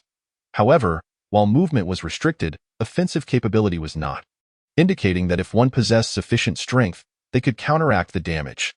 Tang Zimu quickly grasped the rules of this challenge and patted Old He on the shoulder. After conveying the requirements, he inquired, "So, do you think you can hold up?" Old He immediately wore a dismissive smile. "Please, I endure your relentless training every day at home. These attacks are nothing to me. You know just how tough my hide is. Don Tiu?" With a confident lift of his arms, Old He struck a demon-s horn bodybuilding pose, then boldly stepped into the circular area.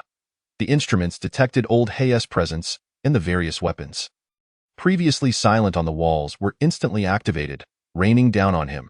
Smack, thud, wham! In an instant, a cascade of weapons struck Old He. Ow! Ow! Ow! Old He attempted to throw punches in retaliation but could only withstand a fraction of the onslaught. Most of the weapons continued to pound down upon him like a relentless storm, causing him to yelp in pain. Fortunately, Old He was not exaggerating when he spoke of his resilience. Despite the ferocity of the attacks, he did not succumb, having grown accustomed to the punishment. After enduring a full minute of this barrage, he grit his teeth and weathered through to the end. The display screen then illuminated with the words, "Congratulations. You have passed. Not bad.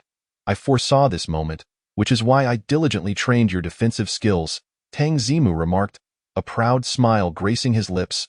Old He, however, rubbed the scars that adorned his body, casting a resentful glance at him. "Was that training? It was merely your itching hands at play." Regardless, the second challenge was also successfully completed. Tang Zimu, filled with enthusiasm, led Old He through the now open door. What greeted them was a long metallic corridor, its walls peppered with countless holes. This corridor must be at least 100 to 200 meters long, Tang Zimu concluded after a careful observation. He then located the display screen at the far end of the corridor. Reach the end within 10 seconds, and you must not be hit by any beams of light during the process. Running 100 to 200 meters in 10 seconds is not a daunting task for a spirit beast. The challenge lies in avoiding being struck by any beams of light. Given the multitude of holes lining the corridor, there must be no fewer than 1,000 beams. Tang Zimu couldn't help but marvel at the complexity of this challenge. It seemed that this assessment would test the speed and reflexes of the spirit beast. So, how do you feel about this challenge? Tang Zimu relayed the requirements to Old He, observing his reaction. Old He scratched his head, hesitating to speak. His agility attribute was not low, so running was not an issue. But dodging those beams, that posed quite a challenge for a 2-meter-tall brute like him. "Well, let us give it a shot anyway," Tang Zimu encouraged. The assessment only limited the time. There were no restrictions on attempts, so trying it out would be beneficial. Old He nodded and approached the start of the corridor. After taking a deep breath, he let out a roar and bolted towards the opposite end of the corridor. Simultaneously, the holes along the sides of the corridor seemed to activate, emitting beams of light at varying angles. I'll dodge, I'll dodge, I'll dodge. In the confined space, Old Hay darted left and right. His movements resembled a clumsy bear attempting to tap dance. Unfortunately, the lingering pain from earlier affected his performance, and the beams began to shoot faster. Before Old Hay could even reach the halfway mark of the corridor, one of the beams struck him. The screen immediately displayed, "Beam hit. Please return to the starting point and retest." "You scoundrel, you haven't even passed half of it," Tang Zimu scolded in frustration. He shook his head and called back the somewhat self-reproaching Lao He. Meanwhile, he began to warm up in place. "Ahem, if my beast is incapable, it is only reasonable for me, as the master, to step in and lend a hand." Chapter 61. After experiencing numerous absurdities, he has gradually grown accustomed to them. The designer of the third-tier Beast Master assessment placed the damage resistance challenge before the reaction test. The intention was to compel the beast to participate in the subsequent reaction challenges while dragging its wounded body, thus increasing the difficulty of the assessment. However, he could never have anticipated that in a challenge restricted to only one beast and its master, a cheating method that should be utterly impossible would emerge. The Beast Master could substitute for the beast in the assessment. Look at that, what an obscure term. After completing his stretches, Tang Zimu stood at the starting point of the corridor, taking several deep breaths. While wearing the specialized training sandbags, his attributes had been suppressed. Now that he had removed them, he felt an overwhelming surge of energy coursing through his body. Tang Zimu fixed his gaze on the grand door at the end of the corridor, preparing his starting stance before suddenly propelling himself forward. He shot down the corridor like a bullet from a gun, moving so swiftly that even after images trailed behind him. "Wow!" Lao He, standing at the starting point, raised his hands to cheer for his master upon witnessing this spectacle. Huff, huff, huff. As Tang Zimu raced forward, his senses were razor-sharp, alert to the various lasers shooting around him. Once he truly engaged in the challenge, he also recognized the complexity of the trial. It was not merely a test of speed and reflexes. When several lasers shot simultaneously, the remaining space was exceedingly narrow, demanding a high level of bodily coordination. Fortunately, Tang Zimu had not wasted the past month at home. With his adept control over his body, he deftly maneuvered through the narrow corridor, successfully navigating layer upon layer of laser defenses until he reached the corridor's end. Upon crossing the finish line, the display screen lit up with the words "Congratulations on passing." Tang Zimu halted, discreetly catching his breath. Once he composed his expression, he turned around, looking at Lao He with an air of indifference. "Ahem, my clothing is slightly soiled, a touch of wear and tear." With that, he gestured for Lao He to come over. The two switched positions in the corridor to create the illusion that Lao He was leading the way. Only then did they push open the metal door and exit the assessment room. Outside the assessment room, Lu Shuru sat in a chair, resting with his eyes closed, while a staff member stood nearby. The two had maintained this posture at the assessment room's exit since Tang Zimu entered. Lu Shuru had intended to rest for a moment. After all, he was no longer young, returning from the dusty journey outside the city, following Tang Zimu up and down, and being repeatedly startled by the latter's actions had truly exhausted the old man. However, it was only a short while after he closed his eyes that the door to the exit was suddenly pushed open with a loud bang. Lu Shuru blinked in confusion, instinctively glancing at the timer beside him. It displayed that only 4.5 minutes had passed since Tang Zimu entered. What? Not even 5 minutes. It is known that the three-tier Beast Master assessment consists of 3 trials that not only require a significant expenditure of stamina but also test various abilities. Unless one possesses overwhelming strength, a typical Beast Master would inevitably need to conduct multiple attempts with their beast, requiring considerable rest in between. Often, Beast Masters barely manage to pass by stretching the time to an hour. Yet here was Tang Zimu, who had completed it in under 5 minutes. This was simply, well, perhaps it was still somewhat normal. Confronted with such an astonishing time, Lu Shuru was not particularly shocked. Rather, he felt a chuckle rising within him. After all, having experienced many absurd events, he had gradually become accustomed to them.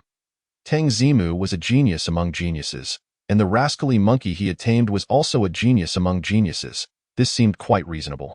If not, how could the rascally monkey discern Tang Zimu's genius at a glance and actively seek to be tamed? Having gathered enough confidence, Lu Shuru stood up to greet Tang Zimu and Lao He as they emerged. Just finished? Lu Shuru inquired casually. Yeah, it felt all right. Lao He made one mistake. Tang Zimu nodded, speaking modestly. However, this humility was merely his own perception of modesty. In reality, this statement, when heard by Lu Shuru and the staff member, transformed into 4.5 minutes to clear the challenge, and there was still a mistake. This implied that the rascally monkey's actual stamina exceeded the assessment requirements, allowing for an even faster completion. Ouch, that truly stings.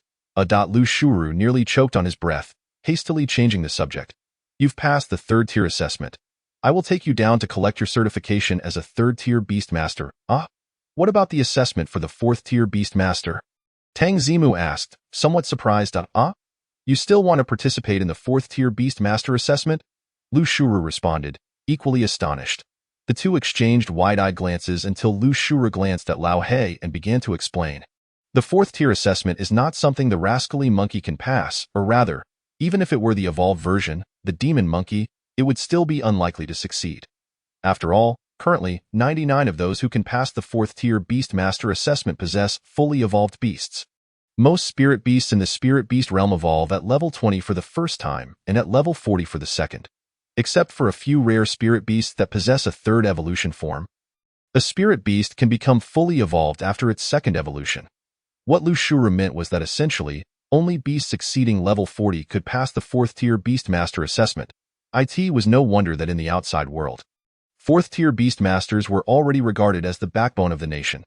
Tang Zimu did not believe that Lao He, who needed his assistance in the third-tier assessment, would be able to pass the fourth-tier challenge.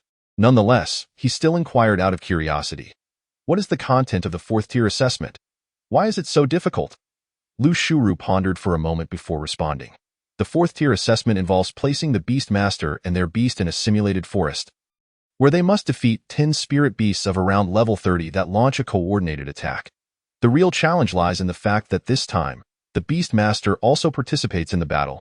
As a result, while the beast faces the onslaught, it must also expend considerable energy to protect its master, making the difficulty extraordinarily high. Wait, what? The challenge lies in the Beastmaster also having to fight? Tang Zimu was momentarily taken aback, and then his gaze began to wander. Isn't this just walking right into my line of fire? Who needs that weakling Lao He to protect me? Moreover, the assessment takes place in a simulated forest, filled with trees and ample cover. Doesn't that imply I can utilize visual blind spots to strike? Nevertheless, regardless of the circumstances, facing 10 level 30 spirit beasts is indeed an insurmountable hurdle at present. Tang Zimu contemplated for a moment before regretfully stating, then I will wait a month before attempting the assessment. A month? In a month's time, your rascally monkey could potentially level up 2 or 3 levels at most. And you still expect to reach level 40? This statement was too outrageous. Lu Shuru assumed Tang Zimu was joking and paid little attention to it. He enthusiastically led Tang Zimu downstairs, reflecting as they walked.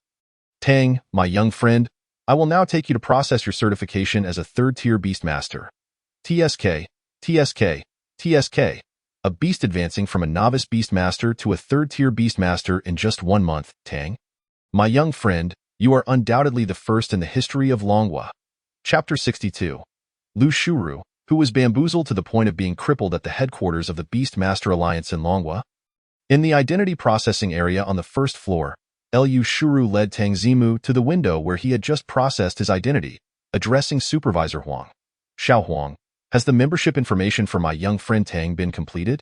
It has been completed, Supervisor Huang replied respectfully. Good, then please process his tier certification as well. Lu Shuru nodded and began to speak. However, before he could finish, Supervisor Huang directly handed over a tier certification. Minister, it has been prepared long ago at that moment. Supervisor Huang felt a surge of delight within. He was renowned for his perceptiveness at the headquarters. Even before Lu Shuru brought Tang Zimu in for the assessment, Supervisor Huang had already instructed someone to prepare the tier certification in advance. When his subordinate attempted to prepare a first-tier certification, he had promptly dismissed the idea. After all, this was the illustrious top scorer. Tang Zimu, such a genius, could not be judged by common standards. Thus, Supervisor Huang boldly had his subordinate prepare a second-tier Beastmaster certification instead. Just think about it. Being able to prepare a cross-tier certification in advance signifies my exceptional insight and understanding of genius. Surely the minister would view me in a new light. With that thought, Supervisor Huang could hardly suppress the smile creeping onto his face. Little did Lu Shuru expect that after glancing at the rank certificate handed to him, he tossed it back and remarked, "What on earth is a second-rank Beastmaster? Third rank. Quickly issue a third-rank Beastmaster certificate for Tang Zimu, third. Third-rank Beastmaster." The smile on Supervisor Huang's face froze in an instant. Awakened from a dying stupor, he realized that the fool was none other than himself. What he had presumed to be a brilliant strategy, issuing a second-rank Beastmaster certificate ahead of time, had clearly underestimated his opponent. No, in all my years of service, I have never encountered anyone who jumped from a 0 rank directly to a 3rd rank assessment. Why today of all days? I will go issue it right away. Supervisor Huang glanced at Tang Zimu, feeling his cheeks burn with shame, and could only scurry off to reissue the certificate. Lu Shuru, however, paid little mind to this interruption. Seizing the moment, he began explaining the rights and privileges associated with being a 3rd-rank Beastmaster to Tang Zimu. Upon joining, a 3rd-rank Beastmaster can earn 50 points of merit each month. Additionally, the limit on accepted tasks expands from 1 to 2, if more than 10 tasks are completed within a month. The earned 50 points can be doubled. These points can be used in our exclusive merit zone to purchase various items, including Spirit Beast Feed, healing potions, Beastmaster rings, Beastmaster orbs, and much more. After listening, Tang Zimu inquired, "What about 4th-rank Beastmasters? How many points can they earn in a month? You are aware of the difficulty in assessing a 4th-rank Beastmaster. Only top-tier experts can reach such a level, earning 300 points monthly." Lu Shuru replied, "Goodness, that's a 6-fold disparity." Tang Zimu's resolve to pass the 4th-rank Beastmaster assessment next month grew even stronger. They continued their conversation until Supervisor Huang finally returned with the 3rd-rank Beastmaster certificate in hand. He handed Tang Zimu a badge inscribed with the number 3 along with a booklet, stating as per tradition, "Congratulations, Tang Zimu, on becoming a 3rd-rank Beastmaster of our Beastmaster Alliance. From now on, simply present this certificate to enjoy the associated privileges across all our Alliance branches." What had begun as a mere novice visit had transformed into his ascension as a 3rd-rank Beastmaster. Tang Zimu felt a surge of emotion as he accepted the certificate and bid farewell. Saying, "Well then, Minister Lu, I shan't disturb you further, as I need to return to school to organize my belongings." "Very well, you may ride the wind-sweeping steed there. Someone will be waiting to collect you at your school." Lu Shuru replied, also bidding him farewell. He watched as Tang Zimu mounted his spirit beast and departed the Beastmaster Alliance, before turning back and hastily boarding the treasure cover beast to return to his office atop the towering spire. Upon entering his office, Lu Shuru eagerly tapped a gem resting on his desk. Before long, a colossal head broke through the clouds, peering in through the window. "Old Lu, it's already night. What do you need me for?" Lu Shuru chuckled with excitement, exclaiming, "Today I encountered a genius and learned a technique that can enhance your power." Enhance power. Clearly, this creature was Lu Shuru's spirit beast, renowned throughout the Dragon Kingdom. Most citizens knew of its existence, yet few were aware of its species, only recognizing that it surpassed level 90, ranking among the elite spirit beasts of the realm. Oh? If even you call him a genius, he must possess some remarkable talent. The massive head expressed interest, continuing, "What is this technique, precisely?" Lu Shuru assumed a serious demeanor, inhaling deeply before shouting, "Oldemo, quickly employ the all-encompassing nature to attack." After his shout, he eagerly inquired, "Did you feel anything? Were you inspired?" The enormous head fell silent. After a considerable pause, it finally spoke, "Old Lu, do you find amusement in toying with me? Shouldn't it work? That's what I witnessed. Is it possible that only a genius can wield this technique correctly?" Lu Shuru scratched his head in confusion. Tang Zimu remained oblivious to the fact that he had thoroughly perplexed Lu Shuru, the esteemed minister of the Beastmaster Alliance headquarters in the Dragon Kingdom. The location of Kyoto University is not far from the center of Kyoto City. He rode the wind-sweeping steed at a brisk pace and soon arrived at the school gates. Similar to the Alliance headquarters, the entrance of Kyoto University was impressively grand. Had it not been for the sign reading Kyoto University, he might have mistaken it for a palace, since the admissions office's director Li had already submitted Tang Zimu's information to the school. He was spared the tedious enrollment process. After a simple verification, the guard at the gate allowed him entry, even notifying his freshman advisor, Teacher Ma, to come greet him. Student Tang, you've finally arrived. I thought you might miss tomorrow's opening ceremony. Teacher Ma breathed a sigh of relief upon seeing Tang Zimu. Just as she was about to say more, she noticed the third-rank Beastmaster badge hanging on his chest. Each city's Beastmaster Alliance issues badges that bear the city's insignia, and Tang Zimu's was unmistakably issued by the headquarters. Issued by headquarters, and a third rank at that. Teacher Ma's eyes widened, and she gasped. Hiss! What is the story behind this badge? Chapter 63. The Shock of the Third-Rank Beastmaster. Oh, I ran into Minister Liu while entering the city, and we went to the Beastmaster Alliance together. Minister Liu made an exception for me, and I just happened to take the third-rank Beastmaster assessment. Tang Zimu offered a brief explanation. Minister Liu, just happened. Hearing those two phrases from Tang Zimu left Teacher Ma questioning her own hearing. Encountering Minister Liu was one thing. She herself had to take the third-rank assessment 3 times before passing. And here was a freshman who hadn't even enrolled yet, casually passing it. Let me take you to your accommodation, Teacher Ma suggested after a moment of silence, decisively shifting the topic as she led Tang Zimu and Old Hay into the school. They traversed the playground, classrooms, and student dormitories before arriving at a grand estate with intricately carved beams and painted pillars. The estate's entrance was inscribed with the words Cloud Summit Manor. The Cloud Summit Manor comprises 40 unique residences, with every 10 designated for a specific academic year. The higher the unit number, the more luxurious the residence. Freshmen reside in units 31 to 40, and yours is the villa numbered 31, equipped with amenities based on your initial selections. Teacher Ma explained as she guided Tang Zimu into the estate. Upon reaching the villa numbered 31, she handed him a set of keys. This is the key to your residence. Top-tier spirit beasts guard the vicinity of Cloud Summit Manor. Ensuring high safety, you needn't worry about security or theft. Tang Zimu accepted the keys and opened the door. Teacher Ma proceeded to introduce the details of the villa. After a long day of travel and 3 consecutive assessments, Tang Zimu felt quite fatigued. After exchanging pleasantries, he saw Teacher Ma out. He let Old Hay choose a room on the first floor to rest, while he ascended to the master bedroom to sleep.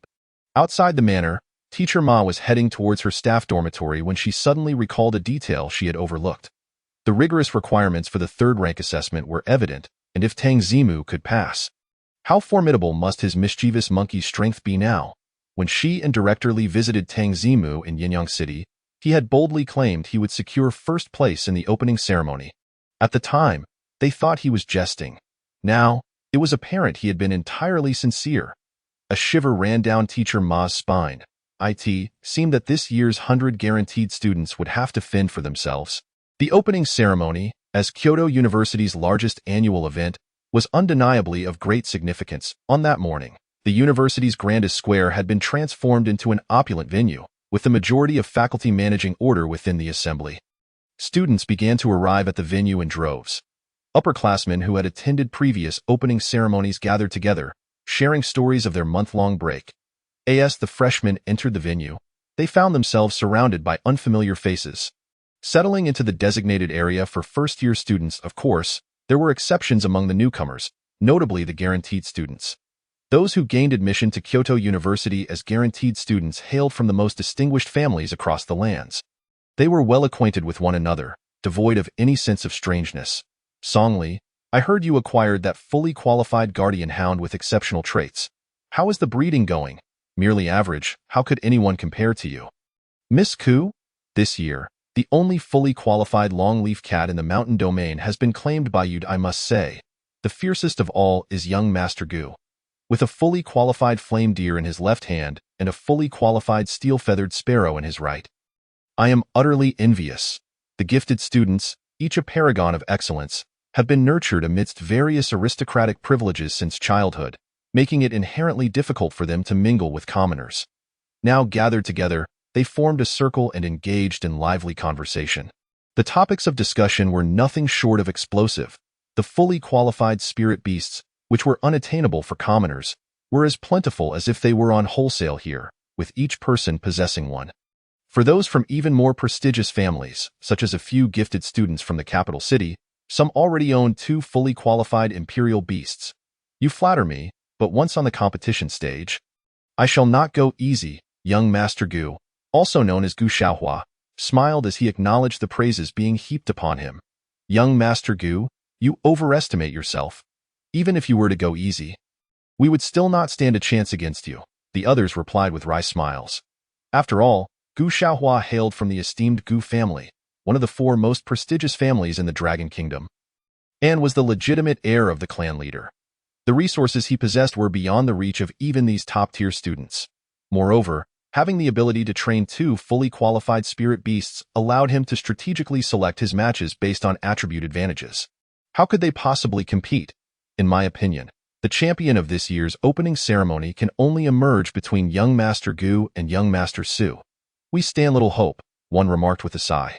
The Su mentioned was Su Huai, who was seated directly opposite Gu Xiaohua. He was also from one of the 4 great families, the Su family, and was the grandson of a certain clan elder. Gifted and highly valued by his family. It could be said that he and Gu Xiaohua were the most distinguished individuals among this cohort of gifted students. Both possessed abundant resources and 2 fully qualified imperial beasts. Thus, they naturally became the sole contenders for the championship of this year's opening ceremony. Jiu Xiaohua cast a cold glance at Su Huai, whose smile was equally superficial. Both were prodigies, outwardly maintaining cordiality. Yet inwardly neither yielded to the other. Each was contemplating how to defeat the other in the upcoming competition. Until a voice from the entrance of the venue exclaimed, "Tang Zimu has arrived."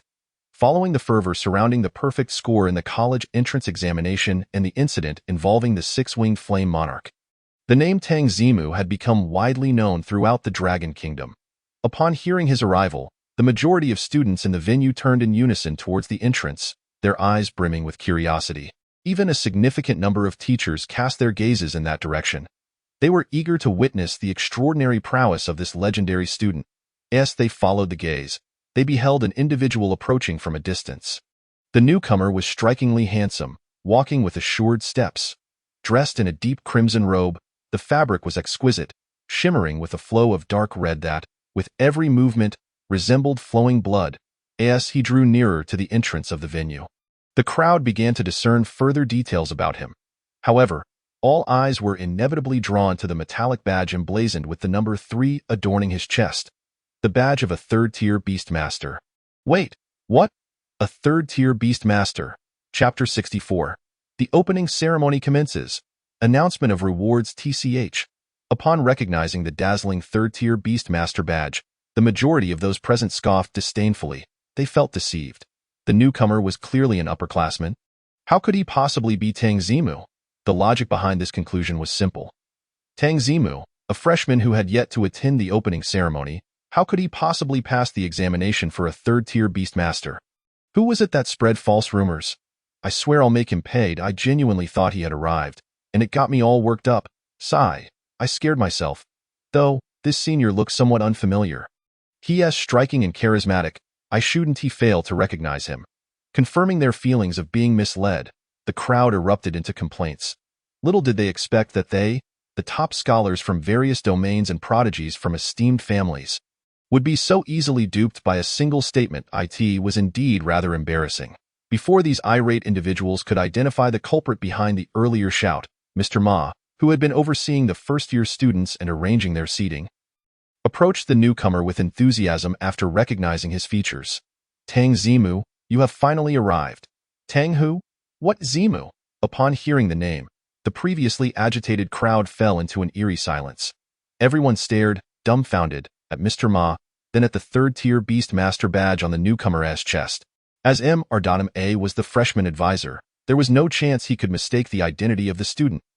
This individual really was Tang Zimu. The crowd still struggled to accept this reality. While 3rd-tier Beastmasters were not exceedingly rare in the outside world, achieving such a status as a freshman was utterly inconceivable. Let alone freshmen, even a small portion of the 2nd-year upperclassmen present had been stymied by the grueling 3-part examination and were still merely 2nd-tier Beastmasters. Yet, the fact remained that the rankings and badges from the Beastmaster Alliance were beyond reproach. No one dared to fabricate or could even attempt to do so. Despite their incredulity, they ultimately had no choice but to begrudgingly accept the truth. Tang Zimu was indeed a 3rd-tier Beastmaster. Within the circle of gifted 1st-year students, Gu Xiaohua and Su Huai instinctively placed their hands over their 2nd-tier Beastmaster badges. They had utilized familial connections to circumvent a month-long cooldown, allowing them to pass the second-tier Beast Master examination early. Entering as second-tier Beast Masters was something they would have proudly flaunted. Now, in comparison to Tang Zimu, it felt rather pitiful. "Mr. Ma, is there something you need?" Tang Zimu inquired curiously as he entered the venue, noticing Ardame rushing toward him. Old He, as his spirit beast, had already been arranged in the spirit beast storage area outside the venue by the school officials. "Nothing major, just to inform you that your assigned seat is the first position in the freshman area. Once the competition begins during the opening ceremony, the first student from each grade is required to participate in the first match of their respective year." Ardame provided a reminder. Being the first to compete, however, didn't hold much significance. Tang Zimu paid it little mind, nodding as he followed Ardame's guidance to take his seat at the forefront. Tang Zimu had arrived a bit late. Not long after he sat down, the other participants of the opening ceremony had gathered. The discussions surrounding Tang Zimu were momentarily subdued as everyone awaited the commencement of the opening ceremony. At the stroke of 9 o'clock, a resonant and piercing call echoed through the sky, heralding the descent of a gigantic gray crane, crowned in black and adorned in gray and white feathers, which pierced through the clouds and landed upon the elevated platform at the forefront of the opening ceremony. Then, a sprightly elder, with hair white as snow yet a youthful visage, disembarked from the back of the gray crane. Only during the opening ceremony, under special national amnesty, could one ride a crane within the restricted airspace of the capital. Only the principal had such privilege. Tang Zimu observed the elder's countenance, recognizing him as the principal of Kyoto University, Wu Xinghuang.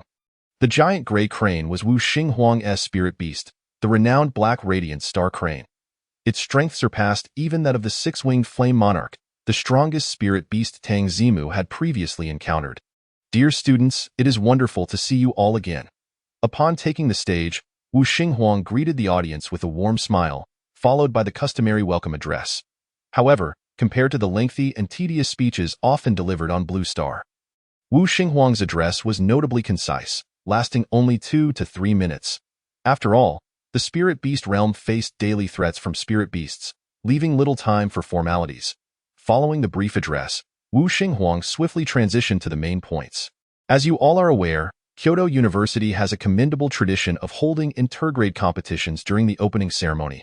Next, I will provide you with information regarding this year's competition. First, let us welcome the esteemed guests attending today. As Wu Xinghuang's words faded, the curtains at the side of the platform were drawn back, revealing several individuals who stepped forward. These individuals bore composed expressions and tranquil demeanors, exuding an air of authority that commanded respect without anger. It was evident that they were all distinguished figures who had held high positions for many years. Seated in the front row, Tang Zimu immediately recognized the leader among them, Lu Shuru, who held the highest status.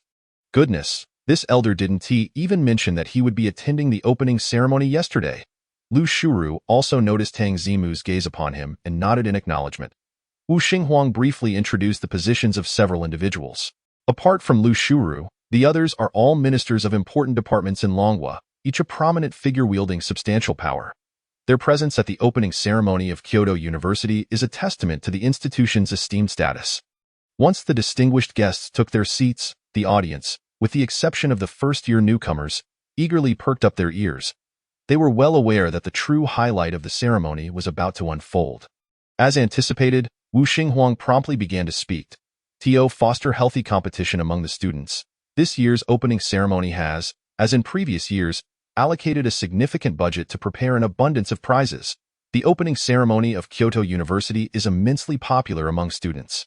Beyond the allure of rankings that attract attention, the primary reason lies in the incredibly generous prizes.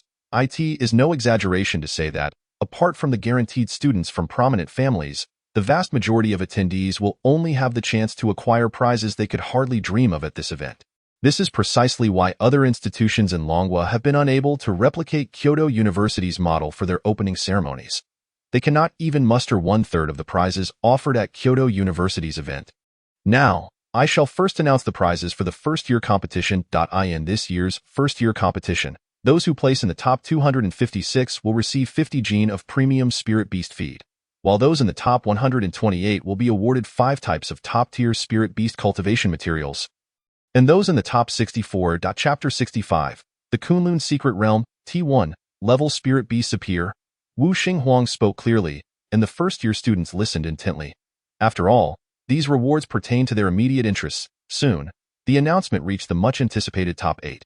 Those who reach the top 8 will receive a Beast Master Pearl, a Beast Master Pearl. Even someone of Zhao Kaishuan's stature finds such an item exceedingly rare. At Kyoto University, it is merely a reward for the top 8 first-year students. Tang Zimu was left astounded. Truly, this is a premier institution crafted from the nation's resources, overflowing with wealth. However, it also highlights the stark disparity between the Yin domain and the central domain. It is likely that the wealth of a small town in the central domain could rival that of an entire city in the Yin domain. And for those who make it to the top 4, the reward is a Beast Master weapon crafted by Master Yu Yuanming.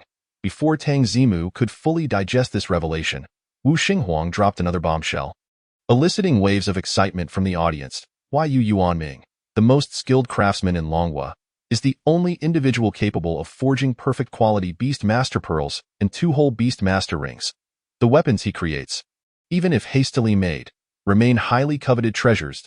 At this moment, Teacher Ma, seated beside Tang Zimu, turned and whispered, according to the unspoken rules, as long as you make it to the top 32, you will receive a weapon crafted by Master Yu Yuanming. The top 32. Tang Zimu shook his head, remaining silent. His aim has always been solely the first place, and the champion of this first-year competition will receive a specially customized top-tier weapon from Master Yu Yuanming for their Beast Master. The materials required for this weapon will also be covered by the school's material repository. The atmosphere erupted. A cacophony of excitement filled the venue. Even Gu Xiaohua and Su Huai from the Guaranteed Student Circle found their breathing quickening. A specially customized weapon from Master Yu Yuanming, even within their elite families, is a privilege reserved for the clan leader or elder. Tang Zimu maintained a facade of calm, yet internally, he was equally stirred. His interest lies not only in the customized weapon but also in Master Yu Yuanming himself. As the foremost craftsman in Longhua, he is also the individual most likely to possess items imbued with divinity. If Tang Zimu could seize this opportunity to make contact, he might very well secure a top-tier reward. This is undoubtedly a rare opportunity. Wu Xinghuang was pleased with the audience's reaction. This was a precious opportunity he had won 2 weeks ago by besting Master Yu Yuanming in a game of chess. After allowing the audience a moment to compose themselves, Wu Xinghuang began to announce the rewards for the second-year competition. However, the first-year students paid little attention to these. The vast majority had already begun to rack their brains, contemplating their strategies for the upcoming arena matches to secure better ranking rewards. Tang Zimu was also deep in thought. Yet, his musings were not about how to compete in the arena but rather what kind of weapon he would request from Yu Yuanming. What weapon could he ostensibly claim was for Lao He, while secretly utilizing it himself? Lost in contemplation, he was abruptly drawn back to attention as Wu Xinghuang announced the champion's prize for the second-year competition. Tang Zimu immediately perked up, listening intently. Given the explosive nature of the first-year champion's rewards, the second-year offerings could hardly be mundane. Indeed, Wu Xinghuang's words sent a fresh wave of excitement through the crowd. And the champion of this second-year competition will be awarded an opportunity to enter the Kunlun Secret Realm. The Kunlun Secret Realm? What sort of entity is this? Could it possibly be more formidable than Kyoto University's S-level Secret Realm?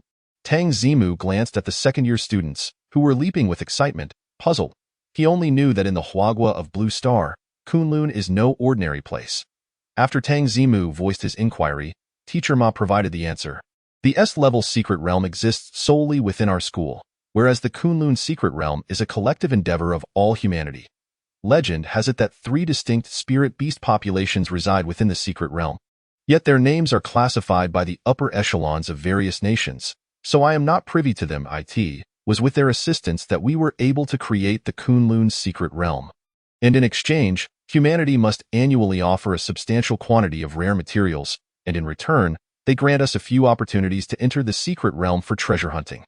Tang Zimu keenly grasped the crux of the matter. A secret realm crafted with the help of spirit beasts, which requires offerings of materials. This indicates that these 3 spirit beast populations are not to be trifled with. Divine beasts are often solitary, lacking a concept of populations. Does this not suggest that these 3 spirit beast species could very well rank among the T1 level entities of which he has yet to obtain concrete information? The mere thought of this possibility made Tang Zimu's breath quicken. Even the primary Beastmaster of Kyoto University's president is merely a T2 level existence.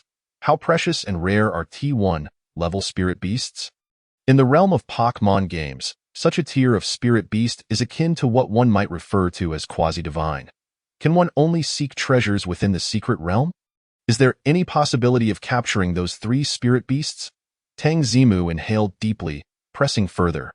Teacher Ma's eyes widened in disbelief as he responded, "Tang, what are you thinking? Those 3 spirit beasts are exceedingly noble. We must tread carefully in their presence. How could they consent to be captured by humans? To walk away with a few rare items imbued with their essence from the secret realm would already be considered an extraordinary favor. Is it truly impossible?" Tang Zimu felt skeptical. The 3 spirit beast populations require human offerings and the construction of the secret realm, indicating they too possess corresponding needs. The notions of nobility and impossibility are merely a matter of not having the right leverage. As for leverage, Tang Zimu felt quite confident. He possesses a wealth of items that humanity could scarcely hope to procure. Yet, why is this an opportunity for the second-year competition? Tang Zimu felt a pang of disappointment. Previously, he thought the customized weapon reward for the first-year competition was formidable, but now it was evident that the second-year champion's reward was far more suited to him. Teacher Ma, is the opportunity to enter the Kunlun secret realm the annual reward for the second-year competition? Unyielding, Tang Zimu pressed on. That seems unlikely. This year, it is likely Kyoto University's turn for the quota, prompting the president to offer it. Teacher Ma's words extinguished Tang Zimu's hopes in that regard. However, he would not easily relinquish this once-in-a-lifetime opportunity. Tang Zimu's mind raced, and as he contemplated, his gaze gradually steadied with determination. I am set on securing this opportunity to enter the Kunlun secret realm. Chapter 66. The opening match, a dramatic scene. Wu Xinghuang once again recounted the rewards for the 3rd and 4th year competitions. The champions' prizes were equally impressive, rivaling those of the customized weapon and the Kunlun secret realm, prompting cheers from the students of both grades. However, Tang Zimu found himself less interested. Those rewards were more suited for the higher-grade students' Beastmasters. Even if bestowed upon him, a first-year newcomer, they would not prove particularly beneficial. Fellow students, all rewards have been prepared. It now rests upon your abilities to seize them. The battle arena is ready. Let us all proceed together. After Wu Xinghuang concluded his final remarks, he led several esteemed guests toward the arena battleground of Kyoto University. The remaining students, filled with excitement, followed their respective teachers in an orderly manner to collect their own spirit beasts. The arena battles during the opening ceremony were scheduled sequentially, with the first day dedicated to the freshman division and the second day to the sophomore division. All students in the freshman division were required to attend the matches to familiarize themselves with the general capabilities of their peers. In contrast, the other divisions had no strict attendance requirements, allowing participation based on personal preference. Classmate Tang, the inaugural battle of the freshman division each year resembles a showcase match, with the entire audience in attendance, explained Wu Xinghuang. Once the first match concludes, the remaining arenas will commence their official contests. Shortly, the principal will summon you to the stage to draw your opponent for the first match, so do not feel overly pressured. Tang Zimu, accompanied by his spirit beast, Black, had just arrived at the battleground when Teacher Ma guided him to the front of the freshman team and explained the relevant rules of the arena competition. Similar to the second-tier Spirit Beast Master assessment, a 1v1 restricted arena battle format was employed here to prevent students with guaranteed admissions from using overpowered spirit beasts that could disrupt the balance. Tang Zimu had anticipated this. What truly surprised him was that the arena battles would be scored over multiple bouts rather than being decided in a single round.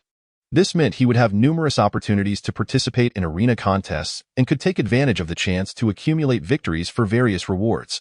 According to tradition, this year's opening match for the freshman division will be initiated by a representative of the freshmen. Wu Xinghuang announced, "Classmate Tang Zimu, please take the stage to draw your opponent for this arena competition." Without keeping Tang Zimu waiting, Wu Xinghuang called his name from the platform. Taking a deep breath, Tang Zimu confidently ascended the stage. Woohoo! Tang Zimu! Tang Zimu! Tang Zimu is incredible. As soon as he stepped onto the stage, the audience erupted in a thunderous cheer. Regardless of the circumstances, being the top scorer and defeating a dominant spirit beast were both legendary achievements known nationwide. Tang Zimu's reputation had spread far and wide. and many in attendance admired and anticipated his performance. In the VIP section, an elderly gentleman turned to Lu Shuru, who sat at the forefront, a third-tier spirit beast master. TSK, Brother Lu. I presume you have already interacted with Tang Zimu? Indeed. I arranged all his assessments across the tiers, Lu Shuru replied with a smile, observing Tang Zimu on the stage. The other guests expressed curiosity and began to inquire further. Those brutes from the Flame Domain claim that Tang Zimu is a genius among geniuses. What is your perspective, Minister Lu? How did he pass the third-tier assessment? Wasn't his villainous monkey only captured a little over a month ago? Is Tang Zimu truly as formidable as reported? You dare question me about whether Tang Zimu is a genius? Lu Shuru thought to himself, somewhat helpless. He was not merely a genius. He was a prodigy beyond compare. Yet, recalling the astonishing displays of skill Tang Zimu showcased yesterday, a wicked sense of amusement bubbled within Lu Shuru. He decided to let these guests experience the same astonishment he felt the day before. Thus, he withheld some information and spoke cryptically. Whether he is a genius will become evident as you observe the match. Let us not overlook that this young man's combat style is quite distinctive. Oh, distinctive? The guests were intrigued and eagerly turned their attention to the arena. The arena's design was similar to that of the second-tier Spirit Beast Master Assessment Room, featuring elevated platforms on either side and a central battlefield. However, while the assessment room was small and could only accommodate one arena, the battleground was vast, boasting over 10 arenas arranged from left to right, more than sufficient for the daily combat needs of students. Tang Zimu, I have long wished to meet you, though it is unfortunate you arrived too late yesterday. Wu Xinghuang remarked quietly as Tang Zimu took to the stage. It was evident that he shared the same curiosity as Lu Shuru regarding Tang Zimu. However, mindful of the ongoing competition, Wu Xinghuang refrained from further conversation and instead presented a large box to the audience. Inside this box are the names of all the freshmen participating this year. Whomever Tang Zimu draws will be his opponent for the opening match. With that, Wu Xinghuang handed the box to Tang Zimu. Without hesitation, Tang Zimu reached in and drew out a small ball. Glancing at the name inscribed upon it, Wu Xinghuang leaned in closer. Upon seeing the name etched on the ball, he was momentarily taken aback, his expression shifting to one of intrigue. Afterward, he turned the ball to face the audience and announced, "For this opening battle, classmate Tang Zimu's opponent is Jiu Xiaohua." Upon hearing this name, not only the freshmen but students from other grades gasped in astonishment. The Gu family's young master was renowned not only among this year's guaranteed admissions but also known to previous year students and those from affluent backgrounds as a formidable contender for this year's championship. Are you telling me that the opening match is a showcase between a top seed and a perfect scorer? How dramatically thrilling. Before long, Gu Xiaohua's identity spread among the students, igniting their interest in this unexpected king meets king showdown. Initially, Tang Zimu did not recognize Gu Xiaohua. However, his keen ears quickly picked up on the conversations and reactions of those around him, revealing the latter's prestigious lineage as a direct descendant of the Gu family. TSK. Now that's what one would call true nobility. Upon hearing his name called, Gu Xiaohua was momentarily stunned but soon rose from the audience, steadily making his way down. Simultaneously, a flame deer and a steel-feathered sparrow emerged from the spirit beast waiting area. Flanking him, one person and two beasts ascended the stage together. Wu Xinghuang glanced at the third-tier Spirit Beast Master badge on Tang Zimu's chest before looking at the second-tier Spirit Beast Master badge on Gu Xiaohua's, and declared, "Both of you should have experience with 1v1 restricted arena battles." Then I announced that the opening match of this year's opening ceremony has officially begun. Chapter 67. An instant defeat. What more is there to say? Gu Xiaohua felt alarmed. Had someone informed him yesterday that he would be taking the stage today for a battle, he would have welcomed the opportunity to showcase his prowess. However, upon seeing the third-tier Spirit Beast Master badge on Tang Zimu's chest, all such thoughts vanished. How could he compete against someone who had already passed an assessment requiring substantial strength? Yet now that he had been selected, there was no possibility of forfeiting. Gu Xiaohua could only muster his courage and step onto the stage. He had to give it his all. The opponent had presumably just undergone his assessment yesterday, and perhaps the villainous monkey had yet to fully recover from its injuries. Clenching his teeth, Gu Xiaohua resolved to fight with all his might. But soon, he encountered another dilemma. Which spirit beast should he send into battle? The flame deer excelled in magical attacks, while the steel-feathered sparrow was agile. Faced with the strength and endurance of the villainous monkey, he decided to send in the steel-feathered sparrow. With a thought, Gu Xiaohua commanded the steel-feathered sparrow to soar into the battlefield. Witnessing this, Tang Zimu nearly burst into laughter. "Buddy, you just fought with the steel-feathered sparrow yesterday, and now you're sending it to battle again today? Isn't that practically handing out points?" However, to be prudent, Tang Zimu still chose to check the stats of the steel-feathered sparrow. Name: Steel-feathered sparrow, 10-star qualification, attributes, flying, steel level, level 10 talent, steel wings, an emerald level talent that grants immunity to 25 of damage taken when attacked and increases movement and attack speed by 25 for 8 seconds. Base attributes: strength, 32, spirit, 19 stamina, 35, agility, 40 physical defense, 32, magical defense, 31. To be fair, the steel-feathered sparrow was indeed quite powerful. It would easily dominate other freshmen. The fact that it had been raised to level 10 in just 2 months showed Gu Xiaohua's dedication to its training. Regrettably, it was pitted against Black, a spirit beast that could effortlessly consume dominant-level spirit beasts and had a steady supply of divine-level spirit beast food. Moreover, with one species ranking in T3 and the other in T2, their attributes exhibited an irreconcilable disparity. Tang Zimu felt completely at ease and patted Black on the side. "Black, go for it." Black swiftly dashed into the battlefield. Once both spirit beasts were positioned in the central waiting area, Wu Xinghuang, standing at the edge of the arena, acted as the temporary referee and blew the whistle. The battle commenced. Gu Xiaohua, being valued highly by the Gu family, was not only of noble birth but also possessed considerable talent. As soon as he heard the whistle, he swiftly reacted, mentally commanding the steel-feathered sparrow. Regrettably, he encountered Tang Zimu, and no matter how swift your reaction may be, it remains within the realm of humanity. My response transcends the very nature of man. Preceding dread, strike forth. Utilize dread countenance to control the subsequent despair assault upon the body. Tang Zimu's command resonated almost simultaneously with the whistle. The well-trained old He did not dare to hesitate for even a second. With a furrowed brow, it unleashed dread countenance, directed at the front, its visage appearing sinister and terrifying, moving with a speed that left the steel-feather sparrow unable to take flight. An astonishing 80 probability loomed ahead. In the next instant, the steel-feather sparrow was paralyzed with fear, triggered by old He's chilling expression. The very moment dread countenance manifested, old He had already surged forward with remarkable speed. It swung its fist, shimmering with a dark luminescence, delivering a heavy blow to the immobilized steel-feather sparrow. The series of actions unfolded with unparalleled fluidity. Could it not be smooth? The fundamental combination of control followed by output was a regimen that Tang Zimu had rigorously drilled into old He. Just yesterday, they had engaged in practical exercises against the same species, the steel-feather sparrow. If old He were to falter now, it would no longer have a reason to exist. Bang! A powerful punch landed squarely on the steel-feather sparrow. With the despair assault, augmented by 50 points of strength and an additional 30 damage against the fearful target, deliberately evading the steel-feather sparrow's damage reduction from its steel wings. The steel-feather sparrow didn't even have time to emit a cry of agony before its body was sent flying, crashing heavily against the edge of the arena. "Xiaoyu!" Gu Xiaohua instinctively exclaimed in alarm.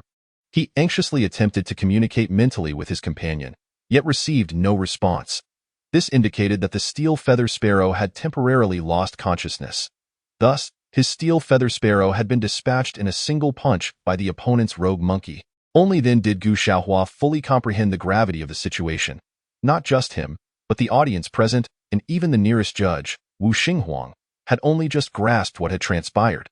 Unlike Gu Xiaohua, they could not mentally communicate with the steel-feather sparrow. Yet upon witnessing the steel-feather sparrow lying motionless on the ground, they all understood that it had indeed been annihilated by the rogue monkey in a single blow. The steel-feather sparrow has lost consciousness. The victor of this match is Tang Zimu's rogue monkey. Indeed, it was the seasoned principal, Wu Xinghuang, who swiftly suppressed his astonishment and announced the outcome of the battle.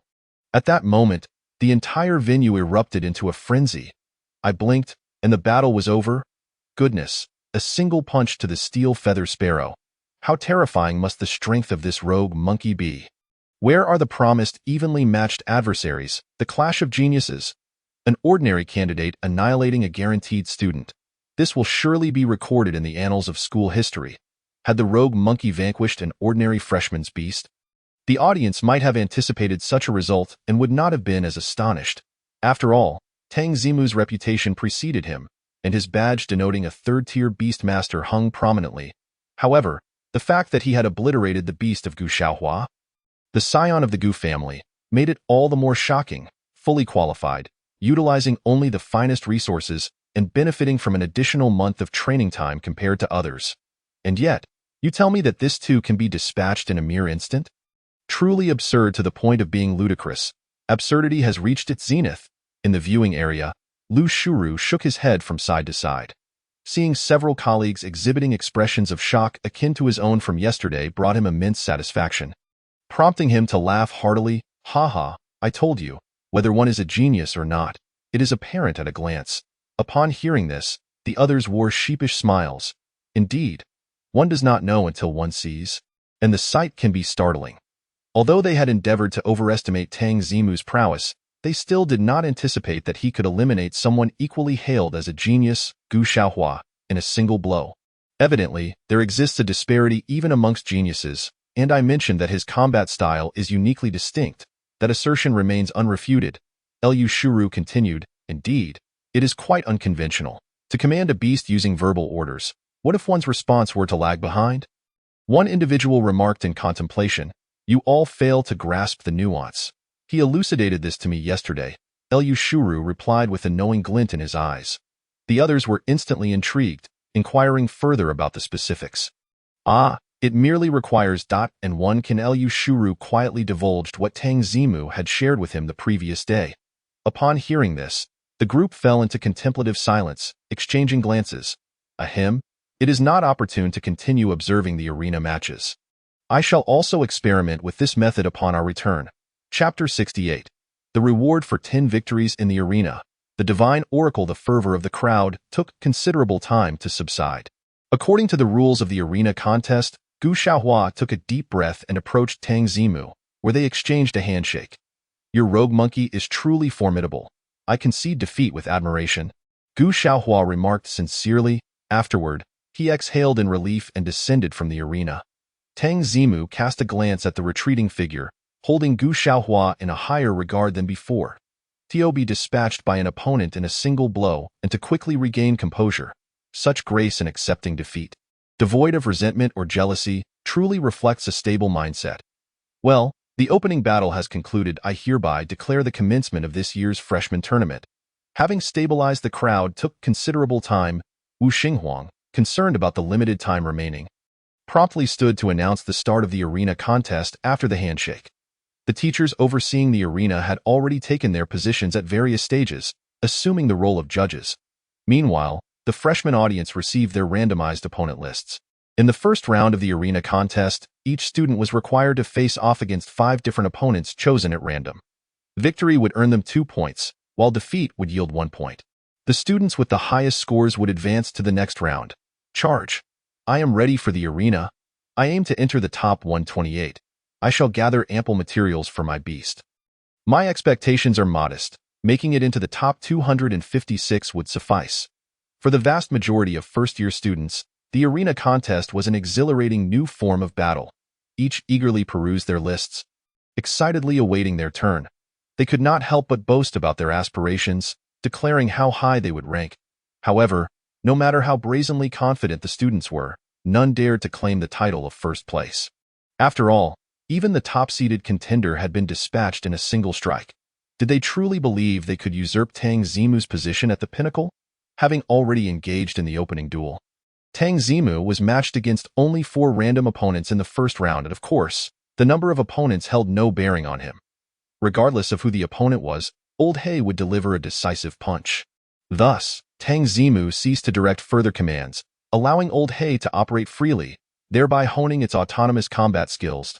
In such a one-sided series of matches, he achieved a perfect score, advancing first to the second round, which required 3 matches, and subsequently to the third round, competing for the top 256. Only upon reaching the first match of the third round did Tang Zimu finally feel invigorated.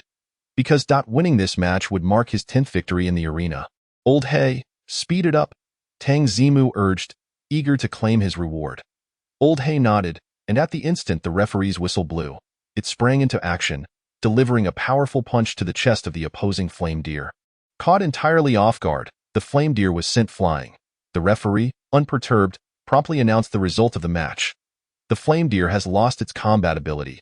The victor of this match is Tang Zimu's Rogue Monkey. Simultaneously, the system notification chimed in Tang Zimu's ear. Ding, congratulations, your beast Tang Zimu has successfully triumphed in the arena contest. Ding, congratulations, you have achieved 10 victories in the arena contest. You have received the 10 victories reward, a random skill. A random skill? Excellent, excellent. This is precisely the type of reward I favor, one that can directly augment my power. Descending from the arena, Tang Zimu led Old Hay to the beast recovery zone at the edge of the field. Allowing it to recuperate swiftly, thereafter, he took a seat, patiently awaiting the system's conclusion of the random selection. He did not have to wait long. The system notification soon resounded once more. Ding, random selection concluded. Congratulations, you have acquired the skill, Battle Intent Roar. Merely seeing this name, Tang Zimu keenly sensed something was amiss. Based on his understanding, Roar-type skills in the Spirit Beast realm are generally transformation skills. Also known as auxiliary skills, seldom possessing offensive capabilities. Thus, it appeared he had randomly acquired an auxiliary skill. Tang Zimu felt a sense of curiosity. Previously, the skills he had randomly obtained were all damage-dealing abilities, and he was uncertain how utilizing an auxiliary skill would manifest. Promptly, Tang Zimu opened the reward storage box. Skill Battle Roar. Upon usage, it grants the beast a skill known as Battle Roar.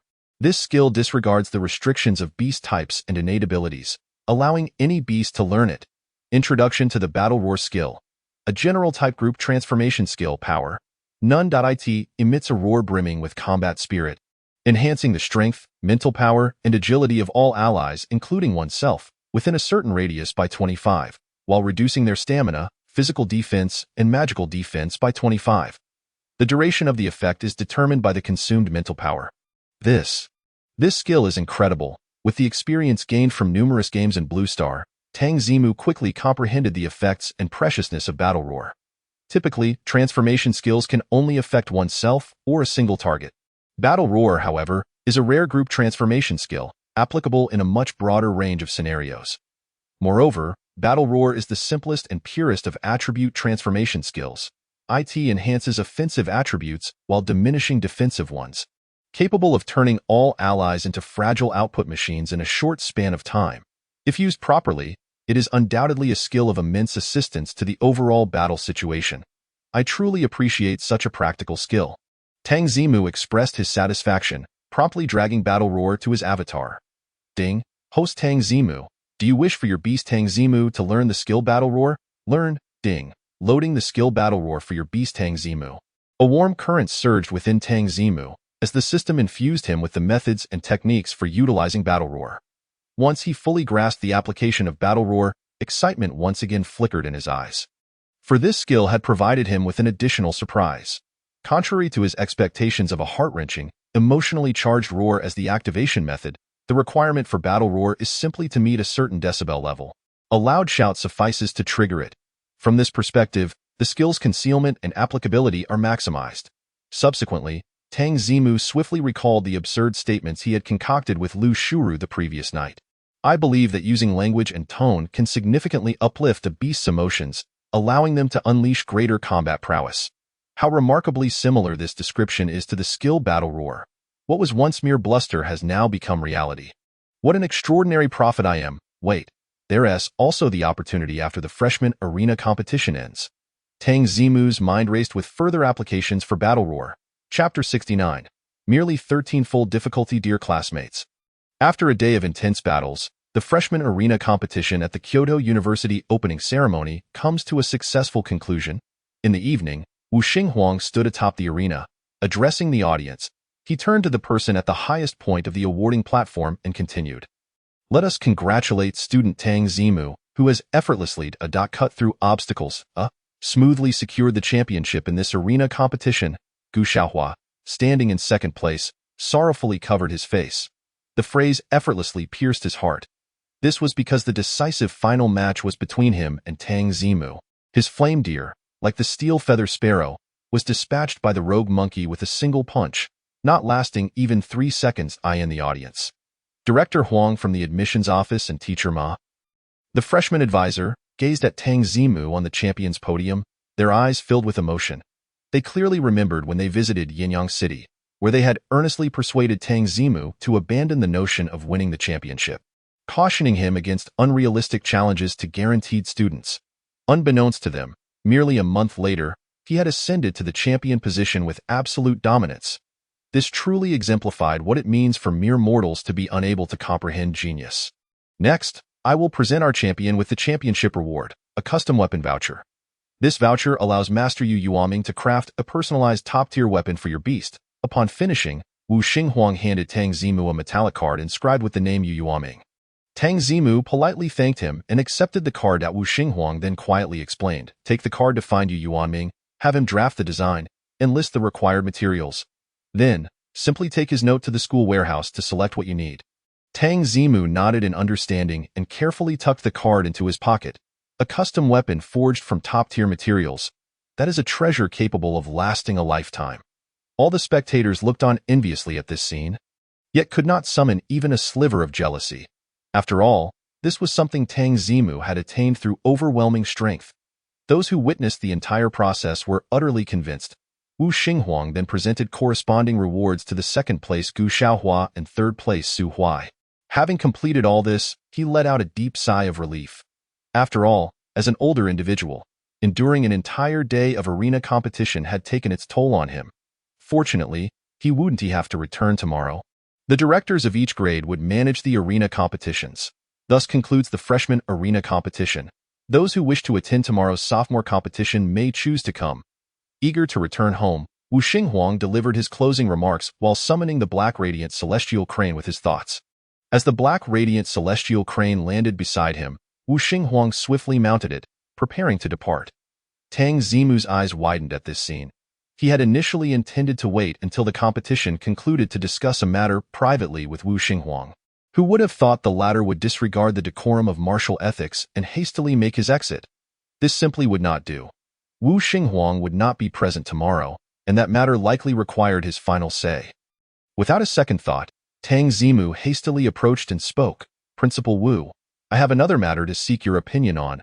Upon hearing the inquiry, Wu Xinghuang furrowed his brow. How could someone delay his plans to return home? However, upon turning to see that the speaker was Tang Zimu, he immediately revealed a warm smile. Student Tang Zimu, what is it? Are you unsure where to find Yu Yuanming? Or perhaps you do not know where the school warehouse is? I can have your advisor assist you. Tang Zimu pondered briefly before replying, Principal Wu, I recall that our school's enrollment mechanism for the opening ceremony requires participants to be of a grade not exceeding that of the competition. Indeed, Wu Xinghuang was quite aware of this detail. The mechanism had been devised to encourage third-year students to challenge their fourth-year counterparts. But why was a freshman like Tang Zimu asking this seemingly irrelevant question? Then, Principal, as a first-year student, it would be quite reasonable for me to register for tomorrow's sophomore competition and claim the rewards, wouldn't it? Tang Zimu smiled as he spoke. Upon hearing this statement, Wu Xinghuang, who had previously appeared astonished, nearly lost his balance and fell from the Black Radiant Celestial Crane. You mean to say? Wu Xinghuang steadied himself, his eyes wide as saucers, swallowing hard.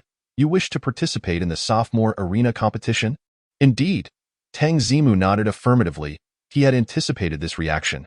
This was precisely why he sought out Wu Xinghuang. Generally, a grade director would likely lack the courage to make such a decision. Hist! Wu Xinghuang inhaled sharply. The initial intention behind establishing this rule was to encourage third-year students, and he had fantasized that some second-year students would bravely step forward to challenge. Yet, he had never once considered that a freshman would dare to challenge the sophomore competition. The reasoning was simple. The disparity in beast training time. At the beginning of the new academic year, third-year students have trained their beasts for 2 years and 1 month, while fourth-year students for 3 years and 1 month. The difference of 1 year accounts for nearly half of the third-year students' training time. While the strength gap between beasts can be mitigated by factors such as beast aptitude, effective training plans, and rare training resources, facing sophomore students, third-year students boast nearly double the training time. For a second-year student to bridge such a gap would be an astounding challenge. Now you tell me that a freshman, who has only had a formal beast for a month, wishes to challenge sophomores who have trained their beasts for 13 times longer. You must be jesting. Tang Zimu, are you certain? This is no laughing matter. Wu Xinghuang's expression turned serious as he spoke earnestly. Oh, not be misled by your success in passing the third-tier Beastmaster examination. You indeed surpass a small portion of second-year students, but those fellows themselves are ineligible for ranking rewards. Every sophomore who makes it into the top 256 has the capability to annihilate their opponents, just as you did today in the freshman division. Indeed, I must participate. Tang Zimu's resolve remained unwavering. Wu Xinghuang sensed the determination in Tang Zimu's tone. After a moment of contemplation, he took a deep breath and spoke. Very well, I consent to your registration. Even if you do not secure a ranking reward, you will still gain valuable combat experience from tomorrow's match, won't you? With that, Wu Xinghuang turned to address the audience, who were preparing to leave. Dear students, there is a sudden announcement. Just now, our freshman division champion, Tang Zimu, has requested to register for tomorrow's sophomore division tournament. I have approved his registration. If any of you are interested in tomorrow's competition, you are welcome to come and watch. As these words were uttered, the previously settled atmosphere erupted into a frenzy once more. Chapter 70. The first match is a stalwart adversary. What the heck? Did I just hear that right? Tang Zimu is actually going to face off against sophomores? No way. After only a month of training with his beast, he dares to challenge those with over a year of experience. How audacious. The thought process of a genius is indeed beyond the comprehension of ordinary individuals. The audience had initially been leaving in an orderly fashion. However, upon learning that Tang Zimu intended to participate in the sophomore tournament, everyone halted, engaging in fervent discussions. To be fair, after witnessing Tang Zimu's dominance throughout the day, the audience felt immense admiration for this prodigy. Yet, at this moment, a portion of that admiration transformed into disappointment. They acknowledged his supremacy among freshmen, but he shouldn't be so arrogant as to dismiss others. Among the crowd, the most agitated were undoubtedly the sophomores. Tang Zimu's audacious challenge across grade levels implied he considered them easy prey, which was tantamount to slapping their faces in front of the entire school. Who could tolerate that? Several top-ranking sophomore students cast disdainful glances at Tang Zimu on the stage, scoffing. Heh, this little freshman is truly getting ahead of himself. Talent is talent, but what use is it without growth? How many fallen geniuses have we seen in these times? TSK, he must have won so much that he has lost touch with reality. If I encounter him tomorrow, I will thoroughly teach him what it means to be humble. Tang Zimu paid no heed to the commotion in the audience. After receiving Wu Xinghuang's affirmative response, he felt a wave of relief wash over him. Being able to compete meant he had crossed a significant threshold towards his goal of entering the Kunlun secret realm. However, this was merely the crossing of one threshold. To secure a spot, the true challenge lay in clinching first place in the sophomore division. Tang Zimu was well aware of this. Given the current capabilities of his beast, it was unlikely to claim victory in the sophomore division. But he had his own strengths. Having engaged in an entire day of battles, Tang Zimu had gained ample insight into the nuances of the tournament. Naturally discerning several exploitable aspects, tomorrow, he would showcase to these sophomores a glimpse of their own limitations, delivering a small shock. After bidding farewell to the principal, Tang Zimu exited the venue and returned to his quarters. With an entire night remaining before the tournament, he needed to conduct rigorous training with his beast the next day. After yesterday's opening ceremony, the sophomore students were only required to gather at the battle arena. Early in the morning, several sophomores, accompanied by their beasts, arrived at the arena, eager to warm up. To their astonishment, they encountered an unbelievable scene. A dense line of students queued at the entrance of the battle arena, all entering in an orderly fashion. Unlike the freshman tournament, which mandated attendance from all students, the other divisions had no such requirement. Thus, in previous years, the tournaments in the other three divisions typically saw only students from their respective grades, along with a few eager to learn. But now, given the current turnout, it appeared that the entire student body had come. As the sophomores stood bewildered, an even more shocking sight unfolded before them. The high-profile guests from yesterday's opening ceremony, accompanied by numerous faculty members, entered the arena. What on earth? Each of these dignitaries held significant positions and were incredibly busy. Their attendance yesterday was merely to honor Kyoto University. Their presence today could only mean one thing: showing support for Tang Zimu. The sophomores exchanged glances. They had underestimated the commotion caused by Tang Zimu registering for the sophomore division after a lengthy wait in line. Both the audience and participating sophomores finally entered the arena. Looking around, the seating arrangement was identical to yesterday, with not a single seat unoccupied by him.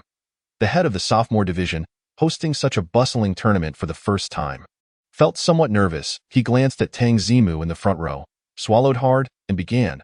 The random matchup list for the first round of all participating contestants has been prepared, and we will now distribute it to everyone.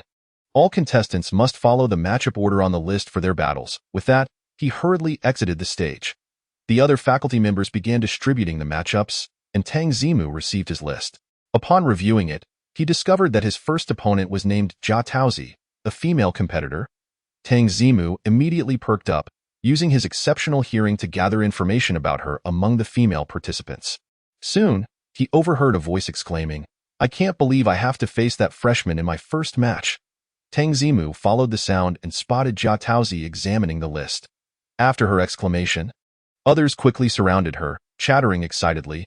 "Ha ha ha, poor Tang Zimu. He is up against Sister Jia in the first round." Tang Zimu probably intended to face off against the weaker contestants, but ended up challenging a steel wall. TSK, I envy Sister Jia. Her first match is practically guaranteed victory. Oh? Tang Zimu's expression grew serious. From their conversation, he inferred that Jia Taozi possessed considerable strength, ranking within the top 100 of the entire sophomore class. It seemed that today's first battle would be a challenging contest. As time passed, news of Tang Zimu's upcoming match against Jia Taozi quickly spread through the audience. Also circulating was the information about Jia Taozi's ranking within the top 100. Upon learning of the formidable prowess of Tang Zimu's first opponent, the audience displayed a variety of reactions. Some were sweating for Tang Zimu, others reveled in his plight, while some were curious about how he would react after a potential defeat. Amidst this atmosphere, the battles on stage progressed rapidly.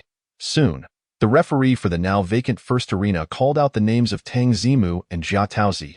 In an instant, the audience surrounding the other arenas emptied. All eyes eagerly focused on the first arena. Under the scrutinizing gaze of the crowd, Tang Zimu donned a dark red robe, his expression calm as he stepped onto the stage with his undefeated beast. The rascally monkey, Jia Taozi, stood opposite him, accompanied by her guardian spirit dog.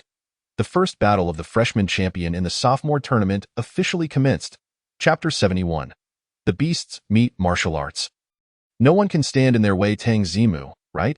I suggest you surrender right away. That way, your rascally monkey can preserve some strength, and who knows, it might get lucky and win against the subsequent opponents. As both beasts approached the preparation area, Jia Taozi glanced at the rascally monkey and spoke condescendingly. She held immense confidence in her beast. Her evolved guardian spirit dog had surpassed level 20, and its attributes had undergone a significant enhancement due to the evolution. In contrast, the rascally monkey, having been nurtured for just over a month, could hardly compare, even with optimal qualifications. The two sides were simply not on the same level. In response to the taunts, Tang Zimu narrowed his eyes and chose to inspect the attributes of the opposing guardian spirit dog. Name: Guardian Spirit Dog, 9-star qualification. Attributes: Rock level, 21, talent. Spirit of Protection, an Emerald level talent. Increases shield effectiveness by 20 when using shield skills, and grants a 10 damage reduction while the shield is active. Basic attributes: Strength, 50, Spirit, 45 Stamina, 75, Agility, 35 Physical Defense, 80, Magic Defense, 75 Skills, Rock Shield. Solid Rock Shield, Bite. Howl the Guardian Spirit Dog is renowned for being an exceptionally durable beast, possessing astonishing stamina, physical defense, and magical defense. It is evident that Jia Taozi has nurtured her Guardian Spirit Dog in this direction. With stamina and magical defense reaching 75 points, and physical defense soaring to 80 points. In contrast, even though Lao He leveled up to 11 just yesterday, he only possesses 55 points of strength, rendering his attacks on the Guardian Spirit Dog utterly ineffective. No wonder Jia Taozi appears so confident. Ya. Upon reaching the preparation area, Lao He heard Jia Taozi's taunts and bared his teeth, letting out a couple of strange howls at her. His mental state today is remarkably vibrant. Earlier in the morning, Tang Zimu rewarded him with his favorite delicacy. No, rather, the supreme spirit beast food. After craving it for several days, he has finally been satiated and now feels an abundance of energy coursing through him. Jia Taozi is incensed by Lao Hei's display of teeth, grinding her teeth in frustration. At that moment, the referee, standing at the edge of the arena, saw that both beasts were ready and blew the whistle. The battle commenced. Jia Taozi possesses far more experience in arena battles. As soon as the whistle sounded, the guardian spirit dog tilted its head, conjuring a heavy shield made of rock that floated before it. First, Tang Zimu had initially intended to command Lao Hei to use his fearful countenance, but upon witnessing this scene, he instinctively halted his command with remarkable reflexes, with the rock shield blocking the view. Lao Hei's fearful countenance would be rendered ineffective. Jia Taozi had clearly anticipated this. Seeing that the guardian spirit dog's actions had successfully interrupted Lao Hei's combo, she spoke with even greater confidence. Tang Zimu, I have long discerned that your rascally monkey relies solely on the combination of fearful countenance and heavy punch. With my solid shield standing in the way, your combo is utterly severed. What can you possibly do? While battling in the arena, the excessive chatter was rather tiresome. Tang Zimu felt somewhat helpless. Moreover, it was simply because the previous opponents were too weak that Lao Hei had consistently employed that same combination. Who said Lao Hei could only rely on that one trick? Lying takedown into windmill. After observing the guardian spirit dog's posture, Tang Zimu issued his command. Lao Hei accelerated and charged full speed towards the guardian spirit dog. Jia Taozi hurriedly commanded the guardian spirit dog to evade through their mental link.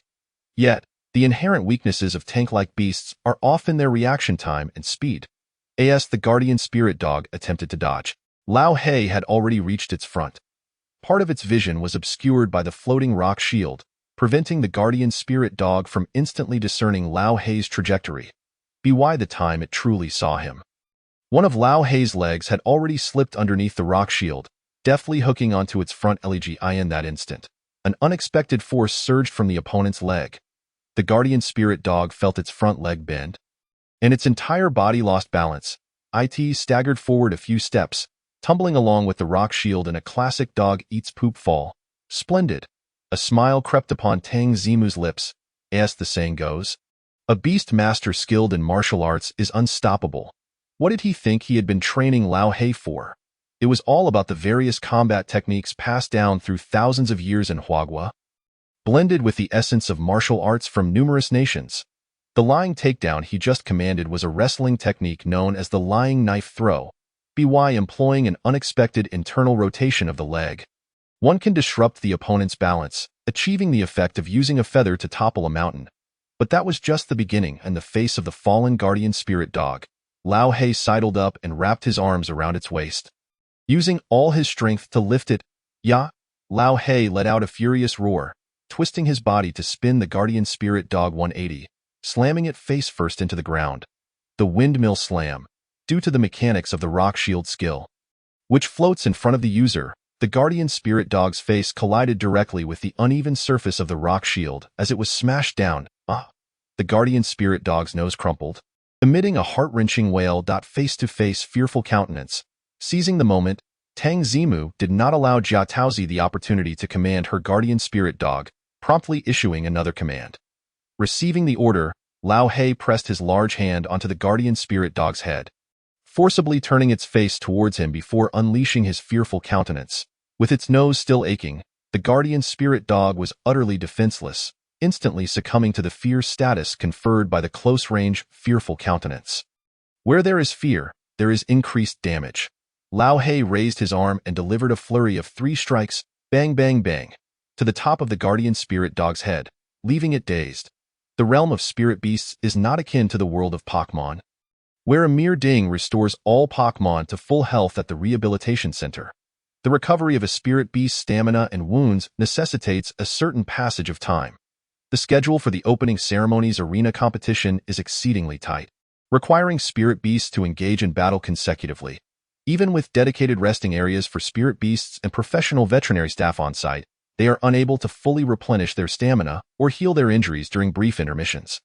Consequently, a typical spirit beast becomes increasingly fatigued and its combat effectiveness diminishes with each encounter. By the time they reached the finals yesterday, the combat prowess of Gu Xiaohua and his companion spirit beasts had dwindled to less than half of what it was at the onset. However, the case of Lao He is quite different. This morning, Tang Zimu had fed it a divine-grade spirit beast food. The conceptual satiated effect is no mere exaggeration. Not only did it provide Lao He with a continuous supply of energy, but the unlimited influx of vitality also significantly accelerated its stamina and mental recovery, as well as the healing of its wounds. While other spirit beasts struggled to recover even half of their stamina after a half-hour's rest, Lao He was already brimming with energy, eagerly awaiting its turn to enter the arena. Thus, the audience was left in awe as they witnessed Tang Zimu's rogue monkey grow increasingly exhilarated and animated with each battle. Despite facing spirit beasts of equal caliber, Lao He's fighting style grew progressively effortless, concise, and swift. In fact, there were moments reminiscent of the absurdity seen in the freshman division where it dispatched opponents with a single punch. In light of this, all present could only marvel at the prowess of Tang Zimu's spirit beast. This rogue monkey, much like Tang Zimu himself, is a genius beyond the bounds of conventional reasoning. With this unparalleled advantage that other spirit beasts could not hope to match, Lao He embarked on a streak of consecutive victories. 5 wins in a row, securing a place in the top 256. The audience erupted in astonishment, exclaiming the unbelievable. Another 4 consecutive victories, advancing into the top 128. The crowd fell into a stunned silence, unable to regain their composure. A further 3 victories, propelling them into the top 64. The audience became utterly numb, their expressions vacant. Ladies and gentlemen, after an exhilarating series of intense and spectacular arena battles, we have finally determined the top 4 contenders of this year's sophomore division at the opening ceremony. They are Gu Kai from Class 3, Fanlele from Class 5, Su Yaran from Class 9, and Dao from Class 1 of the freshman year. Tang Zimu, on the stage, the head of the grade, read the commentary with fervor. Due to habitual thinking, he stumbled over the mention of Tang Zimu's class. Fortunately, this blunder jolted the audience from their stupor. They gazed in astonishment at the 4 students who stood at the end of the arena. Finally gaining clarity, Tang Zimu, who had been derided yesterday as an overreaching jester seeking attention, had not only avoided the anticipated early elimination but had surged through to claim a spot among the top 4 in the sophomore division with the momentum of an unbroken winning streak. Based on the current arena points, contestant Gu Kai has secured 4th place, while contestant Fanlele has achieved 3rd. The head of the grade cleared his throat, pulling everyone's thoughts back into focus. He turned his attention to the 2 individuals in the center of the stage and continued. As both contestant Su Yaran and contestant Tang Zimu have maintained an undefeated record throughout the arena matches, we have decided to hold a tiebreaker battle between the 2. The victor will be crowned the champion of this year's opening ceremony in the sophomore division. Now, let us all enjoy the final battle of the day. With that, the head of the grade moved to the edge of the arena, taking on the role of a temporary referee. The stage was set for Tang Zimu and Su Yaran. The audience, having been numb for so long, was instantly reignited with fervor, passionately cheering for their chosen competitor. Tang Zimu, you can do it. Tang Zimu will claim the championship. Tang Zimu's winning streak is merely a product of luck. He hasn't encountered Su Yaran yet, or he would have lost long ago. Tang Zimu's rogue monkey hasn't even shown its full strength yet. How can you be certain it can't compete? That's obvious. Su Yaran is a powerhouse of sophomore-level prowess. Chapter 73. Let them witness our fiery combination techniques. Judging by the audience's cheers, it was evident that support for Su Yaran vastly outstripped that for Tang Zimu. The reason was simple. Su Yaran's strength was an undeniable force within the sophomore class.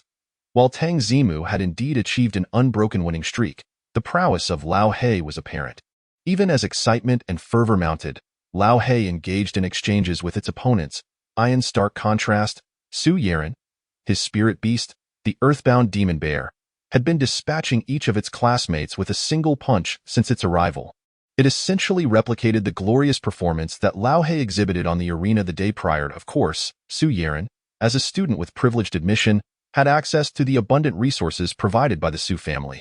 The merit of achieving such feats is considerably lower than that of an average student like Tang Zimu.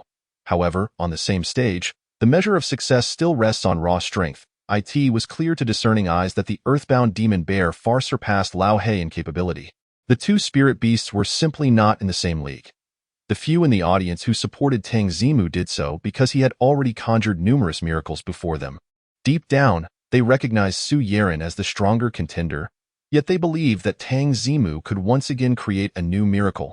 The earthbound demon bear is formidable, and its background only enhances its prowess. Tang Zimu mused, observing the towering figure of the earthbound demon bear, which stood 3 to 4 meters tall, its bulk apparent. Unlike the freshman phase, where most spirit beasts were the standard starter types, the sophomore stage showcased the stark advantages of powerful family backgrounds. Su Yiren's earthbound demon bear was a top-tier T2 spirit beast, prepared specifically for him by the Su family, boasting 9-star qualifications. In the Yin region, only individuals of lordly stature, like Zhao Kaixin or Li Chong, would be deemed worthy of such a spirit beast. Lao He, do you remember what I taught you last night? Despite his reflections, Tang Zimu remained unfazed, calmly addressing Lao He. Yea, upon hearing this, Lao He's eyes brightened, and it responded with enthusiasm. That's good. Let's get ready to fight. Tang Zimu nodded in satisfaction, signaling Lao He to enter the preparatory zone. He then opened the panel for the Earthbound Demon Bear. Name: Earthbound Demon Bear, 9-star qualification. Type: Ground, Normal Level, 26, Talent, Child of the Earth, Emerald Tier Talent, granting a 20 reduction in control effects when in contact with the ground, and a 50 increase in the recovery speed of strength and stamina. Base attributes: Strength, 105, Spirit, 50 Stamina, 75, Agility, 50 Physical Defense, 90, Magical Defense, 85 Skills, Earth Rock Heavy Hammer, Finishing Punch, Bear Pounce, Destruction Heavy Strike. As a level 26 T2 9-star qualified spirit beast, the Earthbound Demon Bear's base attributes are extraordinarily formidable. Even after enduring several rounds of arena matches, its stamina, which originally peaked at 100, still stands at 75. Several of its base attributes are already double those of Lao He. Its strength attribute exceeds the 100 mark, reaching a terrifying 105. Tang Zimu understood all too well that given such a significant disparity in attributes, even if Lao He were to fight with all its might, it would undoubtedly fall short against the Earthbound Demon Bear. Fortunately, he had anticipated this outcome since the moment he decided to register yesterday. Sure. As both Lao He and the Earthbound Demon Bear entered their respective preparatory zones, the referee blew the whistle. The highly anticipated championship showdown commenced. Unlike the previously mocking Jia Taozi, Su Yiren, upon hearing the whistle, remained silent and directly commanded the Earthbound Demon Bear to attack through their mental link. The Earthbound Demon Bear knelt slightly, placing its palms on the ground. As it rose, it had conjured a massive rock block several meters high in its hands. Earth Rock Heavy Hammer, Roar. The Earthbound Demon Bear bellowed as it hurled the rock block towards Lao He with all its might. Dodge and protect. While evading, safeguard your vital areas. Tang Zimu knew that given Lao He's speed, it would be challenging to evade such a massive rock block, so he swiftly issued commands to minimize damage. Lao He hurriedly retreated, and just before the rock block struck, it employed the blocking stance that Tang Zimu had taught it to shield its vital areas. Bang! The rock shattered, causing the arena to tremble. Lao He was struck by the edge of the block, letting out a muffled grunt as it crashed heavily to the ground. Blood streamed from every part of his body, lacerated by the shattered fragments of rock that had splintered and fallen. Fortunately, he had managed to protect vital areas such as his head in time, thus avoiding instant annihilation from that terrifying strike. However, this was a battle in the arena, devoid of any round-based rules. The seasoned Su Yiren had already commanded the Earth Rampart Bear to charge the moment Old He was struck by the rock. Roar! The Earth Rampart Bear propelled itself forward, its heavy footsteps resonating thunderously against the arena floor. Its colossal form advanced like a formidable fortress, barreling toward Old He. Bear Pounce. Hold your ground, Tang Zimu bellowed. Old He, who had just struggled to rise, coughed up blood and bared his teeth defiantly at the charging Earth Rampart Bear, gathering his strength to unleash a punch infused with a dark glow. This strike was the culmination of his utmost desperation. Regrettably, the chasm in power between them was insurmountable, a gap that could not be bridged even at full throttle. The moment of impact between his elbow and the bear's body. The dark glow of his skill dissipated in an instant, and Old Hay was sent flying like a puppet with severed strings. Crack, crack, as he soared through the air. The sound of bones fracturing echoed from within his body. Boom! Ultimately, Old Hay crashed heavily to the far edge of the arena. Just below the elevated platform where Tang Zimu stood, it was evident that multiple areas of his body were concaved, with numerous wounds gushing blood profusely. Only his indomitable will had prevented him from losing consciousness outright. Witnessing Old Hay's dire state, the supporters of Su Yeren in the audience raised their hands in triumph, chanting victorious cheers. The once promising youth, brimming with vigor and ambition, was destined to falter in the finals of the sophomore division. Meanwhile, those who believed Tang Zimu could conjure a miracle now wore expressions of despair, their hopes extinguished. Alas, the vast disparity in strength proved unbridgeable, even for miracles. "Are you all right?" Tang Zimu inhaled deeply and called out, "Uggy." Old Hay struggled to his feet, blood spilling from his mouth, his eyes blazing defiantly as he gazed at the Earth Rampart bear charging toward him. With a hoarse voice, he replied, "I'm fine." "Excellent." A faint smile graced Tang Zimu's lips, and a fierce glint sparked in his previously calm eyes. "Old Hay, let them witness the fervor of our combination technique." Chapter 74. Wonderful Minister Lu, we are saved. Roar. At this moment, the Earth Rampart bear surged forward in a state of full acceleration, rushing toward Old Hay at the edge of the arena. Its massive form, illuminated by the setting sun, resembled an ominous wall of shadow, advancing relentlessly. Each stride sent piercing sounds of air being sliced through reverberating around them. "Now, charge!" At Tang Zimu's command, Old Hay let out a defiant roar that echoed toward the heavens. He then propelled his battered body fearlessly toward the Earth Rampart bear.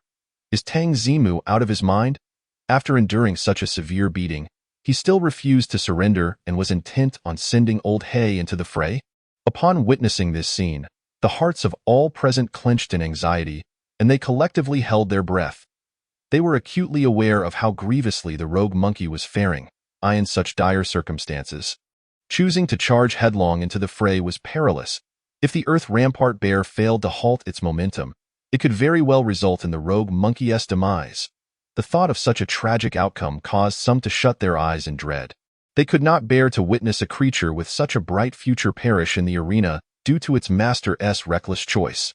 Even the esteemed guests, such as Minister Lu Shuru, who were accustomed to grand spectacles, clenched their fists nervously, contemplating whether to break the rules and intervene to save the rogue monkey. Closer, closer. As the crowd held their breath, the Earth Rampart bear and the undaunted Old Hay drew ever nearer. Finally, both combatants unleashed their tensed fists, colliding with one another. Boom. The dull thud of flesh meeting flesh reverberated, causing the audience to wince.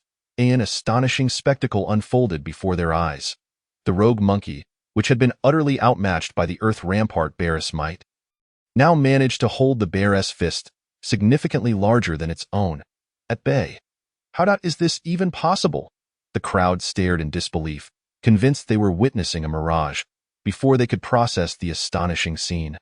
An even more unbelievable occurrence transpired. After 3 seconds of deadlock, the larger and more powerful fist belonging to the Earth Rampart bear began to tremble ever so slightly before their very eyes. The tremors intensified, shaking violently as the rogue monkey took a tentative step forward, forcing the Earth Rampart bear's quaking fist back. The bear's massive form, now off balance, toppled backward helplessly. Boom. A resounding crash echoed as the Earth Rampart bear fell heavily to the ground. Only then did the spectators realize that the bear's eyes were vacant, having succumbed to unconsciousness long ago. What just transpired? Despite having witnessed the entire sequence of events, everyone felt as though their minds were on the verge of overheating. On the elevated platform where the Beastmaster stood, Tang Zimu wore a knowing smile. Did they think that the training he imposed on Old Hay last night was merely about lethal strikes or agile maneuvers? Neither. He had spent the entire night focused on flight training, aiming to alter the trajectory of Old Hay's landing after being struck. Thus, Old Hay's prior collision and subsequent flight were not solely due to the overwhelming gap in strength. Tang Zimu had orchestrated it deliberately. His objective was for Old Hay to land precisely beneath his platform. As the evening sun dipped lower in the sky, casting long shadows, Tang Zimu's figure was silhouetted against the ground below. Once Old Hay fell to the designated spot, their shadows would align perfectly. With a declaration of combination technique, he activated Battle Roar. Simultaneously, the shadow from Shadow Execution silently merged with Old Hay's silhouette, initiating a charge. At the moment Old Hay's fist collided with the Earth Rampart Bear's, the shadow struck with a devastating blow against the bear's own shadow. This was the exhilarating combination technique Tang Zimu had envisioned with Old Hay all along. It is worth noting that Tang Zimu's strength attribute had already reached 100 points during the excavation of the Flame Essence Mine. Subsequent consumption of the six-winged Flame Lord's flesh and blood, along with 3 days of training with specialized sandbags, had further boosted his strength by 5 points. Under the effects of Mountain Toppling Sea Overturning, his strength attribute soared to 110 points, and that wasn't the end of it. The effects of Mountain Toppling Sea Overturning could also apply to temporary enhancement attributes. This meant that for Tang Zimu, the amplification from Battle Roar was not merely 25, but rather 50. Thus, when he activated Shadow Execution, his strength surged to a staggering 165 points. Such formidable power could effortlessly incapacitate the Earth Rampart Bear. Was that really so difficult? As for the potential flaws of his actions under the audience's watchful gaze, Tang Zimu cleverly concealed his shadow within Old Hay's, utilizing lighting to obscure his position, and adeptly adjusted his stance to evade detection. From start to finish, he had not revealed a single flaw. What flaws could possibly exist? I understand now. Amidst the stunned silence of the audience, a sudden exclamation broke forth from the VIP section. Everyone was still grappling to comprehend the situation when they turned in excitement toward the source of the voice. Discovering that it belonged to Minister Lu Shuru of the Beastmaster Alliance's Dragon Kingdom headquarters. Wonderful. It's Minister Lu. We are saved. As a distinguished minister of great renown, Lu Shuru's extensive experience inspired confidence in all present.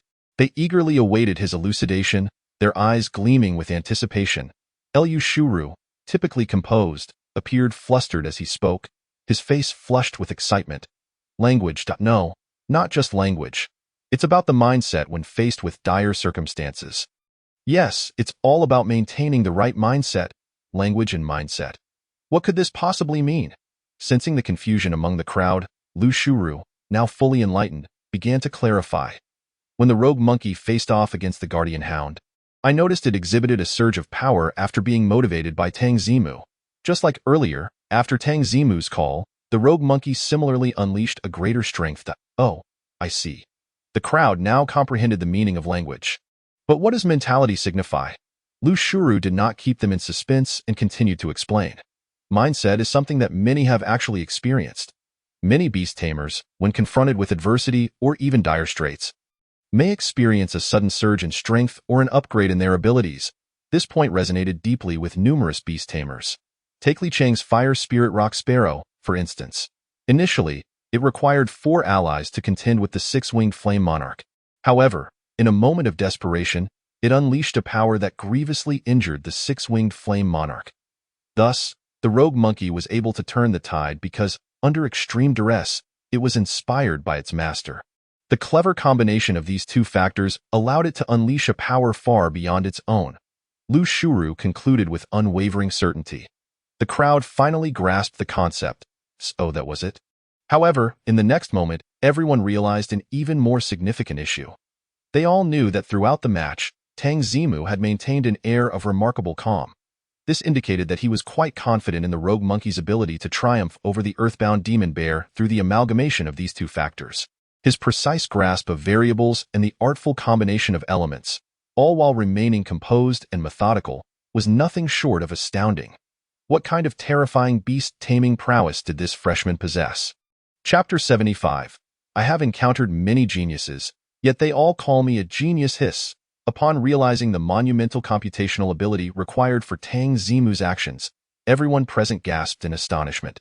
Even Su Yaren, who was still dazed from the earthbound demon bear's collapse, couldn't help but gaze at Tang Zimu with a look of terror. Such precise calculations? Are you even human? Or is the gap between us and true geniuses simply this vast? No one would believe it if spoken aloud. Among the audience seated at the battleground were unparalleled prodigies who dominated their peers, compelling them to bow in submission. There were also top-tier educators who had emerged from countless teachers nationwide. having passed rigorous assessments to enter the highest institutions. Not to mention figures like Lu Shuru, who held influential positions within the nation. It could be said that anyone plucked from this crowd was an existence unattainable by the common folk. Yet, in the face of Tang Zimu's displayed maneuvers, these favored children of destiny appeared utterly bewildered, grappling with confusion akin to that of novices. This only served to validate the saying, "I have encountered many geniuses, yet they all call me a genius. Wow, old Lu, such an imaginative mind. Are you trying to lose your life?"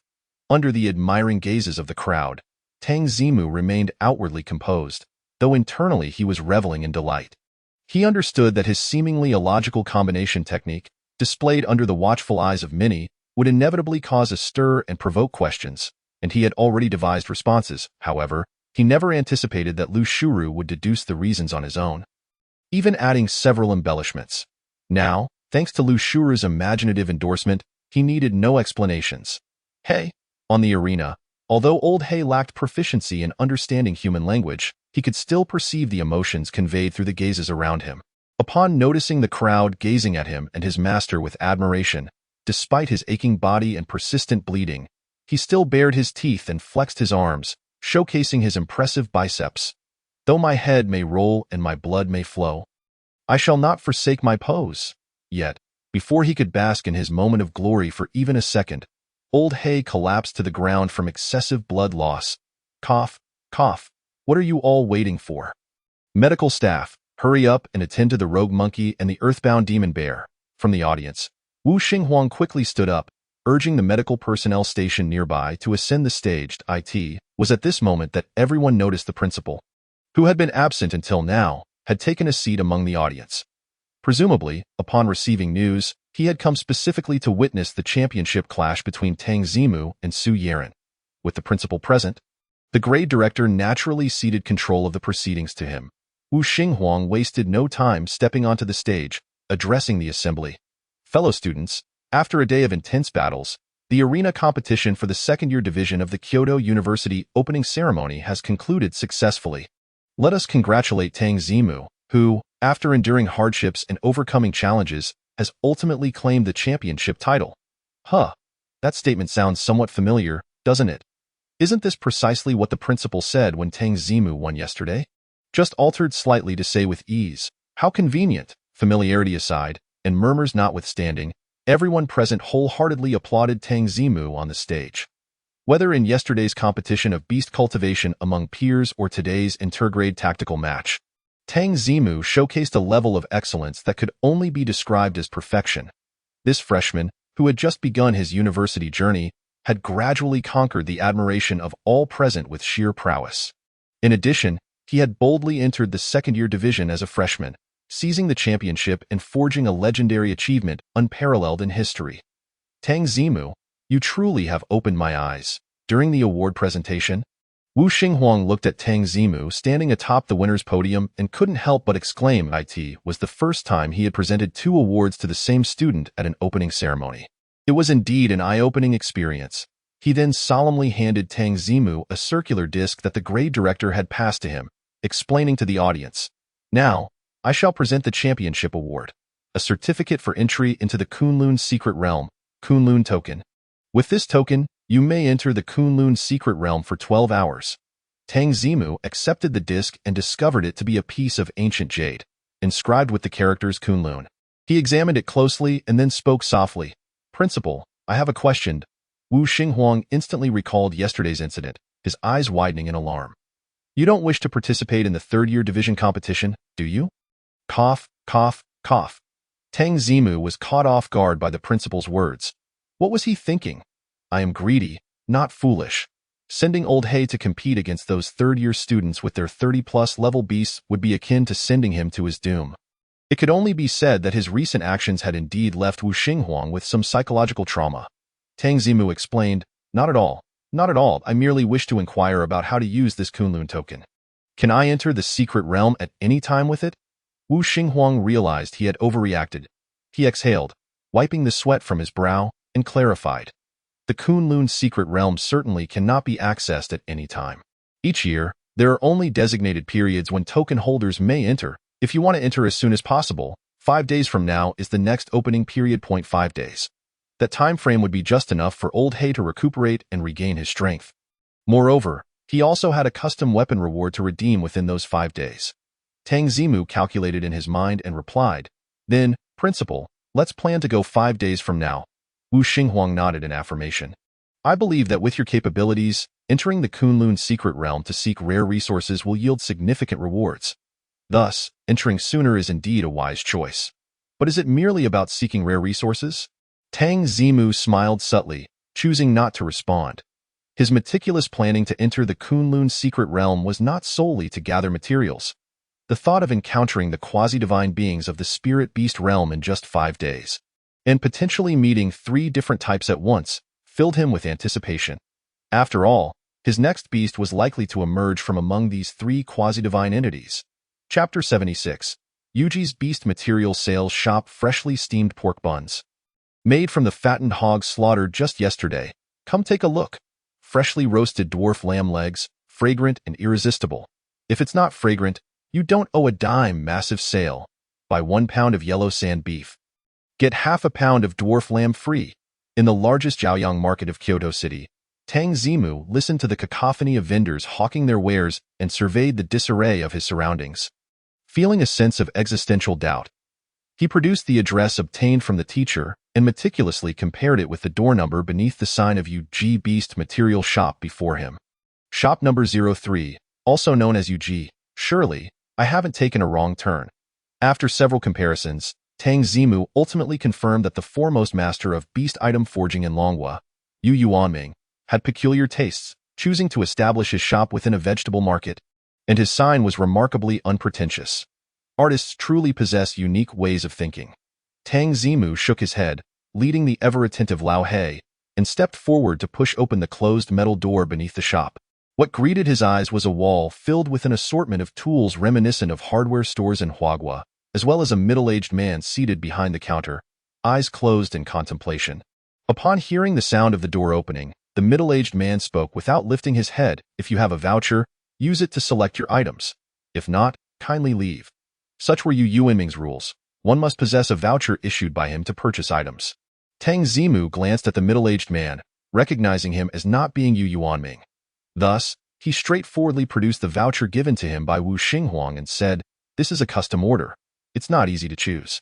Upon hearing this, the middle-aged man immediately opened his eyes. There were very few individuals in all of Longhua who possessed a voucher for weapons specially customized by Yu Yuanming, which did not allow for any negligence on his part. Moreover, upon noticing Tang Zimu's remarkably youthful face, the middle-aged man gasped in astonishment. You are Tang Zimu, so young, yet holding a voucher for a custom weapon." He quickly deduced that the individual before him was indeed the recently renowned Tang Zimu. It is worth noting that the opening ceremony of Kyoto University did not only hold sway within the campus. The arena competition, hosted by the nation's most prestigious institution, showcased the finest talents from across the country in recent years. Thus, the final rankings from the annual opening ceremony at Kyoto University were compiled into a table and disseminated to various regions for public viewing. This year, when the nation beheld the rankings, they were left in disbelief. The freshman champion was named Tang Zimu. This was understandable. But the sophomore champion was also named Tang Zimu. What on earth? Was it a case of sharing the same name? Or was there a printing error in the rankings? Even some official institutions in various cities reached out to Kyoto University, questioning whether the rankings had been printed incorrectly. However, after receiving repeated confirmations from Kyoto University, these individuals finally understood that the sophomore champion was indeed the same Tang Zimu from the freshman category, authentic and verifiable. Subsequently, news regarding Tang Zimu at the opening ceremony set the entire nation ablaze once more. Advancing 3 ranks in a single day as a freshman, he had vanquished all opponents in the sophomore category.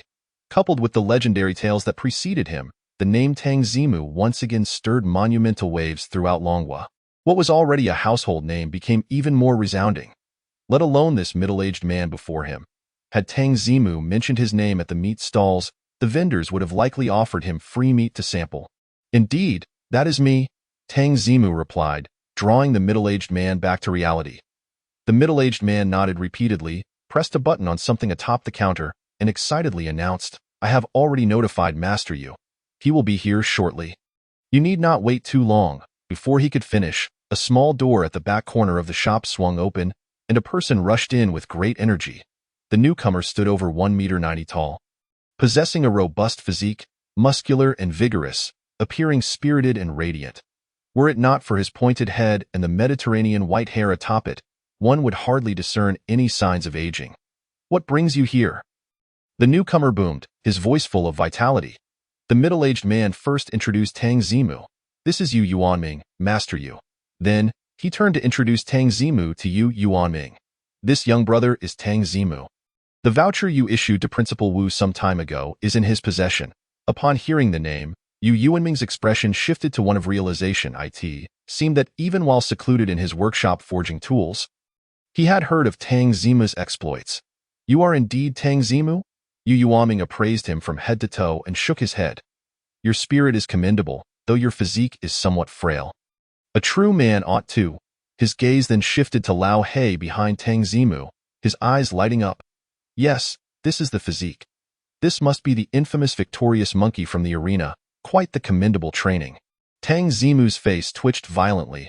After days of rigorous training, his physique had transformed into a standard slim in clothes, muscular when undressed form. Yet to Yu Yuanming, it had somehow become frail. Moreover, while he may not be as robust as Yu Yuanming, should one dare to underestimate him, a single punch could easily send Yu Yuanming sprawling, contemplating where to bury himself. Clearly, Yu Yuanming had taken a liking to Lao He. He repeatedly gestured, saying, quickly, bring this victorious monkey to my forge. I shall measure it properly and determine how to customize its weapon. This fellow's thoughts truly seemed a bit erratic. Tang Zimu internally scoffed as he followed Yu Yuanming, leading Lao He through the small door into the forge.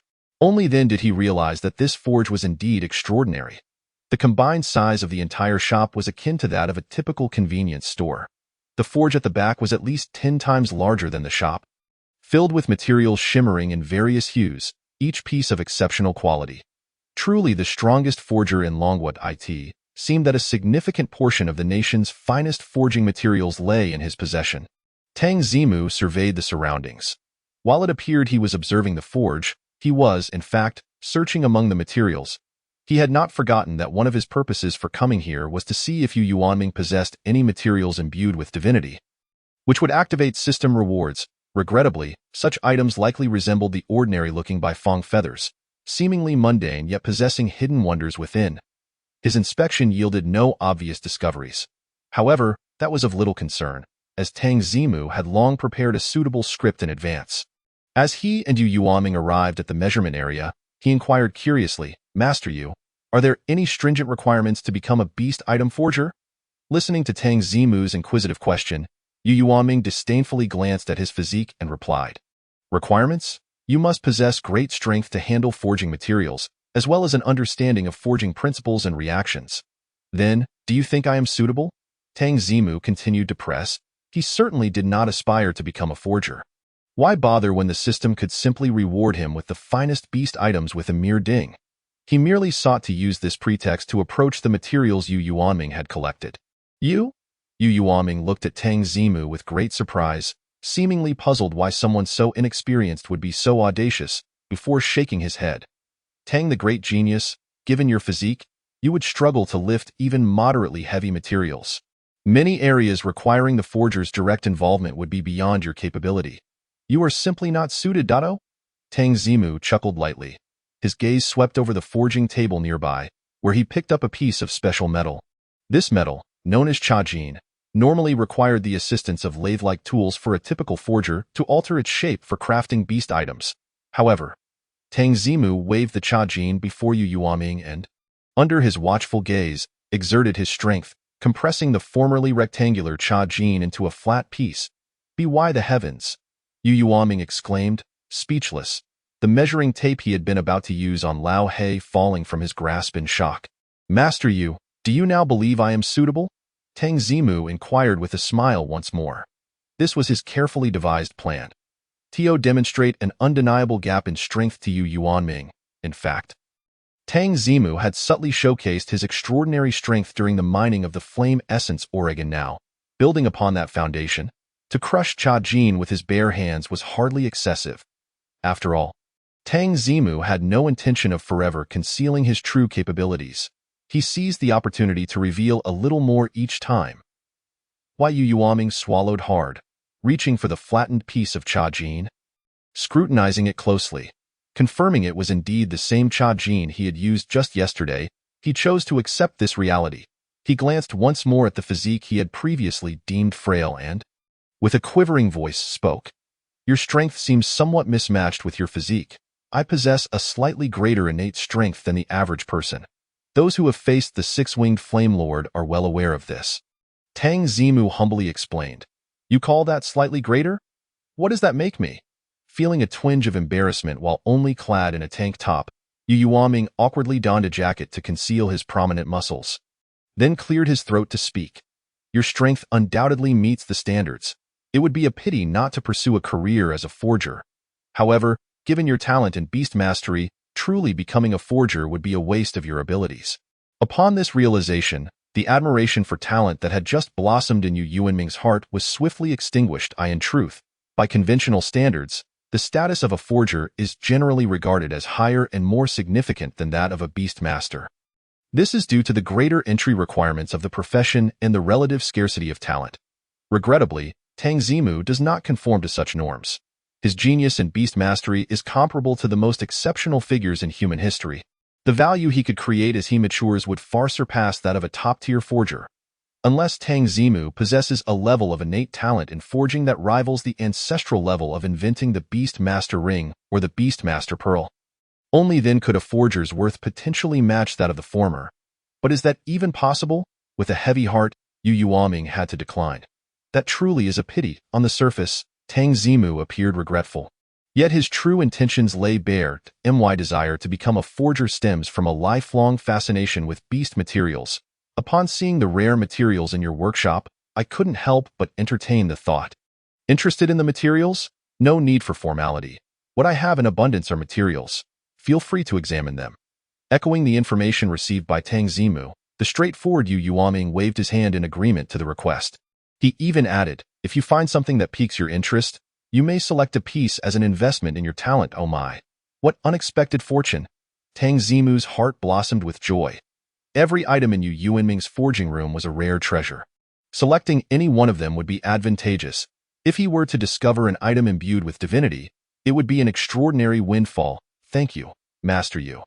After expressing his gratitude, Tang Zimu eagerly began rummaging through the materials that clearly belonged to spirit beasts. However, after a considerable search, he found nothing. Realizing that blind searching was futile, Tang Zimu paused for a moment, feigning casual curiosity as he inquired, Master Yu, do you happen to have any materials belonging to unknown spirit beast body parts? I am well versed in all known spirit beast species, and I am particularly interested in researching the unknown ones. Humans, confined to a corner of the continent, have limited knowledge of the spirit beast realm. And numerous unknown spirit species exist. Every year, scholars release new research reports on spirit beast species. Tang Zimu's interest in this topic was not particularly surprising to that moment. Yu Yuaming had just finished measuring the physical data of Old He and was diligently recording it on paper. Upon hearing the question, he harbored no suspicions and casually gestured towards a direction, saying, those materials are challenging to understand in terms of compatibility with others. I rarely use them for crafting, so they are piled over there. Following Yu Yuanming's, Tang Zimu indeed spotted a collection of spirit beast body parts in a corner.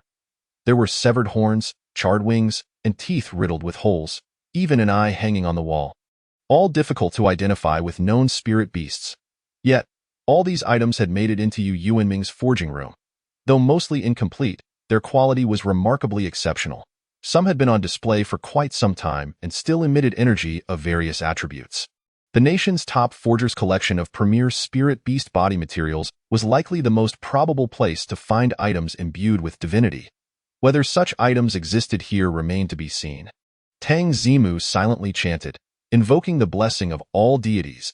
He then quickly approached and began to examine the incomplete, unknown spirit beast body parts. With the system's safety net, merely touching the items would trigger rewards, thus saving him considerable effort. 1 item, 2 items, 3 items. Tang Zimu carefully sifted through them, soon discovering he had overturned a significant number of objects. Until he touched a seemingly ordinary blood-red tooth, his heart skipped a beat. Over the past month, he had extensively studied the feather of the Crimson Lotus by Fong, often holding it to attune his senses. The esoteric and indescribable sensation the feather imparted was remarkably similar to that of this tooth. Indeed, the next moment, the delightful notification from the system rang out. Chapter 78, Tooth of Calamity Qiongqi, Mask of Disaster, Ding. Congratulations to the hosts Beast Tang Zimu for successfully contacting the Tooth of Calamity Qiongqi. Ding. Congratulations to the host for the second time contacting an item imbued with divinity. Receiving a double reward, top-tier random item. What? Tang Zimu glanced at the gleaming, sharp-toothed object in his hand, his heart a tempest of emotions. This tooth actually belonged to Qiongqi. That name was not unfamiliar to him. According to the classic of mountains and seas, Qiongqi resembles a tiger, possesses wings, and is a man-eater, starting from the head. Its prey is devoured from the hair, and it is found in the northern regions. This means that Qiongqi appears like a tiger, the size of an ox, and has a pair of wings. In the ancient myths of Huaguo, Qiongqi is described as fierce and fond of human flesh. Unfaithful and distrustful, it heeds only the wicked words of others. It is one of the four ancient fierce beasts alongside Chaos, Tao Tai, and Tao Wu. To think that such a notorious creature, one of the four fierce beasts, could be so easily touched by him? Tang Zimu took a deep breath, striving to quell his excitement. Regardless of the origins of this tooth imbued with divinity, it was of no concern to him. His sole purpose was to make contact and reap the rewards from the system. With that thought, Tang Zimu immediately redirected his focus to the system notification. He had just heard that this time, the system reward was explicitly marked as top tier. This was the first time he had encountered such a designation in the system's rewards, suggesting it was just a shade below divine level. This indicated that contacting items imbued with divinity was indeed far more challenging than other tasks, and the rewards were correspondingly superior. What kind of item could possibly merit the title of top tier? After all, perfect quality beast master pearls and endlessly growing special training sandbags. These items, which he deemed remarkably impressive, hardly seemed deserving of such an accolade. As he continued to search, feigning nonchalance, he pondered what the reward might be. After enduring a prolonged wait, he finally heard the next system notification. Ding, randomization complete. Congratulations, host, for obtaining the top-tier item, Mask of Disaster, Fragment. No way. Just because this creature is named Calamity Qiongqi, I ended up with the Mask of Disaster, which sounds like it comes from the same origin. And while I can accept getting a mask, why is it a defective one? I demand a reasonable explanation. Tang Zimu, filled with questions, opened the rewards storage box to examine the attributes of the Mask of Disaster. Top-tier special item Mask of Disaster, Fragment upon use, grants a shattered mask imbued with the power of disaster. Mask of Disaster, Fragment a top-tier item. Legend has it that the wearer of this mask can manipulate the calamities associated with the four fierce beasts, but it was subsequently shattered into several fragments by a special force. 1. Discern loyalty and malice. Qiongqi consumes corresponding mental energy, allowing for a certain degree of discernment of the truth and emotional fluctuations in the target speech. 2. Wickedness and sin. Qiongqi consumes corresponding mental energy, amplifying the deep-seated malevolence within the target, inciting them to lose their sanity and create sin and disaster. 3. Source of the four fierce beasts. 25. While worn, the user will continuously gain a permanent increase in mental attributes. I beg your pardon. No need for explanations. I am utterly convinced. Tang Zimu swiftly knelt, his emotions profoundly sincere. Just moments ago, he had questioned why a broken mask could be deemed a top-tier item. Now, it seemed the evaluation was understated. Tio wield the ability to manipulate the calamities of the four fierce beasts equates to possessing the powers of all four divine beasts. If this mask were whole, it would undoubtedly be a divine artifact, and reaching even higher levels wouldn't be out of the question. It is only reasonable for a fragment of a divine artifact to be rated as a top-tier item. Wow, the abilities of this mask are simply extraordinary, like a young cow smoking a pipe, impressively formidable. Tang Zimu could not help but exclaim inwardly, bearing the title of a top-tier artifact. The capabilities of the Calamity Mask are indeed formidable. The ability of discern truth from falsehood can detect the veracity of speech, while pestilence and sin can incite transgressions and disasters. Merely reading the descriptions of these two abilities evokes a sense of dread. Yet, the mask not only possesses these powers but also includes an additional ability that allows for the unlimited enhancement of mental strength without any adverse effects, simply by wearing it. It truly defies all reason. Based on the introduction of the mask, this shard contains the powers of Qiongqi. If that is the case, do the other shards possess the abilities of the remaining 3 fierce beasts? If I were to acquire the other shards, could it be possible to reassemble the mask and wield the artifact capable of controlling the calamities associated with the 4 great fierce beasts? Tang Zimu's thoughts began to wander once again. Of course, he recognized that this was merely a hypothesis, a daydream. From the entirety of the Dragon Kingdom, the most likely place to encounter items imbued with divine properties had yielded only this single tooth of Qiongqi. The prospect of finding other items related to the 3 remaining fierce beasts, particularly shards of the mask as designated by the system, was a challenge akin to reaching for the heavens. And he had no inkling of when that might occur. Tang the genius, all the data has been measured, and the crafting estimates are nearly complete. Would you care to take a look? As Tang Zimu pondered, the voice of Yu Yuanming reached him from across the workstation. It suddenly dawned on Tang Zimu that he had come here to consult Yu Yuanming regarding the customization of a beast-controlling weapon. I'm coming. Observing the array of unidentified beast parts laid out before him, Tang Zimu responded and swiftly approached Yu Yuanming. He wished to resolve other matters promptly so that he could return home to examine the Calamity Mask. Arriving at Yu Yuanming's workstation, he found that the latter had already compiled a series of material lists based on the data from the body of the Old Black. Why? Yu Yuanming inquired. I forgot to ask you earlier. What shape do you envision for the customized weapon? Considering the physique of your villainous monkey, a heavy hammer, a battle axe, a staff, or a halberd would all be quite fitting. Tang Zimu had long since contemplated this matter and spoke without hesitation. A staff. Please, it prefers to wield a stick. His choice of a staff was influenced not only by Old Black's inclination towards such weaponry, but also by Tang Zimu's own ability to wield it with ease. He was not adept at using heavy hammers or battle axes. Why? Yu Yuanming nodded in understanding. He then made slight adjustments to the contents of the list before handing it over to Tang Zimu. Just have your school's warehouse deliver these materials, and I can supplement any remaining odds and ends from my own stock. Tang Zimu accepted the list and tucked it away. This document served as an invoice, and only the one personally inscribed by Yu Yuanming could be submitted to the management office of Kyoto University for reimbursement. Unfortunately, Yu Yuanming's straightforward nature and meticulous approach meant that Tang Zimu could not coax him into writing additional items, thus preventing the two from splitting the spoils. Oh, by the way, the emergence of the Calamity Mask had stirred his emotions. Only then did Tang Zimu recall that he had one final purpose for coming here. He cautiously retrieved a small, square wooden stick from his pocket and spoke. Master Yu, do you think this can be incorporated into the customized weapon? Chapter 79. Let us call it the Rui Jiangu Bang, a wooden stick? Yu Yuanming furrowed his brow, perplexed. Having already balanced the various materials for the weapon, introducing an unfamiliar element could potentially lead to adverse reactions. However, since it was presented by Tang Zimu, Yu Yuanming did not dismiss the seemingly mundane stick and reached out to accept it. Upon contact, the seasoned blacksmith felt an immediate dissonance, exclaiming in astonishment, "Why is this stick so hard? Could it be anything less?"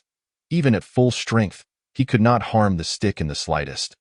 Tang Zimu, having conducted numerous experiments on the stick over the past month, found this reaction unsurprising. As a top-tier blacksmith, Yu Yuanming swiftly employed the tools at hand to conduct a preliminary assessment of the stick's attributes.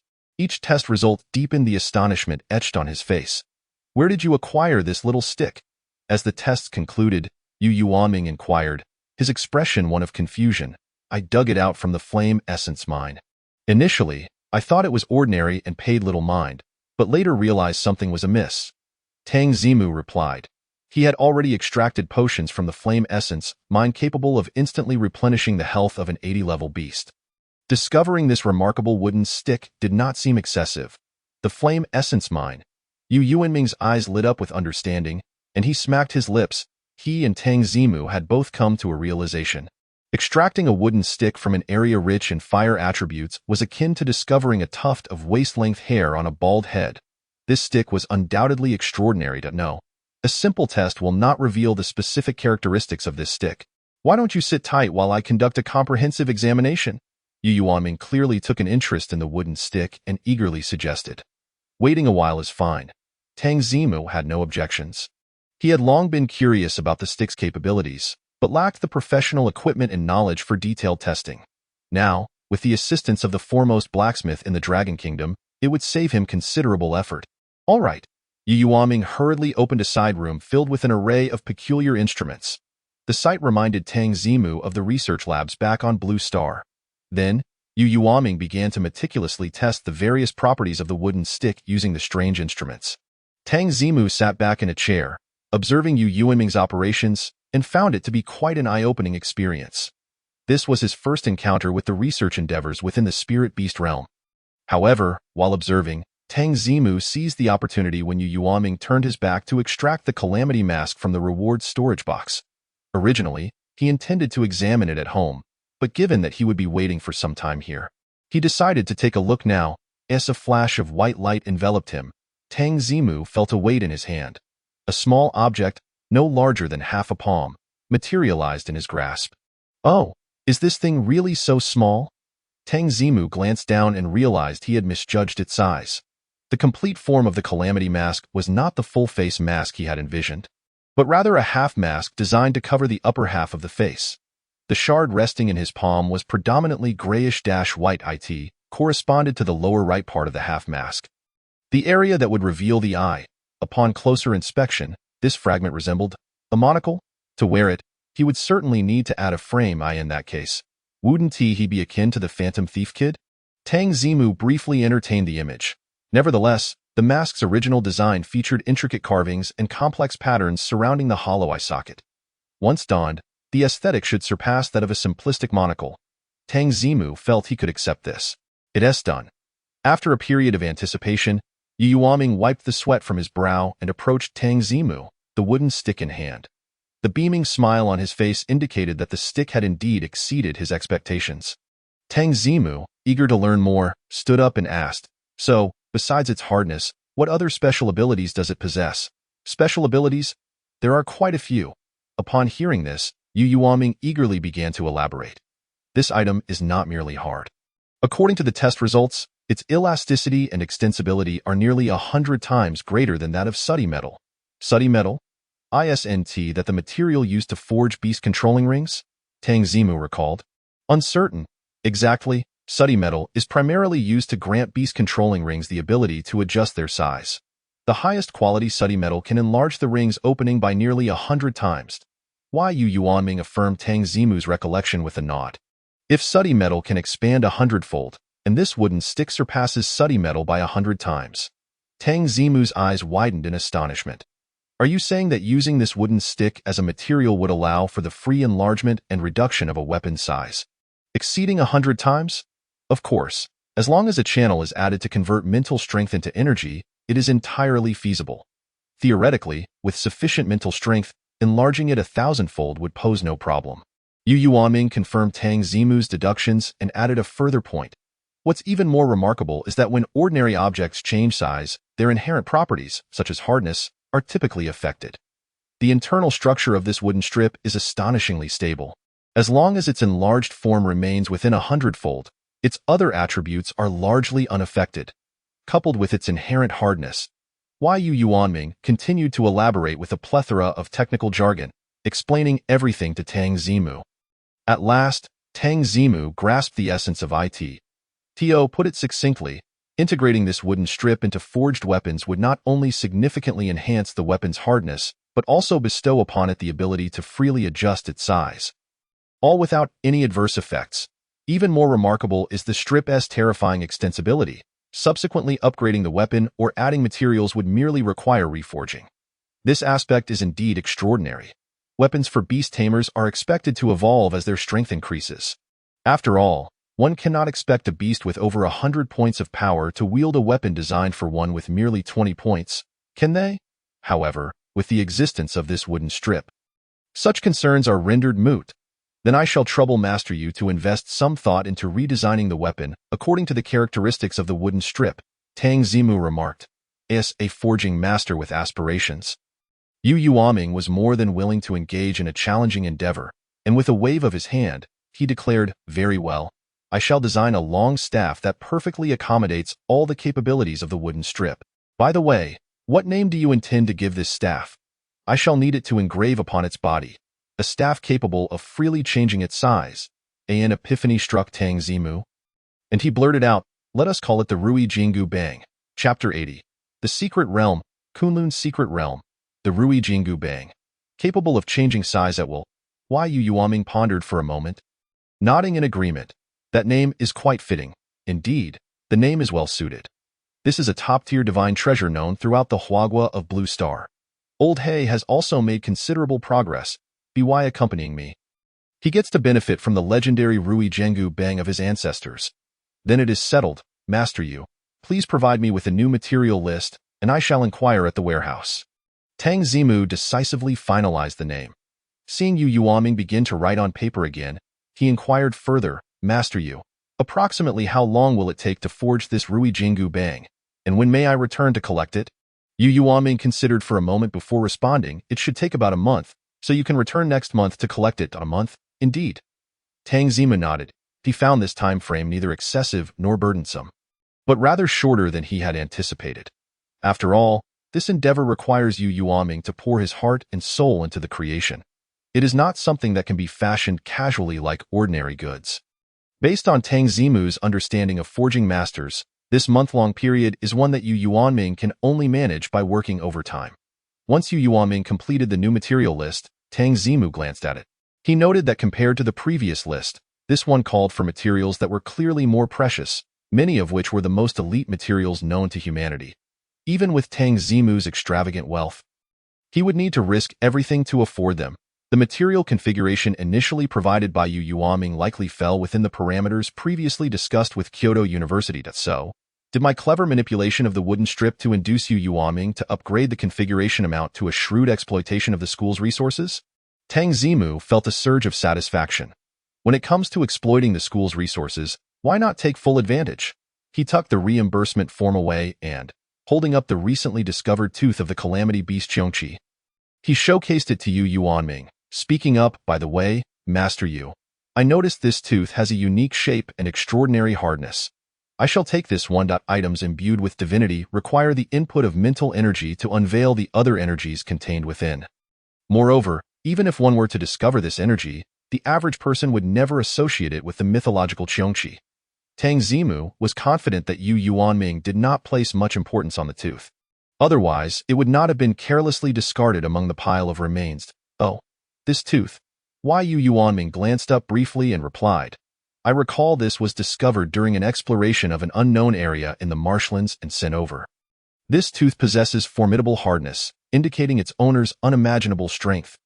However, the internal energy is far too volatile, rendering it unsuitable for forging. If you desire it, feel free to take it." Indeed, the other party had recognized the tooth's peculiarity. Yet, to him as a forging master, it held little value for crafting, hence it remained unclaimed. "Then I shall not be polite." Tang Zimu accepted the tooth of the calamity beast Qiongqi and bid farewell to Old He and Yu Yuanming. "Remarkable! Your mischievous monkey has completely recovered." At the entrance of Kyoto University, Wu Xinghuang, riding on a wind-swept horse, cast an astonished glance at Old He's physique. Having endured many beatings, recovery has become expedited, Tang Zimu explained, patting Old He beside him. Old He cast a resentful glance in his direction. Guess who was the one getting pressed to the ground and beaten every day? Have all the necessary items been prepared? We must adhere strictly to the regulations. There will be inspections later, Wu Xinghuang reminded him once more. Rest assured, there is nothing that would disturb the Secret Realm's environment. All items are essential for our entry into the Secret Realm. Tang Zimu reassured him, giving Old He's backpack a pat. Today marks the day the Kunlun's Secret Realm opens. Having eagerly awaited this moment, he had prepared everything the night before. Then let us mount. Wu Xinghuang felt considerable trust in Tang Zimu. He did not ask further questions, urging Tang Zimu and Old He to mount the wind-swept horse, and then led them in a certain direction. After traversing several streets and riding for over 10 minutes, Wu Xinghuang brought Tang Zimu to a building that bore no sign yet was heavily guarded. "This is our Dragon Kingdom's highly confidential Secret Realm office, which houses several Secret Realm transmission entrances. Wu Xinghuang produced a special pass and handed it to a guard who approached for inspection, then quietly explained to Tang Zimu. Several. Tang Zimu's mind raced, taking in the unassuming exterior of the Secret Realm office. Anything protected alongside the Kunlun Secret Realm must belong to the same tier of secret realms. This implies that there are other secret realms housing T1 level spirit beasts, not just the Kunlun Secret Realm. Inspection passed. Please proceed. The guard confirmed the credentials and stepped aside for the tube. Wu Xinghuang led Tang Zimu and Old He further inside. Upon entering the building, they underwent several more inspections before finally being brought into a room within. This room was modest in size, directly facing a bronze door inscribed with enigmatic runes. An elderly man with a hunched back sat quietly beside the door. This is Elder Feng, whose ancestors had a close relationship with the top figures within the Kunlun Secret Realm. Back during the establishment of the Secret Realm, it was his ancestors who facilitated the connections. Hence, he has been recognized by both parties and has continuously managed the entrance. Wu Xinghuang quietly introduced Tang Zimu. Then continued, you need to have Elder Feng inspect your backpack. If there are no prohibited items, you will be allowed to enter the secret realm. Upon hearing this, Tang Zimu gestured for Old He to hand the backpack over to Elder Feng. Elder Feng accepted the backpack without a word and began to meticulously examine it on a nearby table. Seizing the opportunity during the inspection, Tang Zimu asked, Principal, earlier at school, when I inquired about the 3 spirit beast races within the secret realm, you mentioned there were confidentiality restrictions preventing you from disclosing anything. Now that I am within the secret realm office and about to enter the secret realm, surely you can tell me now. This time, Wu Xinghuang did not make excuses but replied, I had indeed planned to inform you before entry. After all, once you enter the secret realm, you must be cautious in your interactions with these 3 spirit beasts. Never offend their taboos. Otherwise, should you find yourself alone in the secret realm, no one will be able to protect you. Gathering his thoughts, Wu Xinghuang continued, First, the first group of spirit beasts within the secret realm is called. Before Wu Xinghuang could finish, Elder Feng's startled exclamation interrupted him. What is this? Both turned to face Elder Feng. They discovered he was holding a beast tamer ring, staring at it with wide eyes. Chapter 81. T1 Level Existence, the 3 Great Royal Clans. This is a beast tamer ring, Tang Zimu kindly explained. Elder Feng truly seemed quite unfortunate. Had he guarded this place for decades without ever stepping outside?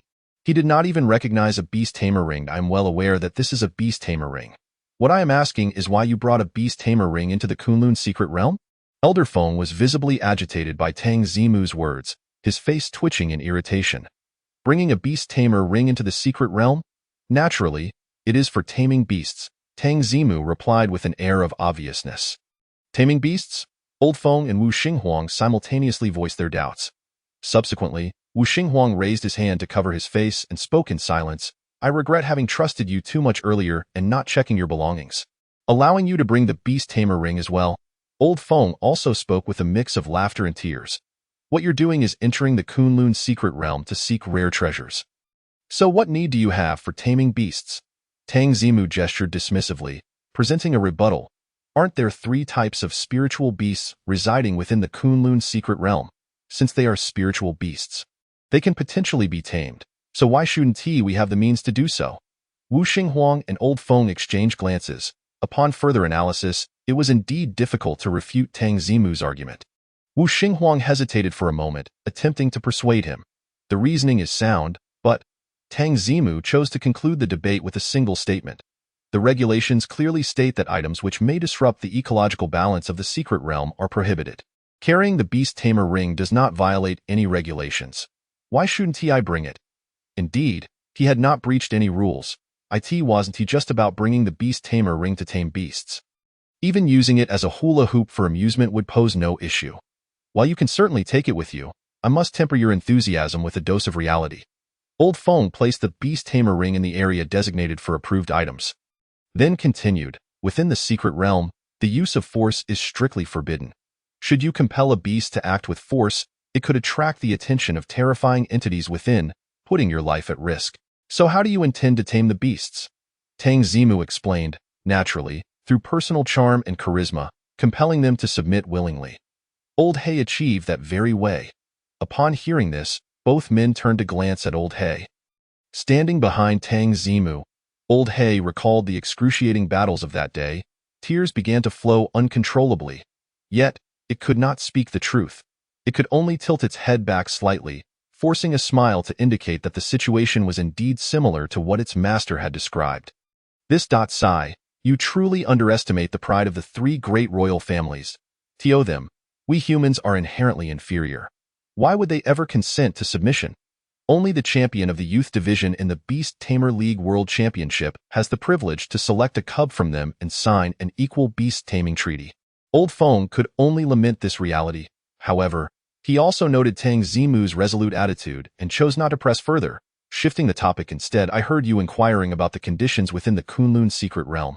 Allow me to provide you with a detailed explanation.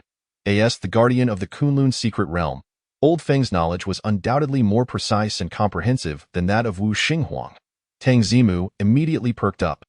Even Wu Xinghuang listened attentively, intrigued.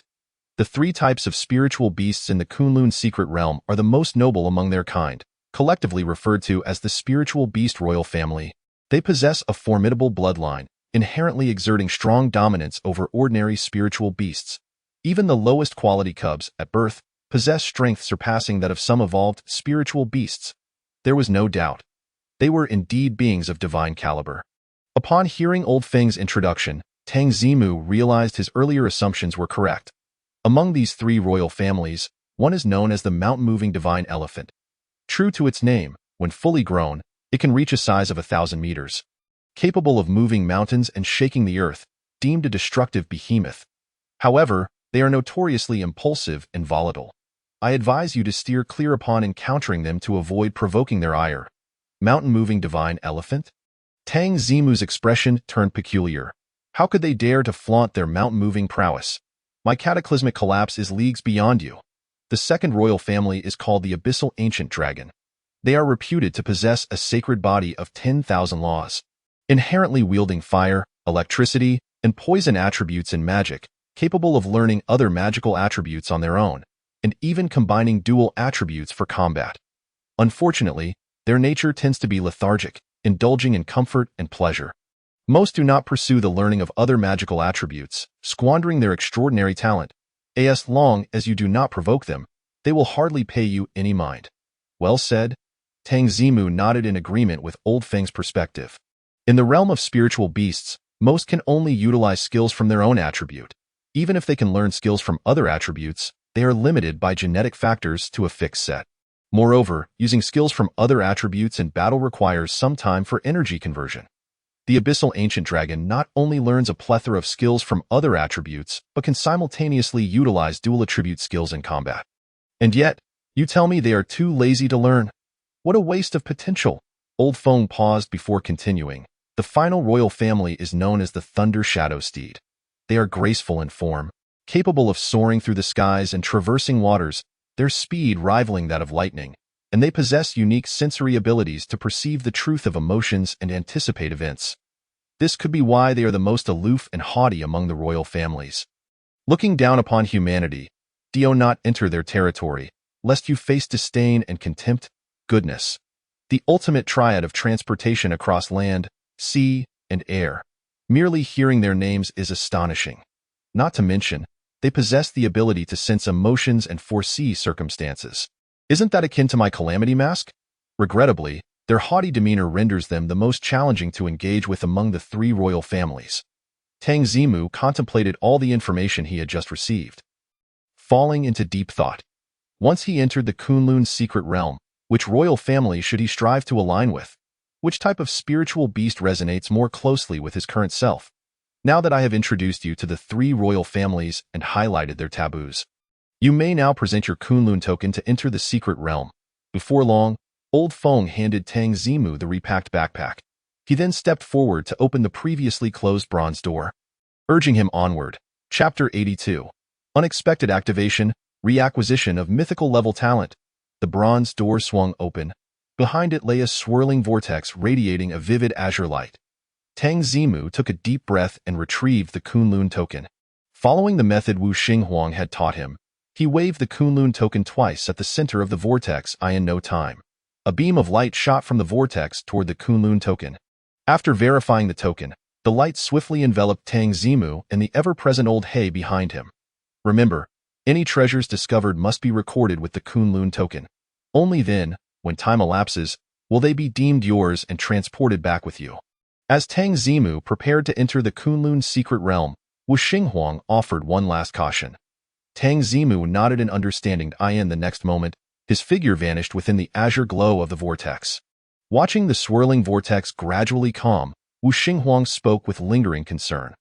Others entering such high-level secret realms usually possess extensive experience exploring other realms.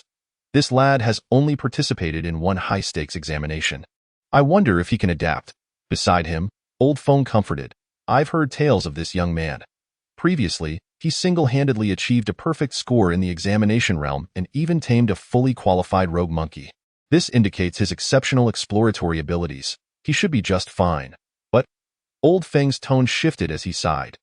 The success in the examination realm has likely instilled too much confidence in him, leading him to naively aspire to tame a royal beast within the Kunlun secret realm. Wu Xinghuang chuckled resignedly at this notion.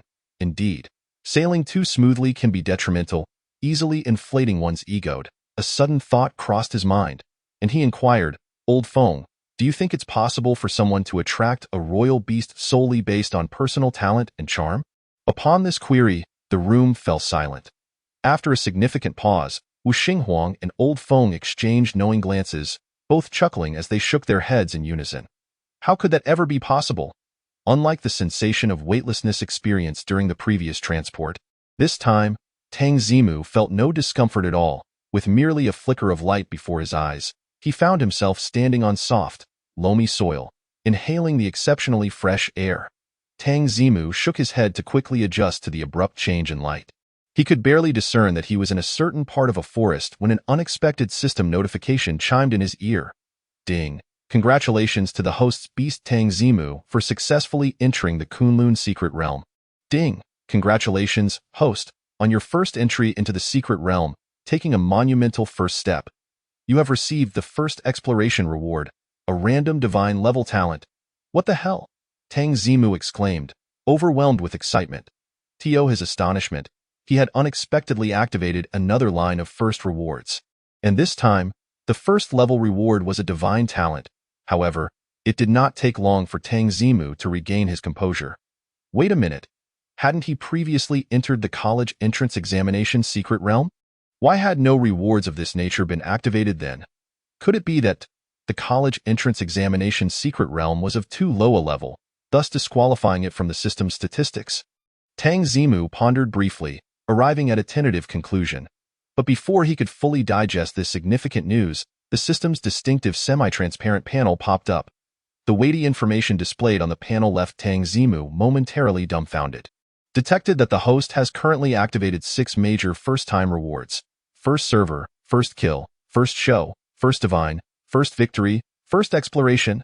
System upgrade requirements have been successfully met.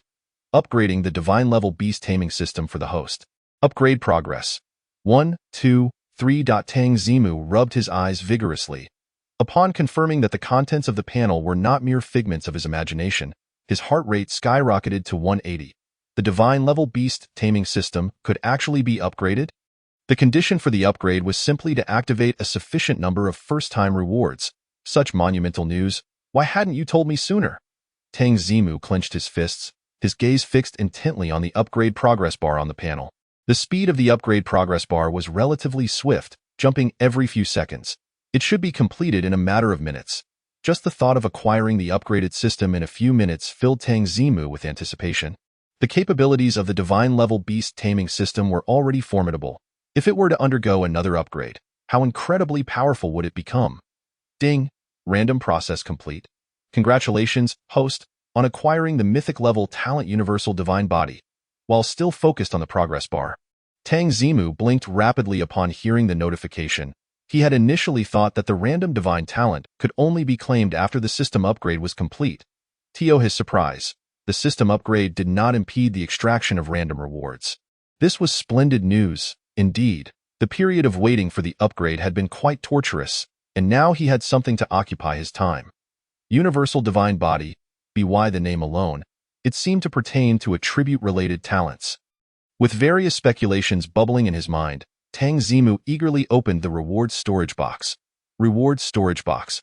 Mythic Level Talent Universal Divine Body. Upon use, it grants your beast the Mythic Level Talent Universal Divine Body.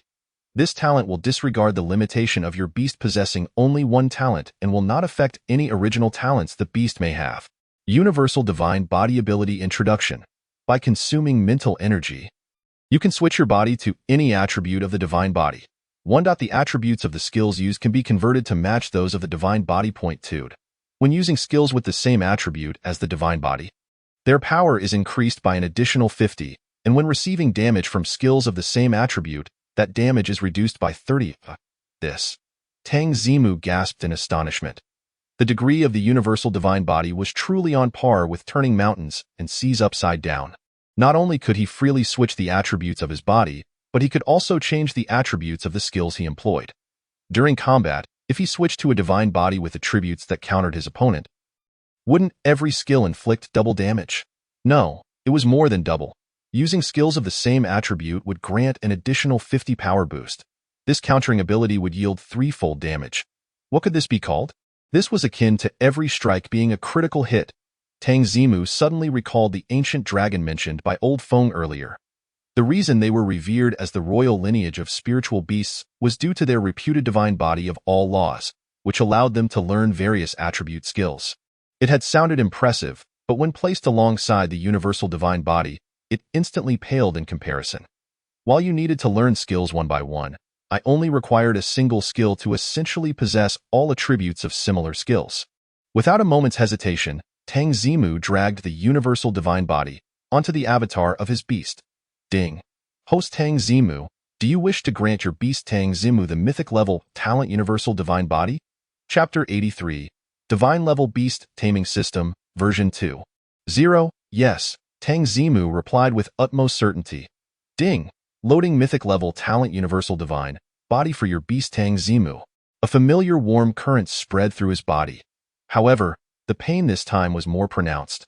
Tang Zimu felt as though every bone and sinew in his body was being washed by the warm current repeatedly. Fortunately, the duration was not excessively long, and he gritted his teeth to endure it. Ding! Congratulations, host Tang Zimu. Your beast Tang Zimu has acquired the mythic level talent universal divine body.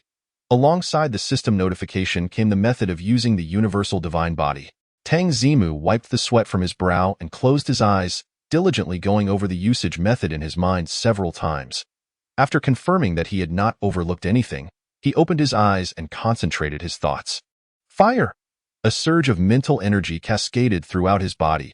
Immediately, Tang Zimu felt his body temperature rise sharply, his skin flushed, and flames began to flicker across his entire form. Wait, the energy is too high.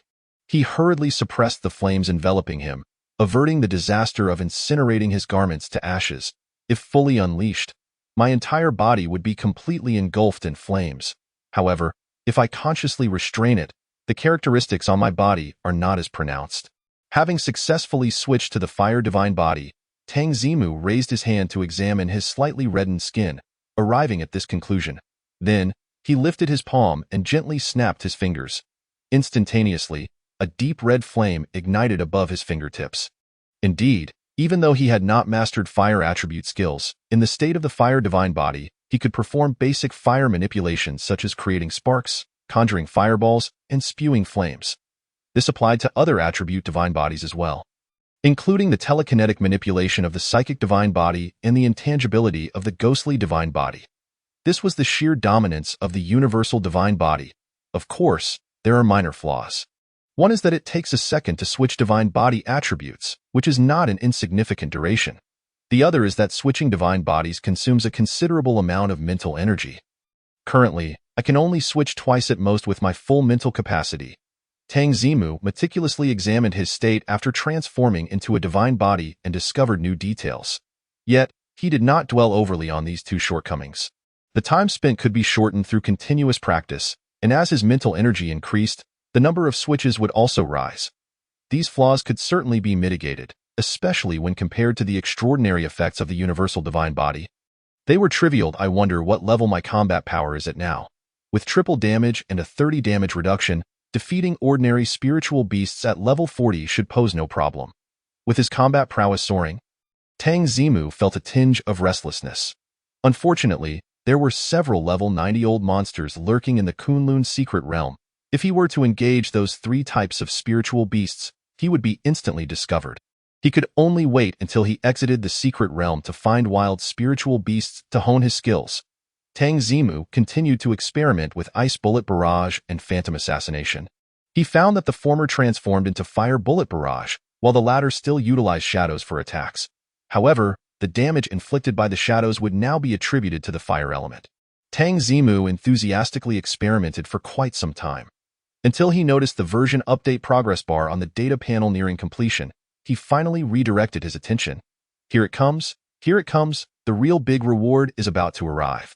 Under Tang Zimu's watchful gaze, the update progress bar finally jumped from 99 to 100.at. That same moment, a melodious synthesized electronic voice resonated in his ears. Ding! The Divine Level Beast Taming System has successfully upgraded. Welcome, host, to the Divine Level Beast Taming System, version 2.0. Congratulations, host, on receiving 10 Divine Level Spiritual Beast Rations, 10 Divine Level Attribute Points, and 1 bottle of Divine Level Spiritual Beast Recovery Potion as part of the version update gift package. The following are the detailed contents of this version update E1. Updated the daily sign-in function. The host will receive 1 Divine Level Attribute Point for daily sign-ins, with a 10 chance of receiving additional grand prizes such as Divine Level Spiritual Beast Rations and Divine Level Spiritual Beast Recovery Potions. 2. The function for training Summon Beast has been updated, allowing the host to designate specific beasts to be placed in the training slot. The beasts within the training slot can acquire attribute points and have a minuscule chance of comprehending random skills. 3. The point shop function has been updated. The host's task-related progress will yield points according to their respective proportions. These points can be exchanged for goods in the point shop. Previously accrued points have been retroactively awarded. What an extraordinary Divine Beast System, version 2.0. Tang Zimu felt compelled to applaud. The content of this version update is not extensive, comprising merely 3 items. Yet, each one fills him with immense delight. Daily sign-ins are a concept Tang Zimu is quite familiar with. In Blue Star, any online game includes this feature. But which online game offers such generosity as a Divine Beast system? Signing in for a single day grants 1 point of Divine Attribute. Over the course of a month, that amounts to a full 30 points. Ordinary spiritual beasts require several levels to gain such attributes, yet he could acquire them merely by lounging at home and indulging in lavish feasts. There is even a chance to obtain superior Divine Beast food and recovery potions. Is this not a direct path to ascendancy? The training of summoned beasts is also something Tang Zimu is not unfamiliar with. Many nurturing games include this function, serving as a means for beasts to passively enhance their attributes. The system's training feature, on this foundation, has added the effect of comprehending random skills. Though marked as minuscule probability, even the smallest mosquito is still meat. Having a chance is certainly preferable to having none at all. As for the point shop, Tang Zimu opened his panel and successfully located the button for the point shop. Upon clicking it, a new panel immediately appeared. At the top of the panel, it indicated current points, 1137.0. So many points? Tang Zimu clicked on the details next to his current points and read carefully, thus gaining a general understanding of the points acquisition rules. Tasks like First Kill and First Showcase grant 100 points for their initial completion. First Exploration grants 150 points, while First Divine yields a remarkable 200 points. In Tang Zimu's view, this likely correlates with the difficulty of the initial tasks when awarding points. Moreover, subsequent tasks will also provide points in varying proportions. For instance, the point acquisition ratio for killing spiritual beasts seems to be 10:1. Having slain over 110 spiritual beasts, Tang Zimu earned 11 points. The revered point ratio stands at 10,000. On this task, Tang Zimu accrued 87 points, indicating that his number of admirers must exceed 870. Upon reflection, it seems points are not easily earned. I should see what goods can be exchanged for these points and assess their purchasing power. With this thought, Tang Zimu began to scroll down the point shop panel.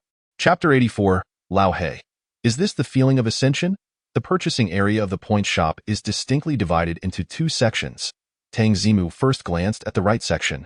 Permanent shop, unlimited purchase count, 1. Divine Beast food, 10 points. 2. Divine attribute points, 20 points 3. Divine Beast Recovery Potion. 100 points 4. Skill, Ice Barrage. 100 points. Tang Zimu quickly noted that all the items in this section were ones he had previously acquired through system rewards. It seems that the so-called permanent goods section is designed for the convenience of the host to purchase items they have already acquired. This feature is excellent. Basic essentials like divine attribute points and divine beast food have always been in short supply for Tang Zimu. Now, with the permanent goods section, he need no longer worry about this issue.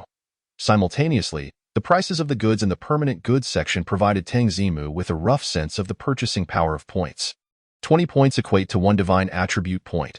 With his current points, he can afford to buy 55 points, which is certainly a considerable fortune. Having gained a certain understanding of the product pricing, Tang Zimu shifted his gaze to the adjacent area. Limited time shop, refreshes weekly. 1. Summon Beast Orb Ching Huang. 100 points. Stock. 32. Special toilet paper for spiritual beasts. 1 point. Stock. 100 boxes. 3. Divine Beast Growth Potion. 150 points. Stock. 3 bottles. 4. Tianji Cheng Huang. Cub 199,999 points. Stock. 110. Divine Teleportation Scroll. 1,000 points. Stock. 1. The limited time shop features 10 items, all of which Tang Zimu had not encountered before, with a significant disparity in quality among them. Items like special toilet paper for spiritual beasts and specialized scoops can be purchased for just 1 point. Tang Zimu felt fortunate that he had not previously drawn such items. Otherwise, he might have been driven to exasperation. Of course, there are also plenty of commendable items among the offerings. Several items bearing the divine prefix are ones Tang Zimu had not seen before, and their point prices are quite steep. However, the item that most captured Tang Zimu's attention was the cub of Tianji Cheng Huang. This is truly remarkable, to be able to purchase a divine beast cub directly from the system. According to the Classic of Mountains and Seas, Western Classic, in the land of the white people to the north of the dragonfish, there are white-skinned people. There is a Cheng Huang, resembling a fox with horns on its back, and riding it grants a lifespan of 2,000 years. This is the renowned symbol of longevity and auspiciousness. Cheng Huang. Legend has it that riding on its back allows one to live for 2,000 years. If it were not for the nearly 200,000 points required, which is indeed daunting, Tang Zimu would have purchased it immediately to take a ride. His demands are not excessive. Riding the cub form of Cheng Huang for an extra 100 years should not be too much to ask. Just a moment ago, I thought I had plenty of points, but now I see it's hardly enough to spend. Tang Zimu shook his head, feeling quite envious. He has made a decision. After leaving the Kunlun secret realm, he will devote himself wholeheartedly to the slaughter of spiritual beasts. After all, at this stage, the best way for him to acquire points is through the hunting of spiritual beasts. However, considering the ratio of 10 spiritual beasts to 1 point, it seems he must slay 200,000 spiritual beasts to gather enough points to purchase Cheng Huang. I should first buy some useful items to get started. Having finally unlocked the system shop, Tang Zimu is certainly inclined to make a purchase. Since the goods in the permanent shop can be bought at any time, he did not pay them much heed, instead focusing on the limited time shop's divine beast growth potion. Lao He possesses remarkable talent, high qualifications, and excellent comprehension, excelling in every aspect. Yet, its greatest flaw lies in its short growth period, an irreparable deficiency. The existence of the divine beast growth potion undoubtedly presents Tang Zimu with hope. As his thoughts shifted, the attribute panel of the divine beast growth potion appeared before his eyes. Divine beast growth potion. Upon consumption, the spiritual beast will enter a high-speed growth phase, lasting 1 month. Friendly reminder, 1. High-speed growth phase. The growth rate of the spiritual beast is 10 times the original speed. 2. This effect will ignore the spiritual beast's race, age, size, etc., and will not cause any side effects. Splendid. Tang Zimu excitedly patted Lao He beside him. A 10-fold growth rate. What does that mean? A month equates to nearly a year's worth of arduous training. Had he given Lao He a bottle of divine beast growth potion a month ago, there would have been no need for him to step onto the arena stage in the D2 region. Lao He alone would have been sufficient to send the Earth Tank Magic Bear reeling. What a treasure! I shall buy them all. Having confirmed the effects of the divine beast growth potion, Tang Zimu felt no hesitation and swiftly filled his inventory with all 3 bottles available. Ding! Host Tang Zimu, do you confirm the expenditure of 450 points to purchase 3 bottles of divine beast growth potion? As Tang Zimu tapped the confirmation option, the system promptly provided a notification. He decisively chose to confirm, and the 450 points were swiftly deducted. In the next instant, 3 bottles of Divine Beast Growth Potion appeared in the rewards storage box. Although my body does not adhere to the concept of levels, both attribute enhancement through consumption and attribute amplification via sandbags should be related to growth speed, right? Tang Zimu did not hastily administer the potion to Lao He but instead contemplated his unique physique. Holding on to this suspicion, he attempted to drag the growth potion's icon onto his avatar, just as he had with the previous experiment involving the Divine Beast Qualification Pill. Ding, host Tang Zimu, do you confirm administering Divine Beast Growth Potion to the summoned beast Tang Zimu? It truly works. Tang Zimu was overjoyed and directly chose to consume it. The moment he made the selection, he felt as if his body had been stimulated by some force, invigorating his vitality. Amid the gradual growth of 4 attributes, imperceptible until now under the influence of sandbags and masks, a distinct change could suddenly be felt. The sensation of one's bodily attributes continuously enhancing was utterly enchanting. Is this what it feels like to use items directly in the beast taming column? Tang Zimu found himself gaining new insights. After a brief adjustment to his physique, he retrieved a semi-transparent glass vial filled with the growth potion for divine-level spirit beasts and handed it to Old He. You, my friend, are in for a treat. Without a trace of doubt, Old He raised the glass vial and drank it in one gulp. Yuck, yuck, yuck. Before long, Old He felt a marked change in his body. The exhilarating sensation of growing stronger was irresistible, prompting him to emit excited monkey-like calls. Tang Zimu noticed that Old He's level had directly increased by 1. Goodness, this can even serve as a leveling potion. Before he could finish his thought, he was astonished to see Old He climb yet another level. Wow, leveling up twice in a row? Old He, you are truly taking off. In Chapter 85, the ancient dragon of Abyssong appears.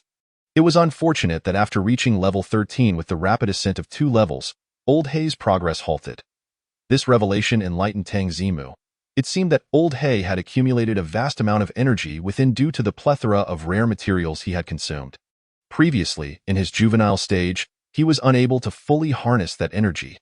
The divine-level Spirit Beast Growth Potion had directly stimulated the energy stored within him, accelerating its absorption, hence the remarkable 2-level rise. This indicates that the potion not only accelerates personal growth but also enhances energy absorption. Tang Zimu mused. If the energy supply is ample, the acceleration multiplier could far exceed 10-fold. He unearthed the hidden effects of the divine-level Spirit Beast Growth Potion, which was undoubtedly advantageous for him. With the divine-level Spirit Beast rations in hand, and his home stocked with numerous cans of 6-winged flame monarch meat, he lacked nothing in energy supply. This marketplace is truly impressive, Tang Zimu remarked, shutting down the marketplace interface.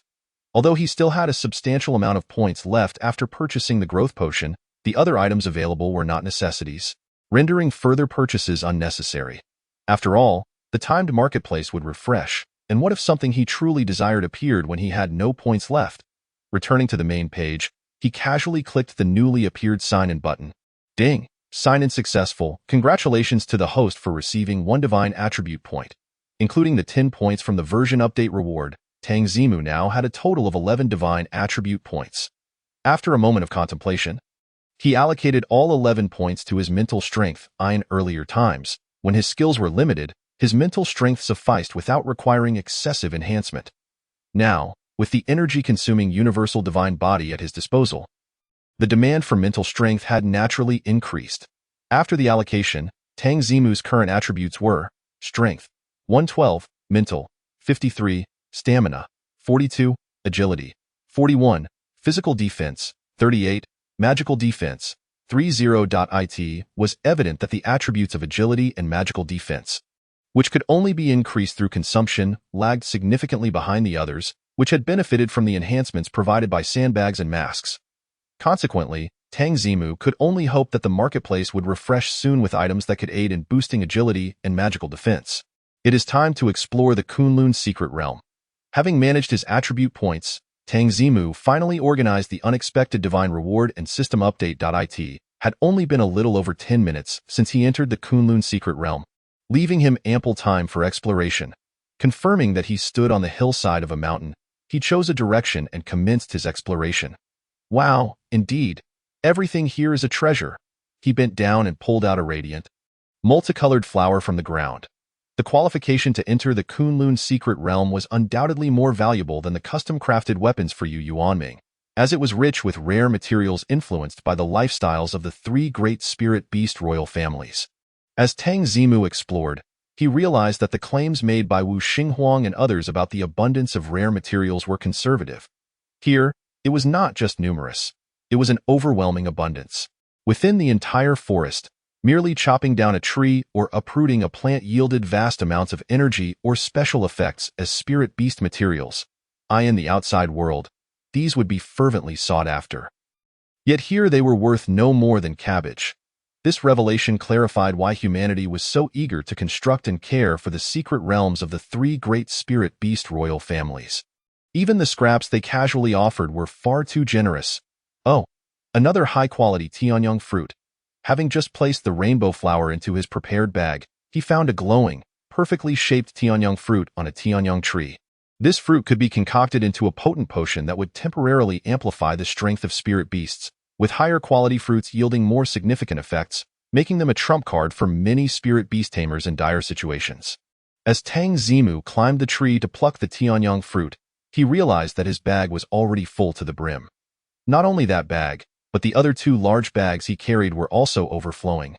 Laden on Old Hay's back, 3 bags, each taller than a person, filled so quickly. Thankfully, I had the foresight to prepare 10 bags. He expressed his relief. Better to be overly prepared than to miss out on rewards at a critical moment. This was one of his mottos. Tang Zimu jumped down from the tree, sealed the bag, and hung it on Old Hay's back. Just as he was about to retrieve a new bag from his backpack, a low, muffled moan echoed from a distant mountain peak. Tang Zimu raised his head alertly, glancing in the direction from which the sound originated. He had been in the Kunlun secret realm for over 2 hours, and had yet to encounter any of the three great spirit beast royals. This was partly due to his focus on gathering materials in the forest and the scarcity of the beasts themselves. Now that he sensed a commotion caused by a spirit beast, he felt compelled to investigate. The earlier sound was deep and resonant. It must have come from a relatively large mountain relocating god elephant or the Abyss Tsang ancient dragon. Holding such a thought, Tang Zimu led Old Hay towards the source of the noise. With their agility attributes far surpassing that of ordinary individuals, they burst forth from the forest in merely a few minutes. Arriving near the mountain peak where the sound emanated, the vegetation surrounding this mountain was sparse, appearing somewhat desolate, and the air was palpably hot. This led Tang Zimu to conclude that the resident was the fire attribute Abyss Tsang ancient dragon. The Abyss Tsang ancient dragon, Tang Zimu's interest was instantly piqued. Compared to the merely powerful mountain relocating god elephant, he was evidently far more intrigued by the Abyss Tsang ancient dragon. Moreover, Elder Feng had mentioned that the mountain relocating god elephant had a fiery temper, making it easy to provoke conflict. The lethargic nature of the Abyss Tsang ancient dragon suggested it would be more approachable. Ugh! The earlier moan echoed once again from the side of the mountain peak. Being too close, Tang Zimu felt his eardrums tremble from the sound.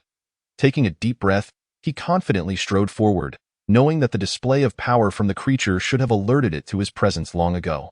Eliminating the need for stealth, before long, Tang Zimu and Old Hay found a cave over 100 meters high on the steep cliffside of the mountain.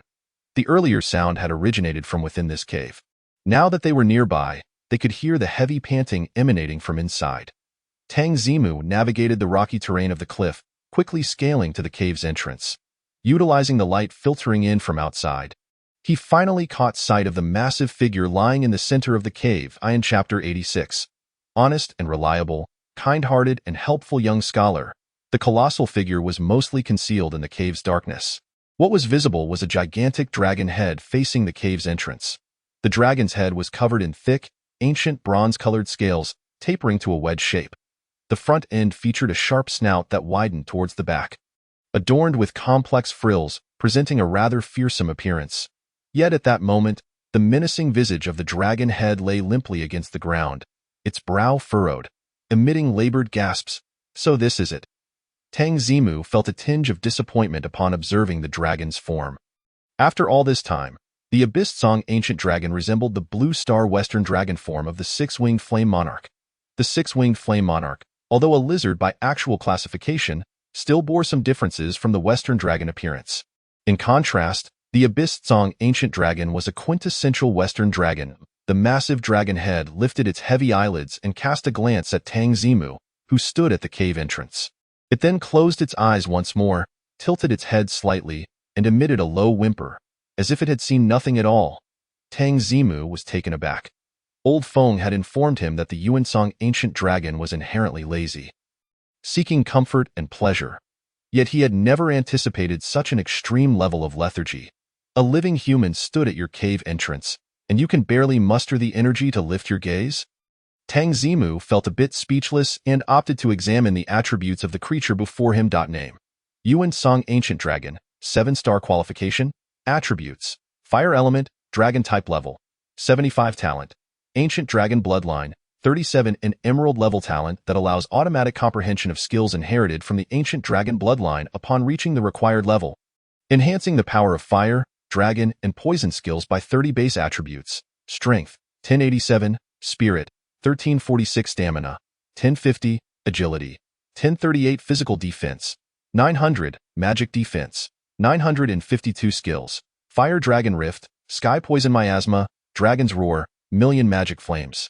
Goodness gracious. Are you telling me that this creature, curled up in a cave with a listless expression, is actually a terrifying being of over 70 levels? No, wait. Tang Zimu had previously examined the attributes of the six-winged flame monarch, the fire spirit rock sparrow, and Zhao Kaishuan's blazing lion king. These spiritual beasts of over 80 levels had base attributes similar to those of the Yuansong ancient dragon. So this is the superiority of T1 level spiritual beast species? Just the base attributes alone can leap over 10 levels, rivaling those of T2 level spiritual beasts. If it were to face T3 or T4 level spiritual beasts, crossing 2 or 3 dozen levels would be an effortless feat. The Yuansong ancient dragon closed its eyes for a few seconds before once again releasing a dull whimper, its heavy breathing growing more rapid. Tang Zimu was quite curious about this creature's circumstances, so he infused some mental energy into the Calamity Mask, which served as a monocle over his right eye. He intended to use the mask's abilities to sense the emotional fluctuations of the Yuansong ancient dragon. In truth, with the formidable mental power of the Yuansong ancient dragon, if it truly wished to conceal its emotions, Tang Zimu could exhaust all his mental energy and still be unable to perceive anything. But the issue was that the Yuansong ancient dragon had no intention of hiding anything at all. As soon as Tang Zimu began to sense, he felt a rich blend of confusion, grievance, and unwillingness emanating from the dragon's emotions. Wait a minute, whimpering, heavy breathing, grievance. An audacious thought suddenly surfaced in Tang Zimu's mind. Could it be that this Yuansong ancient dragon, incessantly whining and sniffing, was actually crying? No, my friend. You, a being of over 70 levels, with power comparable to that of a dominant spiritual beast, are hiding in a cave, secretly crying. Tang Zimu felt a tingling sensation at the back of his head. Upon deeper reflection, what kind of event could possibly lead such a powerful being to tears? After carefully sensing again and confirming that the creature harbored no ill will towards him, Tang Zimu took a deep breath. He rubbed his hands together and tentatively stepped several paces further into the cave. At this moment, he was less than 10 meters away from the dragon's head, clearly able to sense the scorching breath emanating from its nostrils. Being this close, it would be unreasonable for the Yuansong ancient dragon to remain unresponsive. The dragon's heavy eyelids lifted once more, sweeping over Tang Zimu. Then the dragon's head slightly elevated, and a thick, somewhat hoarse voice emerged from its mouth. Human, you entered using a Kunlun token, did you not? Why are you not gathering materials as one ought to, but instead have ventured into my territory? Are you here to provoke me? It is not unusual for spiritual beasts over 70 levels to speak human language. As the Yuansong ancient dragon spoke, Tang Zimu continued to sense its emotional shifts, realizing that its question about provoking me was more of a jest rather than a display of hostility. Thus, he collected his thoughts and calmly replied, "No. I merely heard a sound coming from this direction while gathering materials, and it repeated several times. I was concerned that something might be amiss, so I came to investigate." Upon hearing this, the Yuansong ancient dragon seemed to grasp the situation. "Oh, it turns out I was just unable to control my emotions earlier, and the sound escaped a bit too loudly in that case. You are rather attentive, aren't you? Seeing that the dragon was open to communication, Tang Zimu decided to delve further and inquired. Why are you so sorrowful? Have you encountered some difficulties? Sorrowful. Upon hearing this, the Yuan Song ancient dragon's eyes flickered with a hint of melancholy as it sighed deeply. Ah, indeed. I have encountered matters that bring me sorrow, which is why I have lost my composure. Oh? Tang Zimu, who had been pondering how to bond with the Yuan Song ancient dragon, seized this opportunity with great interest and feigned a warm-hearted demeanor as he asked, Is there anything I can assist you with regarding this matter? Assist? The Yuan Song ancient dragon immediately shook its head dismissively, saying, My problems are too complex. How could a mere human like you possibly help? You should return to your material gathering. With that, the Yuan Song ancient dragon closed its eyes once more, preparing to resume its whimpering. Now, that statement did not sit well with Tang Zimu. His eyes narrowed, and he clasped his hands behind his back, speaking with conviction. You don't understand. I am known in the human world as the honest and reliable, kind-hearted, problem-solving young master. Many come to me for advice. After all, one's identity is self-bestowed when venturing out into the world. The Yuan Song ancient dragon certainly wouldn't venture outside to verify his true circumstances. Moreover, this grand title he had just proclaimed successfully captivated the already troubled Yuan Song ancient dragon. The dragon's eyes brightened, and it voiced its inner confusion. Honest and reliable, kind-hearted, problem-solving young master, it is as follows. This morning, I proposed a mating request to Xiao Mei, but she rejected me.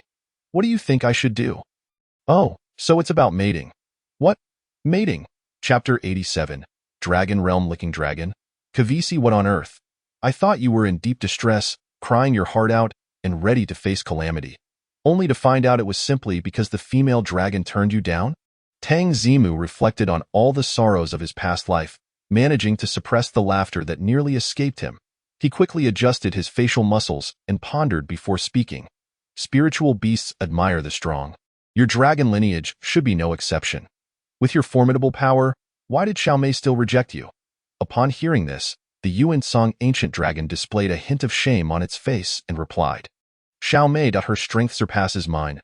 Well then, that changes things. Tang Zimu scratched his head, sensing that the situation had become a bit tricky.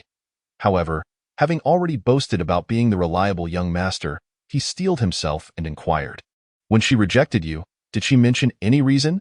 This question triggered a wave of memories in the Yuan Song ancient dragon. A sweet smile crept onto its lips as it spoke with heartfelt affection. Xiao Mei said that I, Kavisi, am a very good dragon, but she simply isn't ready for mating yet. She mentioned that she is currently in a period of ascension in her cultivation and hopes I can continue to support her in the future. She also said she is a slow warm type, has a certain fondness for me, but will need to see how I perform moving forward. Wait a moment. The more Tang Zimu listened, the more he felt something was amiss. Good dragon card, period of ascension, slow warm type. These terms sounded increasingly familiar. He furrowed his brow, sensing a troubling premonition, and hastily pursued the discovered blind spot. What did she mean by support? What have you demonstrated in the past? Upon hearing this, the Yuan Song ancient dragon, also known as Kavisi, revealed a proud smile once more. Xiao Mei's strength is so formidable, at least half of the credit goes to me. I have given her all the cultivation resources allocated to me each year by my clan. Oh my goodness, what an embarrassing situation. You truly are a hopeless sycophant. No, a hopeless licking dragon. Tang Zimu raised a hand to cover his face, his mind flooded with countless expletives he couldn't quite express. He never expected Kavisi to be foolish enough to contribute his entire inheritance. No wonder Xiao Mei's strength surpassed his. But upon reflection, if Kavisi weren't this Navi, he wouldn't have been easily swayed by mere words. So what should be done next? Tang Zimu fell into deep contemplation. He was acutely aware that a sycophant could not be saved. The more one licked, the deeper the entanglement. Moreover, Covey's was the epitome of a sycophant, willingly playing both roles. Thus, he had no choice but to shift his perspective, transitioning from assisting Covey's in resolving his issues to devising a strategy to exploit him. Once his mind opened, matters became considerably simpler. Observing Covey's troubled expression, Tang Zimu had a sudden inspiration and spoke. Covey's, you need not feel disheartened. Consider this. Why does Xiao Mei confide in you alone and not in other dragons? It signifies that you still hold a place in her heart. Though Tang Zimu could not relate to the plight of a sycophant, during his time on Blue Star, he had encountered similar narratives and promptly wielded the ultimate sycophant phrase. As soon as he spoke, it struck at the very core of Covey's heart. The gloom on Covey's face vanished in an instant, and he perked up, joyfully exclaiming, "Yes, yes, Xiaomei rejected me but provided a detailed explanation. For she does not wish to see me so despondent." Seeing Covey's wear an expression of "you truly understand me," Tang Zimu knew his judgment was not in vain. A sycophant deserved their fate. Tang Zimu blinked and continued, "I believe your intentions are commendable. It is merely your approach that is misguided." Covey's, perplexed, responded, "But I have already given Xiaomei everything I can offer." Tang Zimu nodded in affirmation. "Indeed, you have given Xiaomei all that you could, yet what you can offer, she possesses as well. Thus, I suggest you present her with something she has neither seen nor used. Only then can you truly touch her heart and win her favor." Covey's eyes once again clouded with confusion. Something she has never seen or used at that moment, Tang Zimu finally unveiled his scheme. With a mysterious air, he reached into his bag and emerged with a pack of tissues. She has surely never encountered this. Covey's furrowed his brow as he looked at the tissues. "I see, this just paper. Humans have given us this before. It is nothing remarkable." Having seen tissues, Tang Zimu remained unfazed and waved his hand dismissively. "This is not just any ordinary tissue. This is a special type I developed specifically for spirit beasts. The tissues can be adjusted in size according to the spirit beast's physique, made from soft and skin-friendly materials, boasting extraordinary cleaning capabilities and possessing excellent absorbency. Just imagine, after a day of training, Xiaomei covered in sweat. With a simple wipe of this tissue, she would be clean and still the beautiful dragon she is." Covey's nodded repeatedly, in his eyes. Xiaomei was indeed a beautiful dragon. Seizing the moment, Tang Zimu unveiled his masterstroke. "Most importantly, every time she uses the tissue, she will think of you." A spark ignited in Covey's eyes as he exclaimed, This tissue is indeed a marvelous item, of course." However, Tang Zimu hesitated, his expression turning grave. "This spirit beast tissue is crafted from many precious materials, and its availability is limited, thus its value is considerable nonsense." The tissue was merely spirit beast toilet paper that Tang Zimu had exchanged from the point shop. Initially, he thought those items were of no use. He never anticipated they would come in handy so quickly. He was not lying to Covey's. Indeed, the toilet paper possessed those qualities. However, talk of precious materials and significant value a him. 1 point could exchange for an entire box of toilet paper, containing 5 packs. So rare, how can I? Covey's face mirrored his dilemma. He had already given away all his training resources to please Xiaomei. Tang Zimu, however, remained unconcerned. Training resources are relative. Covey's strength was akin to that of a dominant spirit beast, while Xiaomei was even stronger. Thus, the resources they required for training must be top tier. What about the remaining scraps and leftovers? In the treasure-laden Kunlun secret realm, even the scraps designated for dragons are unattainable for humans. Covey's, my brother, I feel an immediate kinship with you." Tang Zimu waved his hand grandly, speaking with an air of magnanimity. "Let us do this. I'll take the loss. You can part with any resources you no longer need, and I will reluctantly give you the tissues. After all, we are brothers." Chapter 88. What need for dragon scales or dragon feathers? Brother Covey's murmured, deeply touched. He scratched his head and replied, "Then, dear brother, please wait a moment while I see what I have left with that." Covey's turned his body and crawled deeper into the cave. Amidst a flurry of crackling sounds, he emerged with a small pile of items clutched in one paw. His face filled with embarrassment. "Dear brother, I searched thoroughly and found only this little bit. Do you think it is worth the special tissues?" Covey's presented an item about his height to Tang Zimu, then raised his paw to introduce it. "This is the Flame Dragon Heart Fruit allocated to me last year. It can slightly enhance mental power. Both Xiaomei and I have developed resistance to it, so she rejected it." Developed resistance? Upon seeing the Flame Dragon Heart Fruit, Tang Zimu's heart surged with waves of astonishment. Before arriving, Wuxing Huang had shared insights about the treasures within the Kunlun secret realm. Among these treasures, the Flame Dragon Heart Fruit was of utmost importance, among the most valuable. Over the years, only a handful of fortunate souls had managed to find one or two during their explorations of the Kunlun secret realm. Yet Covey's presented him with a batch at least 30 or 40 pieces. And you tell me you've developed resistance? Tang Zimu pursed his lips. This was indeed a level of ostentation beyond belief. Covey's continued, raising his paw to speak. This is the Dragon Might Spirit Fragment allocated to me this year. It can enhance the power of Dragon-type skills, and both Xiao Mei and I have developed resistance to it. Additionally, there are some miscellaneous scraps, which I gathered while delivering gifts to Xiao Mei. They should hold some value. Some value? Tang Zimu's face twitched noticeably. While he was somewhat familiar with the Flame Dragon Heart Fruit, he recognized none of the others. However, judging by their flawless appearance and the exaggerated energy they radiated, they were undoubtedly more precious than the Flame Dragon Heart Fruit. It was only logical. The three royal families of spirit beasts were no fools. Prior to opening the secret realm, they would have thoroughly scoured for genuinely useful materials. The humans entering the secret realm were merely scavenging for the remnants and discarded items left behind. Yet these scraps held significant value for humans. Tang Zimu felt that his choice to acquire items from the indigenous beings was undoubtedly the right one. Dear brother, do you think this is sufficient, Covey's? Unaware that Tang Zimu was already laughing internally, hesitated. Seeing the other's lack of a strong reaction, he cautiously continued, It's enough. I'll take a loss. Tang Zimu waved his hand, generously stating, Since we are brothers, I will gift you an extra pack as a token of our newfound friendship. A box containing 5 packs of toilet paper, and I am giving 2 packs, which amounts to only 0. 4 points, quite generous, indeed. Dear brother, you are truly kind. Covey's was deeply moved, his eyes welling with tears. He gingerly accepted the 2 packs of toilet paper and excitedly twisted his body, ready to present them to Xiao Mei. However, before Covey's could rise, Tang Zimu once again reached into his pocket with an air of mystery, pulling out a small palm-sized stove, lamenting, Alas, what a pity! I also possess a special spirit beast incense that aids spirit beasts in swiftly falling into a deep slumber. Rejuvenating their spirits. Covey's eyes widened in astonishment. Previously, when Xiao Mei chatted with him, she often mentioned not sleeping well and needing to rest. With this incense, would she not be free of such troubles? Ah, dear brother, this incense seems quite promising.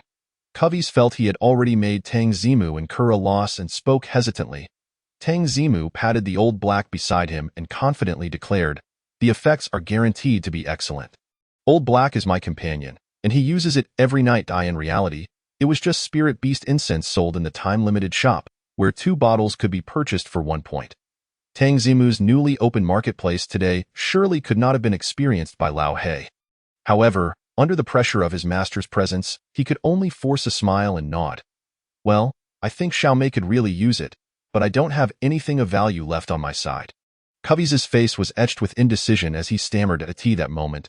Tang Zimu smacked Lao He, exasperated, and exclaimed, What use do we have for dragon scales or feathers? He is my brother. Lao He was taken aback. Master, we do not share a spiritual connection, and I never mentioned wanting dragon scales. Oh, right. Covey suddenly enlightened, slapping his forehead and speaking up, Little brother, I happen to have a few dragon scales and feathers about to shed. I'll trade them for this incense. Tang Zimu repeatedly waved his hands in refusal. Sigh, Lao He just doesn't understand. Between brothers, how could I accept your dragon scales? No. Yet Covey's had already pulled off the dragon scales and feathers, presenting them to Tang Zimu. Take them. It's fine. These scales were going to shed anyway, and I'll grow more soon. That's quite embarrassing. Tang Zimu sighed, reluctantly stuffing the dragon scales and feathers into a cloth bag with an expression of unwillingness. Then, he mysteriously retrieved an item from his pocket. Outside the cave. Little brother, do you remember the route? Covey's gestured animatedly, inquiring with concern. Rest assured, I've etched it firmly in my mind. Tang Zimu nodded in affirmation. Good, I must first deliver these treasures to Xiao Mei. Covey's jiggled the precious items cradled in his arms, his eagerness palpable. Go ahead, brother. I believe you will return with the beautiful dragon. Tang Zimu offered sincere encouragement. Buoyed by this, Covey's nodded vigorously. Unfurling his broad wings, he looked at Tang Zimu, his eyes sincere as he spoke. Little brother, I cannot express my gratitude. Should you encounter any difficulties in the future, do not hesitate to seek me. You are my lifelong brother. With that, Covey's flapped his wings, soaring into the distance. He paid no mind to the fact that his cave was currently unprotected, allowing anyone to enter at will, of course. Even if someone were to intrude now, it would not matter. In Tang Zimu's impassioned sales pitch, Covey's had already surrendered all his possessions.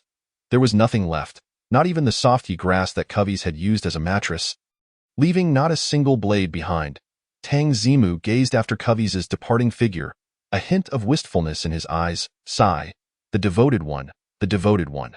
May he attain all he desires in the end. Now he finally understood why merchants on Blue Star loved to tout the economy of devotion. Indeed, the funds from such devoted individuals were too easy to acquire. Lao He, stop dawdling and pack everything up. You'll soon have a new companion. Reflecting on the information he had just gathered from Covey's, Tang Zimu turned to urge Lao He, then his gaze shifted to a certain direction. Chapter 89. The sky-soaring dragon shadow steed. As for the matter of Covey's being swindled out of his entire fortune, Tang Zimu felt no psychological burden. After all, while it was termed a loss of fortune, the items Covey's provided were of little significance to him, compared to the valuable gifts he had given to Xiaomei. They were but a drop in the bucket. What harm is there in giving a little to a brother after bestowing so much upon a lady dragon? Moreover, the items Tang Zimu had offered Covey's were not trivial. Toilet paper, incense, and the like were still products of the system. Even if they lacked the conceptual capabilities of divine items, the functions Tang Zimu described were indeed genuine, without a hint of exaggeration. Thus, despite their low point values, they were still valuable. As the saying goes, rarity begets value.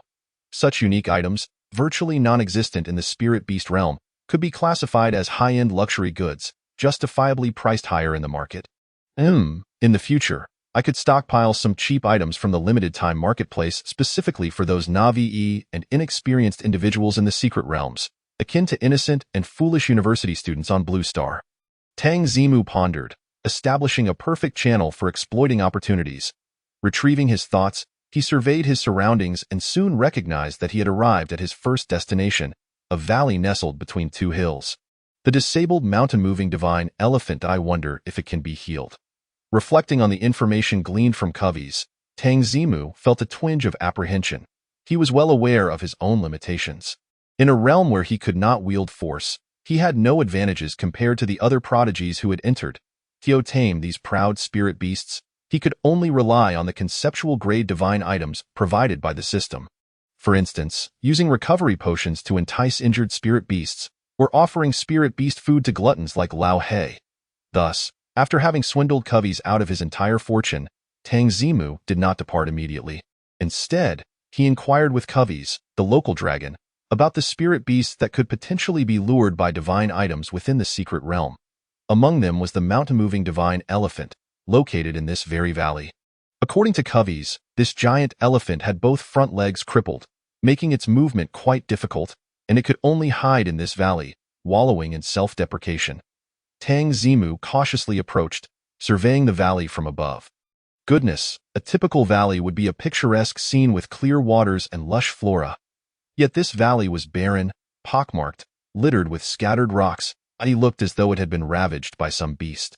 Wait, could this valley have been created by the mountain-moving divine elephant itself? Tang Zimu rubbed his forehead, feeling a bit overwhelmed. The mountain-moving divine elephant was known for its fiery temperament and quick rage. This particular elephant, being disabled, might very well be insecure and sensitive. With such adverse traits combined, it would likely be impossible to approach. But since he was already here, it was best to observe for a while. Tang Zimu contemplated, instructing Lao He to remain in place while he stealthily crept along the valley's edge. After exploring for 200 or 300 meters, he finally spotted a massive figure lying asleep at the valley's deepest point. The figure spanned several hundred meters, its entire body a dusty yellow, covered in numerous patches of earth, resembling a heavy rock armor. What stood out was its trunk. Not only was it long and thick like a towering pillar, but it also expanded into broad, flat nostrils on either side, resembling an enormous shovel. No wonder it's called the mountain-moving divine elephant. That giant shovel certainly makes moving mountains convenient, Tang Zimu mused. Shifting his attention to the upper body of the figure, the mountain-moving divine elephant lay on its side. As it slept point, one could clearly see that the area where its legs should have been was empty. devoid of any limbs. What a pity. With just a glance, Tang Zimu concluded that this mountain-moving divine elephant could not be restored using divine spirit beast recovery potions. Its disability was congenital. The recovery effects of divine spirit beast potions were designed to heal injuries. If it bore no injuries, how could it be treated? I can only move on to the next. Tang Zimu carefully retreated from the depths of the valley.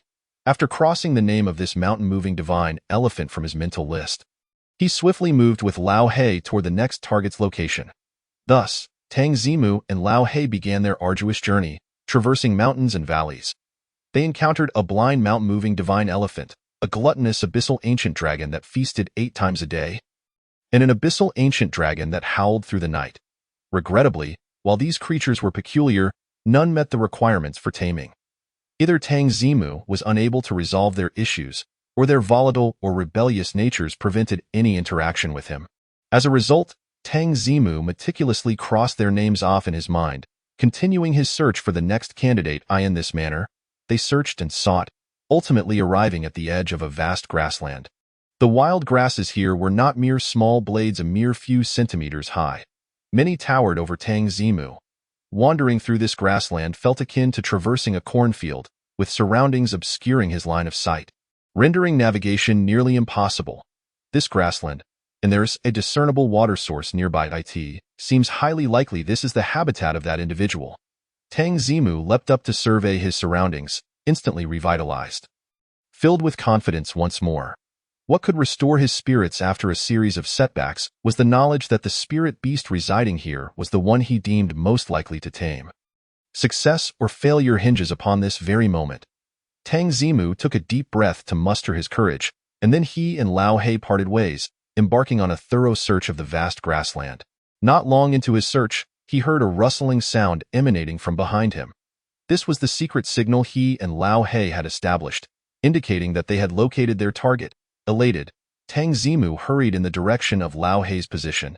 Before long, he pushed aside a swath of wild grass, following the path known to Lao He, and finally laid eyes on their objective. Before him stood a diminutive horse, adorned in a coat of grayish-white. Its frame was frail and emaciated, with a slight arch to its back, the outlines of its bones starkly visible, each rib protruding as if a thin layer of skin barely enveloped its skeletal structure, threatening to collapse with the slightest gust of wind. The only feature that could be deemed commendable was its head.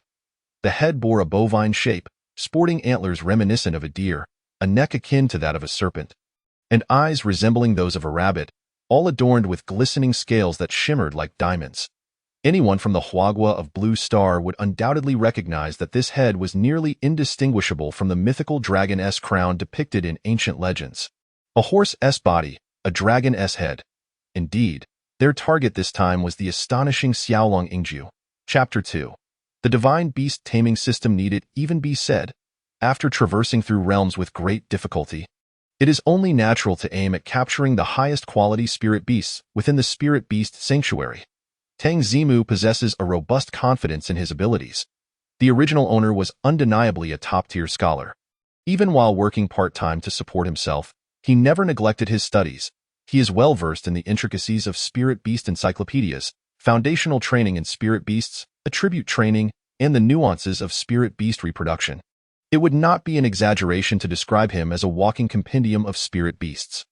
Consequently, having inherited the original owner's memories, Tang Zimu has become quite adept at identifying and capturing the spirit beasts within the sanctuary. With just a slight exertion, high-quality spirit beasts would come easily to him. As Tang Zimu and Feng Yuqing strolled and conversed, they soon arrived at the exterior of a colossal hemispherical structure. This is the largest spirit beast sanctuary in Yinyang City, accessible only during the annual college entrance exams for third-year students. Outside the sanctuary, numerous students from Yinyang High School gathered at the entrance. Among those on the left who had successfully captured spirit beasts, some were elated with their ideal captures, while others were despondent over the poor quality of their beasts, each displaying a spectrum of emotions. Conversely, the group on the right, who had yet to capture any spirit beasts, wore expressions of anxiety and concern. After all, the first spirit beast they captured would be closely tied to their performance in the practical examination 3 days hence. This is a pivotal matter concerning their potential admission to university and their ambition to become true spirit tamers for life. Tang Zimu, come here. You really are something else, running off to the restroom at such a critical moment. Ban Shizhi, the homeroom teacher of Class 8, waved to Tang Zimu, chuckling. He holds a fondness for Tang Zimu, who has achieved perfect scores in theoretical examinations, one of the few in all of Longhua. With such a student, he often dines at the same table as the principal during school gatherings. Sometimes, when Tang Zimu serves himself, even the principal hesitates to turn the table. As Tang Zimu approached, Ban Shizhi inspected him with visible approval, noting his noticeably improved demeanor. Excellent. Your trip to the restroom was well worth it. You need to embody this spirit. Many spirit beasts favor bold, composed masters. He then gestured towards the entrance of the spirit beast sanctuary. Yu Tongwen has already entered.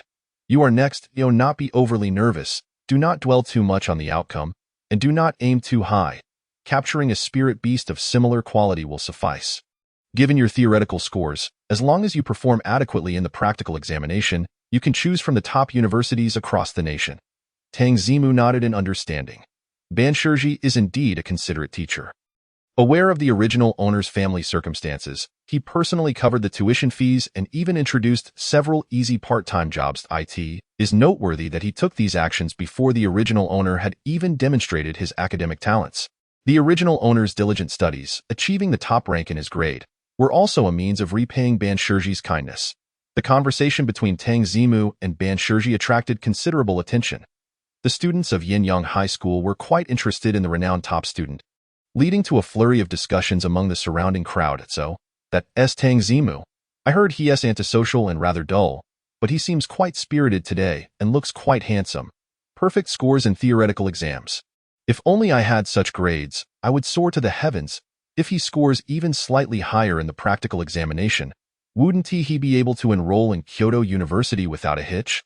Even the students who had already captured spirit beasts on the left began whispering amongst themselves, particularly those who had captured spirit beasts of 5-star quality or above formed an exclusive circle. Excluding ordinary students, Tang Zimu, with his vast knowledge of spirit beasts, I feel he has a good chance of capturing the highest quality beasts in there. I'm not so sure. There's a distinction between theory and practice. Many students with high theoretical scores have struggled to capture even low-quality spirit beasts in practice. Indeed, just a few years ago, there was a student who nearly achieved full marks in theory, yet ended up capturing a 1-star quality spirit beast, crying inconsolably in the sanctuary.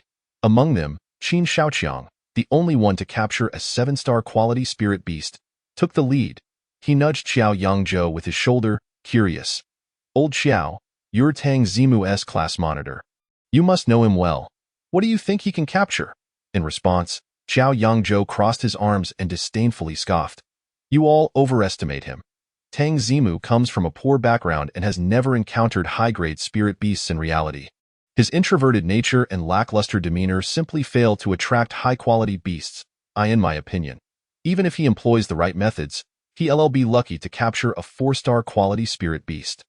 As a direct descendant of the Qiao family and the class monitor of Class 8, Xiao Yangzhou should have garnered significant attention at school. However, since the first year, he has been overshadowed by Tang Zimu's academic prowess. This led to teachers paying little attention to him, with many students recognizing only Tang Zimu of Class 8. Such circumstances left Xiao Yangzhou quite disgruntled, harboring a degree of animosity towards Tang Zimu. Others noticed this dynamic and, sensing the tension, ceased their discussions, turning their keen interest towards the spirit beast sanctuary. They were eager to see what kind of spirit beasts this seemingly insignificant Tang Zimu, as disparaged by Xiao Yangzhou, would ultimately capture. Yu Tongwen, guardian dog, 4-star quality. At the entrance of the spirit beast sanctuary, a teacher wielding a specialized scanning device announced loudly after conducting a scan. Soon, Yu Tongwen emerged, cradling around, fluffy puppy in her arms, unable to contain her radiant smile. Within the sanctuary, 1- and 2-star quality spirit beasts are quite commonplace, with 90 of students capturing such beasts. 3- and 4-star quality spirit beasts are considered of moderate standing. The 4-star guardian dog in Yu Tongwen's arms is thus regarded as above average, explaining her elation. Teacher, a 4-star guardian dog. It's absolutely adorable. Excitedly, Yitongwen showcased her spirit beast to Ban Shiji. Taking advantage of the moment, Tang Zimu stole a glance. The spirit beast known as the guardian dog wore a collar-like beast ring around its neck and appeared quite obedient. Its appearance bears a strong resemblance to the white rural dogs of Blue Star. The only distinction is a hexagram symbol located at the center of its back. This likely corresponds to the energy storage area mentioned in the literature. Splendid. Spend these 3 days fostering a bond with this little fellow. With its quality, you need not worry about your practical scores. Ban Shiji expressed his joy for his student, offering encouragement. Before he could speak further, the previous teacher's voice echoed from the entrance of the sanctuary. Next student, Tang Zimu may enter. Ban Shiji promptly patted Tang Zimu on the shoulder and said, "Go on. It's your turn to capture a spirit beast." At the entrance, both teachers and students turned their attention to Tang Zimu upon hearing his name. Everyone was eager to discern what caliber of spirit beast this academically gifted student could capture. Tang Zimu felt the weight of their gazes but remained unfazed. Already contemplating which spirit beast to capture, he took a deep breath and strode confidently towards the sanctuary entrance. Just as he stepped through the threshold, an emotionless mechanical voice resonated in his ear. Ding! Host detected approaching the spirit beast. Activating the Divine Beast Taming System. Chapter 3. A royal flush at the outset. What could go wrong? The Divine Beast Taming System. Tang Zimu was initially taken aback, but soon a realization dawned upon him. While he was in the restroom, he had been pondering what essential element was missing from his experience as a transmigrator, only to be interrupted by Feng Yuqing's call. Reflecting now, it occurred to him that a system is an indispensable asset for any transmigrator. As a devoted reader of web literature, how could he have overlooked such a significant detail in his excitement? Tang Zimu, come over and register your identity. At the entrance of the Spirit Beast Sanctuary, a teacher noticed Tang Zimu standing still and gestured towards the registration book on the table. Tang Zimu quickly suppressed his elation and presented his student identification. While the teacher bent down to transcribe the information from the ID, Tang Zimu silently recited the name of the Divine Beast Taming System within his mind, following the activation methods he had gleaned from web literature. Web literature had not deceived him. The next moment, an electronic voice resonated once more. Ding! Welcome, host, to the activation of the Divine Beast Taming System. This system will reward the host based on actions involving the capture, training, and combat of spirit beasts, with all rewards applicable unconditionally to the host's own spirit beasts. The host successfully comprehended the system and received a beginner's gift package, which contained a random mythical level talent and 10 divine attribute points. Indeed, this is a divine beast mastery system. It is exceedingly generous to reward a mythical level talent right from the outset. Tang Zimu marveled inwardly. Every spirit beast on the spirit beast continent possesses a talent, which serves as a crucial measure of its potential. The levels of these talents, ranked from lowest to highest, are as follows: bronze, silver, gold, diamond, emerald, epic, legendary, and mythical. Among these, the highest tier, the mythical level talent, can only be possessed by divine beasts that exist within legends and myths. Thus, the system's immediate bestowal of a divine talent truly lives up to its name. Beep, random selection complete. Congratulations, host, for acquiring the mythical level talent Overturning Mountains and Draining Seas and 10 divine attribute points. As the system's voice faded, a semi-transparent blue panel appeared before Tang Zimu, visible only to him. On the left side of the panel was a 3D projection of Tang Zimu himself, while the right side displayed the specific details. Divine Beast Mastery System, Host, Tang Zimu, Beast Mastered, None, Reward Storage Box, Mythical Level Talent Overturning Mountains and Draining Seas. Upon use, it grants the beast a mythical level talent Overturning Mountains and Draining Seas. This talent disregards the limitation that a beast may possess only one talent and does not affect the beast's original talent. Overturning Mountains and Draining Seas ability description doubles the host's power attribute, temporary attribute growth, item enhancement attributes, skill enhancement attributes, and other sources of strength will also enjoy additional bonuses. 1 divine attribute point 10.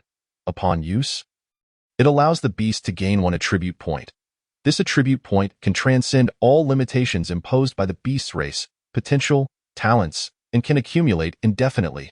This divine beast mastery system truly is like a cow performing a handstand. Astoundingly impressive.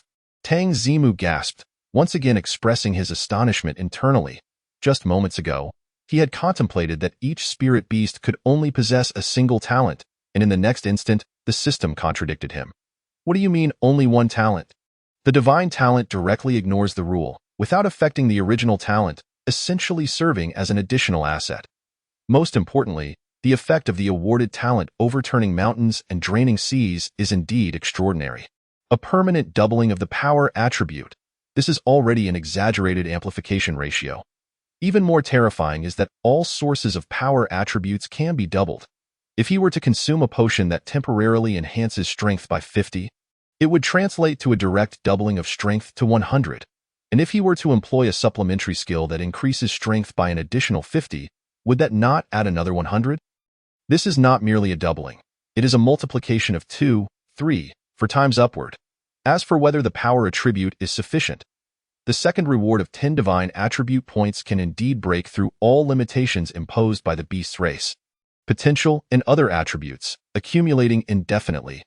Does this not imply that as long as there are enough divine attribute points, even the weakest spirit beast universally acknowledged in the spirit beast realm, the sunflower grass, could be cultivated to possess strength rivaling that of divine beasts? Just the thought of a 30-centimeter tall sunflower grass tossing away a 10,000-ton divine beast, the earthbound rock demon, creates a bizarre image that Tang Zimu finds hard to contain. He took a deep breath, striving to calm his emotions and refrain from laughing aloud. With this divine beast mastery system, becoming a top-tier beast master is but a foregone conclusion. Information registration complete. This is your beast master ring. The teacher spoke while retrieving a white beast master ring, resembling a collar, from a box beside the desk and handed it to Tang Zimu. Tang Zimu accepted the beast master ring, examining it closely. The beast master ring is a product developed by humans utilizing a spirit beast with manipulation talents, combined with the talents of other spirit beasts. As long as it is secured around the neck or wrist of a spirit beast and not dislodged.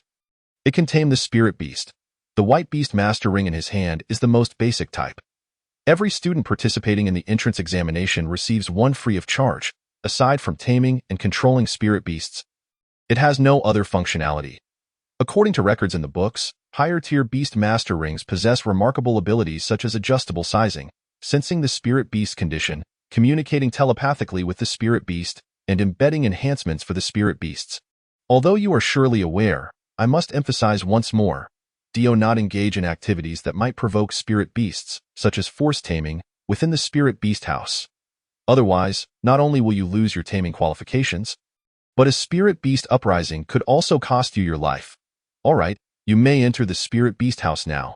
After handing over the beast master ring, the teacher reiterated the rules of the spirit beast house to Tang Zimu. This reminder is indeed necessary.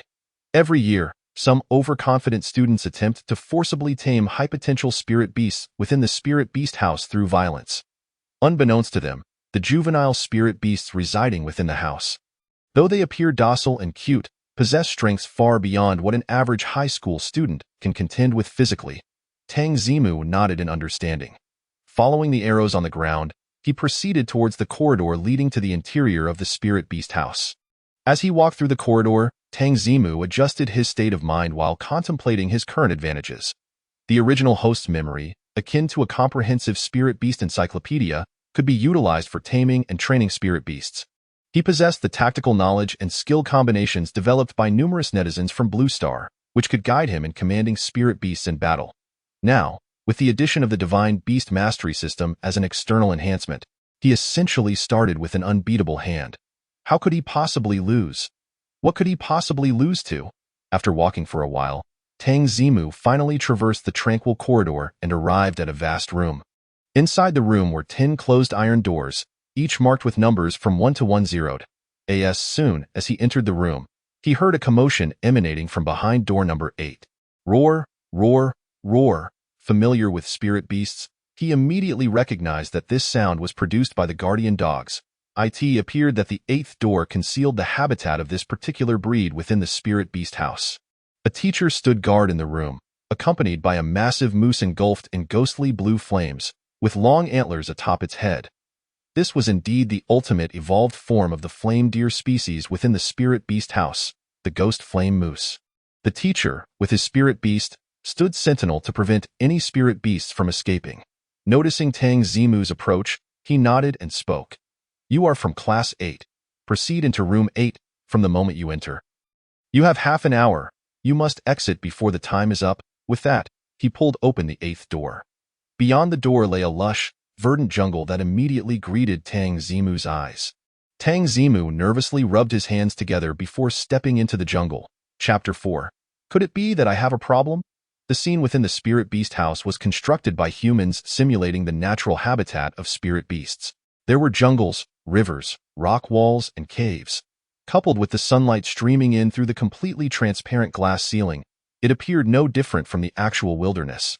The only drawback was that during the entrance examination, each door represented a separate area, significantly limiting personal movement. Tang Zimu followed a narrow path through the jungle for about 10 meters, and just as he passed through a thicket, he spotted the source of the earlier commotion: several guardian dogs frolicking around a tree. These guardian dogs were roughly the same size as the one Yutongwen had held earlier, still in their infant spirit beast form. Tang Zimu glanced at them but chose not to approach. For prior to entering the spirit beast house, he had already determined his target for taming: longleaf cat. A total of 5 types of spirit beasts were released within the spirit beast house, namely the fire-type flame deer, water-type blue-striped frog, grass-type longleaf cat, rock-type guardian dog, and flying-type steel feather sparrow. These 5 types of spirit beasts were selected and cultivated by the Beast Master Alliance, an organization formed by numerous countries within the spirit beast realm, as the most suitable spirit beasts for novice beast masters to train. Each type of spirit beast possesses advantages such as being easy to care for, obedient, and non-aggressive towards humans. Of course, in Tang Zimu's view, this is akin to the renowned starter Pokemon from Blue Star. What? You say there are 5 types of spirit beasts? Is it not reasonable for the starter Pokemon to include 5 varieties? And Tang Zimu's choice among these 5 spirit beasts was the longleaf cat, primarily due to the recently acquired divine talent overturning mountains and draining seas. Among the 5 spirit beasts, the longleaf cat is the only one with the strength attribute, making it an ideal candidate to benefit from the power-doubling talent. Additionally, its appearance is sufficiently stylish, and its movements are graceful. With strength doubled and an attractive facade, what reason could there be not to choose the longleaf cat? Roar, roar, roar. Several guardian dogs seemed oblivious to Tang Zimu hidden among the bushes, continuing to frolic beneath the grand tree without a care in the world. Tang Zimu shook his head, preparing to change direction in search of the longleaf cats. However, after taking just a couple of steps, a thought struck him, prompting him to turn back. Focusing his gaze on one of the sprinting guardian dogs, Tang Zimu concentrated his thoughts. In the next moment, a panel materialized before him. Name: Guardian Dog, 3-star quality, attribute, rock level, level 3 talent, Guardian, silver level talent, immune to 5 of physical damage received. Base attributes: strength, 13, spirit, 7 stamina, 14, agility, 10 physical defense, 15, magic defense, 14 friendly reminder. The average attributes of adult males are 10-point skills, rock shield. Bite. This is truly feasible. Having validated his hypothesis, Tang Zimu clenched his fist in excitement. His return was prompted by the sudden realization that the system typically possessed the ability to view an entity's attribute panel. The Divine Beast Master system did not disappoint his expectations. It indeed allowed him to inspect the attributes of spirit beasts. Not only could he observe the spirit beast quality and talent, but the specific attributes were also presented in a data-driven format. It is noteworthy that an ordinary person would need to employ various means and undergo a lengthy trial period to ascertain a spirit beast's quality and talent. To discover more detailed attributes, one would have to bring their contracted beasts to specialized spirit beast assessment locations, spending both time and money to uncover these attributes. Tang Zimu cast a quick glance, taking in all the data at a glance. This alone placed him several strides ahead of others right from the starting line. Now, I need not worry about time constraints. I can specifically seek out high-quality longleaf cats. With newfound assurance, Tang Zimu felt the weight of pressure lift significantly. He immediately turned around and sauntered leisurely down another path. After traversing plains, crossing streams, and maneuvering over several rocky outcrops, Tang Zimu finally beheld his goal: the longleaf cats. Upon spotting his target, he nestled himself in the grass, quietly observing. The longleaf cats bore a striking resemblance to the Maine Coons of Blue Star, with their light blue fur and graceful demeanor. The tail, composed of several long leaves that swayed with the breeze, was the origin of their name. The group of longleaf cats Tang Zimu encountered consisted of 6 in total. 5 of them appeared similar to those captured by other students outside, but the leader of the group was distinctly different. This particular longleaf cat was considerably larger than the others, with a leaf-like tail resembling silk, serrated claws, and a proud, elevated head that exuded an air of majesty. Tang Zimu immediately directed his gaze to inspect this spirit beast's panel.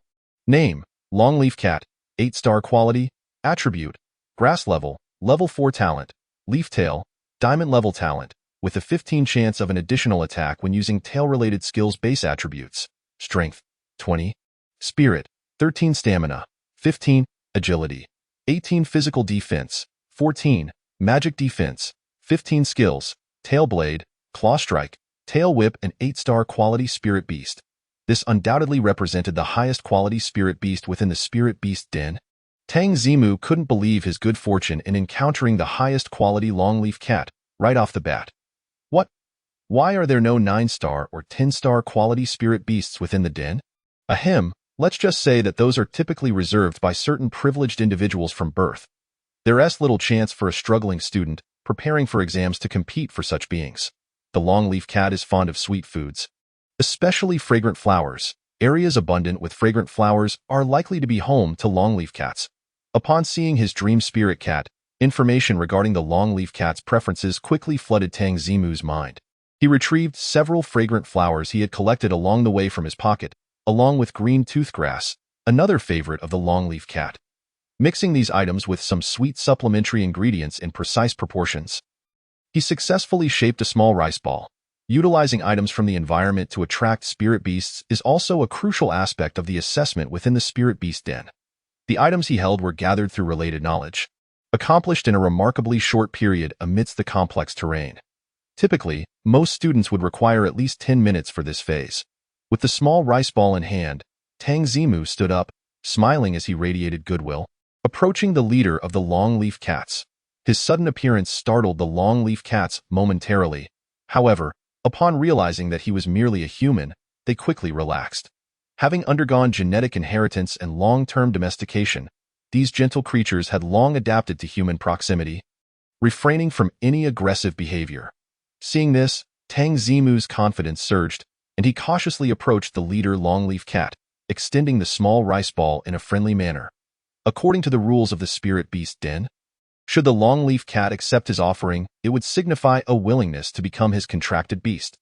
The leader longleaf cat first lowered its head to sniff the small rice ball, then proceeded to sniff Tang Zimu's palm. Then, with a hint of drool at the corner of its mouth, it stood up and turned away. Wait, it actually rejected me? Tang Zimu's eyes widened in disbelief. This small rice ball was crafted with the utmost precision.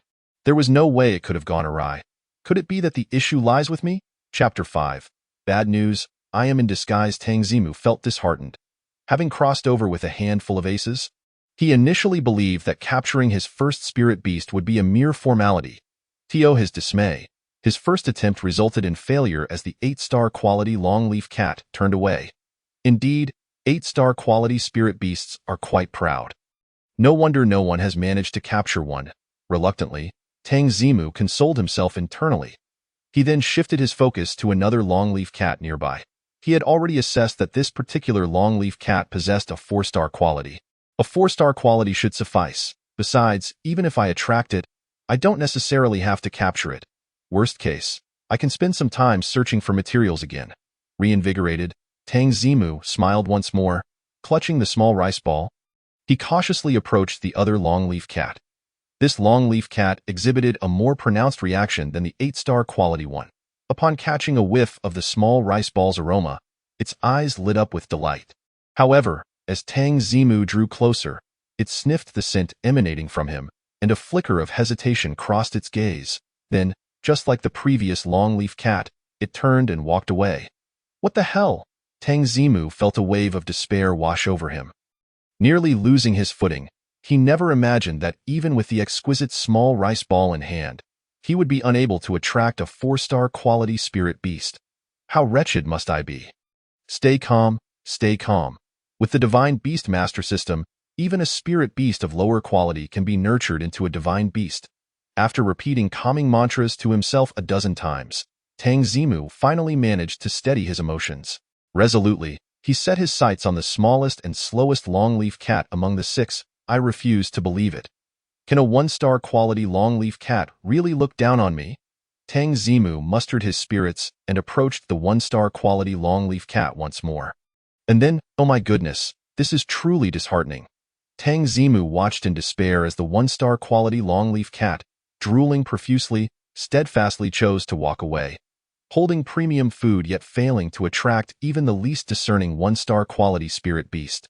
How utterly useless am I? As he observed the six longleaf cats scurrying away from him as if he were a plague, Tang Zimu's heart sank. At that moment, the weight of despair settled upon him. He slumped to the ground, staring blankly at the small rice ball in his hand, his mind racing to identify where things had gone wrong. Wait. As he glanced at his palm, a sudden realization struck Tang Zimu. Recalling a terrifying fact. According to research by the Beast Master Alliance, humans in this world possess a unique ability within their bodies. It is this trait that enables them to establish a mental connection with their spirit beasts after using the Beast Master Ring to tame them, facilitating better control and command. However, since he had crossed over, his body originated from Blue Star. This meant that he fundamentally lacked the human physiology of this world. Thus, the longleaf cats, despite drooling at the sight of him, chose not to follow him because they could perceive that he was incapable of commanding them. I understand now. Tang Zimu comprehended the situation entirely. No wonder the vigilant guardian dogs had ignored him upon his entrance. No wonder the blue striped frogs and steel feather sparrows he encountered along the way regarded him with indifference. In the eyes of the spirit beasts in this world, it seems I do not even qualify as a normal human. Tang Zimu covered his face. Yet, before he could fully mourn his plight, a far more terrifying realization dawned upon him. It was acceptable that the spirit beasts within the spirit beast chamber showed no interest in him. With the divine level beast master system in place, even if he scored 0 in the college entrance examination, he could still purchase a low-level spirit beast and cultivate it later. The problem lay in the fact that his unique constitution prevented him from truly bonding with the spirit beast, thus rendering the capabilities of the divine level beast master system utterly useless. It was ruined, utterly destroyed. He indeed possessed an ace up his sleeve, but the current dilemma was that he had no hand at all. Not he. Tang Zimu sat listlessly on the ground, his eyes brimming with despair, feeling as though his future was shrouded in darkness. Had he known it would come to this? It would have been better not to have crossed over at all, and instead to have stayed on Blue Star, diligently repaying his 28-year mortgage. Candidate Tang Zimu, your time for capturing spirit beasts has concluded. Please exit promptly. A harsh voice echoed through the venue. With a dejected expression, Tang Zimu approached door 7, slowly placing his hand on the doorknob. Regrettably, no miracle occurred. During the remaining time, he had attempted to capture the flame deer, the blue-striped frog, and the guardian dog. Just like the response from the group of long-leaf cats, not even the crippled flame deer, which limped on one leg, showed any desire to be captured by Tang Zimu. This confirmed his suspicions. Clad in the spirit beast world, he was utterly incapable of mastering any beast. Tang Zimu felt an overwhelming sense of loss, his mind clouded in confusion, with no solutions in sight. He could only, under the urging voices, laboriously turn the doorknob and exit room 8. Once you emerge, you can inquire with the teacher at the entrance regarding the spirit beast qualifications. The teacher at the entrance offered the usual reminder, but halfway through, noticed the empty space behind Tang Zimu and the unused beast master ring. His eyes widened in astonishment. He had failed to capture a spirit beast within the allotted time. Such occurrences were not unheard of in the spirit beast chamber. Every year, there were 1 or 2 cases. However, the issue was that this student was the only one in the entire city to achieve full marks in the theory course. Such a promising candidate for this year's Jing University was thus squandered. Classmate, it's alright if you didn't capture a spirit beast this year, you can repeat a year. Perhaps next year will be different.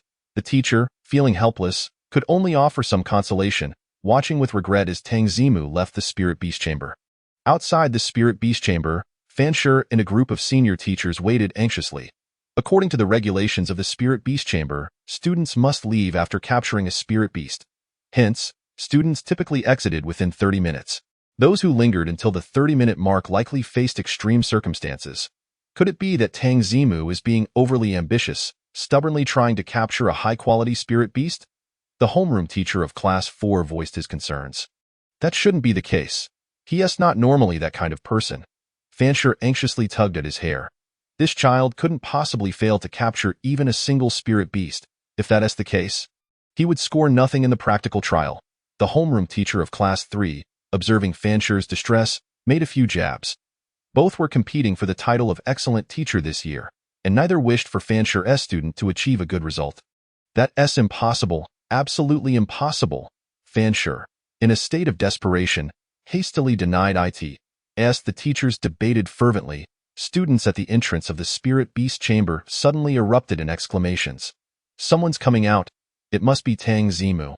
His time is up. The teachers quickly turned their gaze toward the entrance. The much-discussed Tang Zimu emerged slowly. His figure appeared particularly desolate, the empty Beast Master ring in his hand speaking volumes.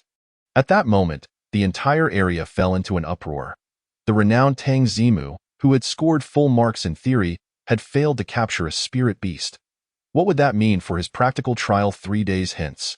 Chapter 6. Congratulations to host Tang Zimu for successfully obtaining his first beast. Tang Zimu, my heavens. Tang Zimu couldn't capture even a single Spirit Beast. Does that mean he won't score much in the practical trial? All that effort for full marks in theory wasted. Still hoping Tang Zimu can score in the practical trial. Which student without a captured Spirit Beast would dare participate? In my opinion, he is completely out of hope now. Indeed, the danger level in the practical trial's secret realm is considerable. Without a Spirit Beast for protection, how can he score? Does he plan to go alone? The students at the entrance of the Spirit Beast Chamber were in utter chaos. Everyone fervently discussed the unexpected turn of events, some in shock, others in sympathy, and some in derision. Among them, the most animated were those in the high-quality Spirit Beast circle led by Qiao Yangzhou. Ha ha ha, I told you this kid wouldn't make it, yet none of you believed me. Forget capturing high-quality Spirit Beasts. He doesn't even qualify to capture any Spirit Beast at all. Qiao Yangzhou laughed heartily at the sight of Tang Zimu's despondent figure. Once the center of attention, Tang Zimu now found himself in such a lowly state. While he had acquired a high-quality Spirit Beast and became the object of admiration, naturally, his spirits soared. I never expected the illustrious Tang Zimu would be unable to capture a Spirit Beast. It seems this year's college entrance exam holds no suspense whatsoever. Qin Shaoqiang couldn't help but smirk. He had been keeping an eye on Tang Zimu due to his full marks in theory. If Tang Zimu scored even slightly higher in the practical trial, he would have lost his chance to become the top scorer in Yinyang City. Now he had no cause for concern. A person who couldn't capture even a Spirit Beast hoped to score in the practical trial. What a joke. This year's top scorer would undoubtedly be him. Tang Zimu, you. Fancher cautiously approached Tang Zimu. Observing the dejection on his face, feeling hesitant to speak. Having been a teacher for so many years, he understood just how devastating it could be not to capture a Spirit Beast in the Spirit Beast Chamber. Many students who experienced this setback were unable to recover, falling into despair for life, or even leaping from heights. After all, this was a perilous Spirit Beast world, with untamed ferocious beasts lurking outside the city. Without a Spirit Beast for protection, an individual might never escape the city, condemned to a life of confinement within its walls, forever relegated to the lowest tier. After careful consideration, Fancher patted Tang Zimu's shoulder and offered some words of comfort. It's all right. If worst comes to worst, you can repeat a year. Perhaps next year you'll succeed. Even if you decide not to take the exam anymore, your theory grades are so good. I could speak to the principal and perhaps arrange for you to be a librarian or a theory course intern. That would still afford you a decent life. The other teachers quickly chimed in with a few encouraging words. After all, he was a rare talent who hadn't appeared in Yinyang City in over a decade, and they did not wish to see Tang Zimu wallow in despair. Rest assured. Teacher, I'm not that fragile, I just feel a bit down right now and don't want to think about these matters. We'll talk about the future later. Tang Zimu waved his hand dismissively. After all, he had spent some time as a wage slave back on Blue Star. Having toiled away in the company for so long, he had faced countless setbacks and injustices. He was not so easily crushed. However, transitioning from the spirit-beast world to this moment, he had experienced both great joy and sorrow in a short span, causing his mind to be somewhat muddled. He simply wished for a moment of quietude. That's fair. Go home and rest for a while. Forget about the college entrance exam for now. You needn't attend the practical trial in 3 days. I'll speak to the principal about withdrawing early. Fansher observed closely and noted that Tang Zimu did not exhibit signs of complete despondency, allowing him to breathe a sigh of relief. Tang Zimu nodded, bidding farewell to the group without further ado, and made his way out of the spirit beast chamber, a place of sorrow. Tang Zimu traversed the streets and alleys, returning to his original residence, a dilapidated, low-roofed house nestled deep within the slums.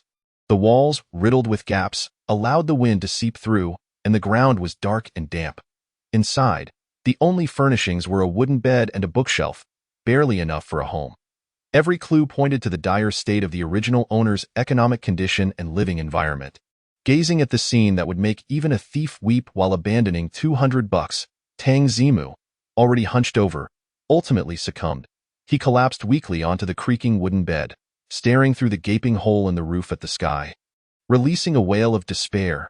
Damn it, oh heavens, you've really done me in. Why drag me to this wretched spirit-beast world? Though I had to toil like a beast on Blue Star. At least I could fill my belly and had a home. How about this? I'm willing to extend my mortgage for another 10 years. Just let me return to Blue Star, after a wail. Tang Zimu raised his hands once more, gazing at his palms, unable to suppress his rebuke. What's the point of being embodied? It's far better to possess the spirit. Having my own body is of no use if I can't control beasts. After all, I've come to a world of spirits, only to watch others command beasts. This is more painful than death. Having vented his frustrations towards the heavens and lamented his own fate, it was now the system's turn to face his ire. Tang Zimu summoned the Supreme Beast Control System, and his gaze fell upon the empty beast column on the right side of the translucent panel, inciting his anger further.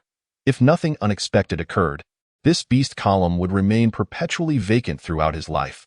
What kind of ridiculous Supreme Beast Control System is this?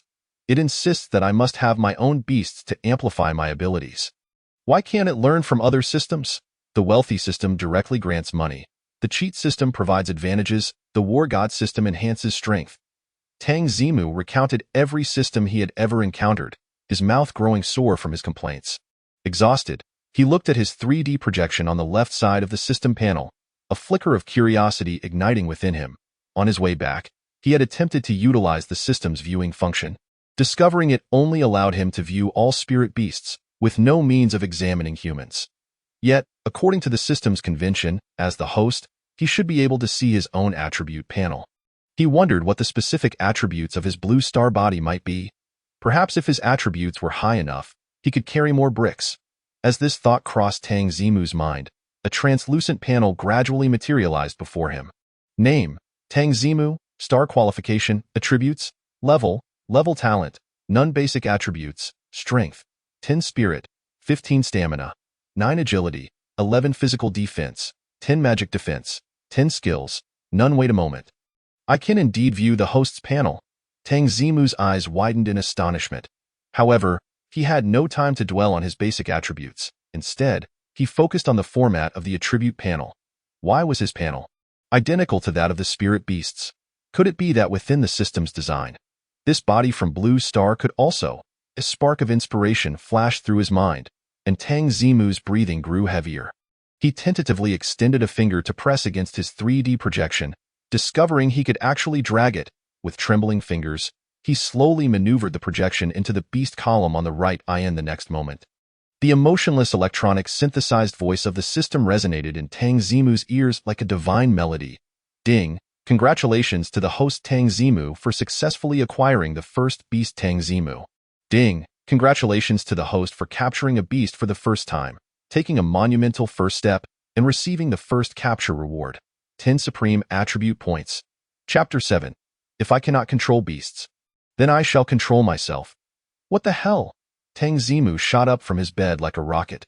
With the finesse of a superhero landing, he stared at the avatar of himself in the beast column.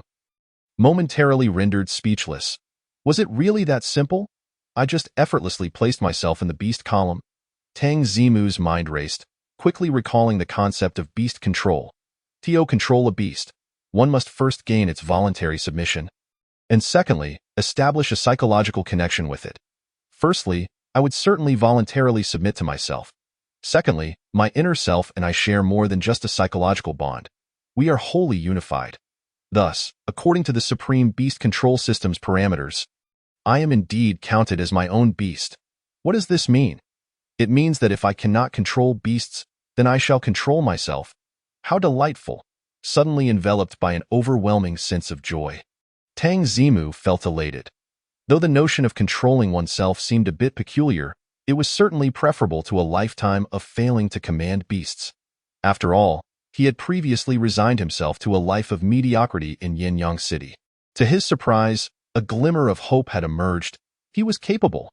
This felt akin to a man undergoing a vasectomy only to find his wife unexpectedly pregnant. Perhaps that analogy is slightly off. Cough coughed, it was more like being sentenced to death in the morning and released without guilt in the afternoon, along with a compensation of 100 million. Were it not for his physical limitations, Tang Zimu would have been inclined to perform a series of flips on the spot. Physical attributes. Yes, since I have entered the beast column, all the rewards previously granted can now be applied to myself. Tang Zimu had not forgotten about the supreme rewards bestowed upon him by the system. He quickly opened the reward storage box, excitedly dragging the mythic-level talent mountain toppling sea overturning onto his avatar in the beast column. As expected, the system's prompt sounded immediately. Ding. Host Tang Zimu, do you wish to grant your beast Tang Zimu the mythic-level talent mountain toppling sea overturning? Confirm. Tang Zimu affirmed with unwavering conviction. Ding. Loading mythic-level talent mountain toppling sea overturning for your beast Tang Zimu. Soon, Tang Zimu felt a warm current surging within him. This warmth coursed through his body, causing a sensation of soreness wherever it traveled. Fortunately, the discomfort was brief, and the warmth divided into two streams, dissipating at the centers of his palms. Ding! Congratulations to host Tang Zimu. Your beast Tang Zimu has acquired the mythic-level talent mountain toppling sea overturning. It worked. Feeling the surge of power within, Tang Zimu rushed over to a bookshelf nearly his height. Gazing at the shelf laden with books on spirit beasts, he placed his hands beneath it and with a mere gentle lift, raised the entire shelf. I originally had 10 points of strength. With the talent mountain toppling sea overturning doubling that permanently, I now possess a staggering 20 points of strength. Tang Zimu then attempted to lift the shelf with one hand, finding it still manageable after all. The enhancement of strength attributes is not a simple addition but a geometric progression. If 10 points of strength are typical for an average adult male, then 15 points would represent the pinnacle of human potential. Now, he was beyond human. Yet Tang Zimu was not satisfied. He carefully set the bookshelf back in place, fearful that one misstep might damage the only 2 pieces of furniture in his home. Then, he quickly summoned the panel to examine the remaining rewards in the storage box. Supreme Attribute Points. Merely reaching my limits is insufficient. Supreme Attribute Points can transcend racial boundaries. The novice rewards had granted him 10 points, and the first successful beast control had yielded another 10 points. Now, Tang Zimu possessed a total of 20 Supreme Attribute Points at his disposal. He contemplated the precious 20 points, deep in thought. With the effects of mountain toppling sea overturning, adding 1 point to strength effectively grants me 2 points of strength, so allocating all points to strength would be the most advantageous. However, the body is not so simple. Excessive enhancement in one area could lead to collapses in others. For instance, overexertion without meeting physical standards could result in soft tissue injuries, joint dislocations, muscle tears, and so forth. Remembering the severe consequences, Tang Zimu cautiously dismissed the idea of allocating all points to strength. After careful consideration, he decided to distribute the 20 Supreme Attribute Points as follows: 10 points to strength, 5 points to stamina, and 5 points to agility. The familiar warm current re-emerged, after bringing another wave of soreness. His basic attributes transformed into strength, 40 spirit, 15 stamina, 14 agility. 15 points of spirit is an essential extraordinary effect for every transmigrator. The original stamina deficit stemmed from years spent in an office. Yet my agility has always exceeded that of the average person. Could it be a result of honing my reflexes while slacking off at work? Tang Zimu pondered thoughtfully. he did not linger on his original attributes for long. Turning instead to admire his impressive attribute panel, thoroughly satisfied. 40 points of strength. Not only the tamed spirit beasts within the beast house, but even those far more formidable and vicious spirit beasts from the trial could hardly withstand a single blow from him. Well then, I suppose it's time to make my move. This time, I am definitely participating in the trial. Tang Zimu had always been prudent in his actions. Had he been just an ordinary student without any tamed spirit beasts, he would undoubtedly have refrained from joining the trial. However, now that he had sufficient confidence, he was eager to participate. After all, he had not forgotten the smug faces of some students outside the spirit beast house when they saw him without a tamed beast. Did they think I was making way for them? Did they still wish to witness my misfortune? I have endured the hardships of toil for nearly half a lifetime, laboring like a beast of burden. And at long last, I find myself transported to the world of beast taming, only to have you all revel in my predicament. By the way, Fansher mentioned that he would inform the principal upon returning to school. Allowing himself to withdraw from the practical trial early, Tang Zimu recalled the words Fansher had spoken to him as he left the spirit beast house. Once the decision to withdraw early from the practical trial was made, there would be no turning back. Realizing the urgency of the situation, Tang Zimu set aside his need to acclimate to his body and swiftly dashed out of his home, heading straight towards the spirit beast house. As he ran, he quickly sensed a marked change within himself. His current speed of running was more than double what it had been before. Moreover, his enhanced stamina ensured that he was not gasping for breath like a broken bellows while he ran. Is this the result of my enhanced physique? This feels far superior to merely taming a beast while remaining weak myself. Tang Zimu suddenly felt that, in comparison to taming a beast, mastering oneself was indeed the better choice. In such a rapid sprint, he soon arrived near the spirit beast house. To his relief, he found that there were still around 10 students waiting outside who had yet to enter.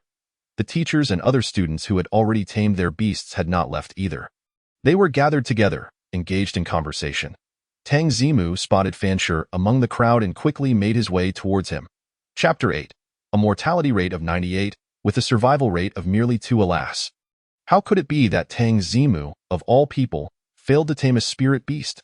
Outside the spirit beast house, the homeroom teacher of Class 2 expressed his confusion. Although some time had passed since Tang Zimu's departure, the surrounding teachers and students were still discussing the matter. A perfect score in theoretical exams, yet failing to tame a spirit beast. This was surely a first in the history of the Dragon Kingdom. Alas, it is my fault. I was solely focused on not disturbing him and did not consider allowing him to get acquainted with my Great Fong, to absorb its scent. Perhaps after absorbing enough of Great Fong's scent, a spirit beast would be willing to follow Tang Zimu. Fansher spoke with a hint of regret. You overestimate our abilities. We are merely a bunch of stinky teachers. The prowess of beast tamers cannot possibly compare. No matter how much contact there is, it cannot influence the spirit beasts within the spirit beast house, consoled the homeroom teacher of Class 4. What he said was indeed true. Those truly capable beast tamers had already gone to the front lines to battle the spirit beasts outside the city. Most of the teachers who remained at the school were those with insufficient beast taming skills but solid theoretical knowledge. Old teacher. Just as Fansher was pondering how to comfort Tang Zimu concerning his future, a voice suddenly called out from behind him. Turning around, he saw that the one he was worried about, Tang Zimu, had returned. His heart tightened, and he spoke with concern. Weren't you supposed to go home and rest? Why have you come back? Rest easy at home until the college entrance examination concludes. I will speak with the principal regarding the upcoming matters. Tang Zimu shook his head, his tone resolute. Old teacher, I am here to inform you that I will not withdraw from the college entrance examination. I absolutely intend to participate in the practical trial in 3 days. Fansher had been considering how to console Tang Zimu. But upon hearing his words, his expression immediately betrayed him, and he exclaimed, What? Are you saying you want to participate in the practical trial? Fansher was so taken aback that he could not keep his voice down, causing the entire crowd outside the spirit beast house to turn their attention towards Tang Zimu, murmuring amongst themselves, I must be hearing things. Tang Zimu actually intends to participate in the practical trial. This guy is defiant, planning to turn the tide through the practical trial. How absurd. He dares to partake in the practical trial without having tamed a spirit beast. I suspect he has lost his mind. Oh, but we shouldn't say that. Perhaps he will be fortunate and survive the practical trial. At that moment, Fan Shi could hardly pay attention to the surrounding chatter. He quickly approached Tang Zimu, his expression grave as he spoke. Tang Zimu, have you lost your mind? How could you possibly not understand what the practical trial entails? Tang Zimu certainly understood. The practical trial of the college entrance examination involved placing students in a specially designed secret realm for a day-long trial. This secret realm was a complete replica of the survival environment outside the city, in stark contrast to the harmony of the Spirit Beast House. The Spirit Beasts released within were restricted to levels 5 and below, yet their species, attributes, and qualifications were entirely unregulated. This meant that some spirit beasts might harbor a disdain for humans, some might attack humans, and others might even actively hunt humans for sustenance. The dangers were evident. In such a perilous environment, students needed to gather resources, defeat spirit beasts, and tame them to earn points. Could a student without any protection from a tamed beast accomplish these tasks? Tang Zimu nodded firmly. I understand, but I must participate in the practical trial. He certainly would not be foolish enough to disclose his true strength to others, for he had no fear of the spirit beasts within the trial. In a world fraught with danger, revealing his capabilities was tantamount to foolishness. Caution was the best strategy for survival. Thus, he expressed his determination to participate in the trial through his demeanor, for how to score points without revealing his strength once inside. He already had a flawless plan in mind. Fan Shi sensed Tang Zimu's resolute intent. He felt a throbbing headache, momentarily at a loss for words. The homeroom teacher of Class 4, seeing this, hurriedly interjected. Tang Zimu, you must be aware that the injury rate for the practical trial each year is 50, with the mortality rate soaring to 14. Tang Zimu nodded. But you surely do not know the statistics regarding students without tamed beasts participating in the practical trial. According to internal statistics, over the past decade, students in the Dragon Kingdom who persisted in participating in the practical trial without having tamed a spirit beast had a mortality rate as high as 98. With a mere 2 survival rate, the homeroom teacher of Class 4 unflinchingly revealed this grim data, which had never been disclosed to students, in hopes of dissuading Tang Zimu. Yet, contrary to expectations, Tang Zimu did not falter and retorted. Isn't there still a 2 chance of survival? The teacher of Class 4 snorted derisively and replied. The one person who survived among 50 did so because he fainted upon entry and remained unconscious until the trial concluded, only to be carried out and awakened by the teachers cleaning the secret realm. What the hell? What kind of absurdity were those previous predecessors embroiled in? Tang Zimu's face twitched, feeling as if he had been backstabbed. However, he could not simply give up and remain steadfast as he declared, It's all right. With me around, this year's survival rate will surely rise. But you... The homeroom teacher of Class 4 was about to say more when he was interrupted by Fan Shi's gesture. Enough! We cannot obstruct a candidate's choice, Fan Shi sighed, resting a reassuring hand on Tang Zimu's shoulder. Tang Zimu, I respect your decision. You shall participate in the practical trial. However, remember that your life is of utmost importance. You must return alive. With that, he patted Tang Zimu's shoulder and turned to leave. With the confirmation from his homeroom teacher, Tang Zimu's participation in the practical trial was now firmly established. The people present, having learned this news, looked on in astonishment. They could hardly fathom how Tang Zimu had mustered the courage to participate in the practical trial. After all, setting aside other cities in the Dragon Kingdom, Tang Zimu was the only student in Yinyang City in over a decade who had not tamed a spirit beast, yet still intended to participate in the practical trial. As the spirit beast taming event concluded, the happenings at the scene quickly spread through the streets and alleys of Yinyang City. A student with a perfect score in theoretical exams failed to tame a spirit beast. Not only did he fail to tame a spirit beast, but he also insisted on participating in the practical trial. What a legendary, reckless youth. Given the dramatic twists of events, it wasn't long before the entire Yinyang City was abuzz with discussions about Tang Zimu. Everyone was curious as to whether Tang Zimu would emerge alive from the secret realm. This curiosity culminated on the day of the practical trial, 3 days later. Chapter 9. Who says one cannot tame a spirit beast without a tamed beast?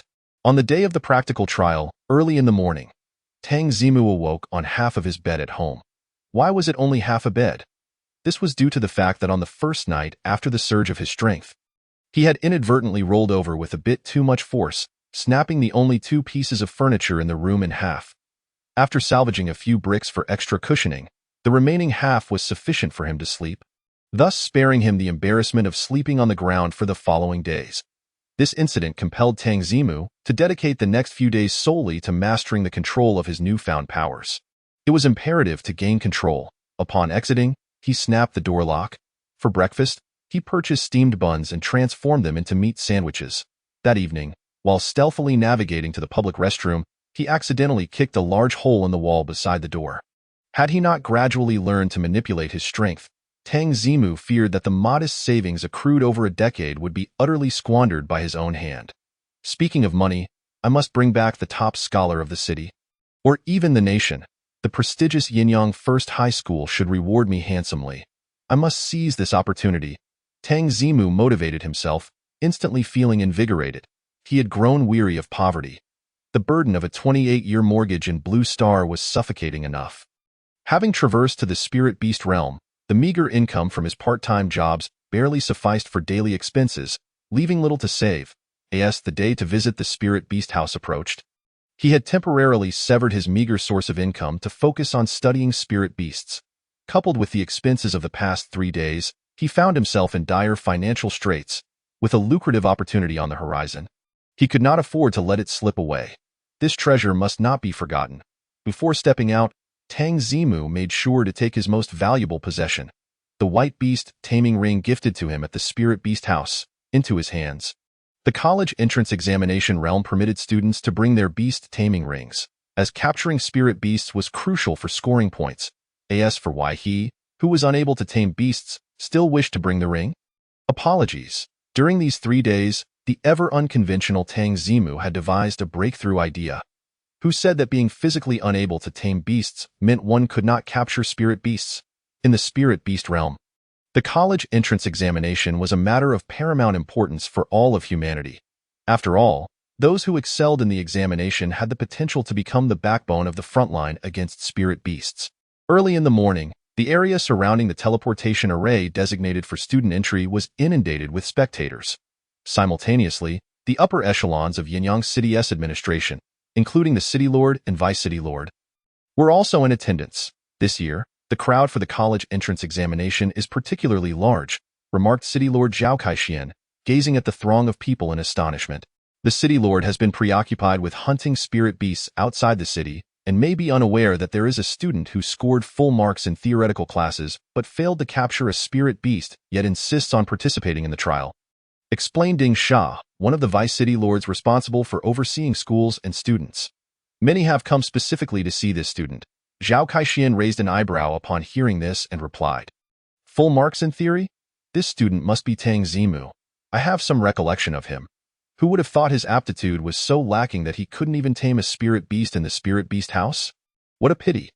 Another Vice City Lord, Xiao Hongji, clearly disagreed with this assessment, stating, "Not at all. A student who cannot tame a spirit beast yet insists on participating in practical trials is clearly a fool, and would never amount to anything significant." Ding Sha furrowed his brow and glanced at Xiao Hongji, but chose not to respond. It was Minister Wei Anghua of the Spirit Beast Alliance's Yinyang branch who spoke up. Having the courage to participate alone in practical trials is far better than being a coward who won't even attempt them. The remaining members were about to join the discussion when a wave of cheers erupted from the crowd. The student from First High has arrived. Tang Zimu is here. Look, the one in the center is Tang Zimu. Goodness, why is this young man so reckless at such a tender age? Prior to the examination, Tang Zimu had gained notoriety for his exceptional grades, often cited by parents as the ideal child.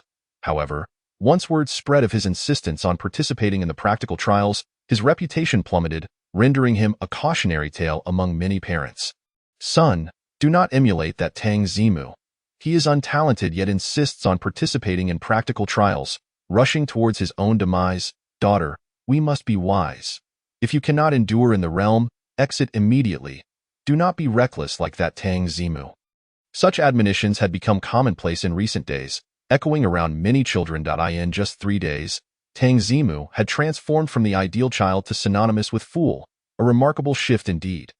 Within the ranks of Yinyang First High School students, Feng Yuqing observed the clamoring crowd and couldn't help but tug on Tang Zimu's sleeve, exclaiming, "Tang, the academic superstar, Your popularity is astounding. 90% of the crowd is shouting your name. Tang Zimu rolled his eyes in response, retorting, "Do you want this fortune for yourself?" Feng Yuqing, petting the long-leaf cat in his arms, replied sheepishly, "I think I'll pass. I wouldn't dare participate in practical trials without a spirit beast for protection." This fellow had indeed been fortunate, having captured a 4-star quality long-leaf cat at the Spirit Beast House, which guaranteed him solid scores in the practical trials. Honestly, Tang, maybe you should reconsider participating in the practical trials. Your life is the most important. After a moment's reflection, Feng Yuqing finally voiced his long-held concerns. Tang Zimu shook his head in response, remaining silent. He had heard such sentiments voiced more than once along his journey. The principal of Yinyang First High and accompanying teachers invariably reiterated this whenever they encountered him. Who would know that he was actually far more cautious than they presumed, without ample confidence? There was no way he would participate in the practical trials. Tang Zimu now hoped that when he emerged from the realm, he would leave them utterly astounded. As the two conversed, they followed the procession of Yinyang First High to the central square enveloped by the teleportation array, where students from other schools participating in the examination congregated. Tang Zimu swiftly scanned the area and noted that approximately 1,000 students from Yinyang City were participating in this year's examination. This number was not insignificant. After all, the schools in the Spirit Beast realm operated differently from those on Blue Star. Here, from middle school onward, students who failed to meet academic standards were forcibly expelled each year. Only those truly vetted as elites could participate in the final examination. All right, the practical trials for the college entrance examination are about to commence. I ask everyone to maintain silence, Ding Sha announced, standing up as the chief proctor for this year's examination. Chapter 10. First Kill of a Spirit Beast. Receiving divine rewards as a Vice City Lord. Ding Sha commanded considerable respect. Upon his declaration, the previously raucous crowd fell into a profound silence. Students, teachers, and onlookers alike tightly sealed their lips. This was one of the vital survival rules of the Spirit Beast realm. Strength reigns supreme. Only with strength could one assume high positions. Only with strength could one command respect. As the atmosphere quieted, Ding Sha's gaze swiftly scanned all the students within the teleportation array's vicinity, then gestured with his hand. A group of proctors waiting nearby immediately approached, distributing a set of leather attire and a wristwatch-like device to each student. Once all the students donned the leather outfits and affixed the devices to their wrists, Ding Sha checked the time before continuing. There are only a few minutes left until the practical trials begin. Allow me to outline the rules for this year's college entrance examination practical trials. Firstly, to ensure relative fairness, all students must remove all items except for their clothing and the wrist-mounted scoring device. Afterward, you will equip the specially designed trial gear, and only upon passing inspection will you be teleported into the examination realm. As Ding Sha indicated, the first rule was indeed to guarantee a measure of fairness. Otherwise, students from affluent families might don protective gear crafted from high-ranking spirit beast hides, leaving them untroubled by the spirit beasts lurking within the realm. Secondly, each student is permitted to carry only one ordinary beast taming ring. Any excess or higher level rings cannot be brought in. The second rule similarly aimed to maintain fairness. Capturing spirit beasts is one of the scoring criteria in the examination realm, designed to assess students' comprehensive abilities in capturing spirit beasts in the wild. However, should a student from a wealthy family enter with an abundance of beast taming rings to capture numerous spirit beasts, it would be utterly unjust. Thus, this rule was established as for those from impoverished families who could not afford even a single ordinary beast taming ring. There was little to be done in such a post-apocalyptic-like environment. Ensuring relative fairness was already a commendable feat. The third point, and the most crucial one. Ding Sha's voice rose sharply at this juncture. The scoring devices you have been issued not only record your scores but also serve as your sole means of survival within the realm. Once you encounter danger or feel that you cannot persist any longer, promptly press the central button on the device to seek assistance, and a teacher will come to help you exit the secret realm. However, due to the limitations of the secret realm, precise teleportation is not possible, and it will take time for the teacher to reach you. Therefore, during this interval, you must protect yourselves, otherwise. Ding Sha did not continue. But everyone present understood that the consequence of being unable to protect oneself in the secret realm was death. Otherwise, the average mortality rate in the college entrance examination secret realm would not be as high as 14. All right. I hereby declare the commencement of this year's college entrance examination practical trial. I wish you all great success.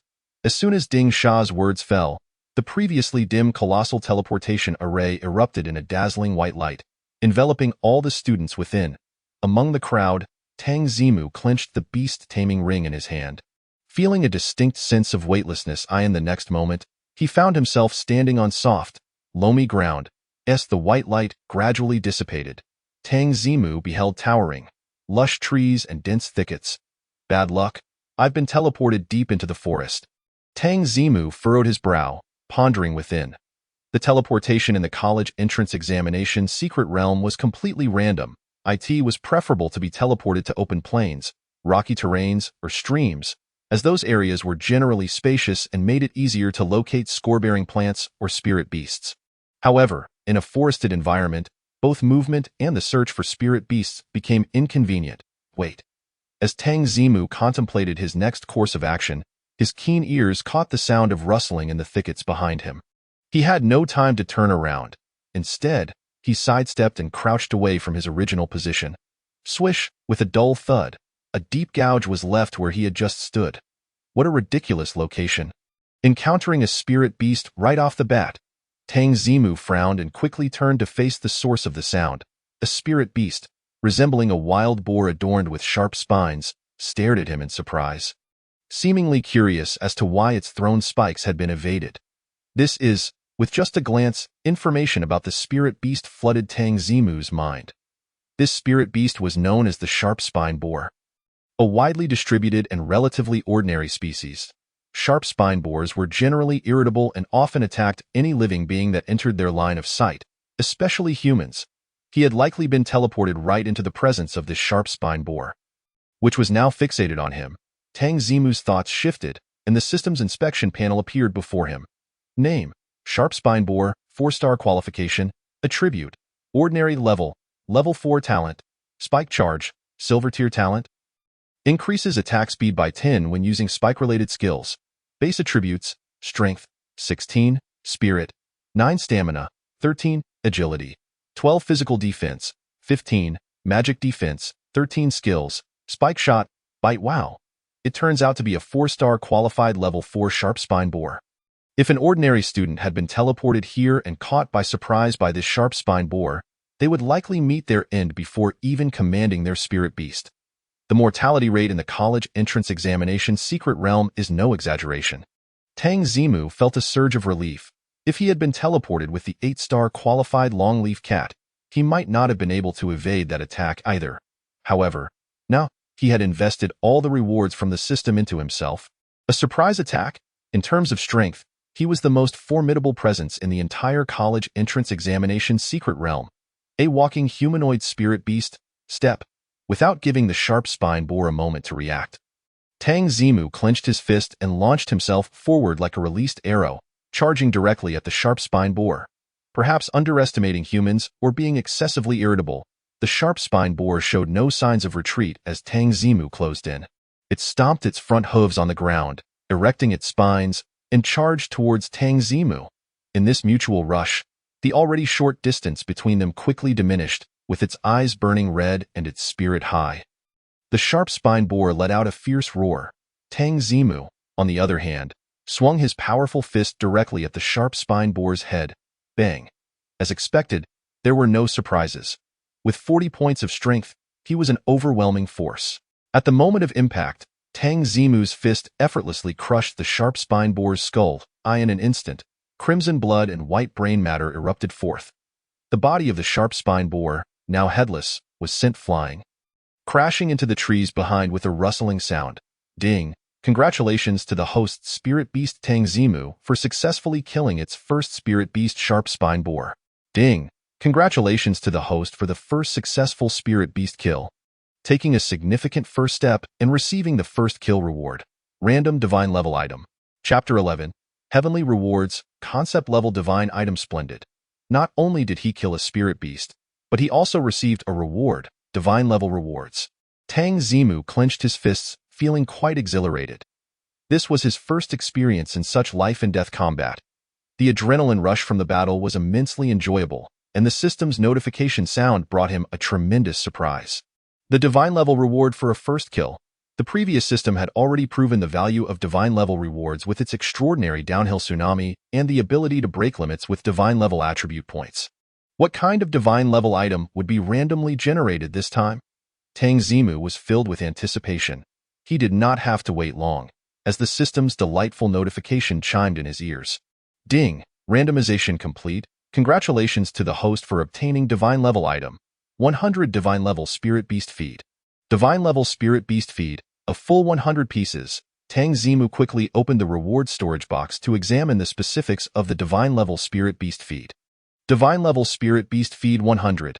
After consumption, the spirit beast will remain in a state of satiety for 24 hours. Warm reminder. 1. This effect will ignore the spirit beast's race, size, energy consumption, etc., and will definitely last for 24 hours. 2. Long-term consumption of this feed can enhance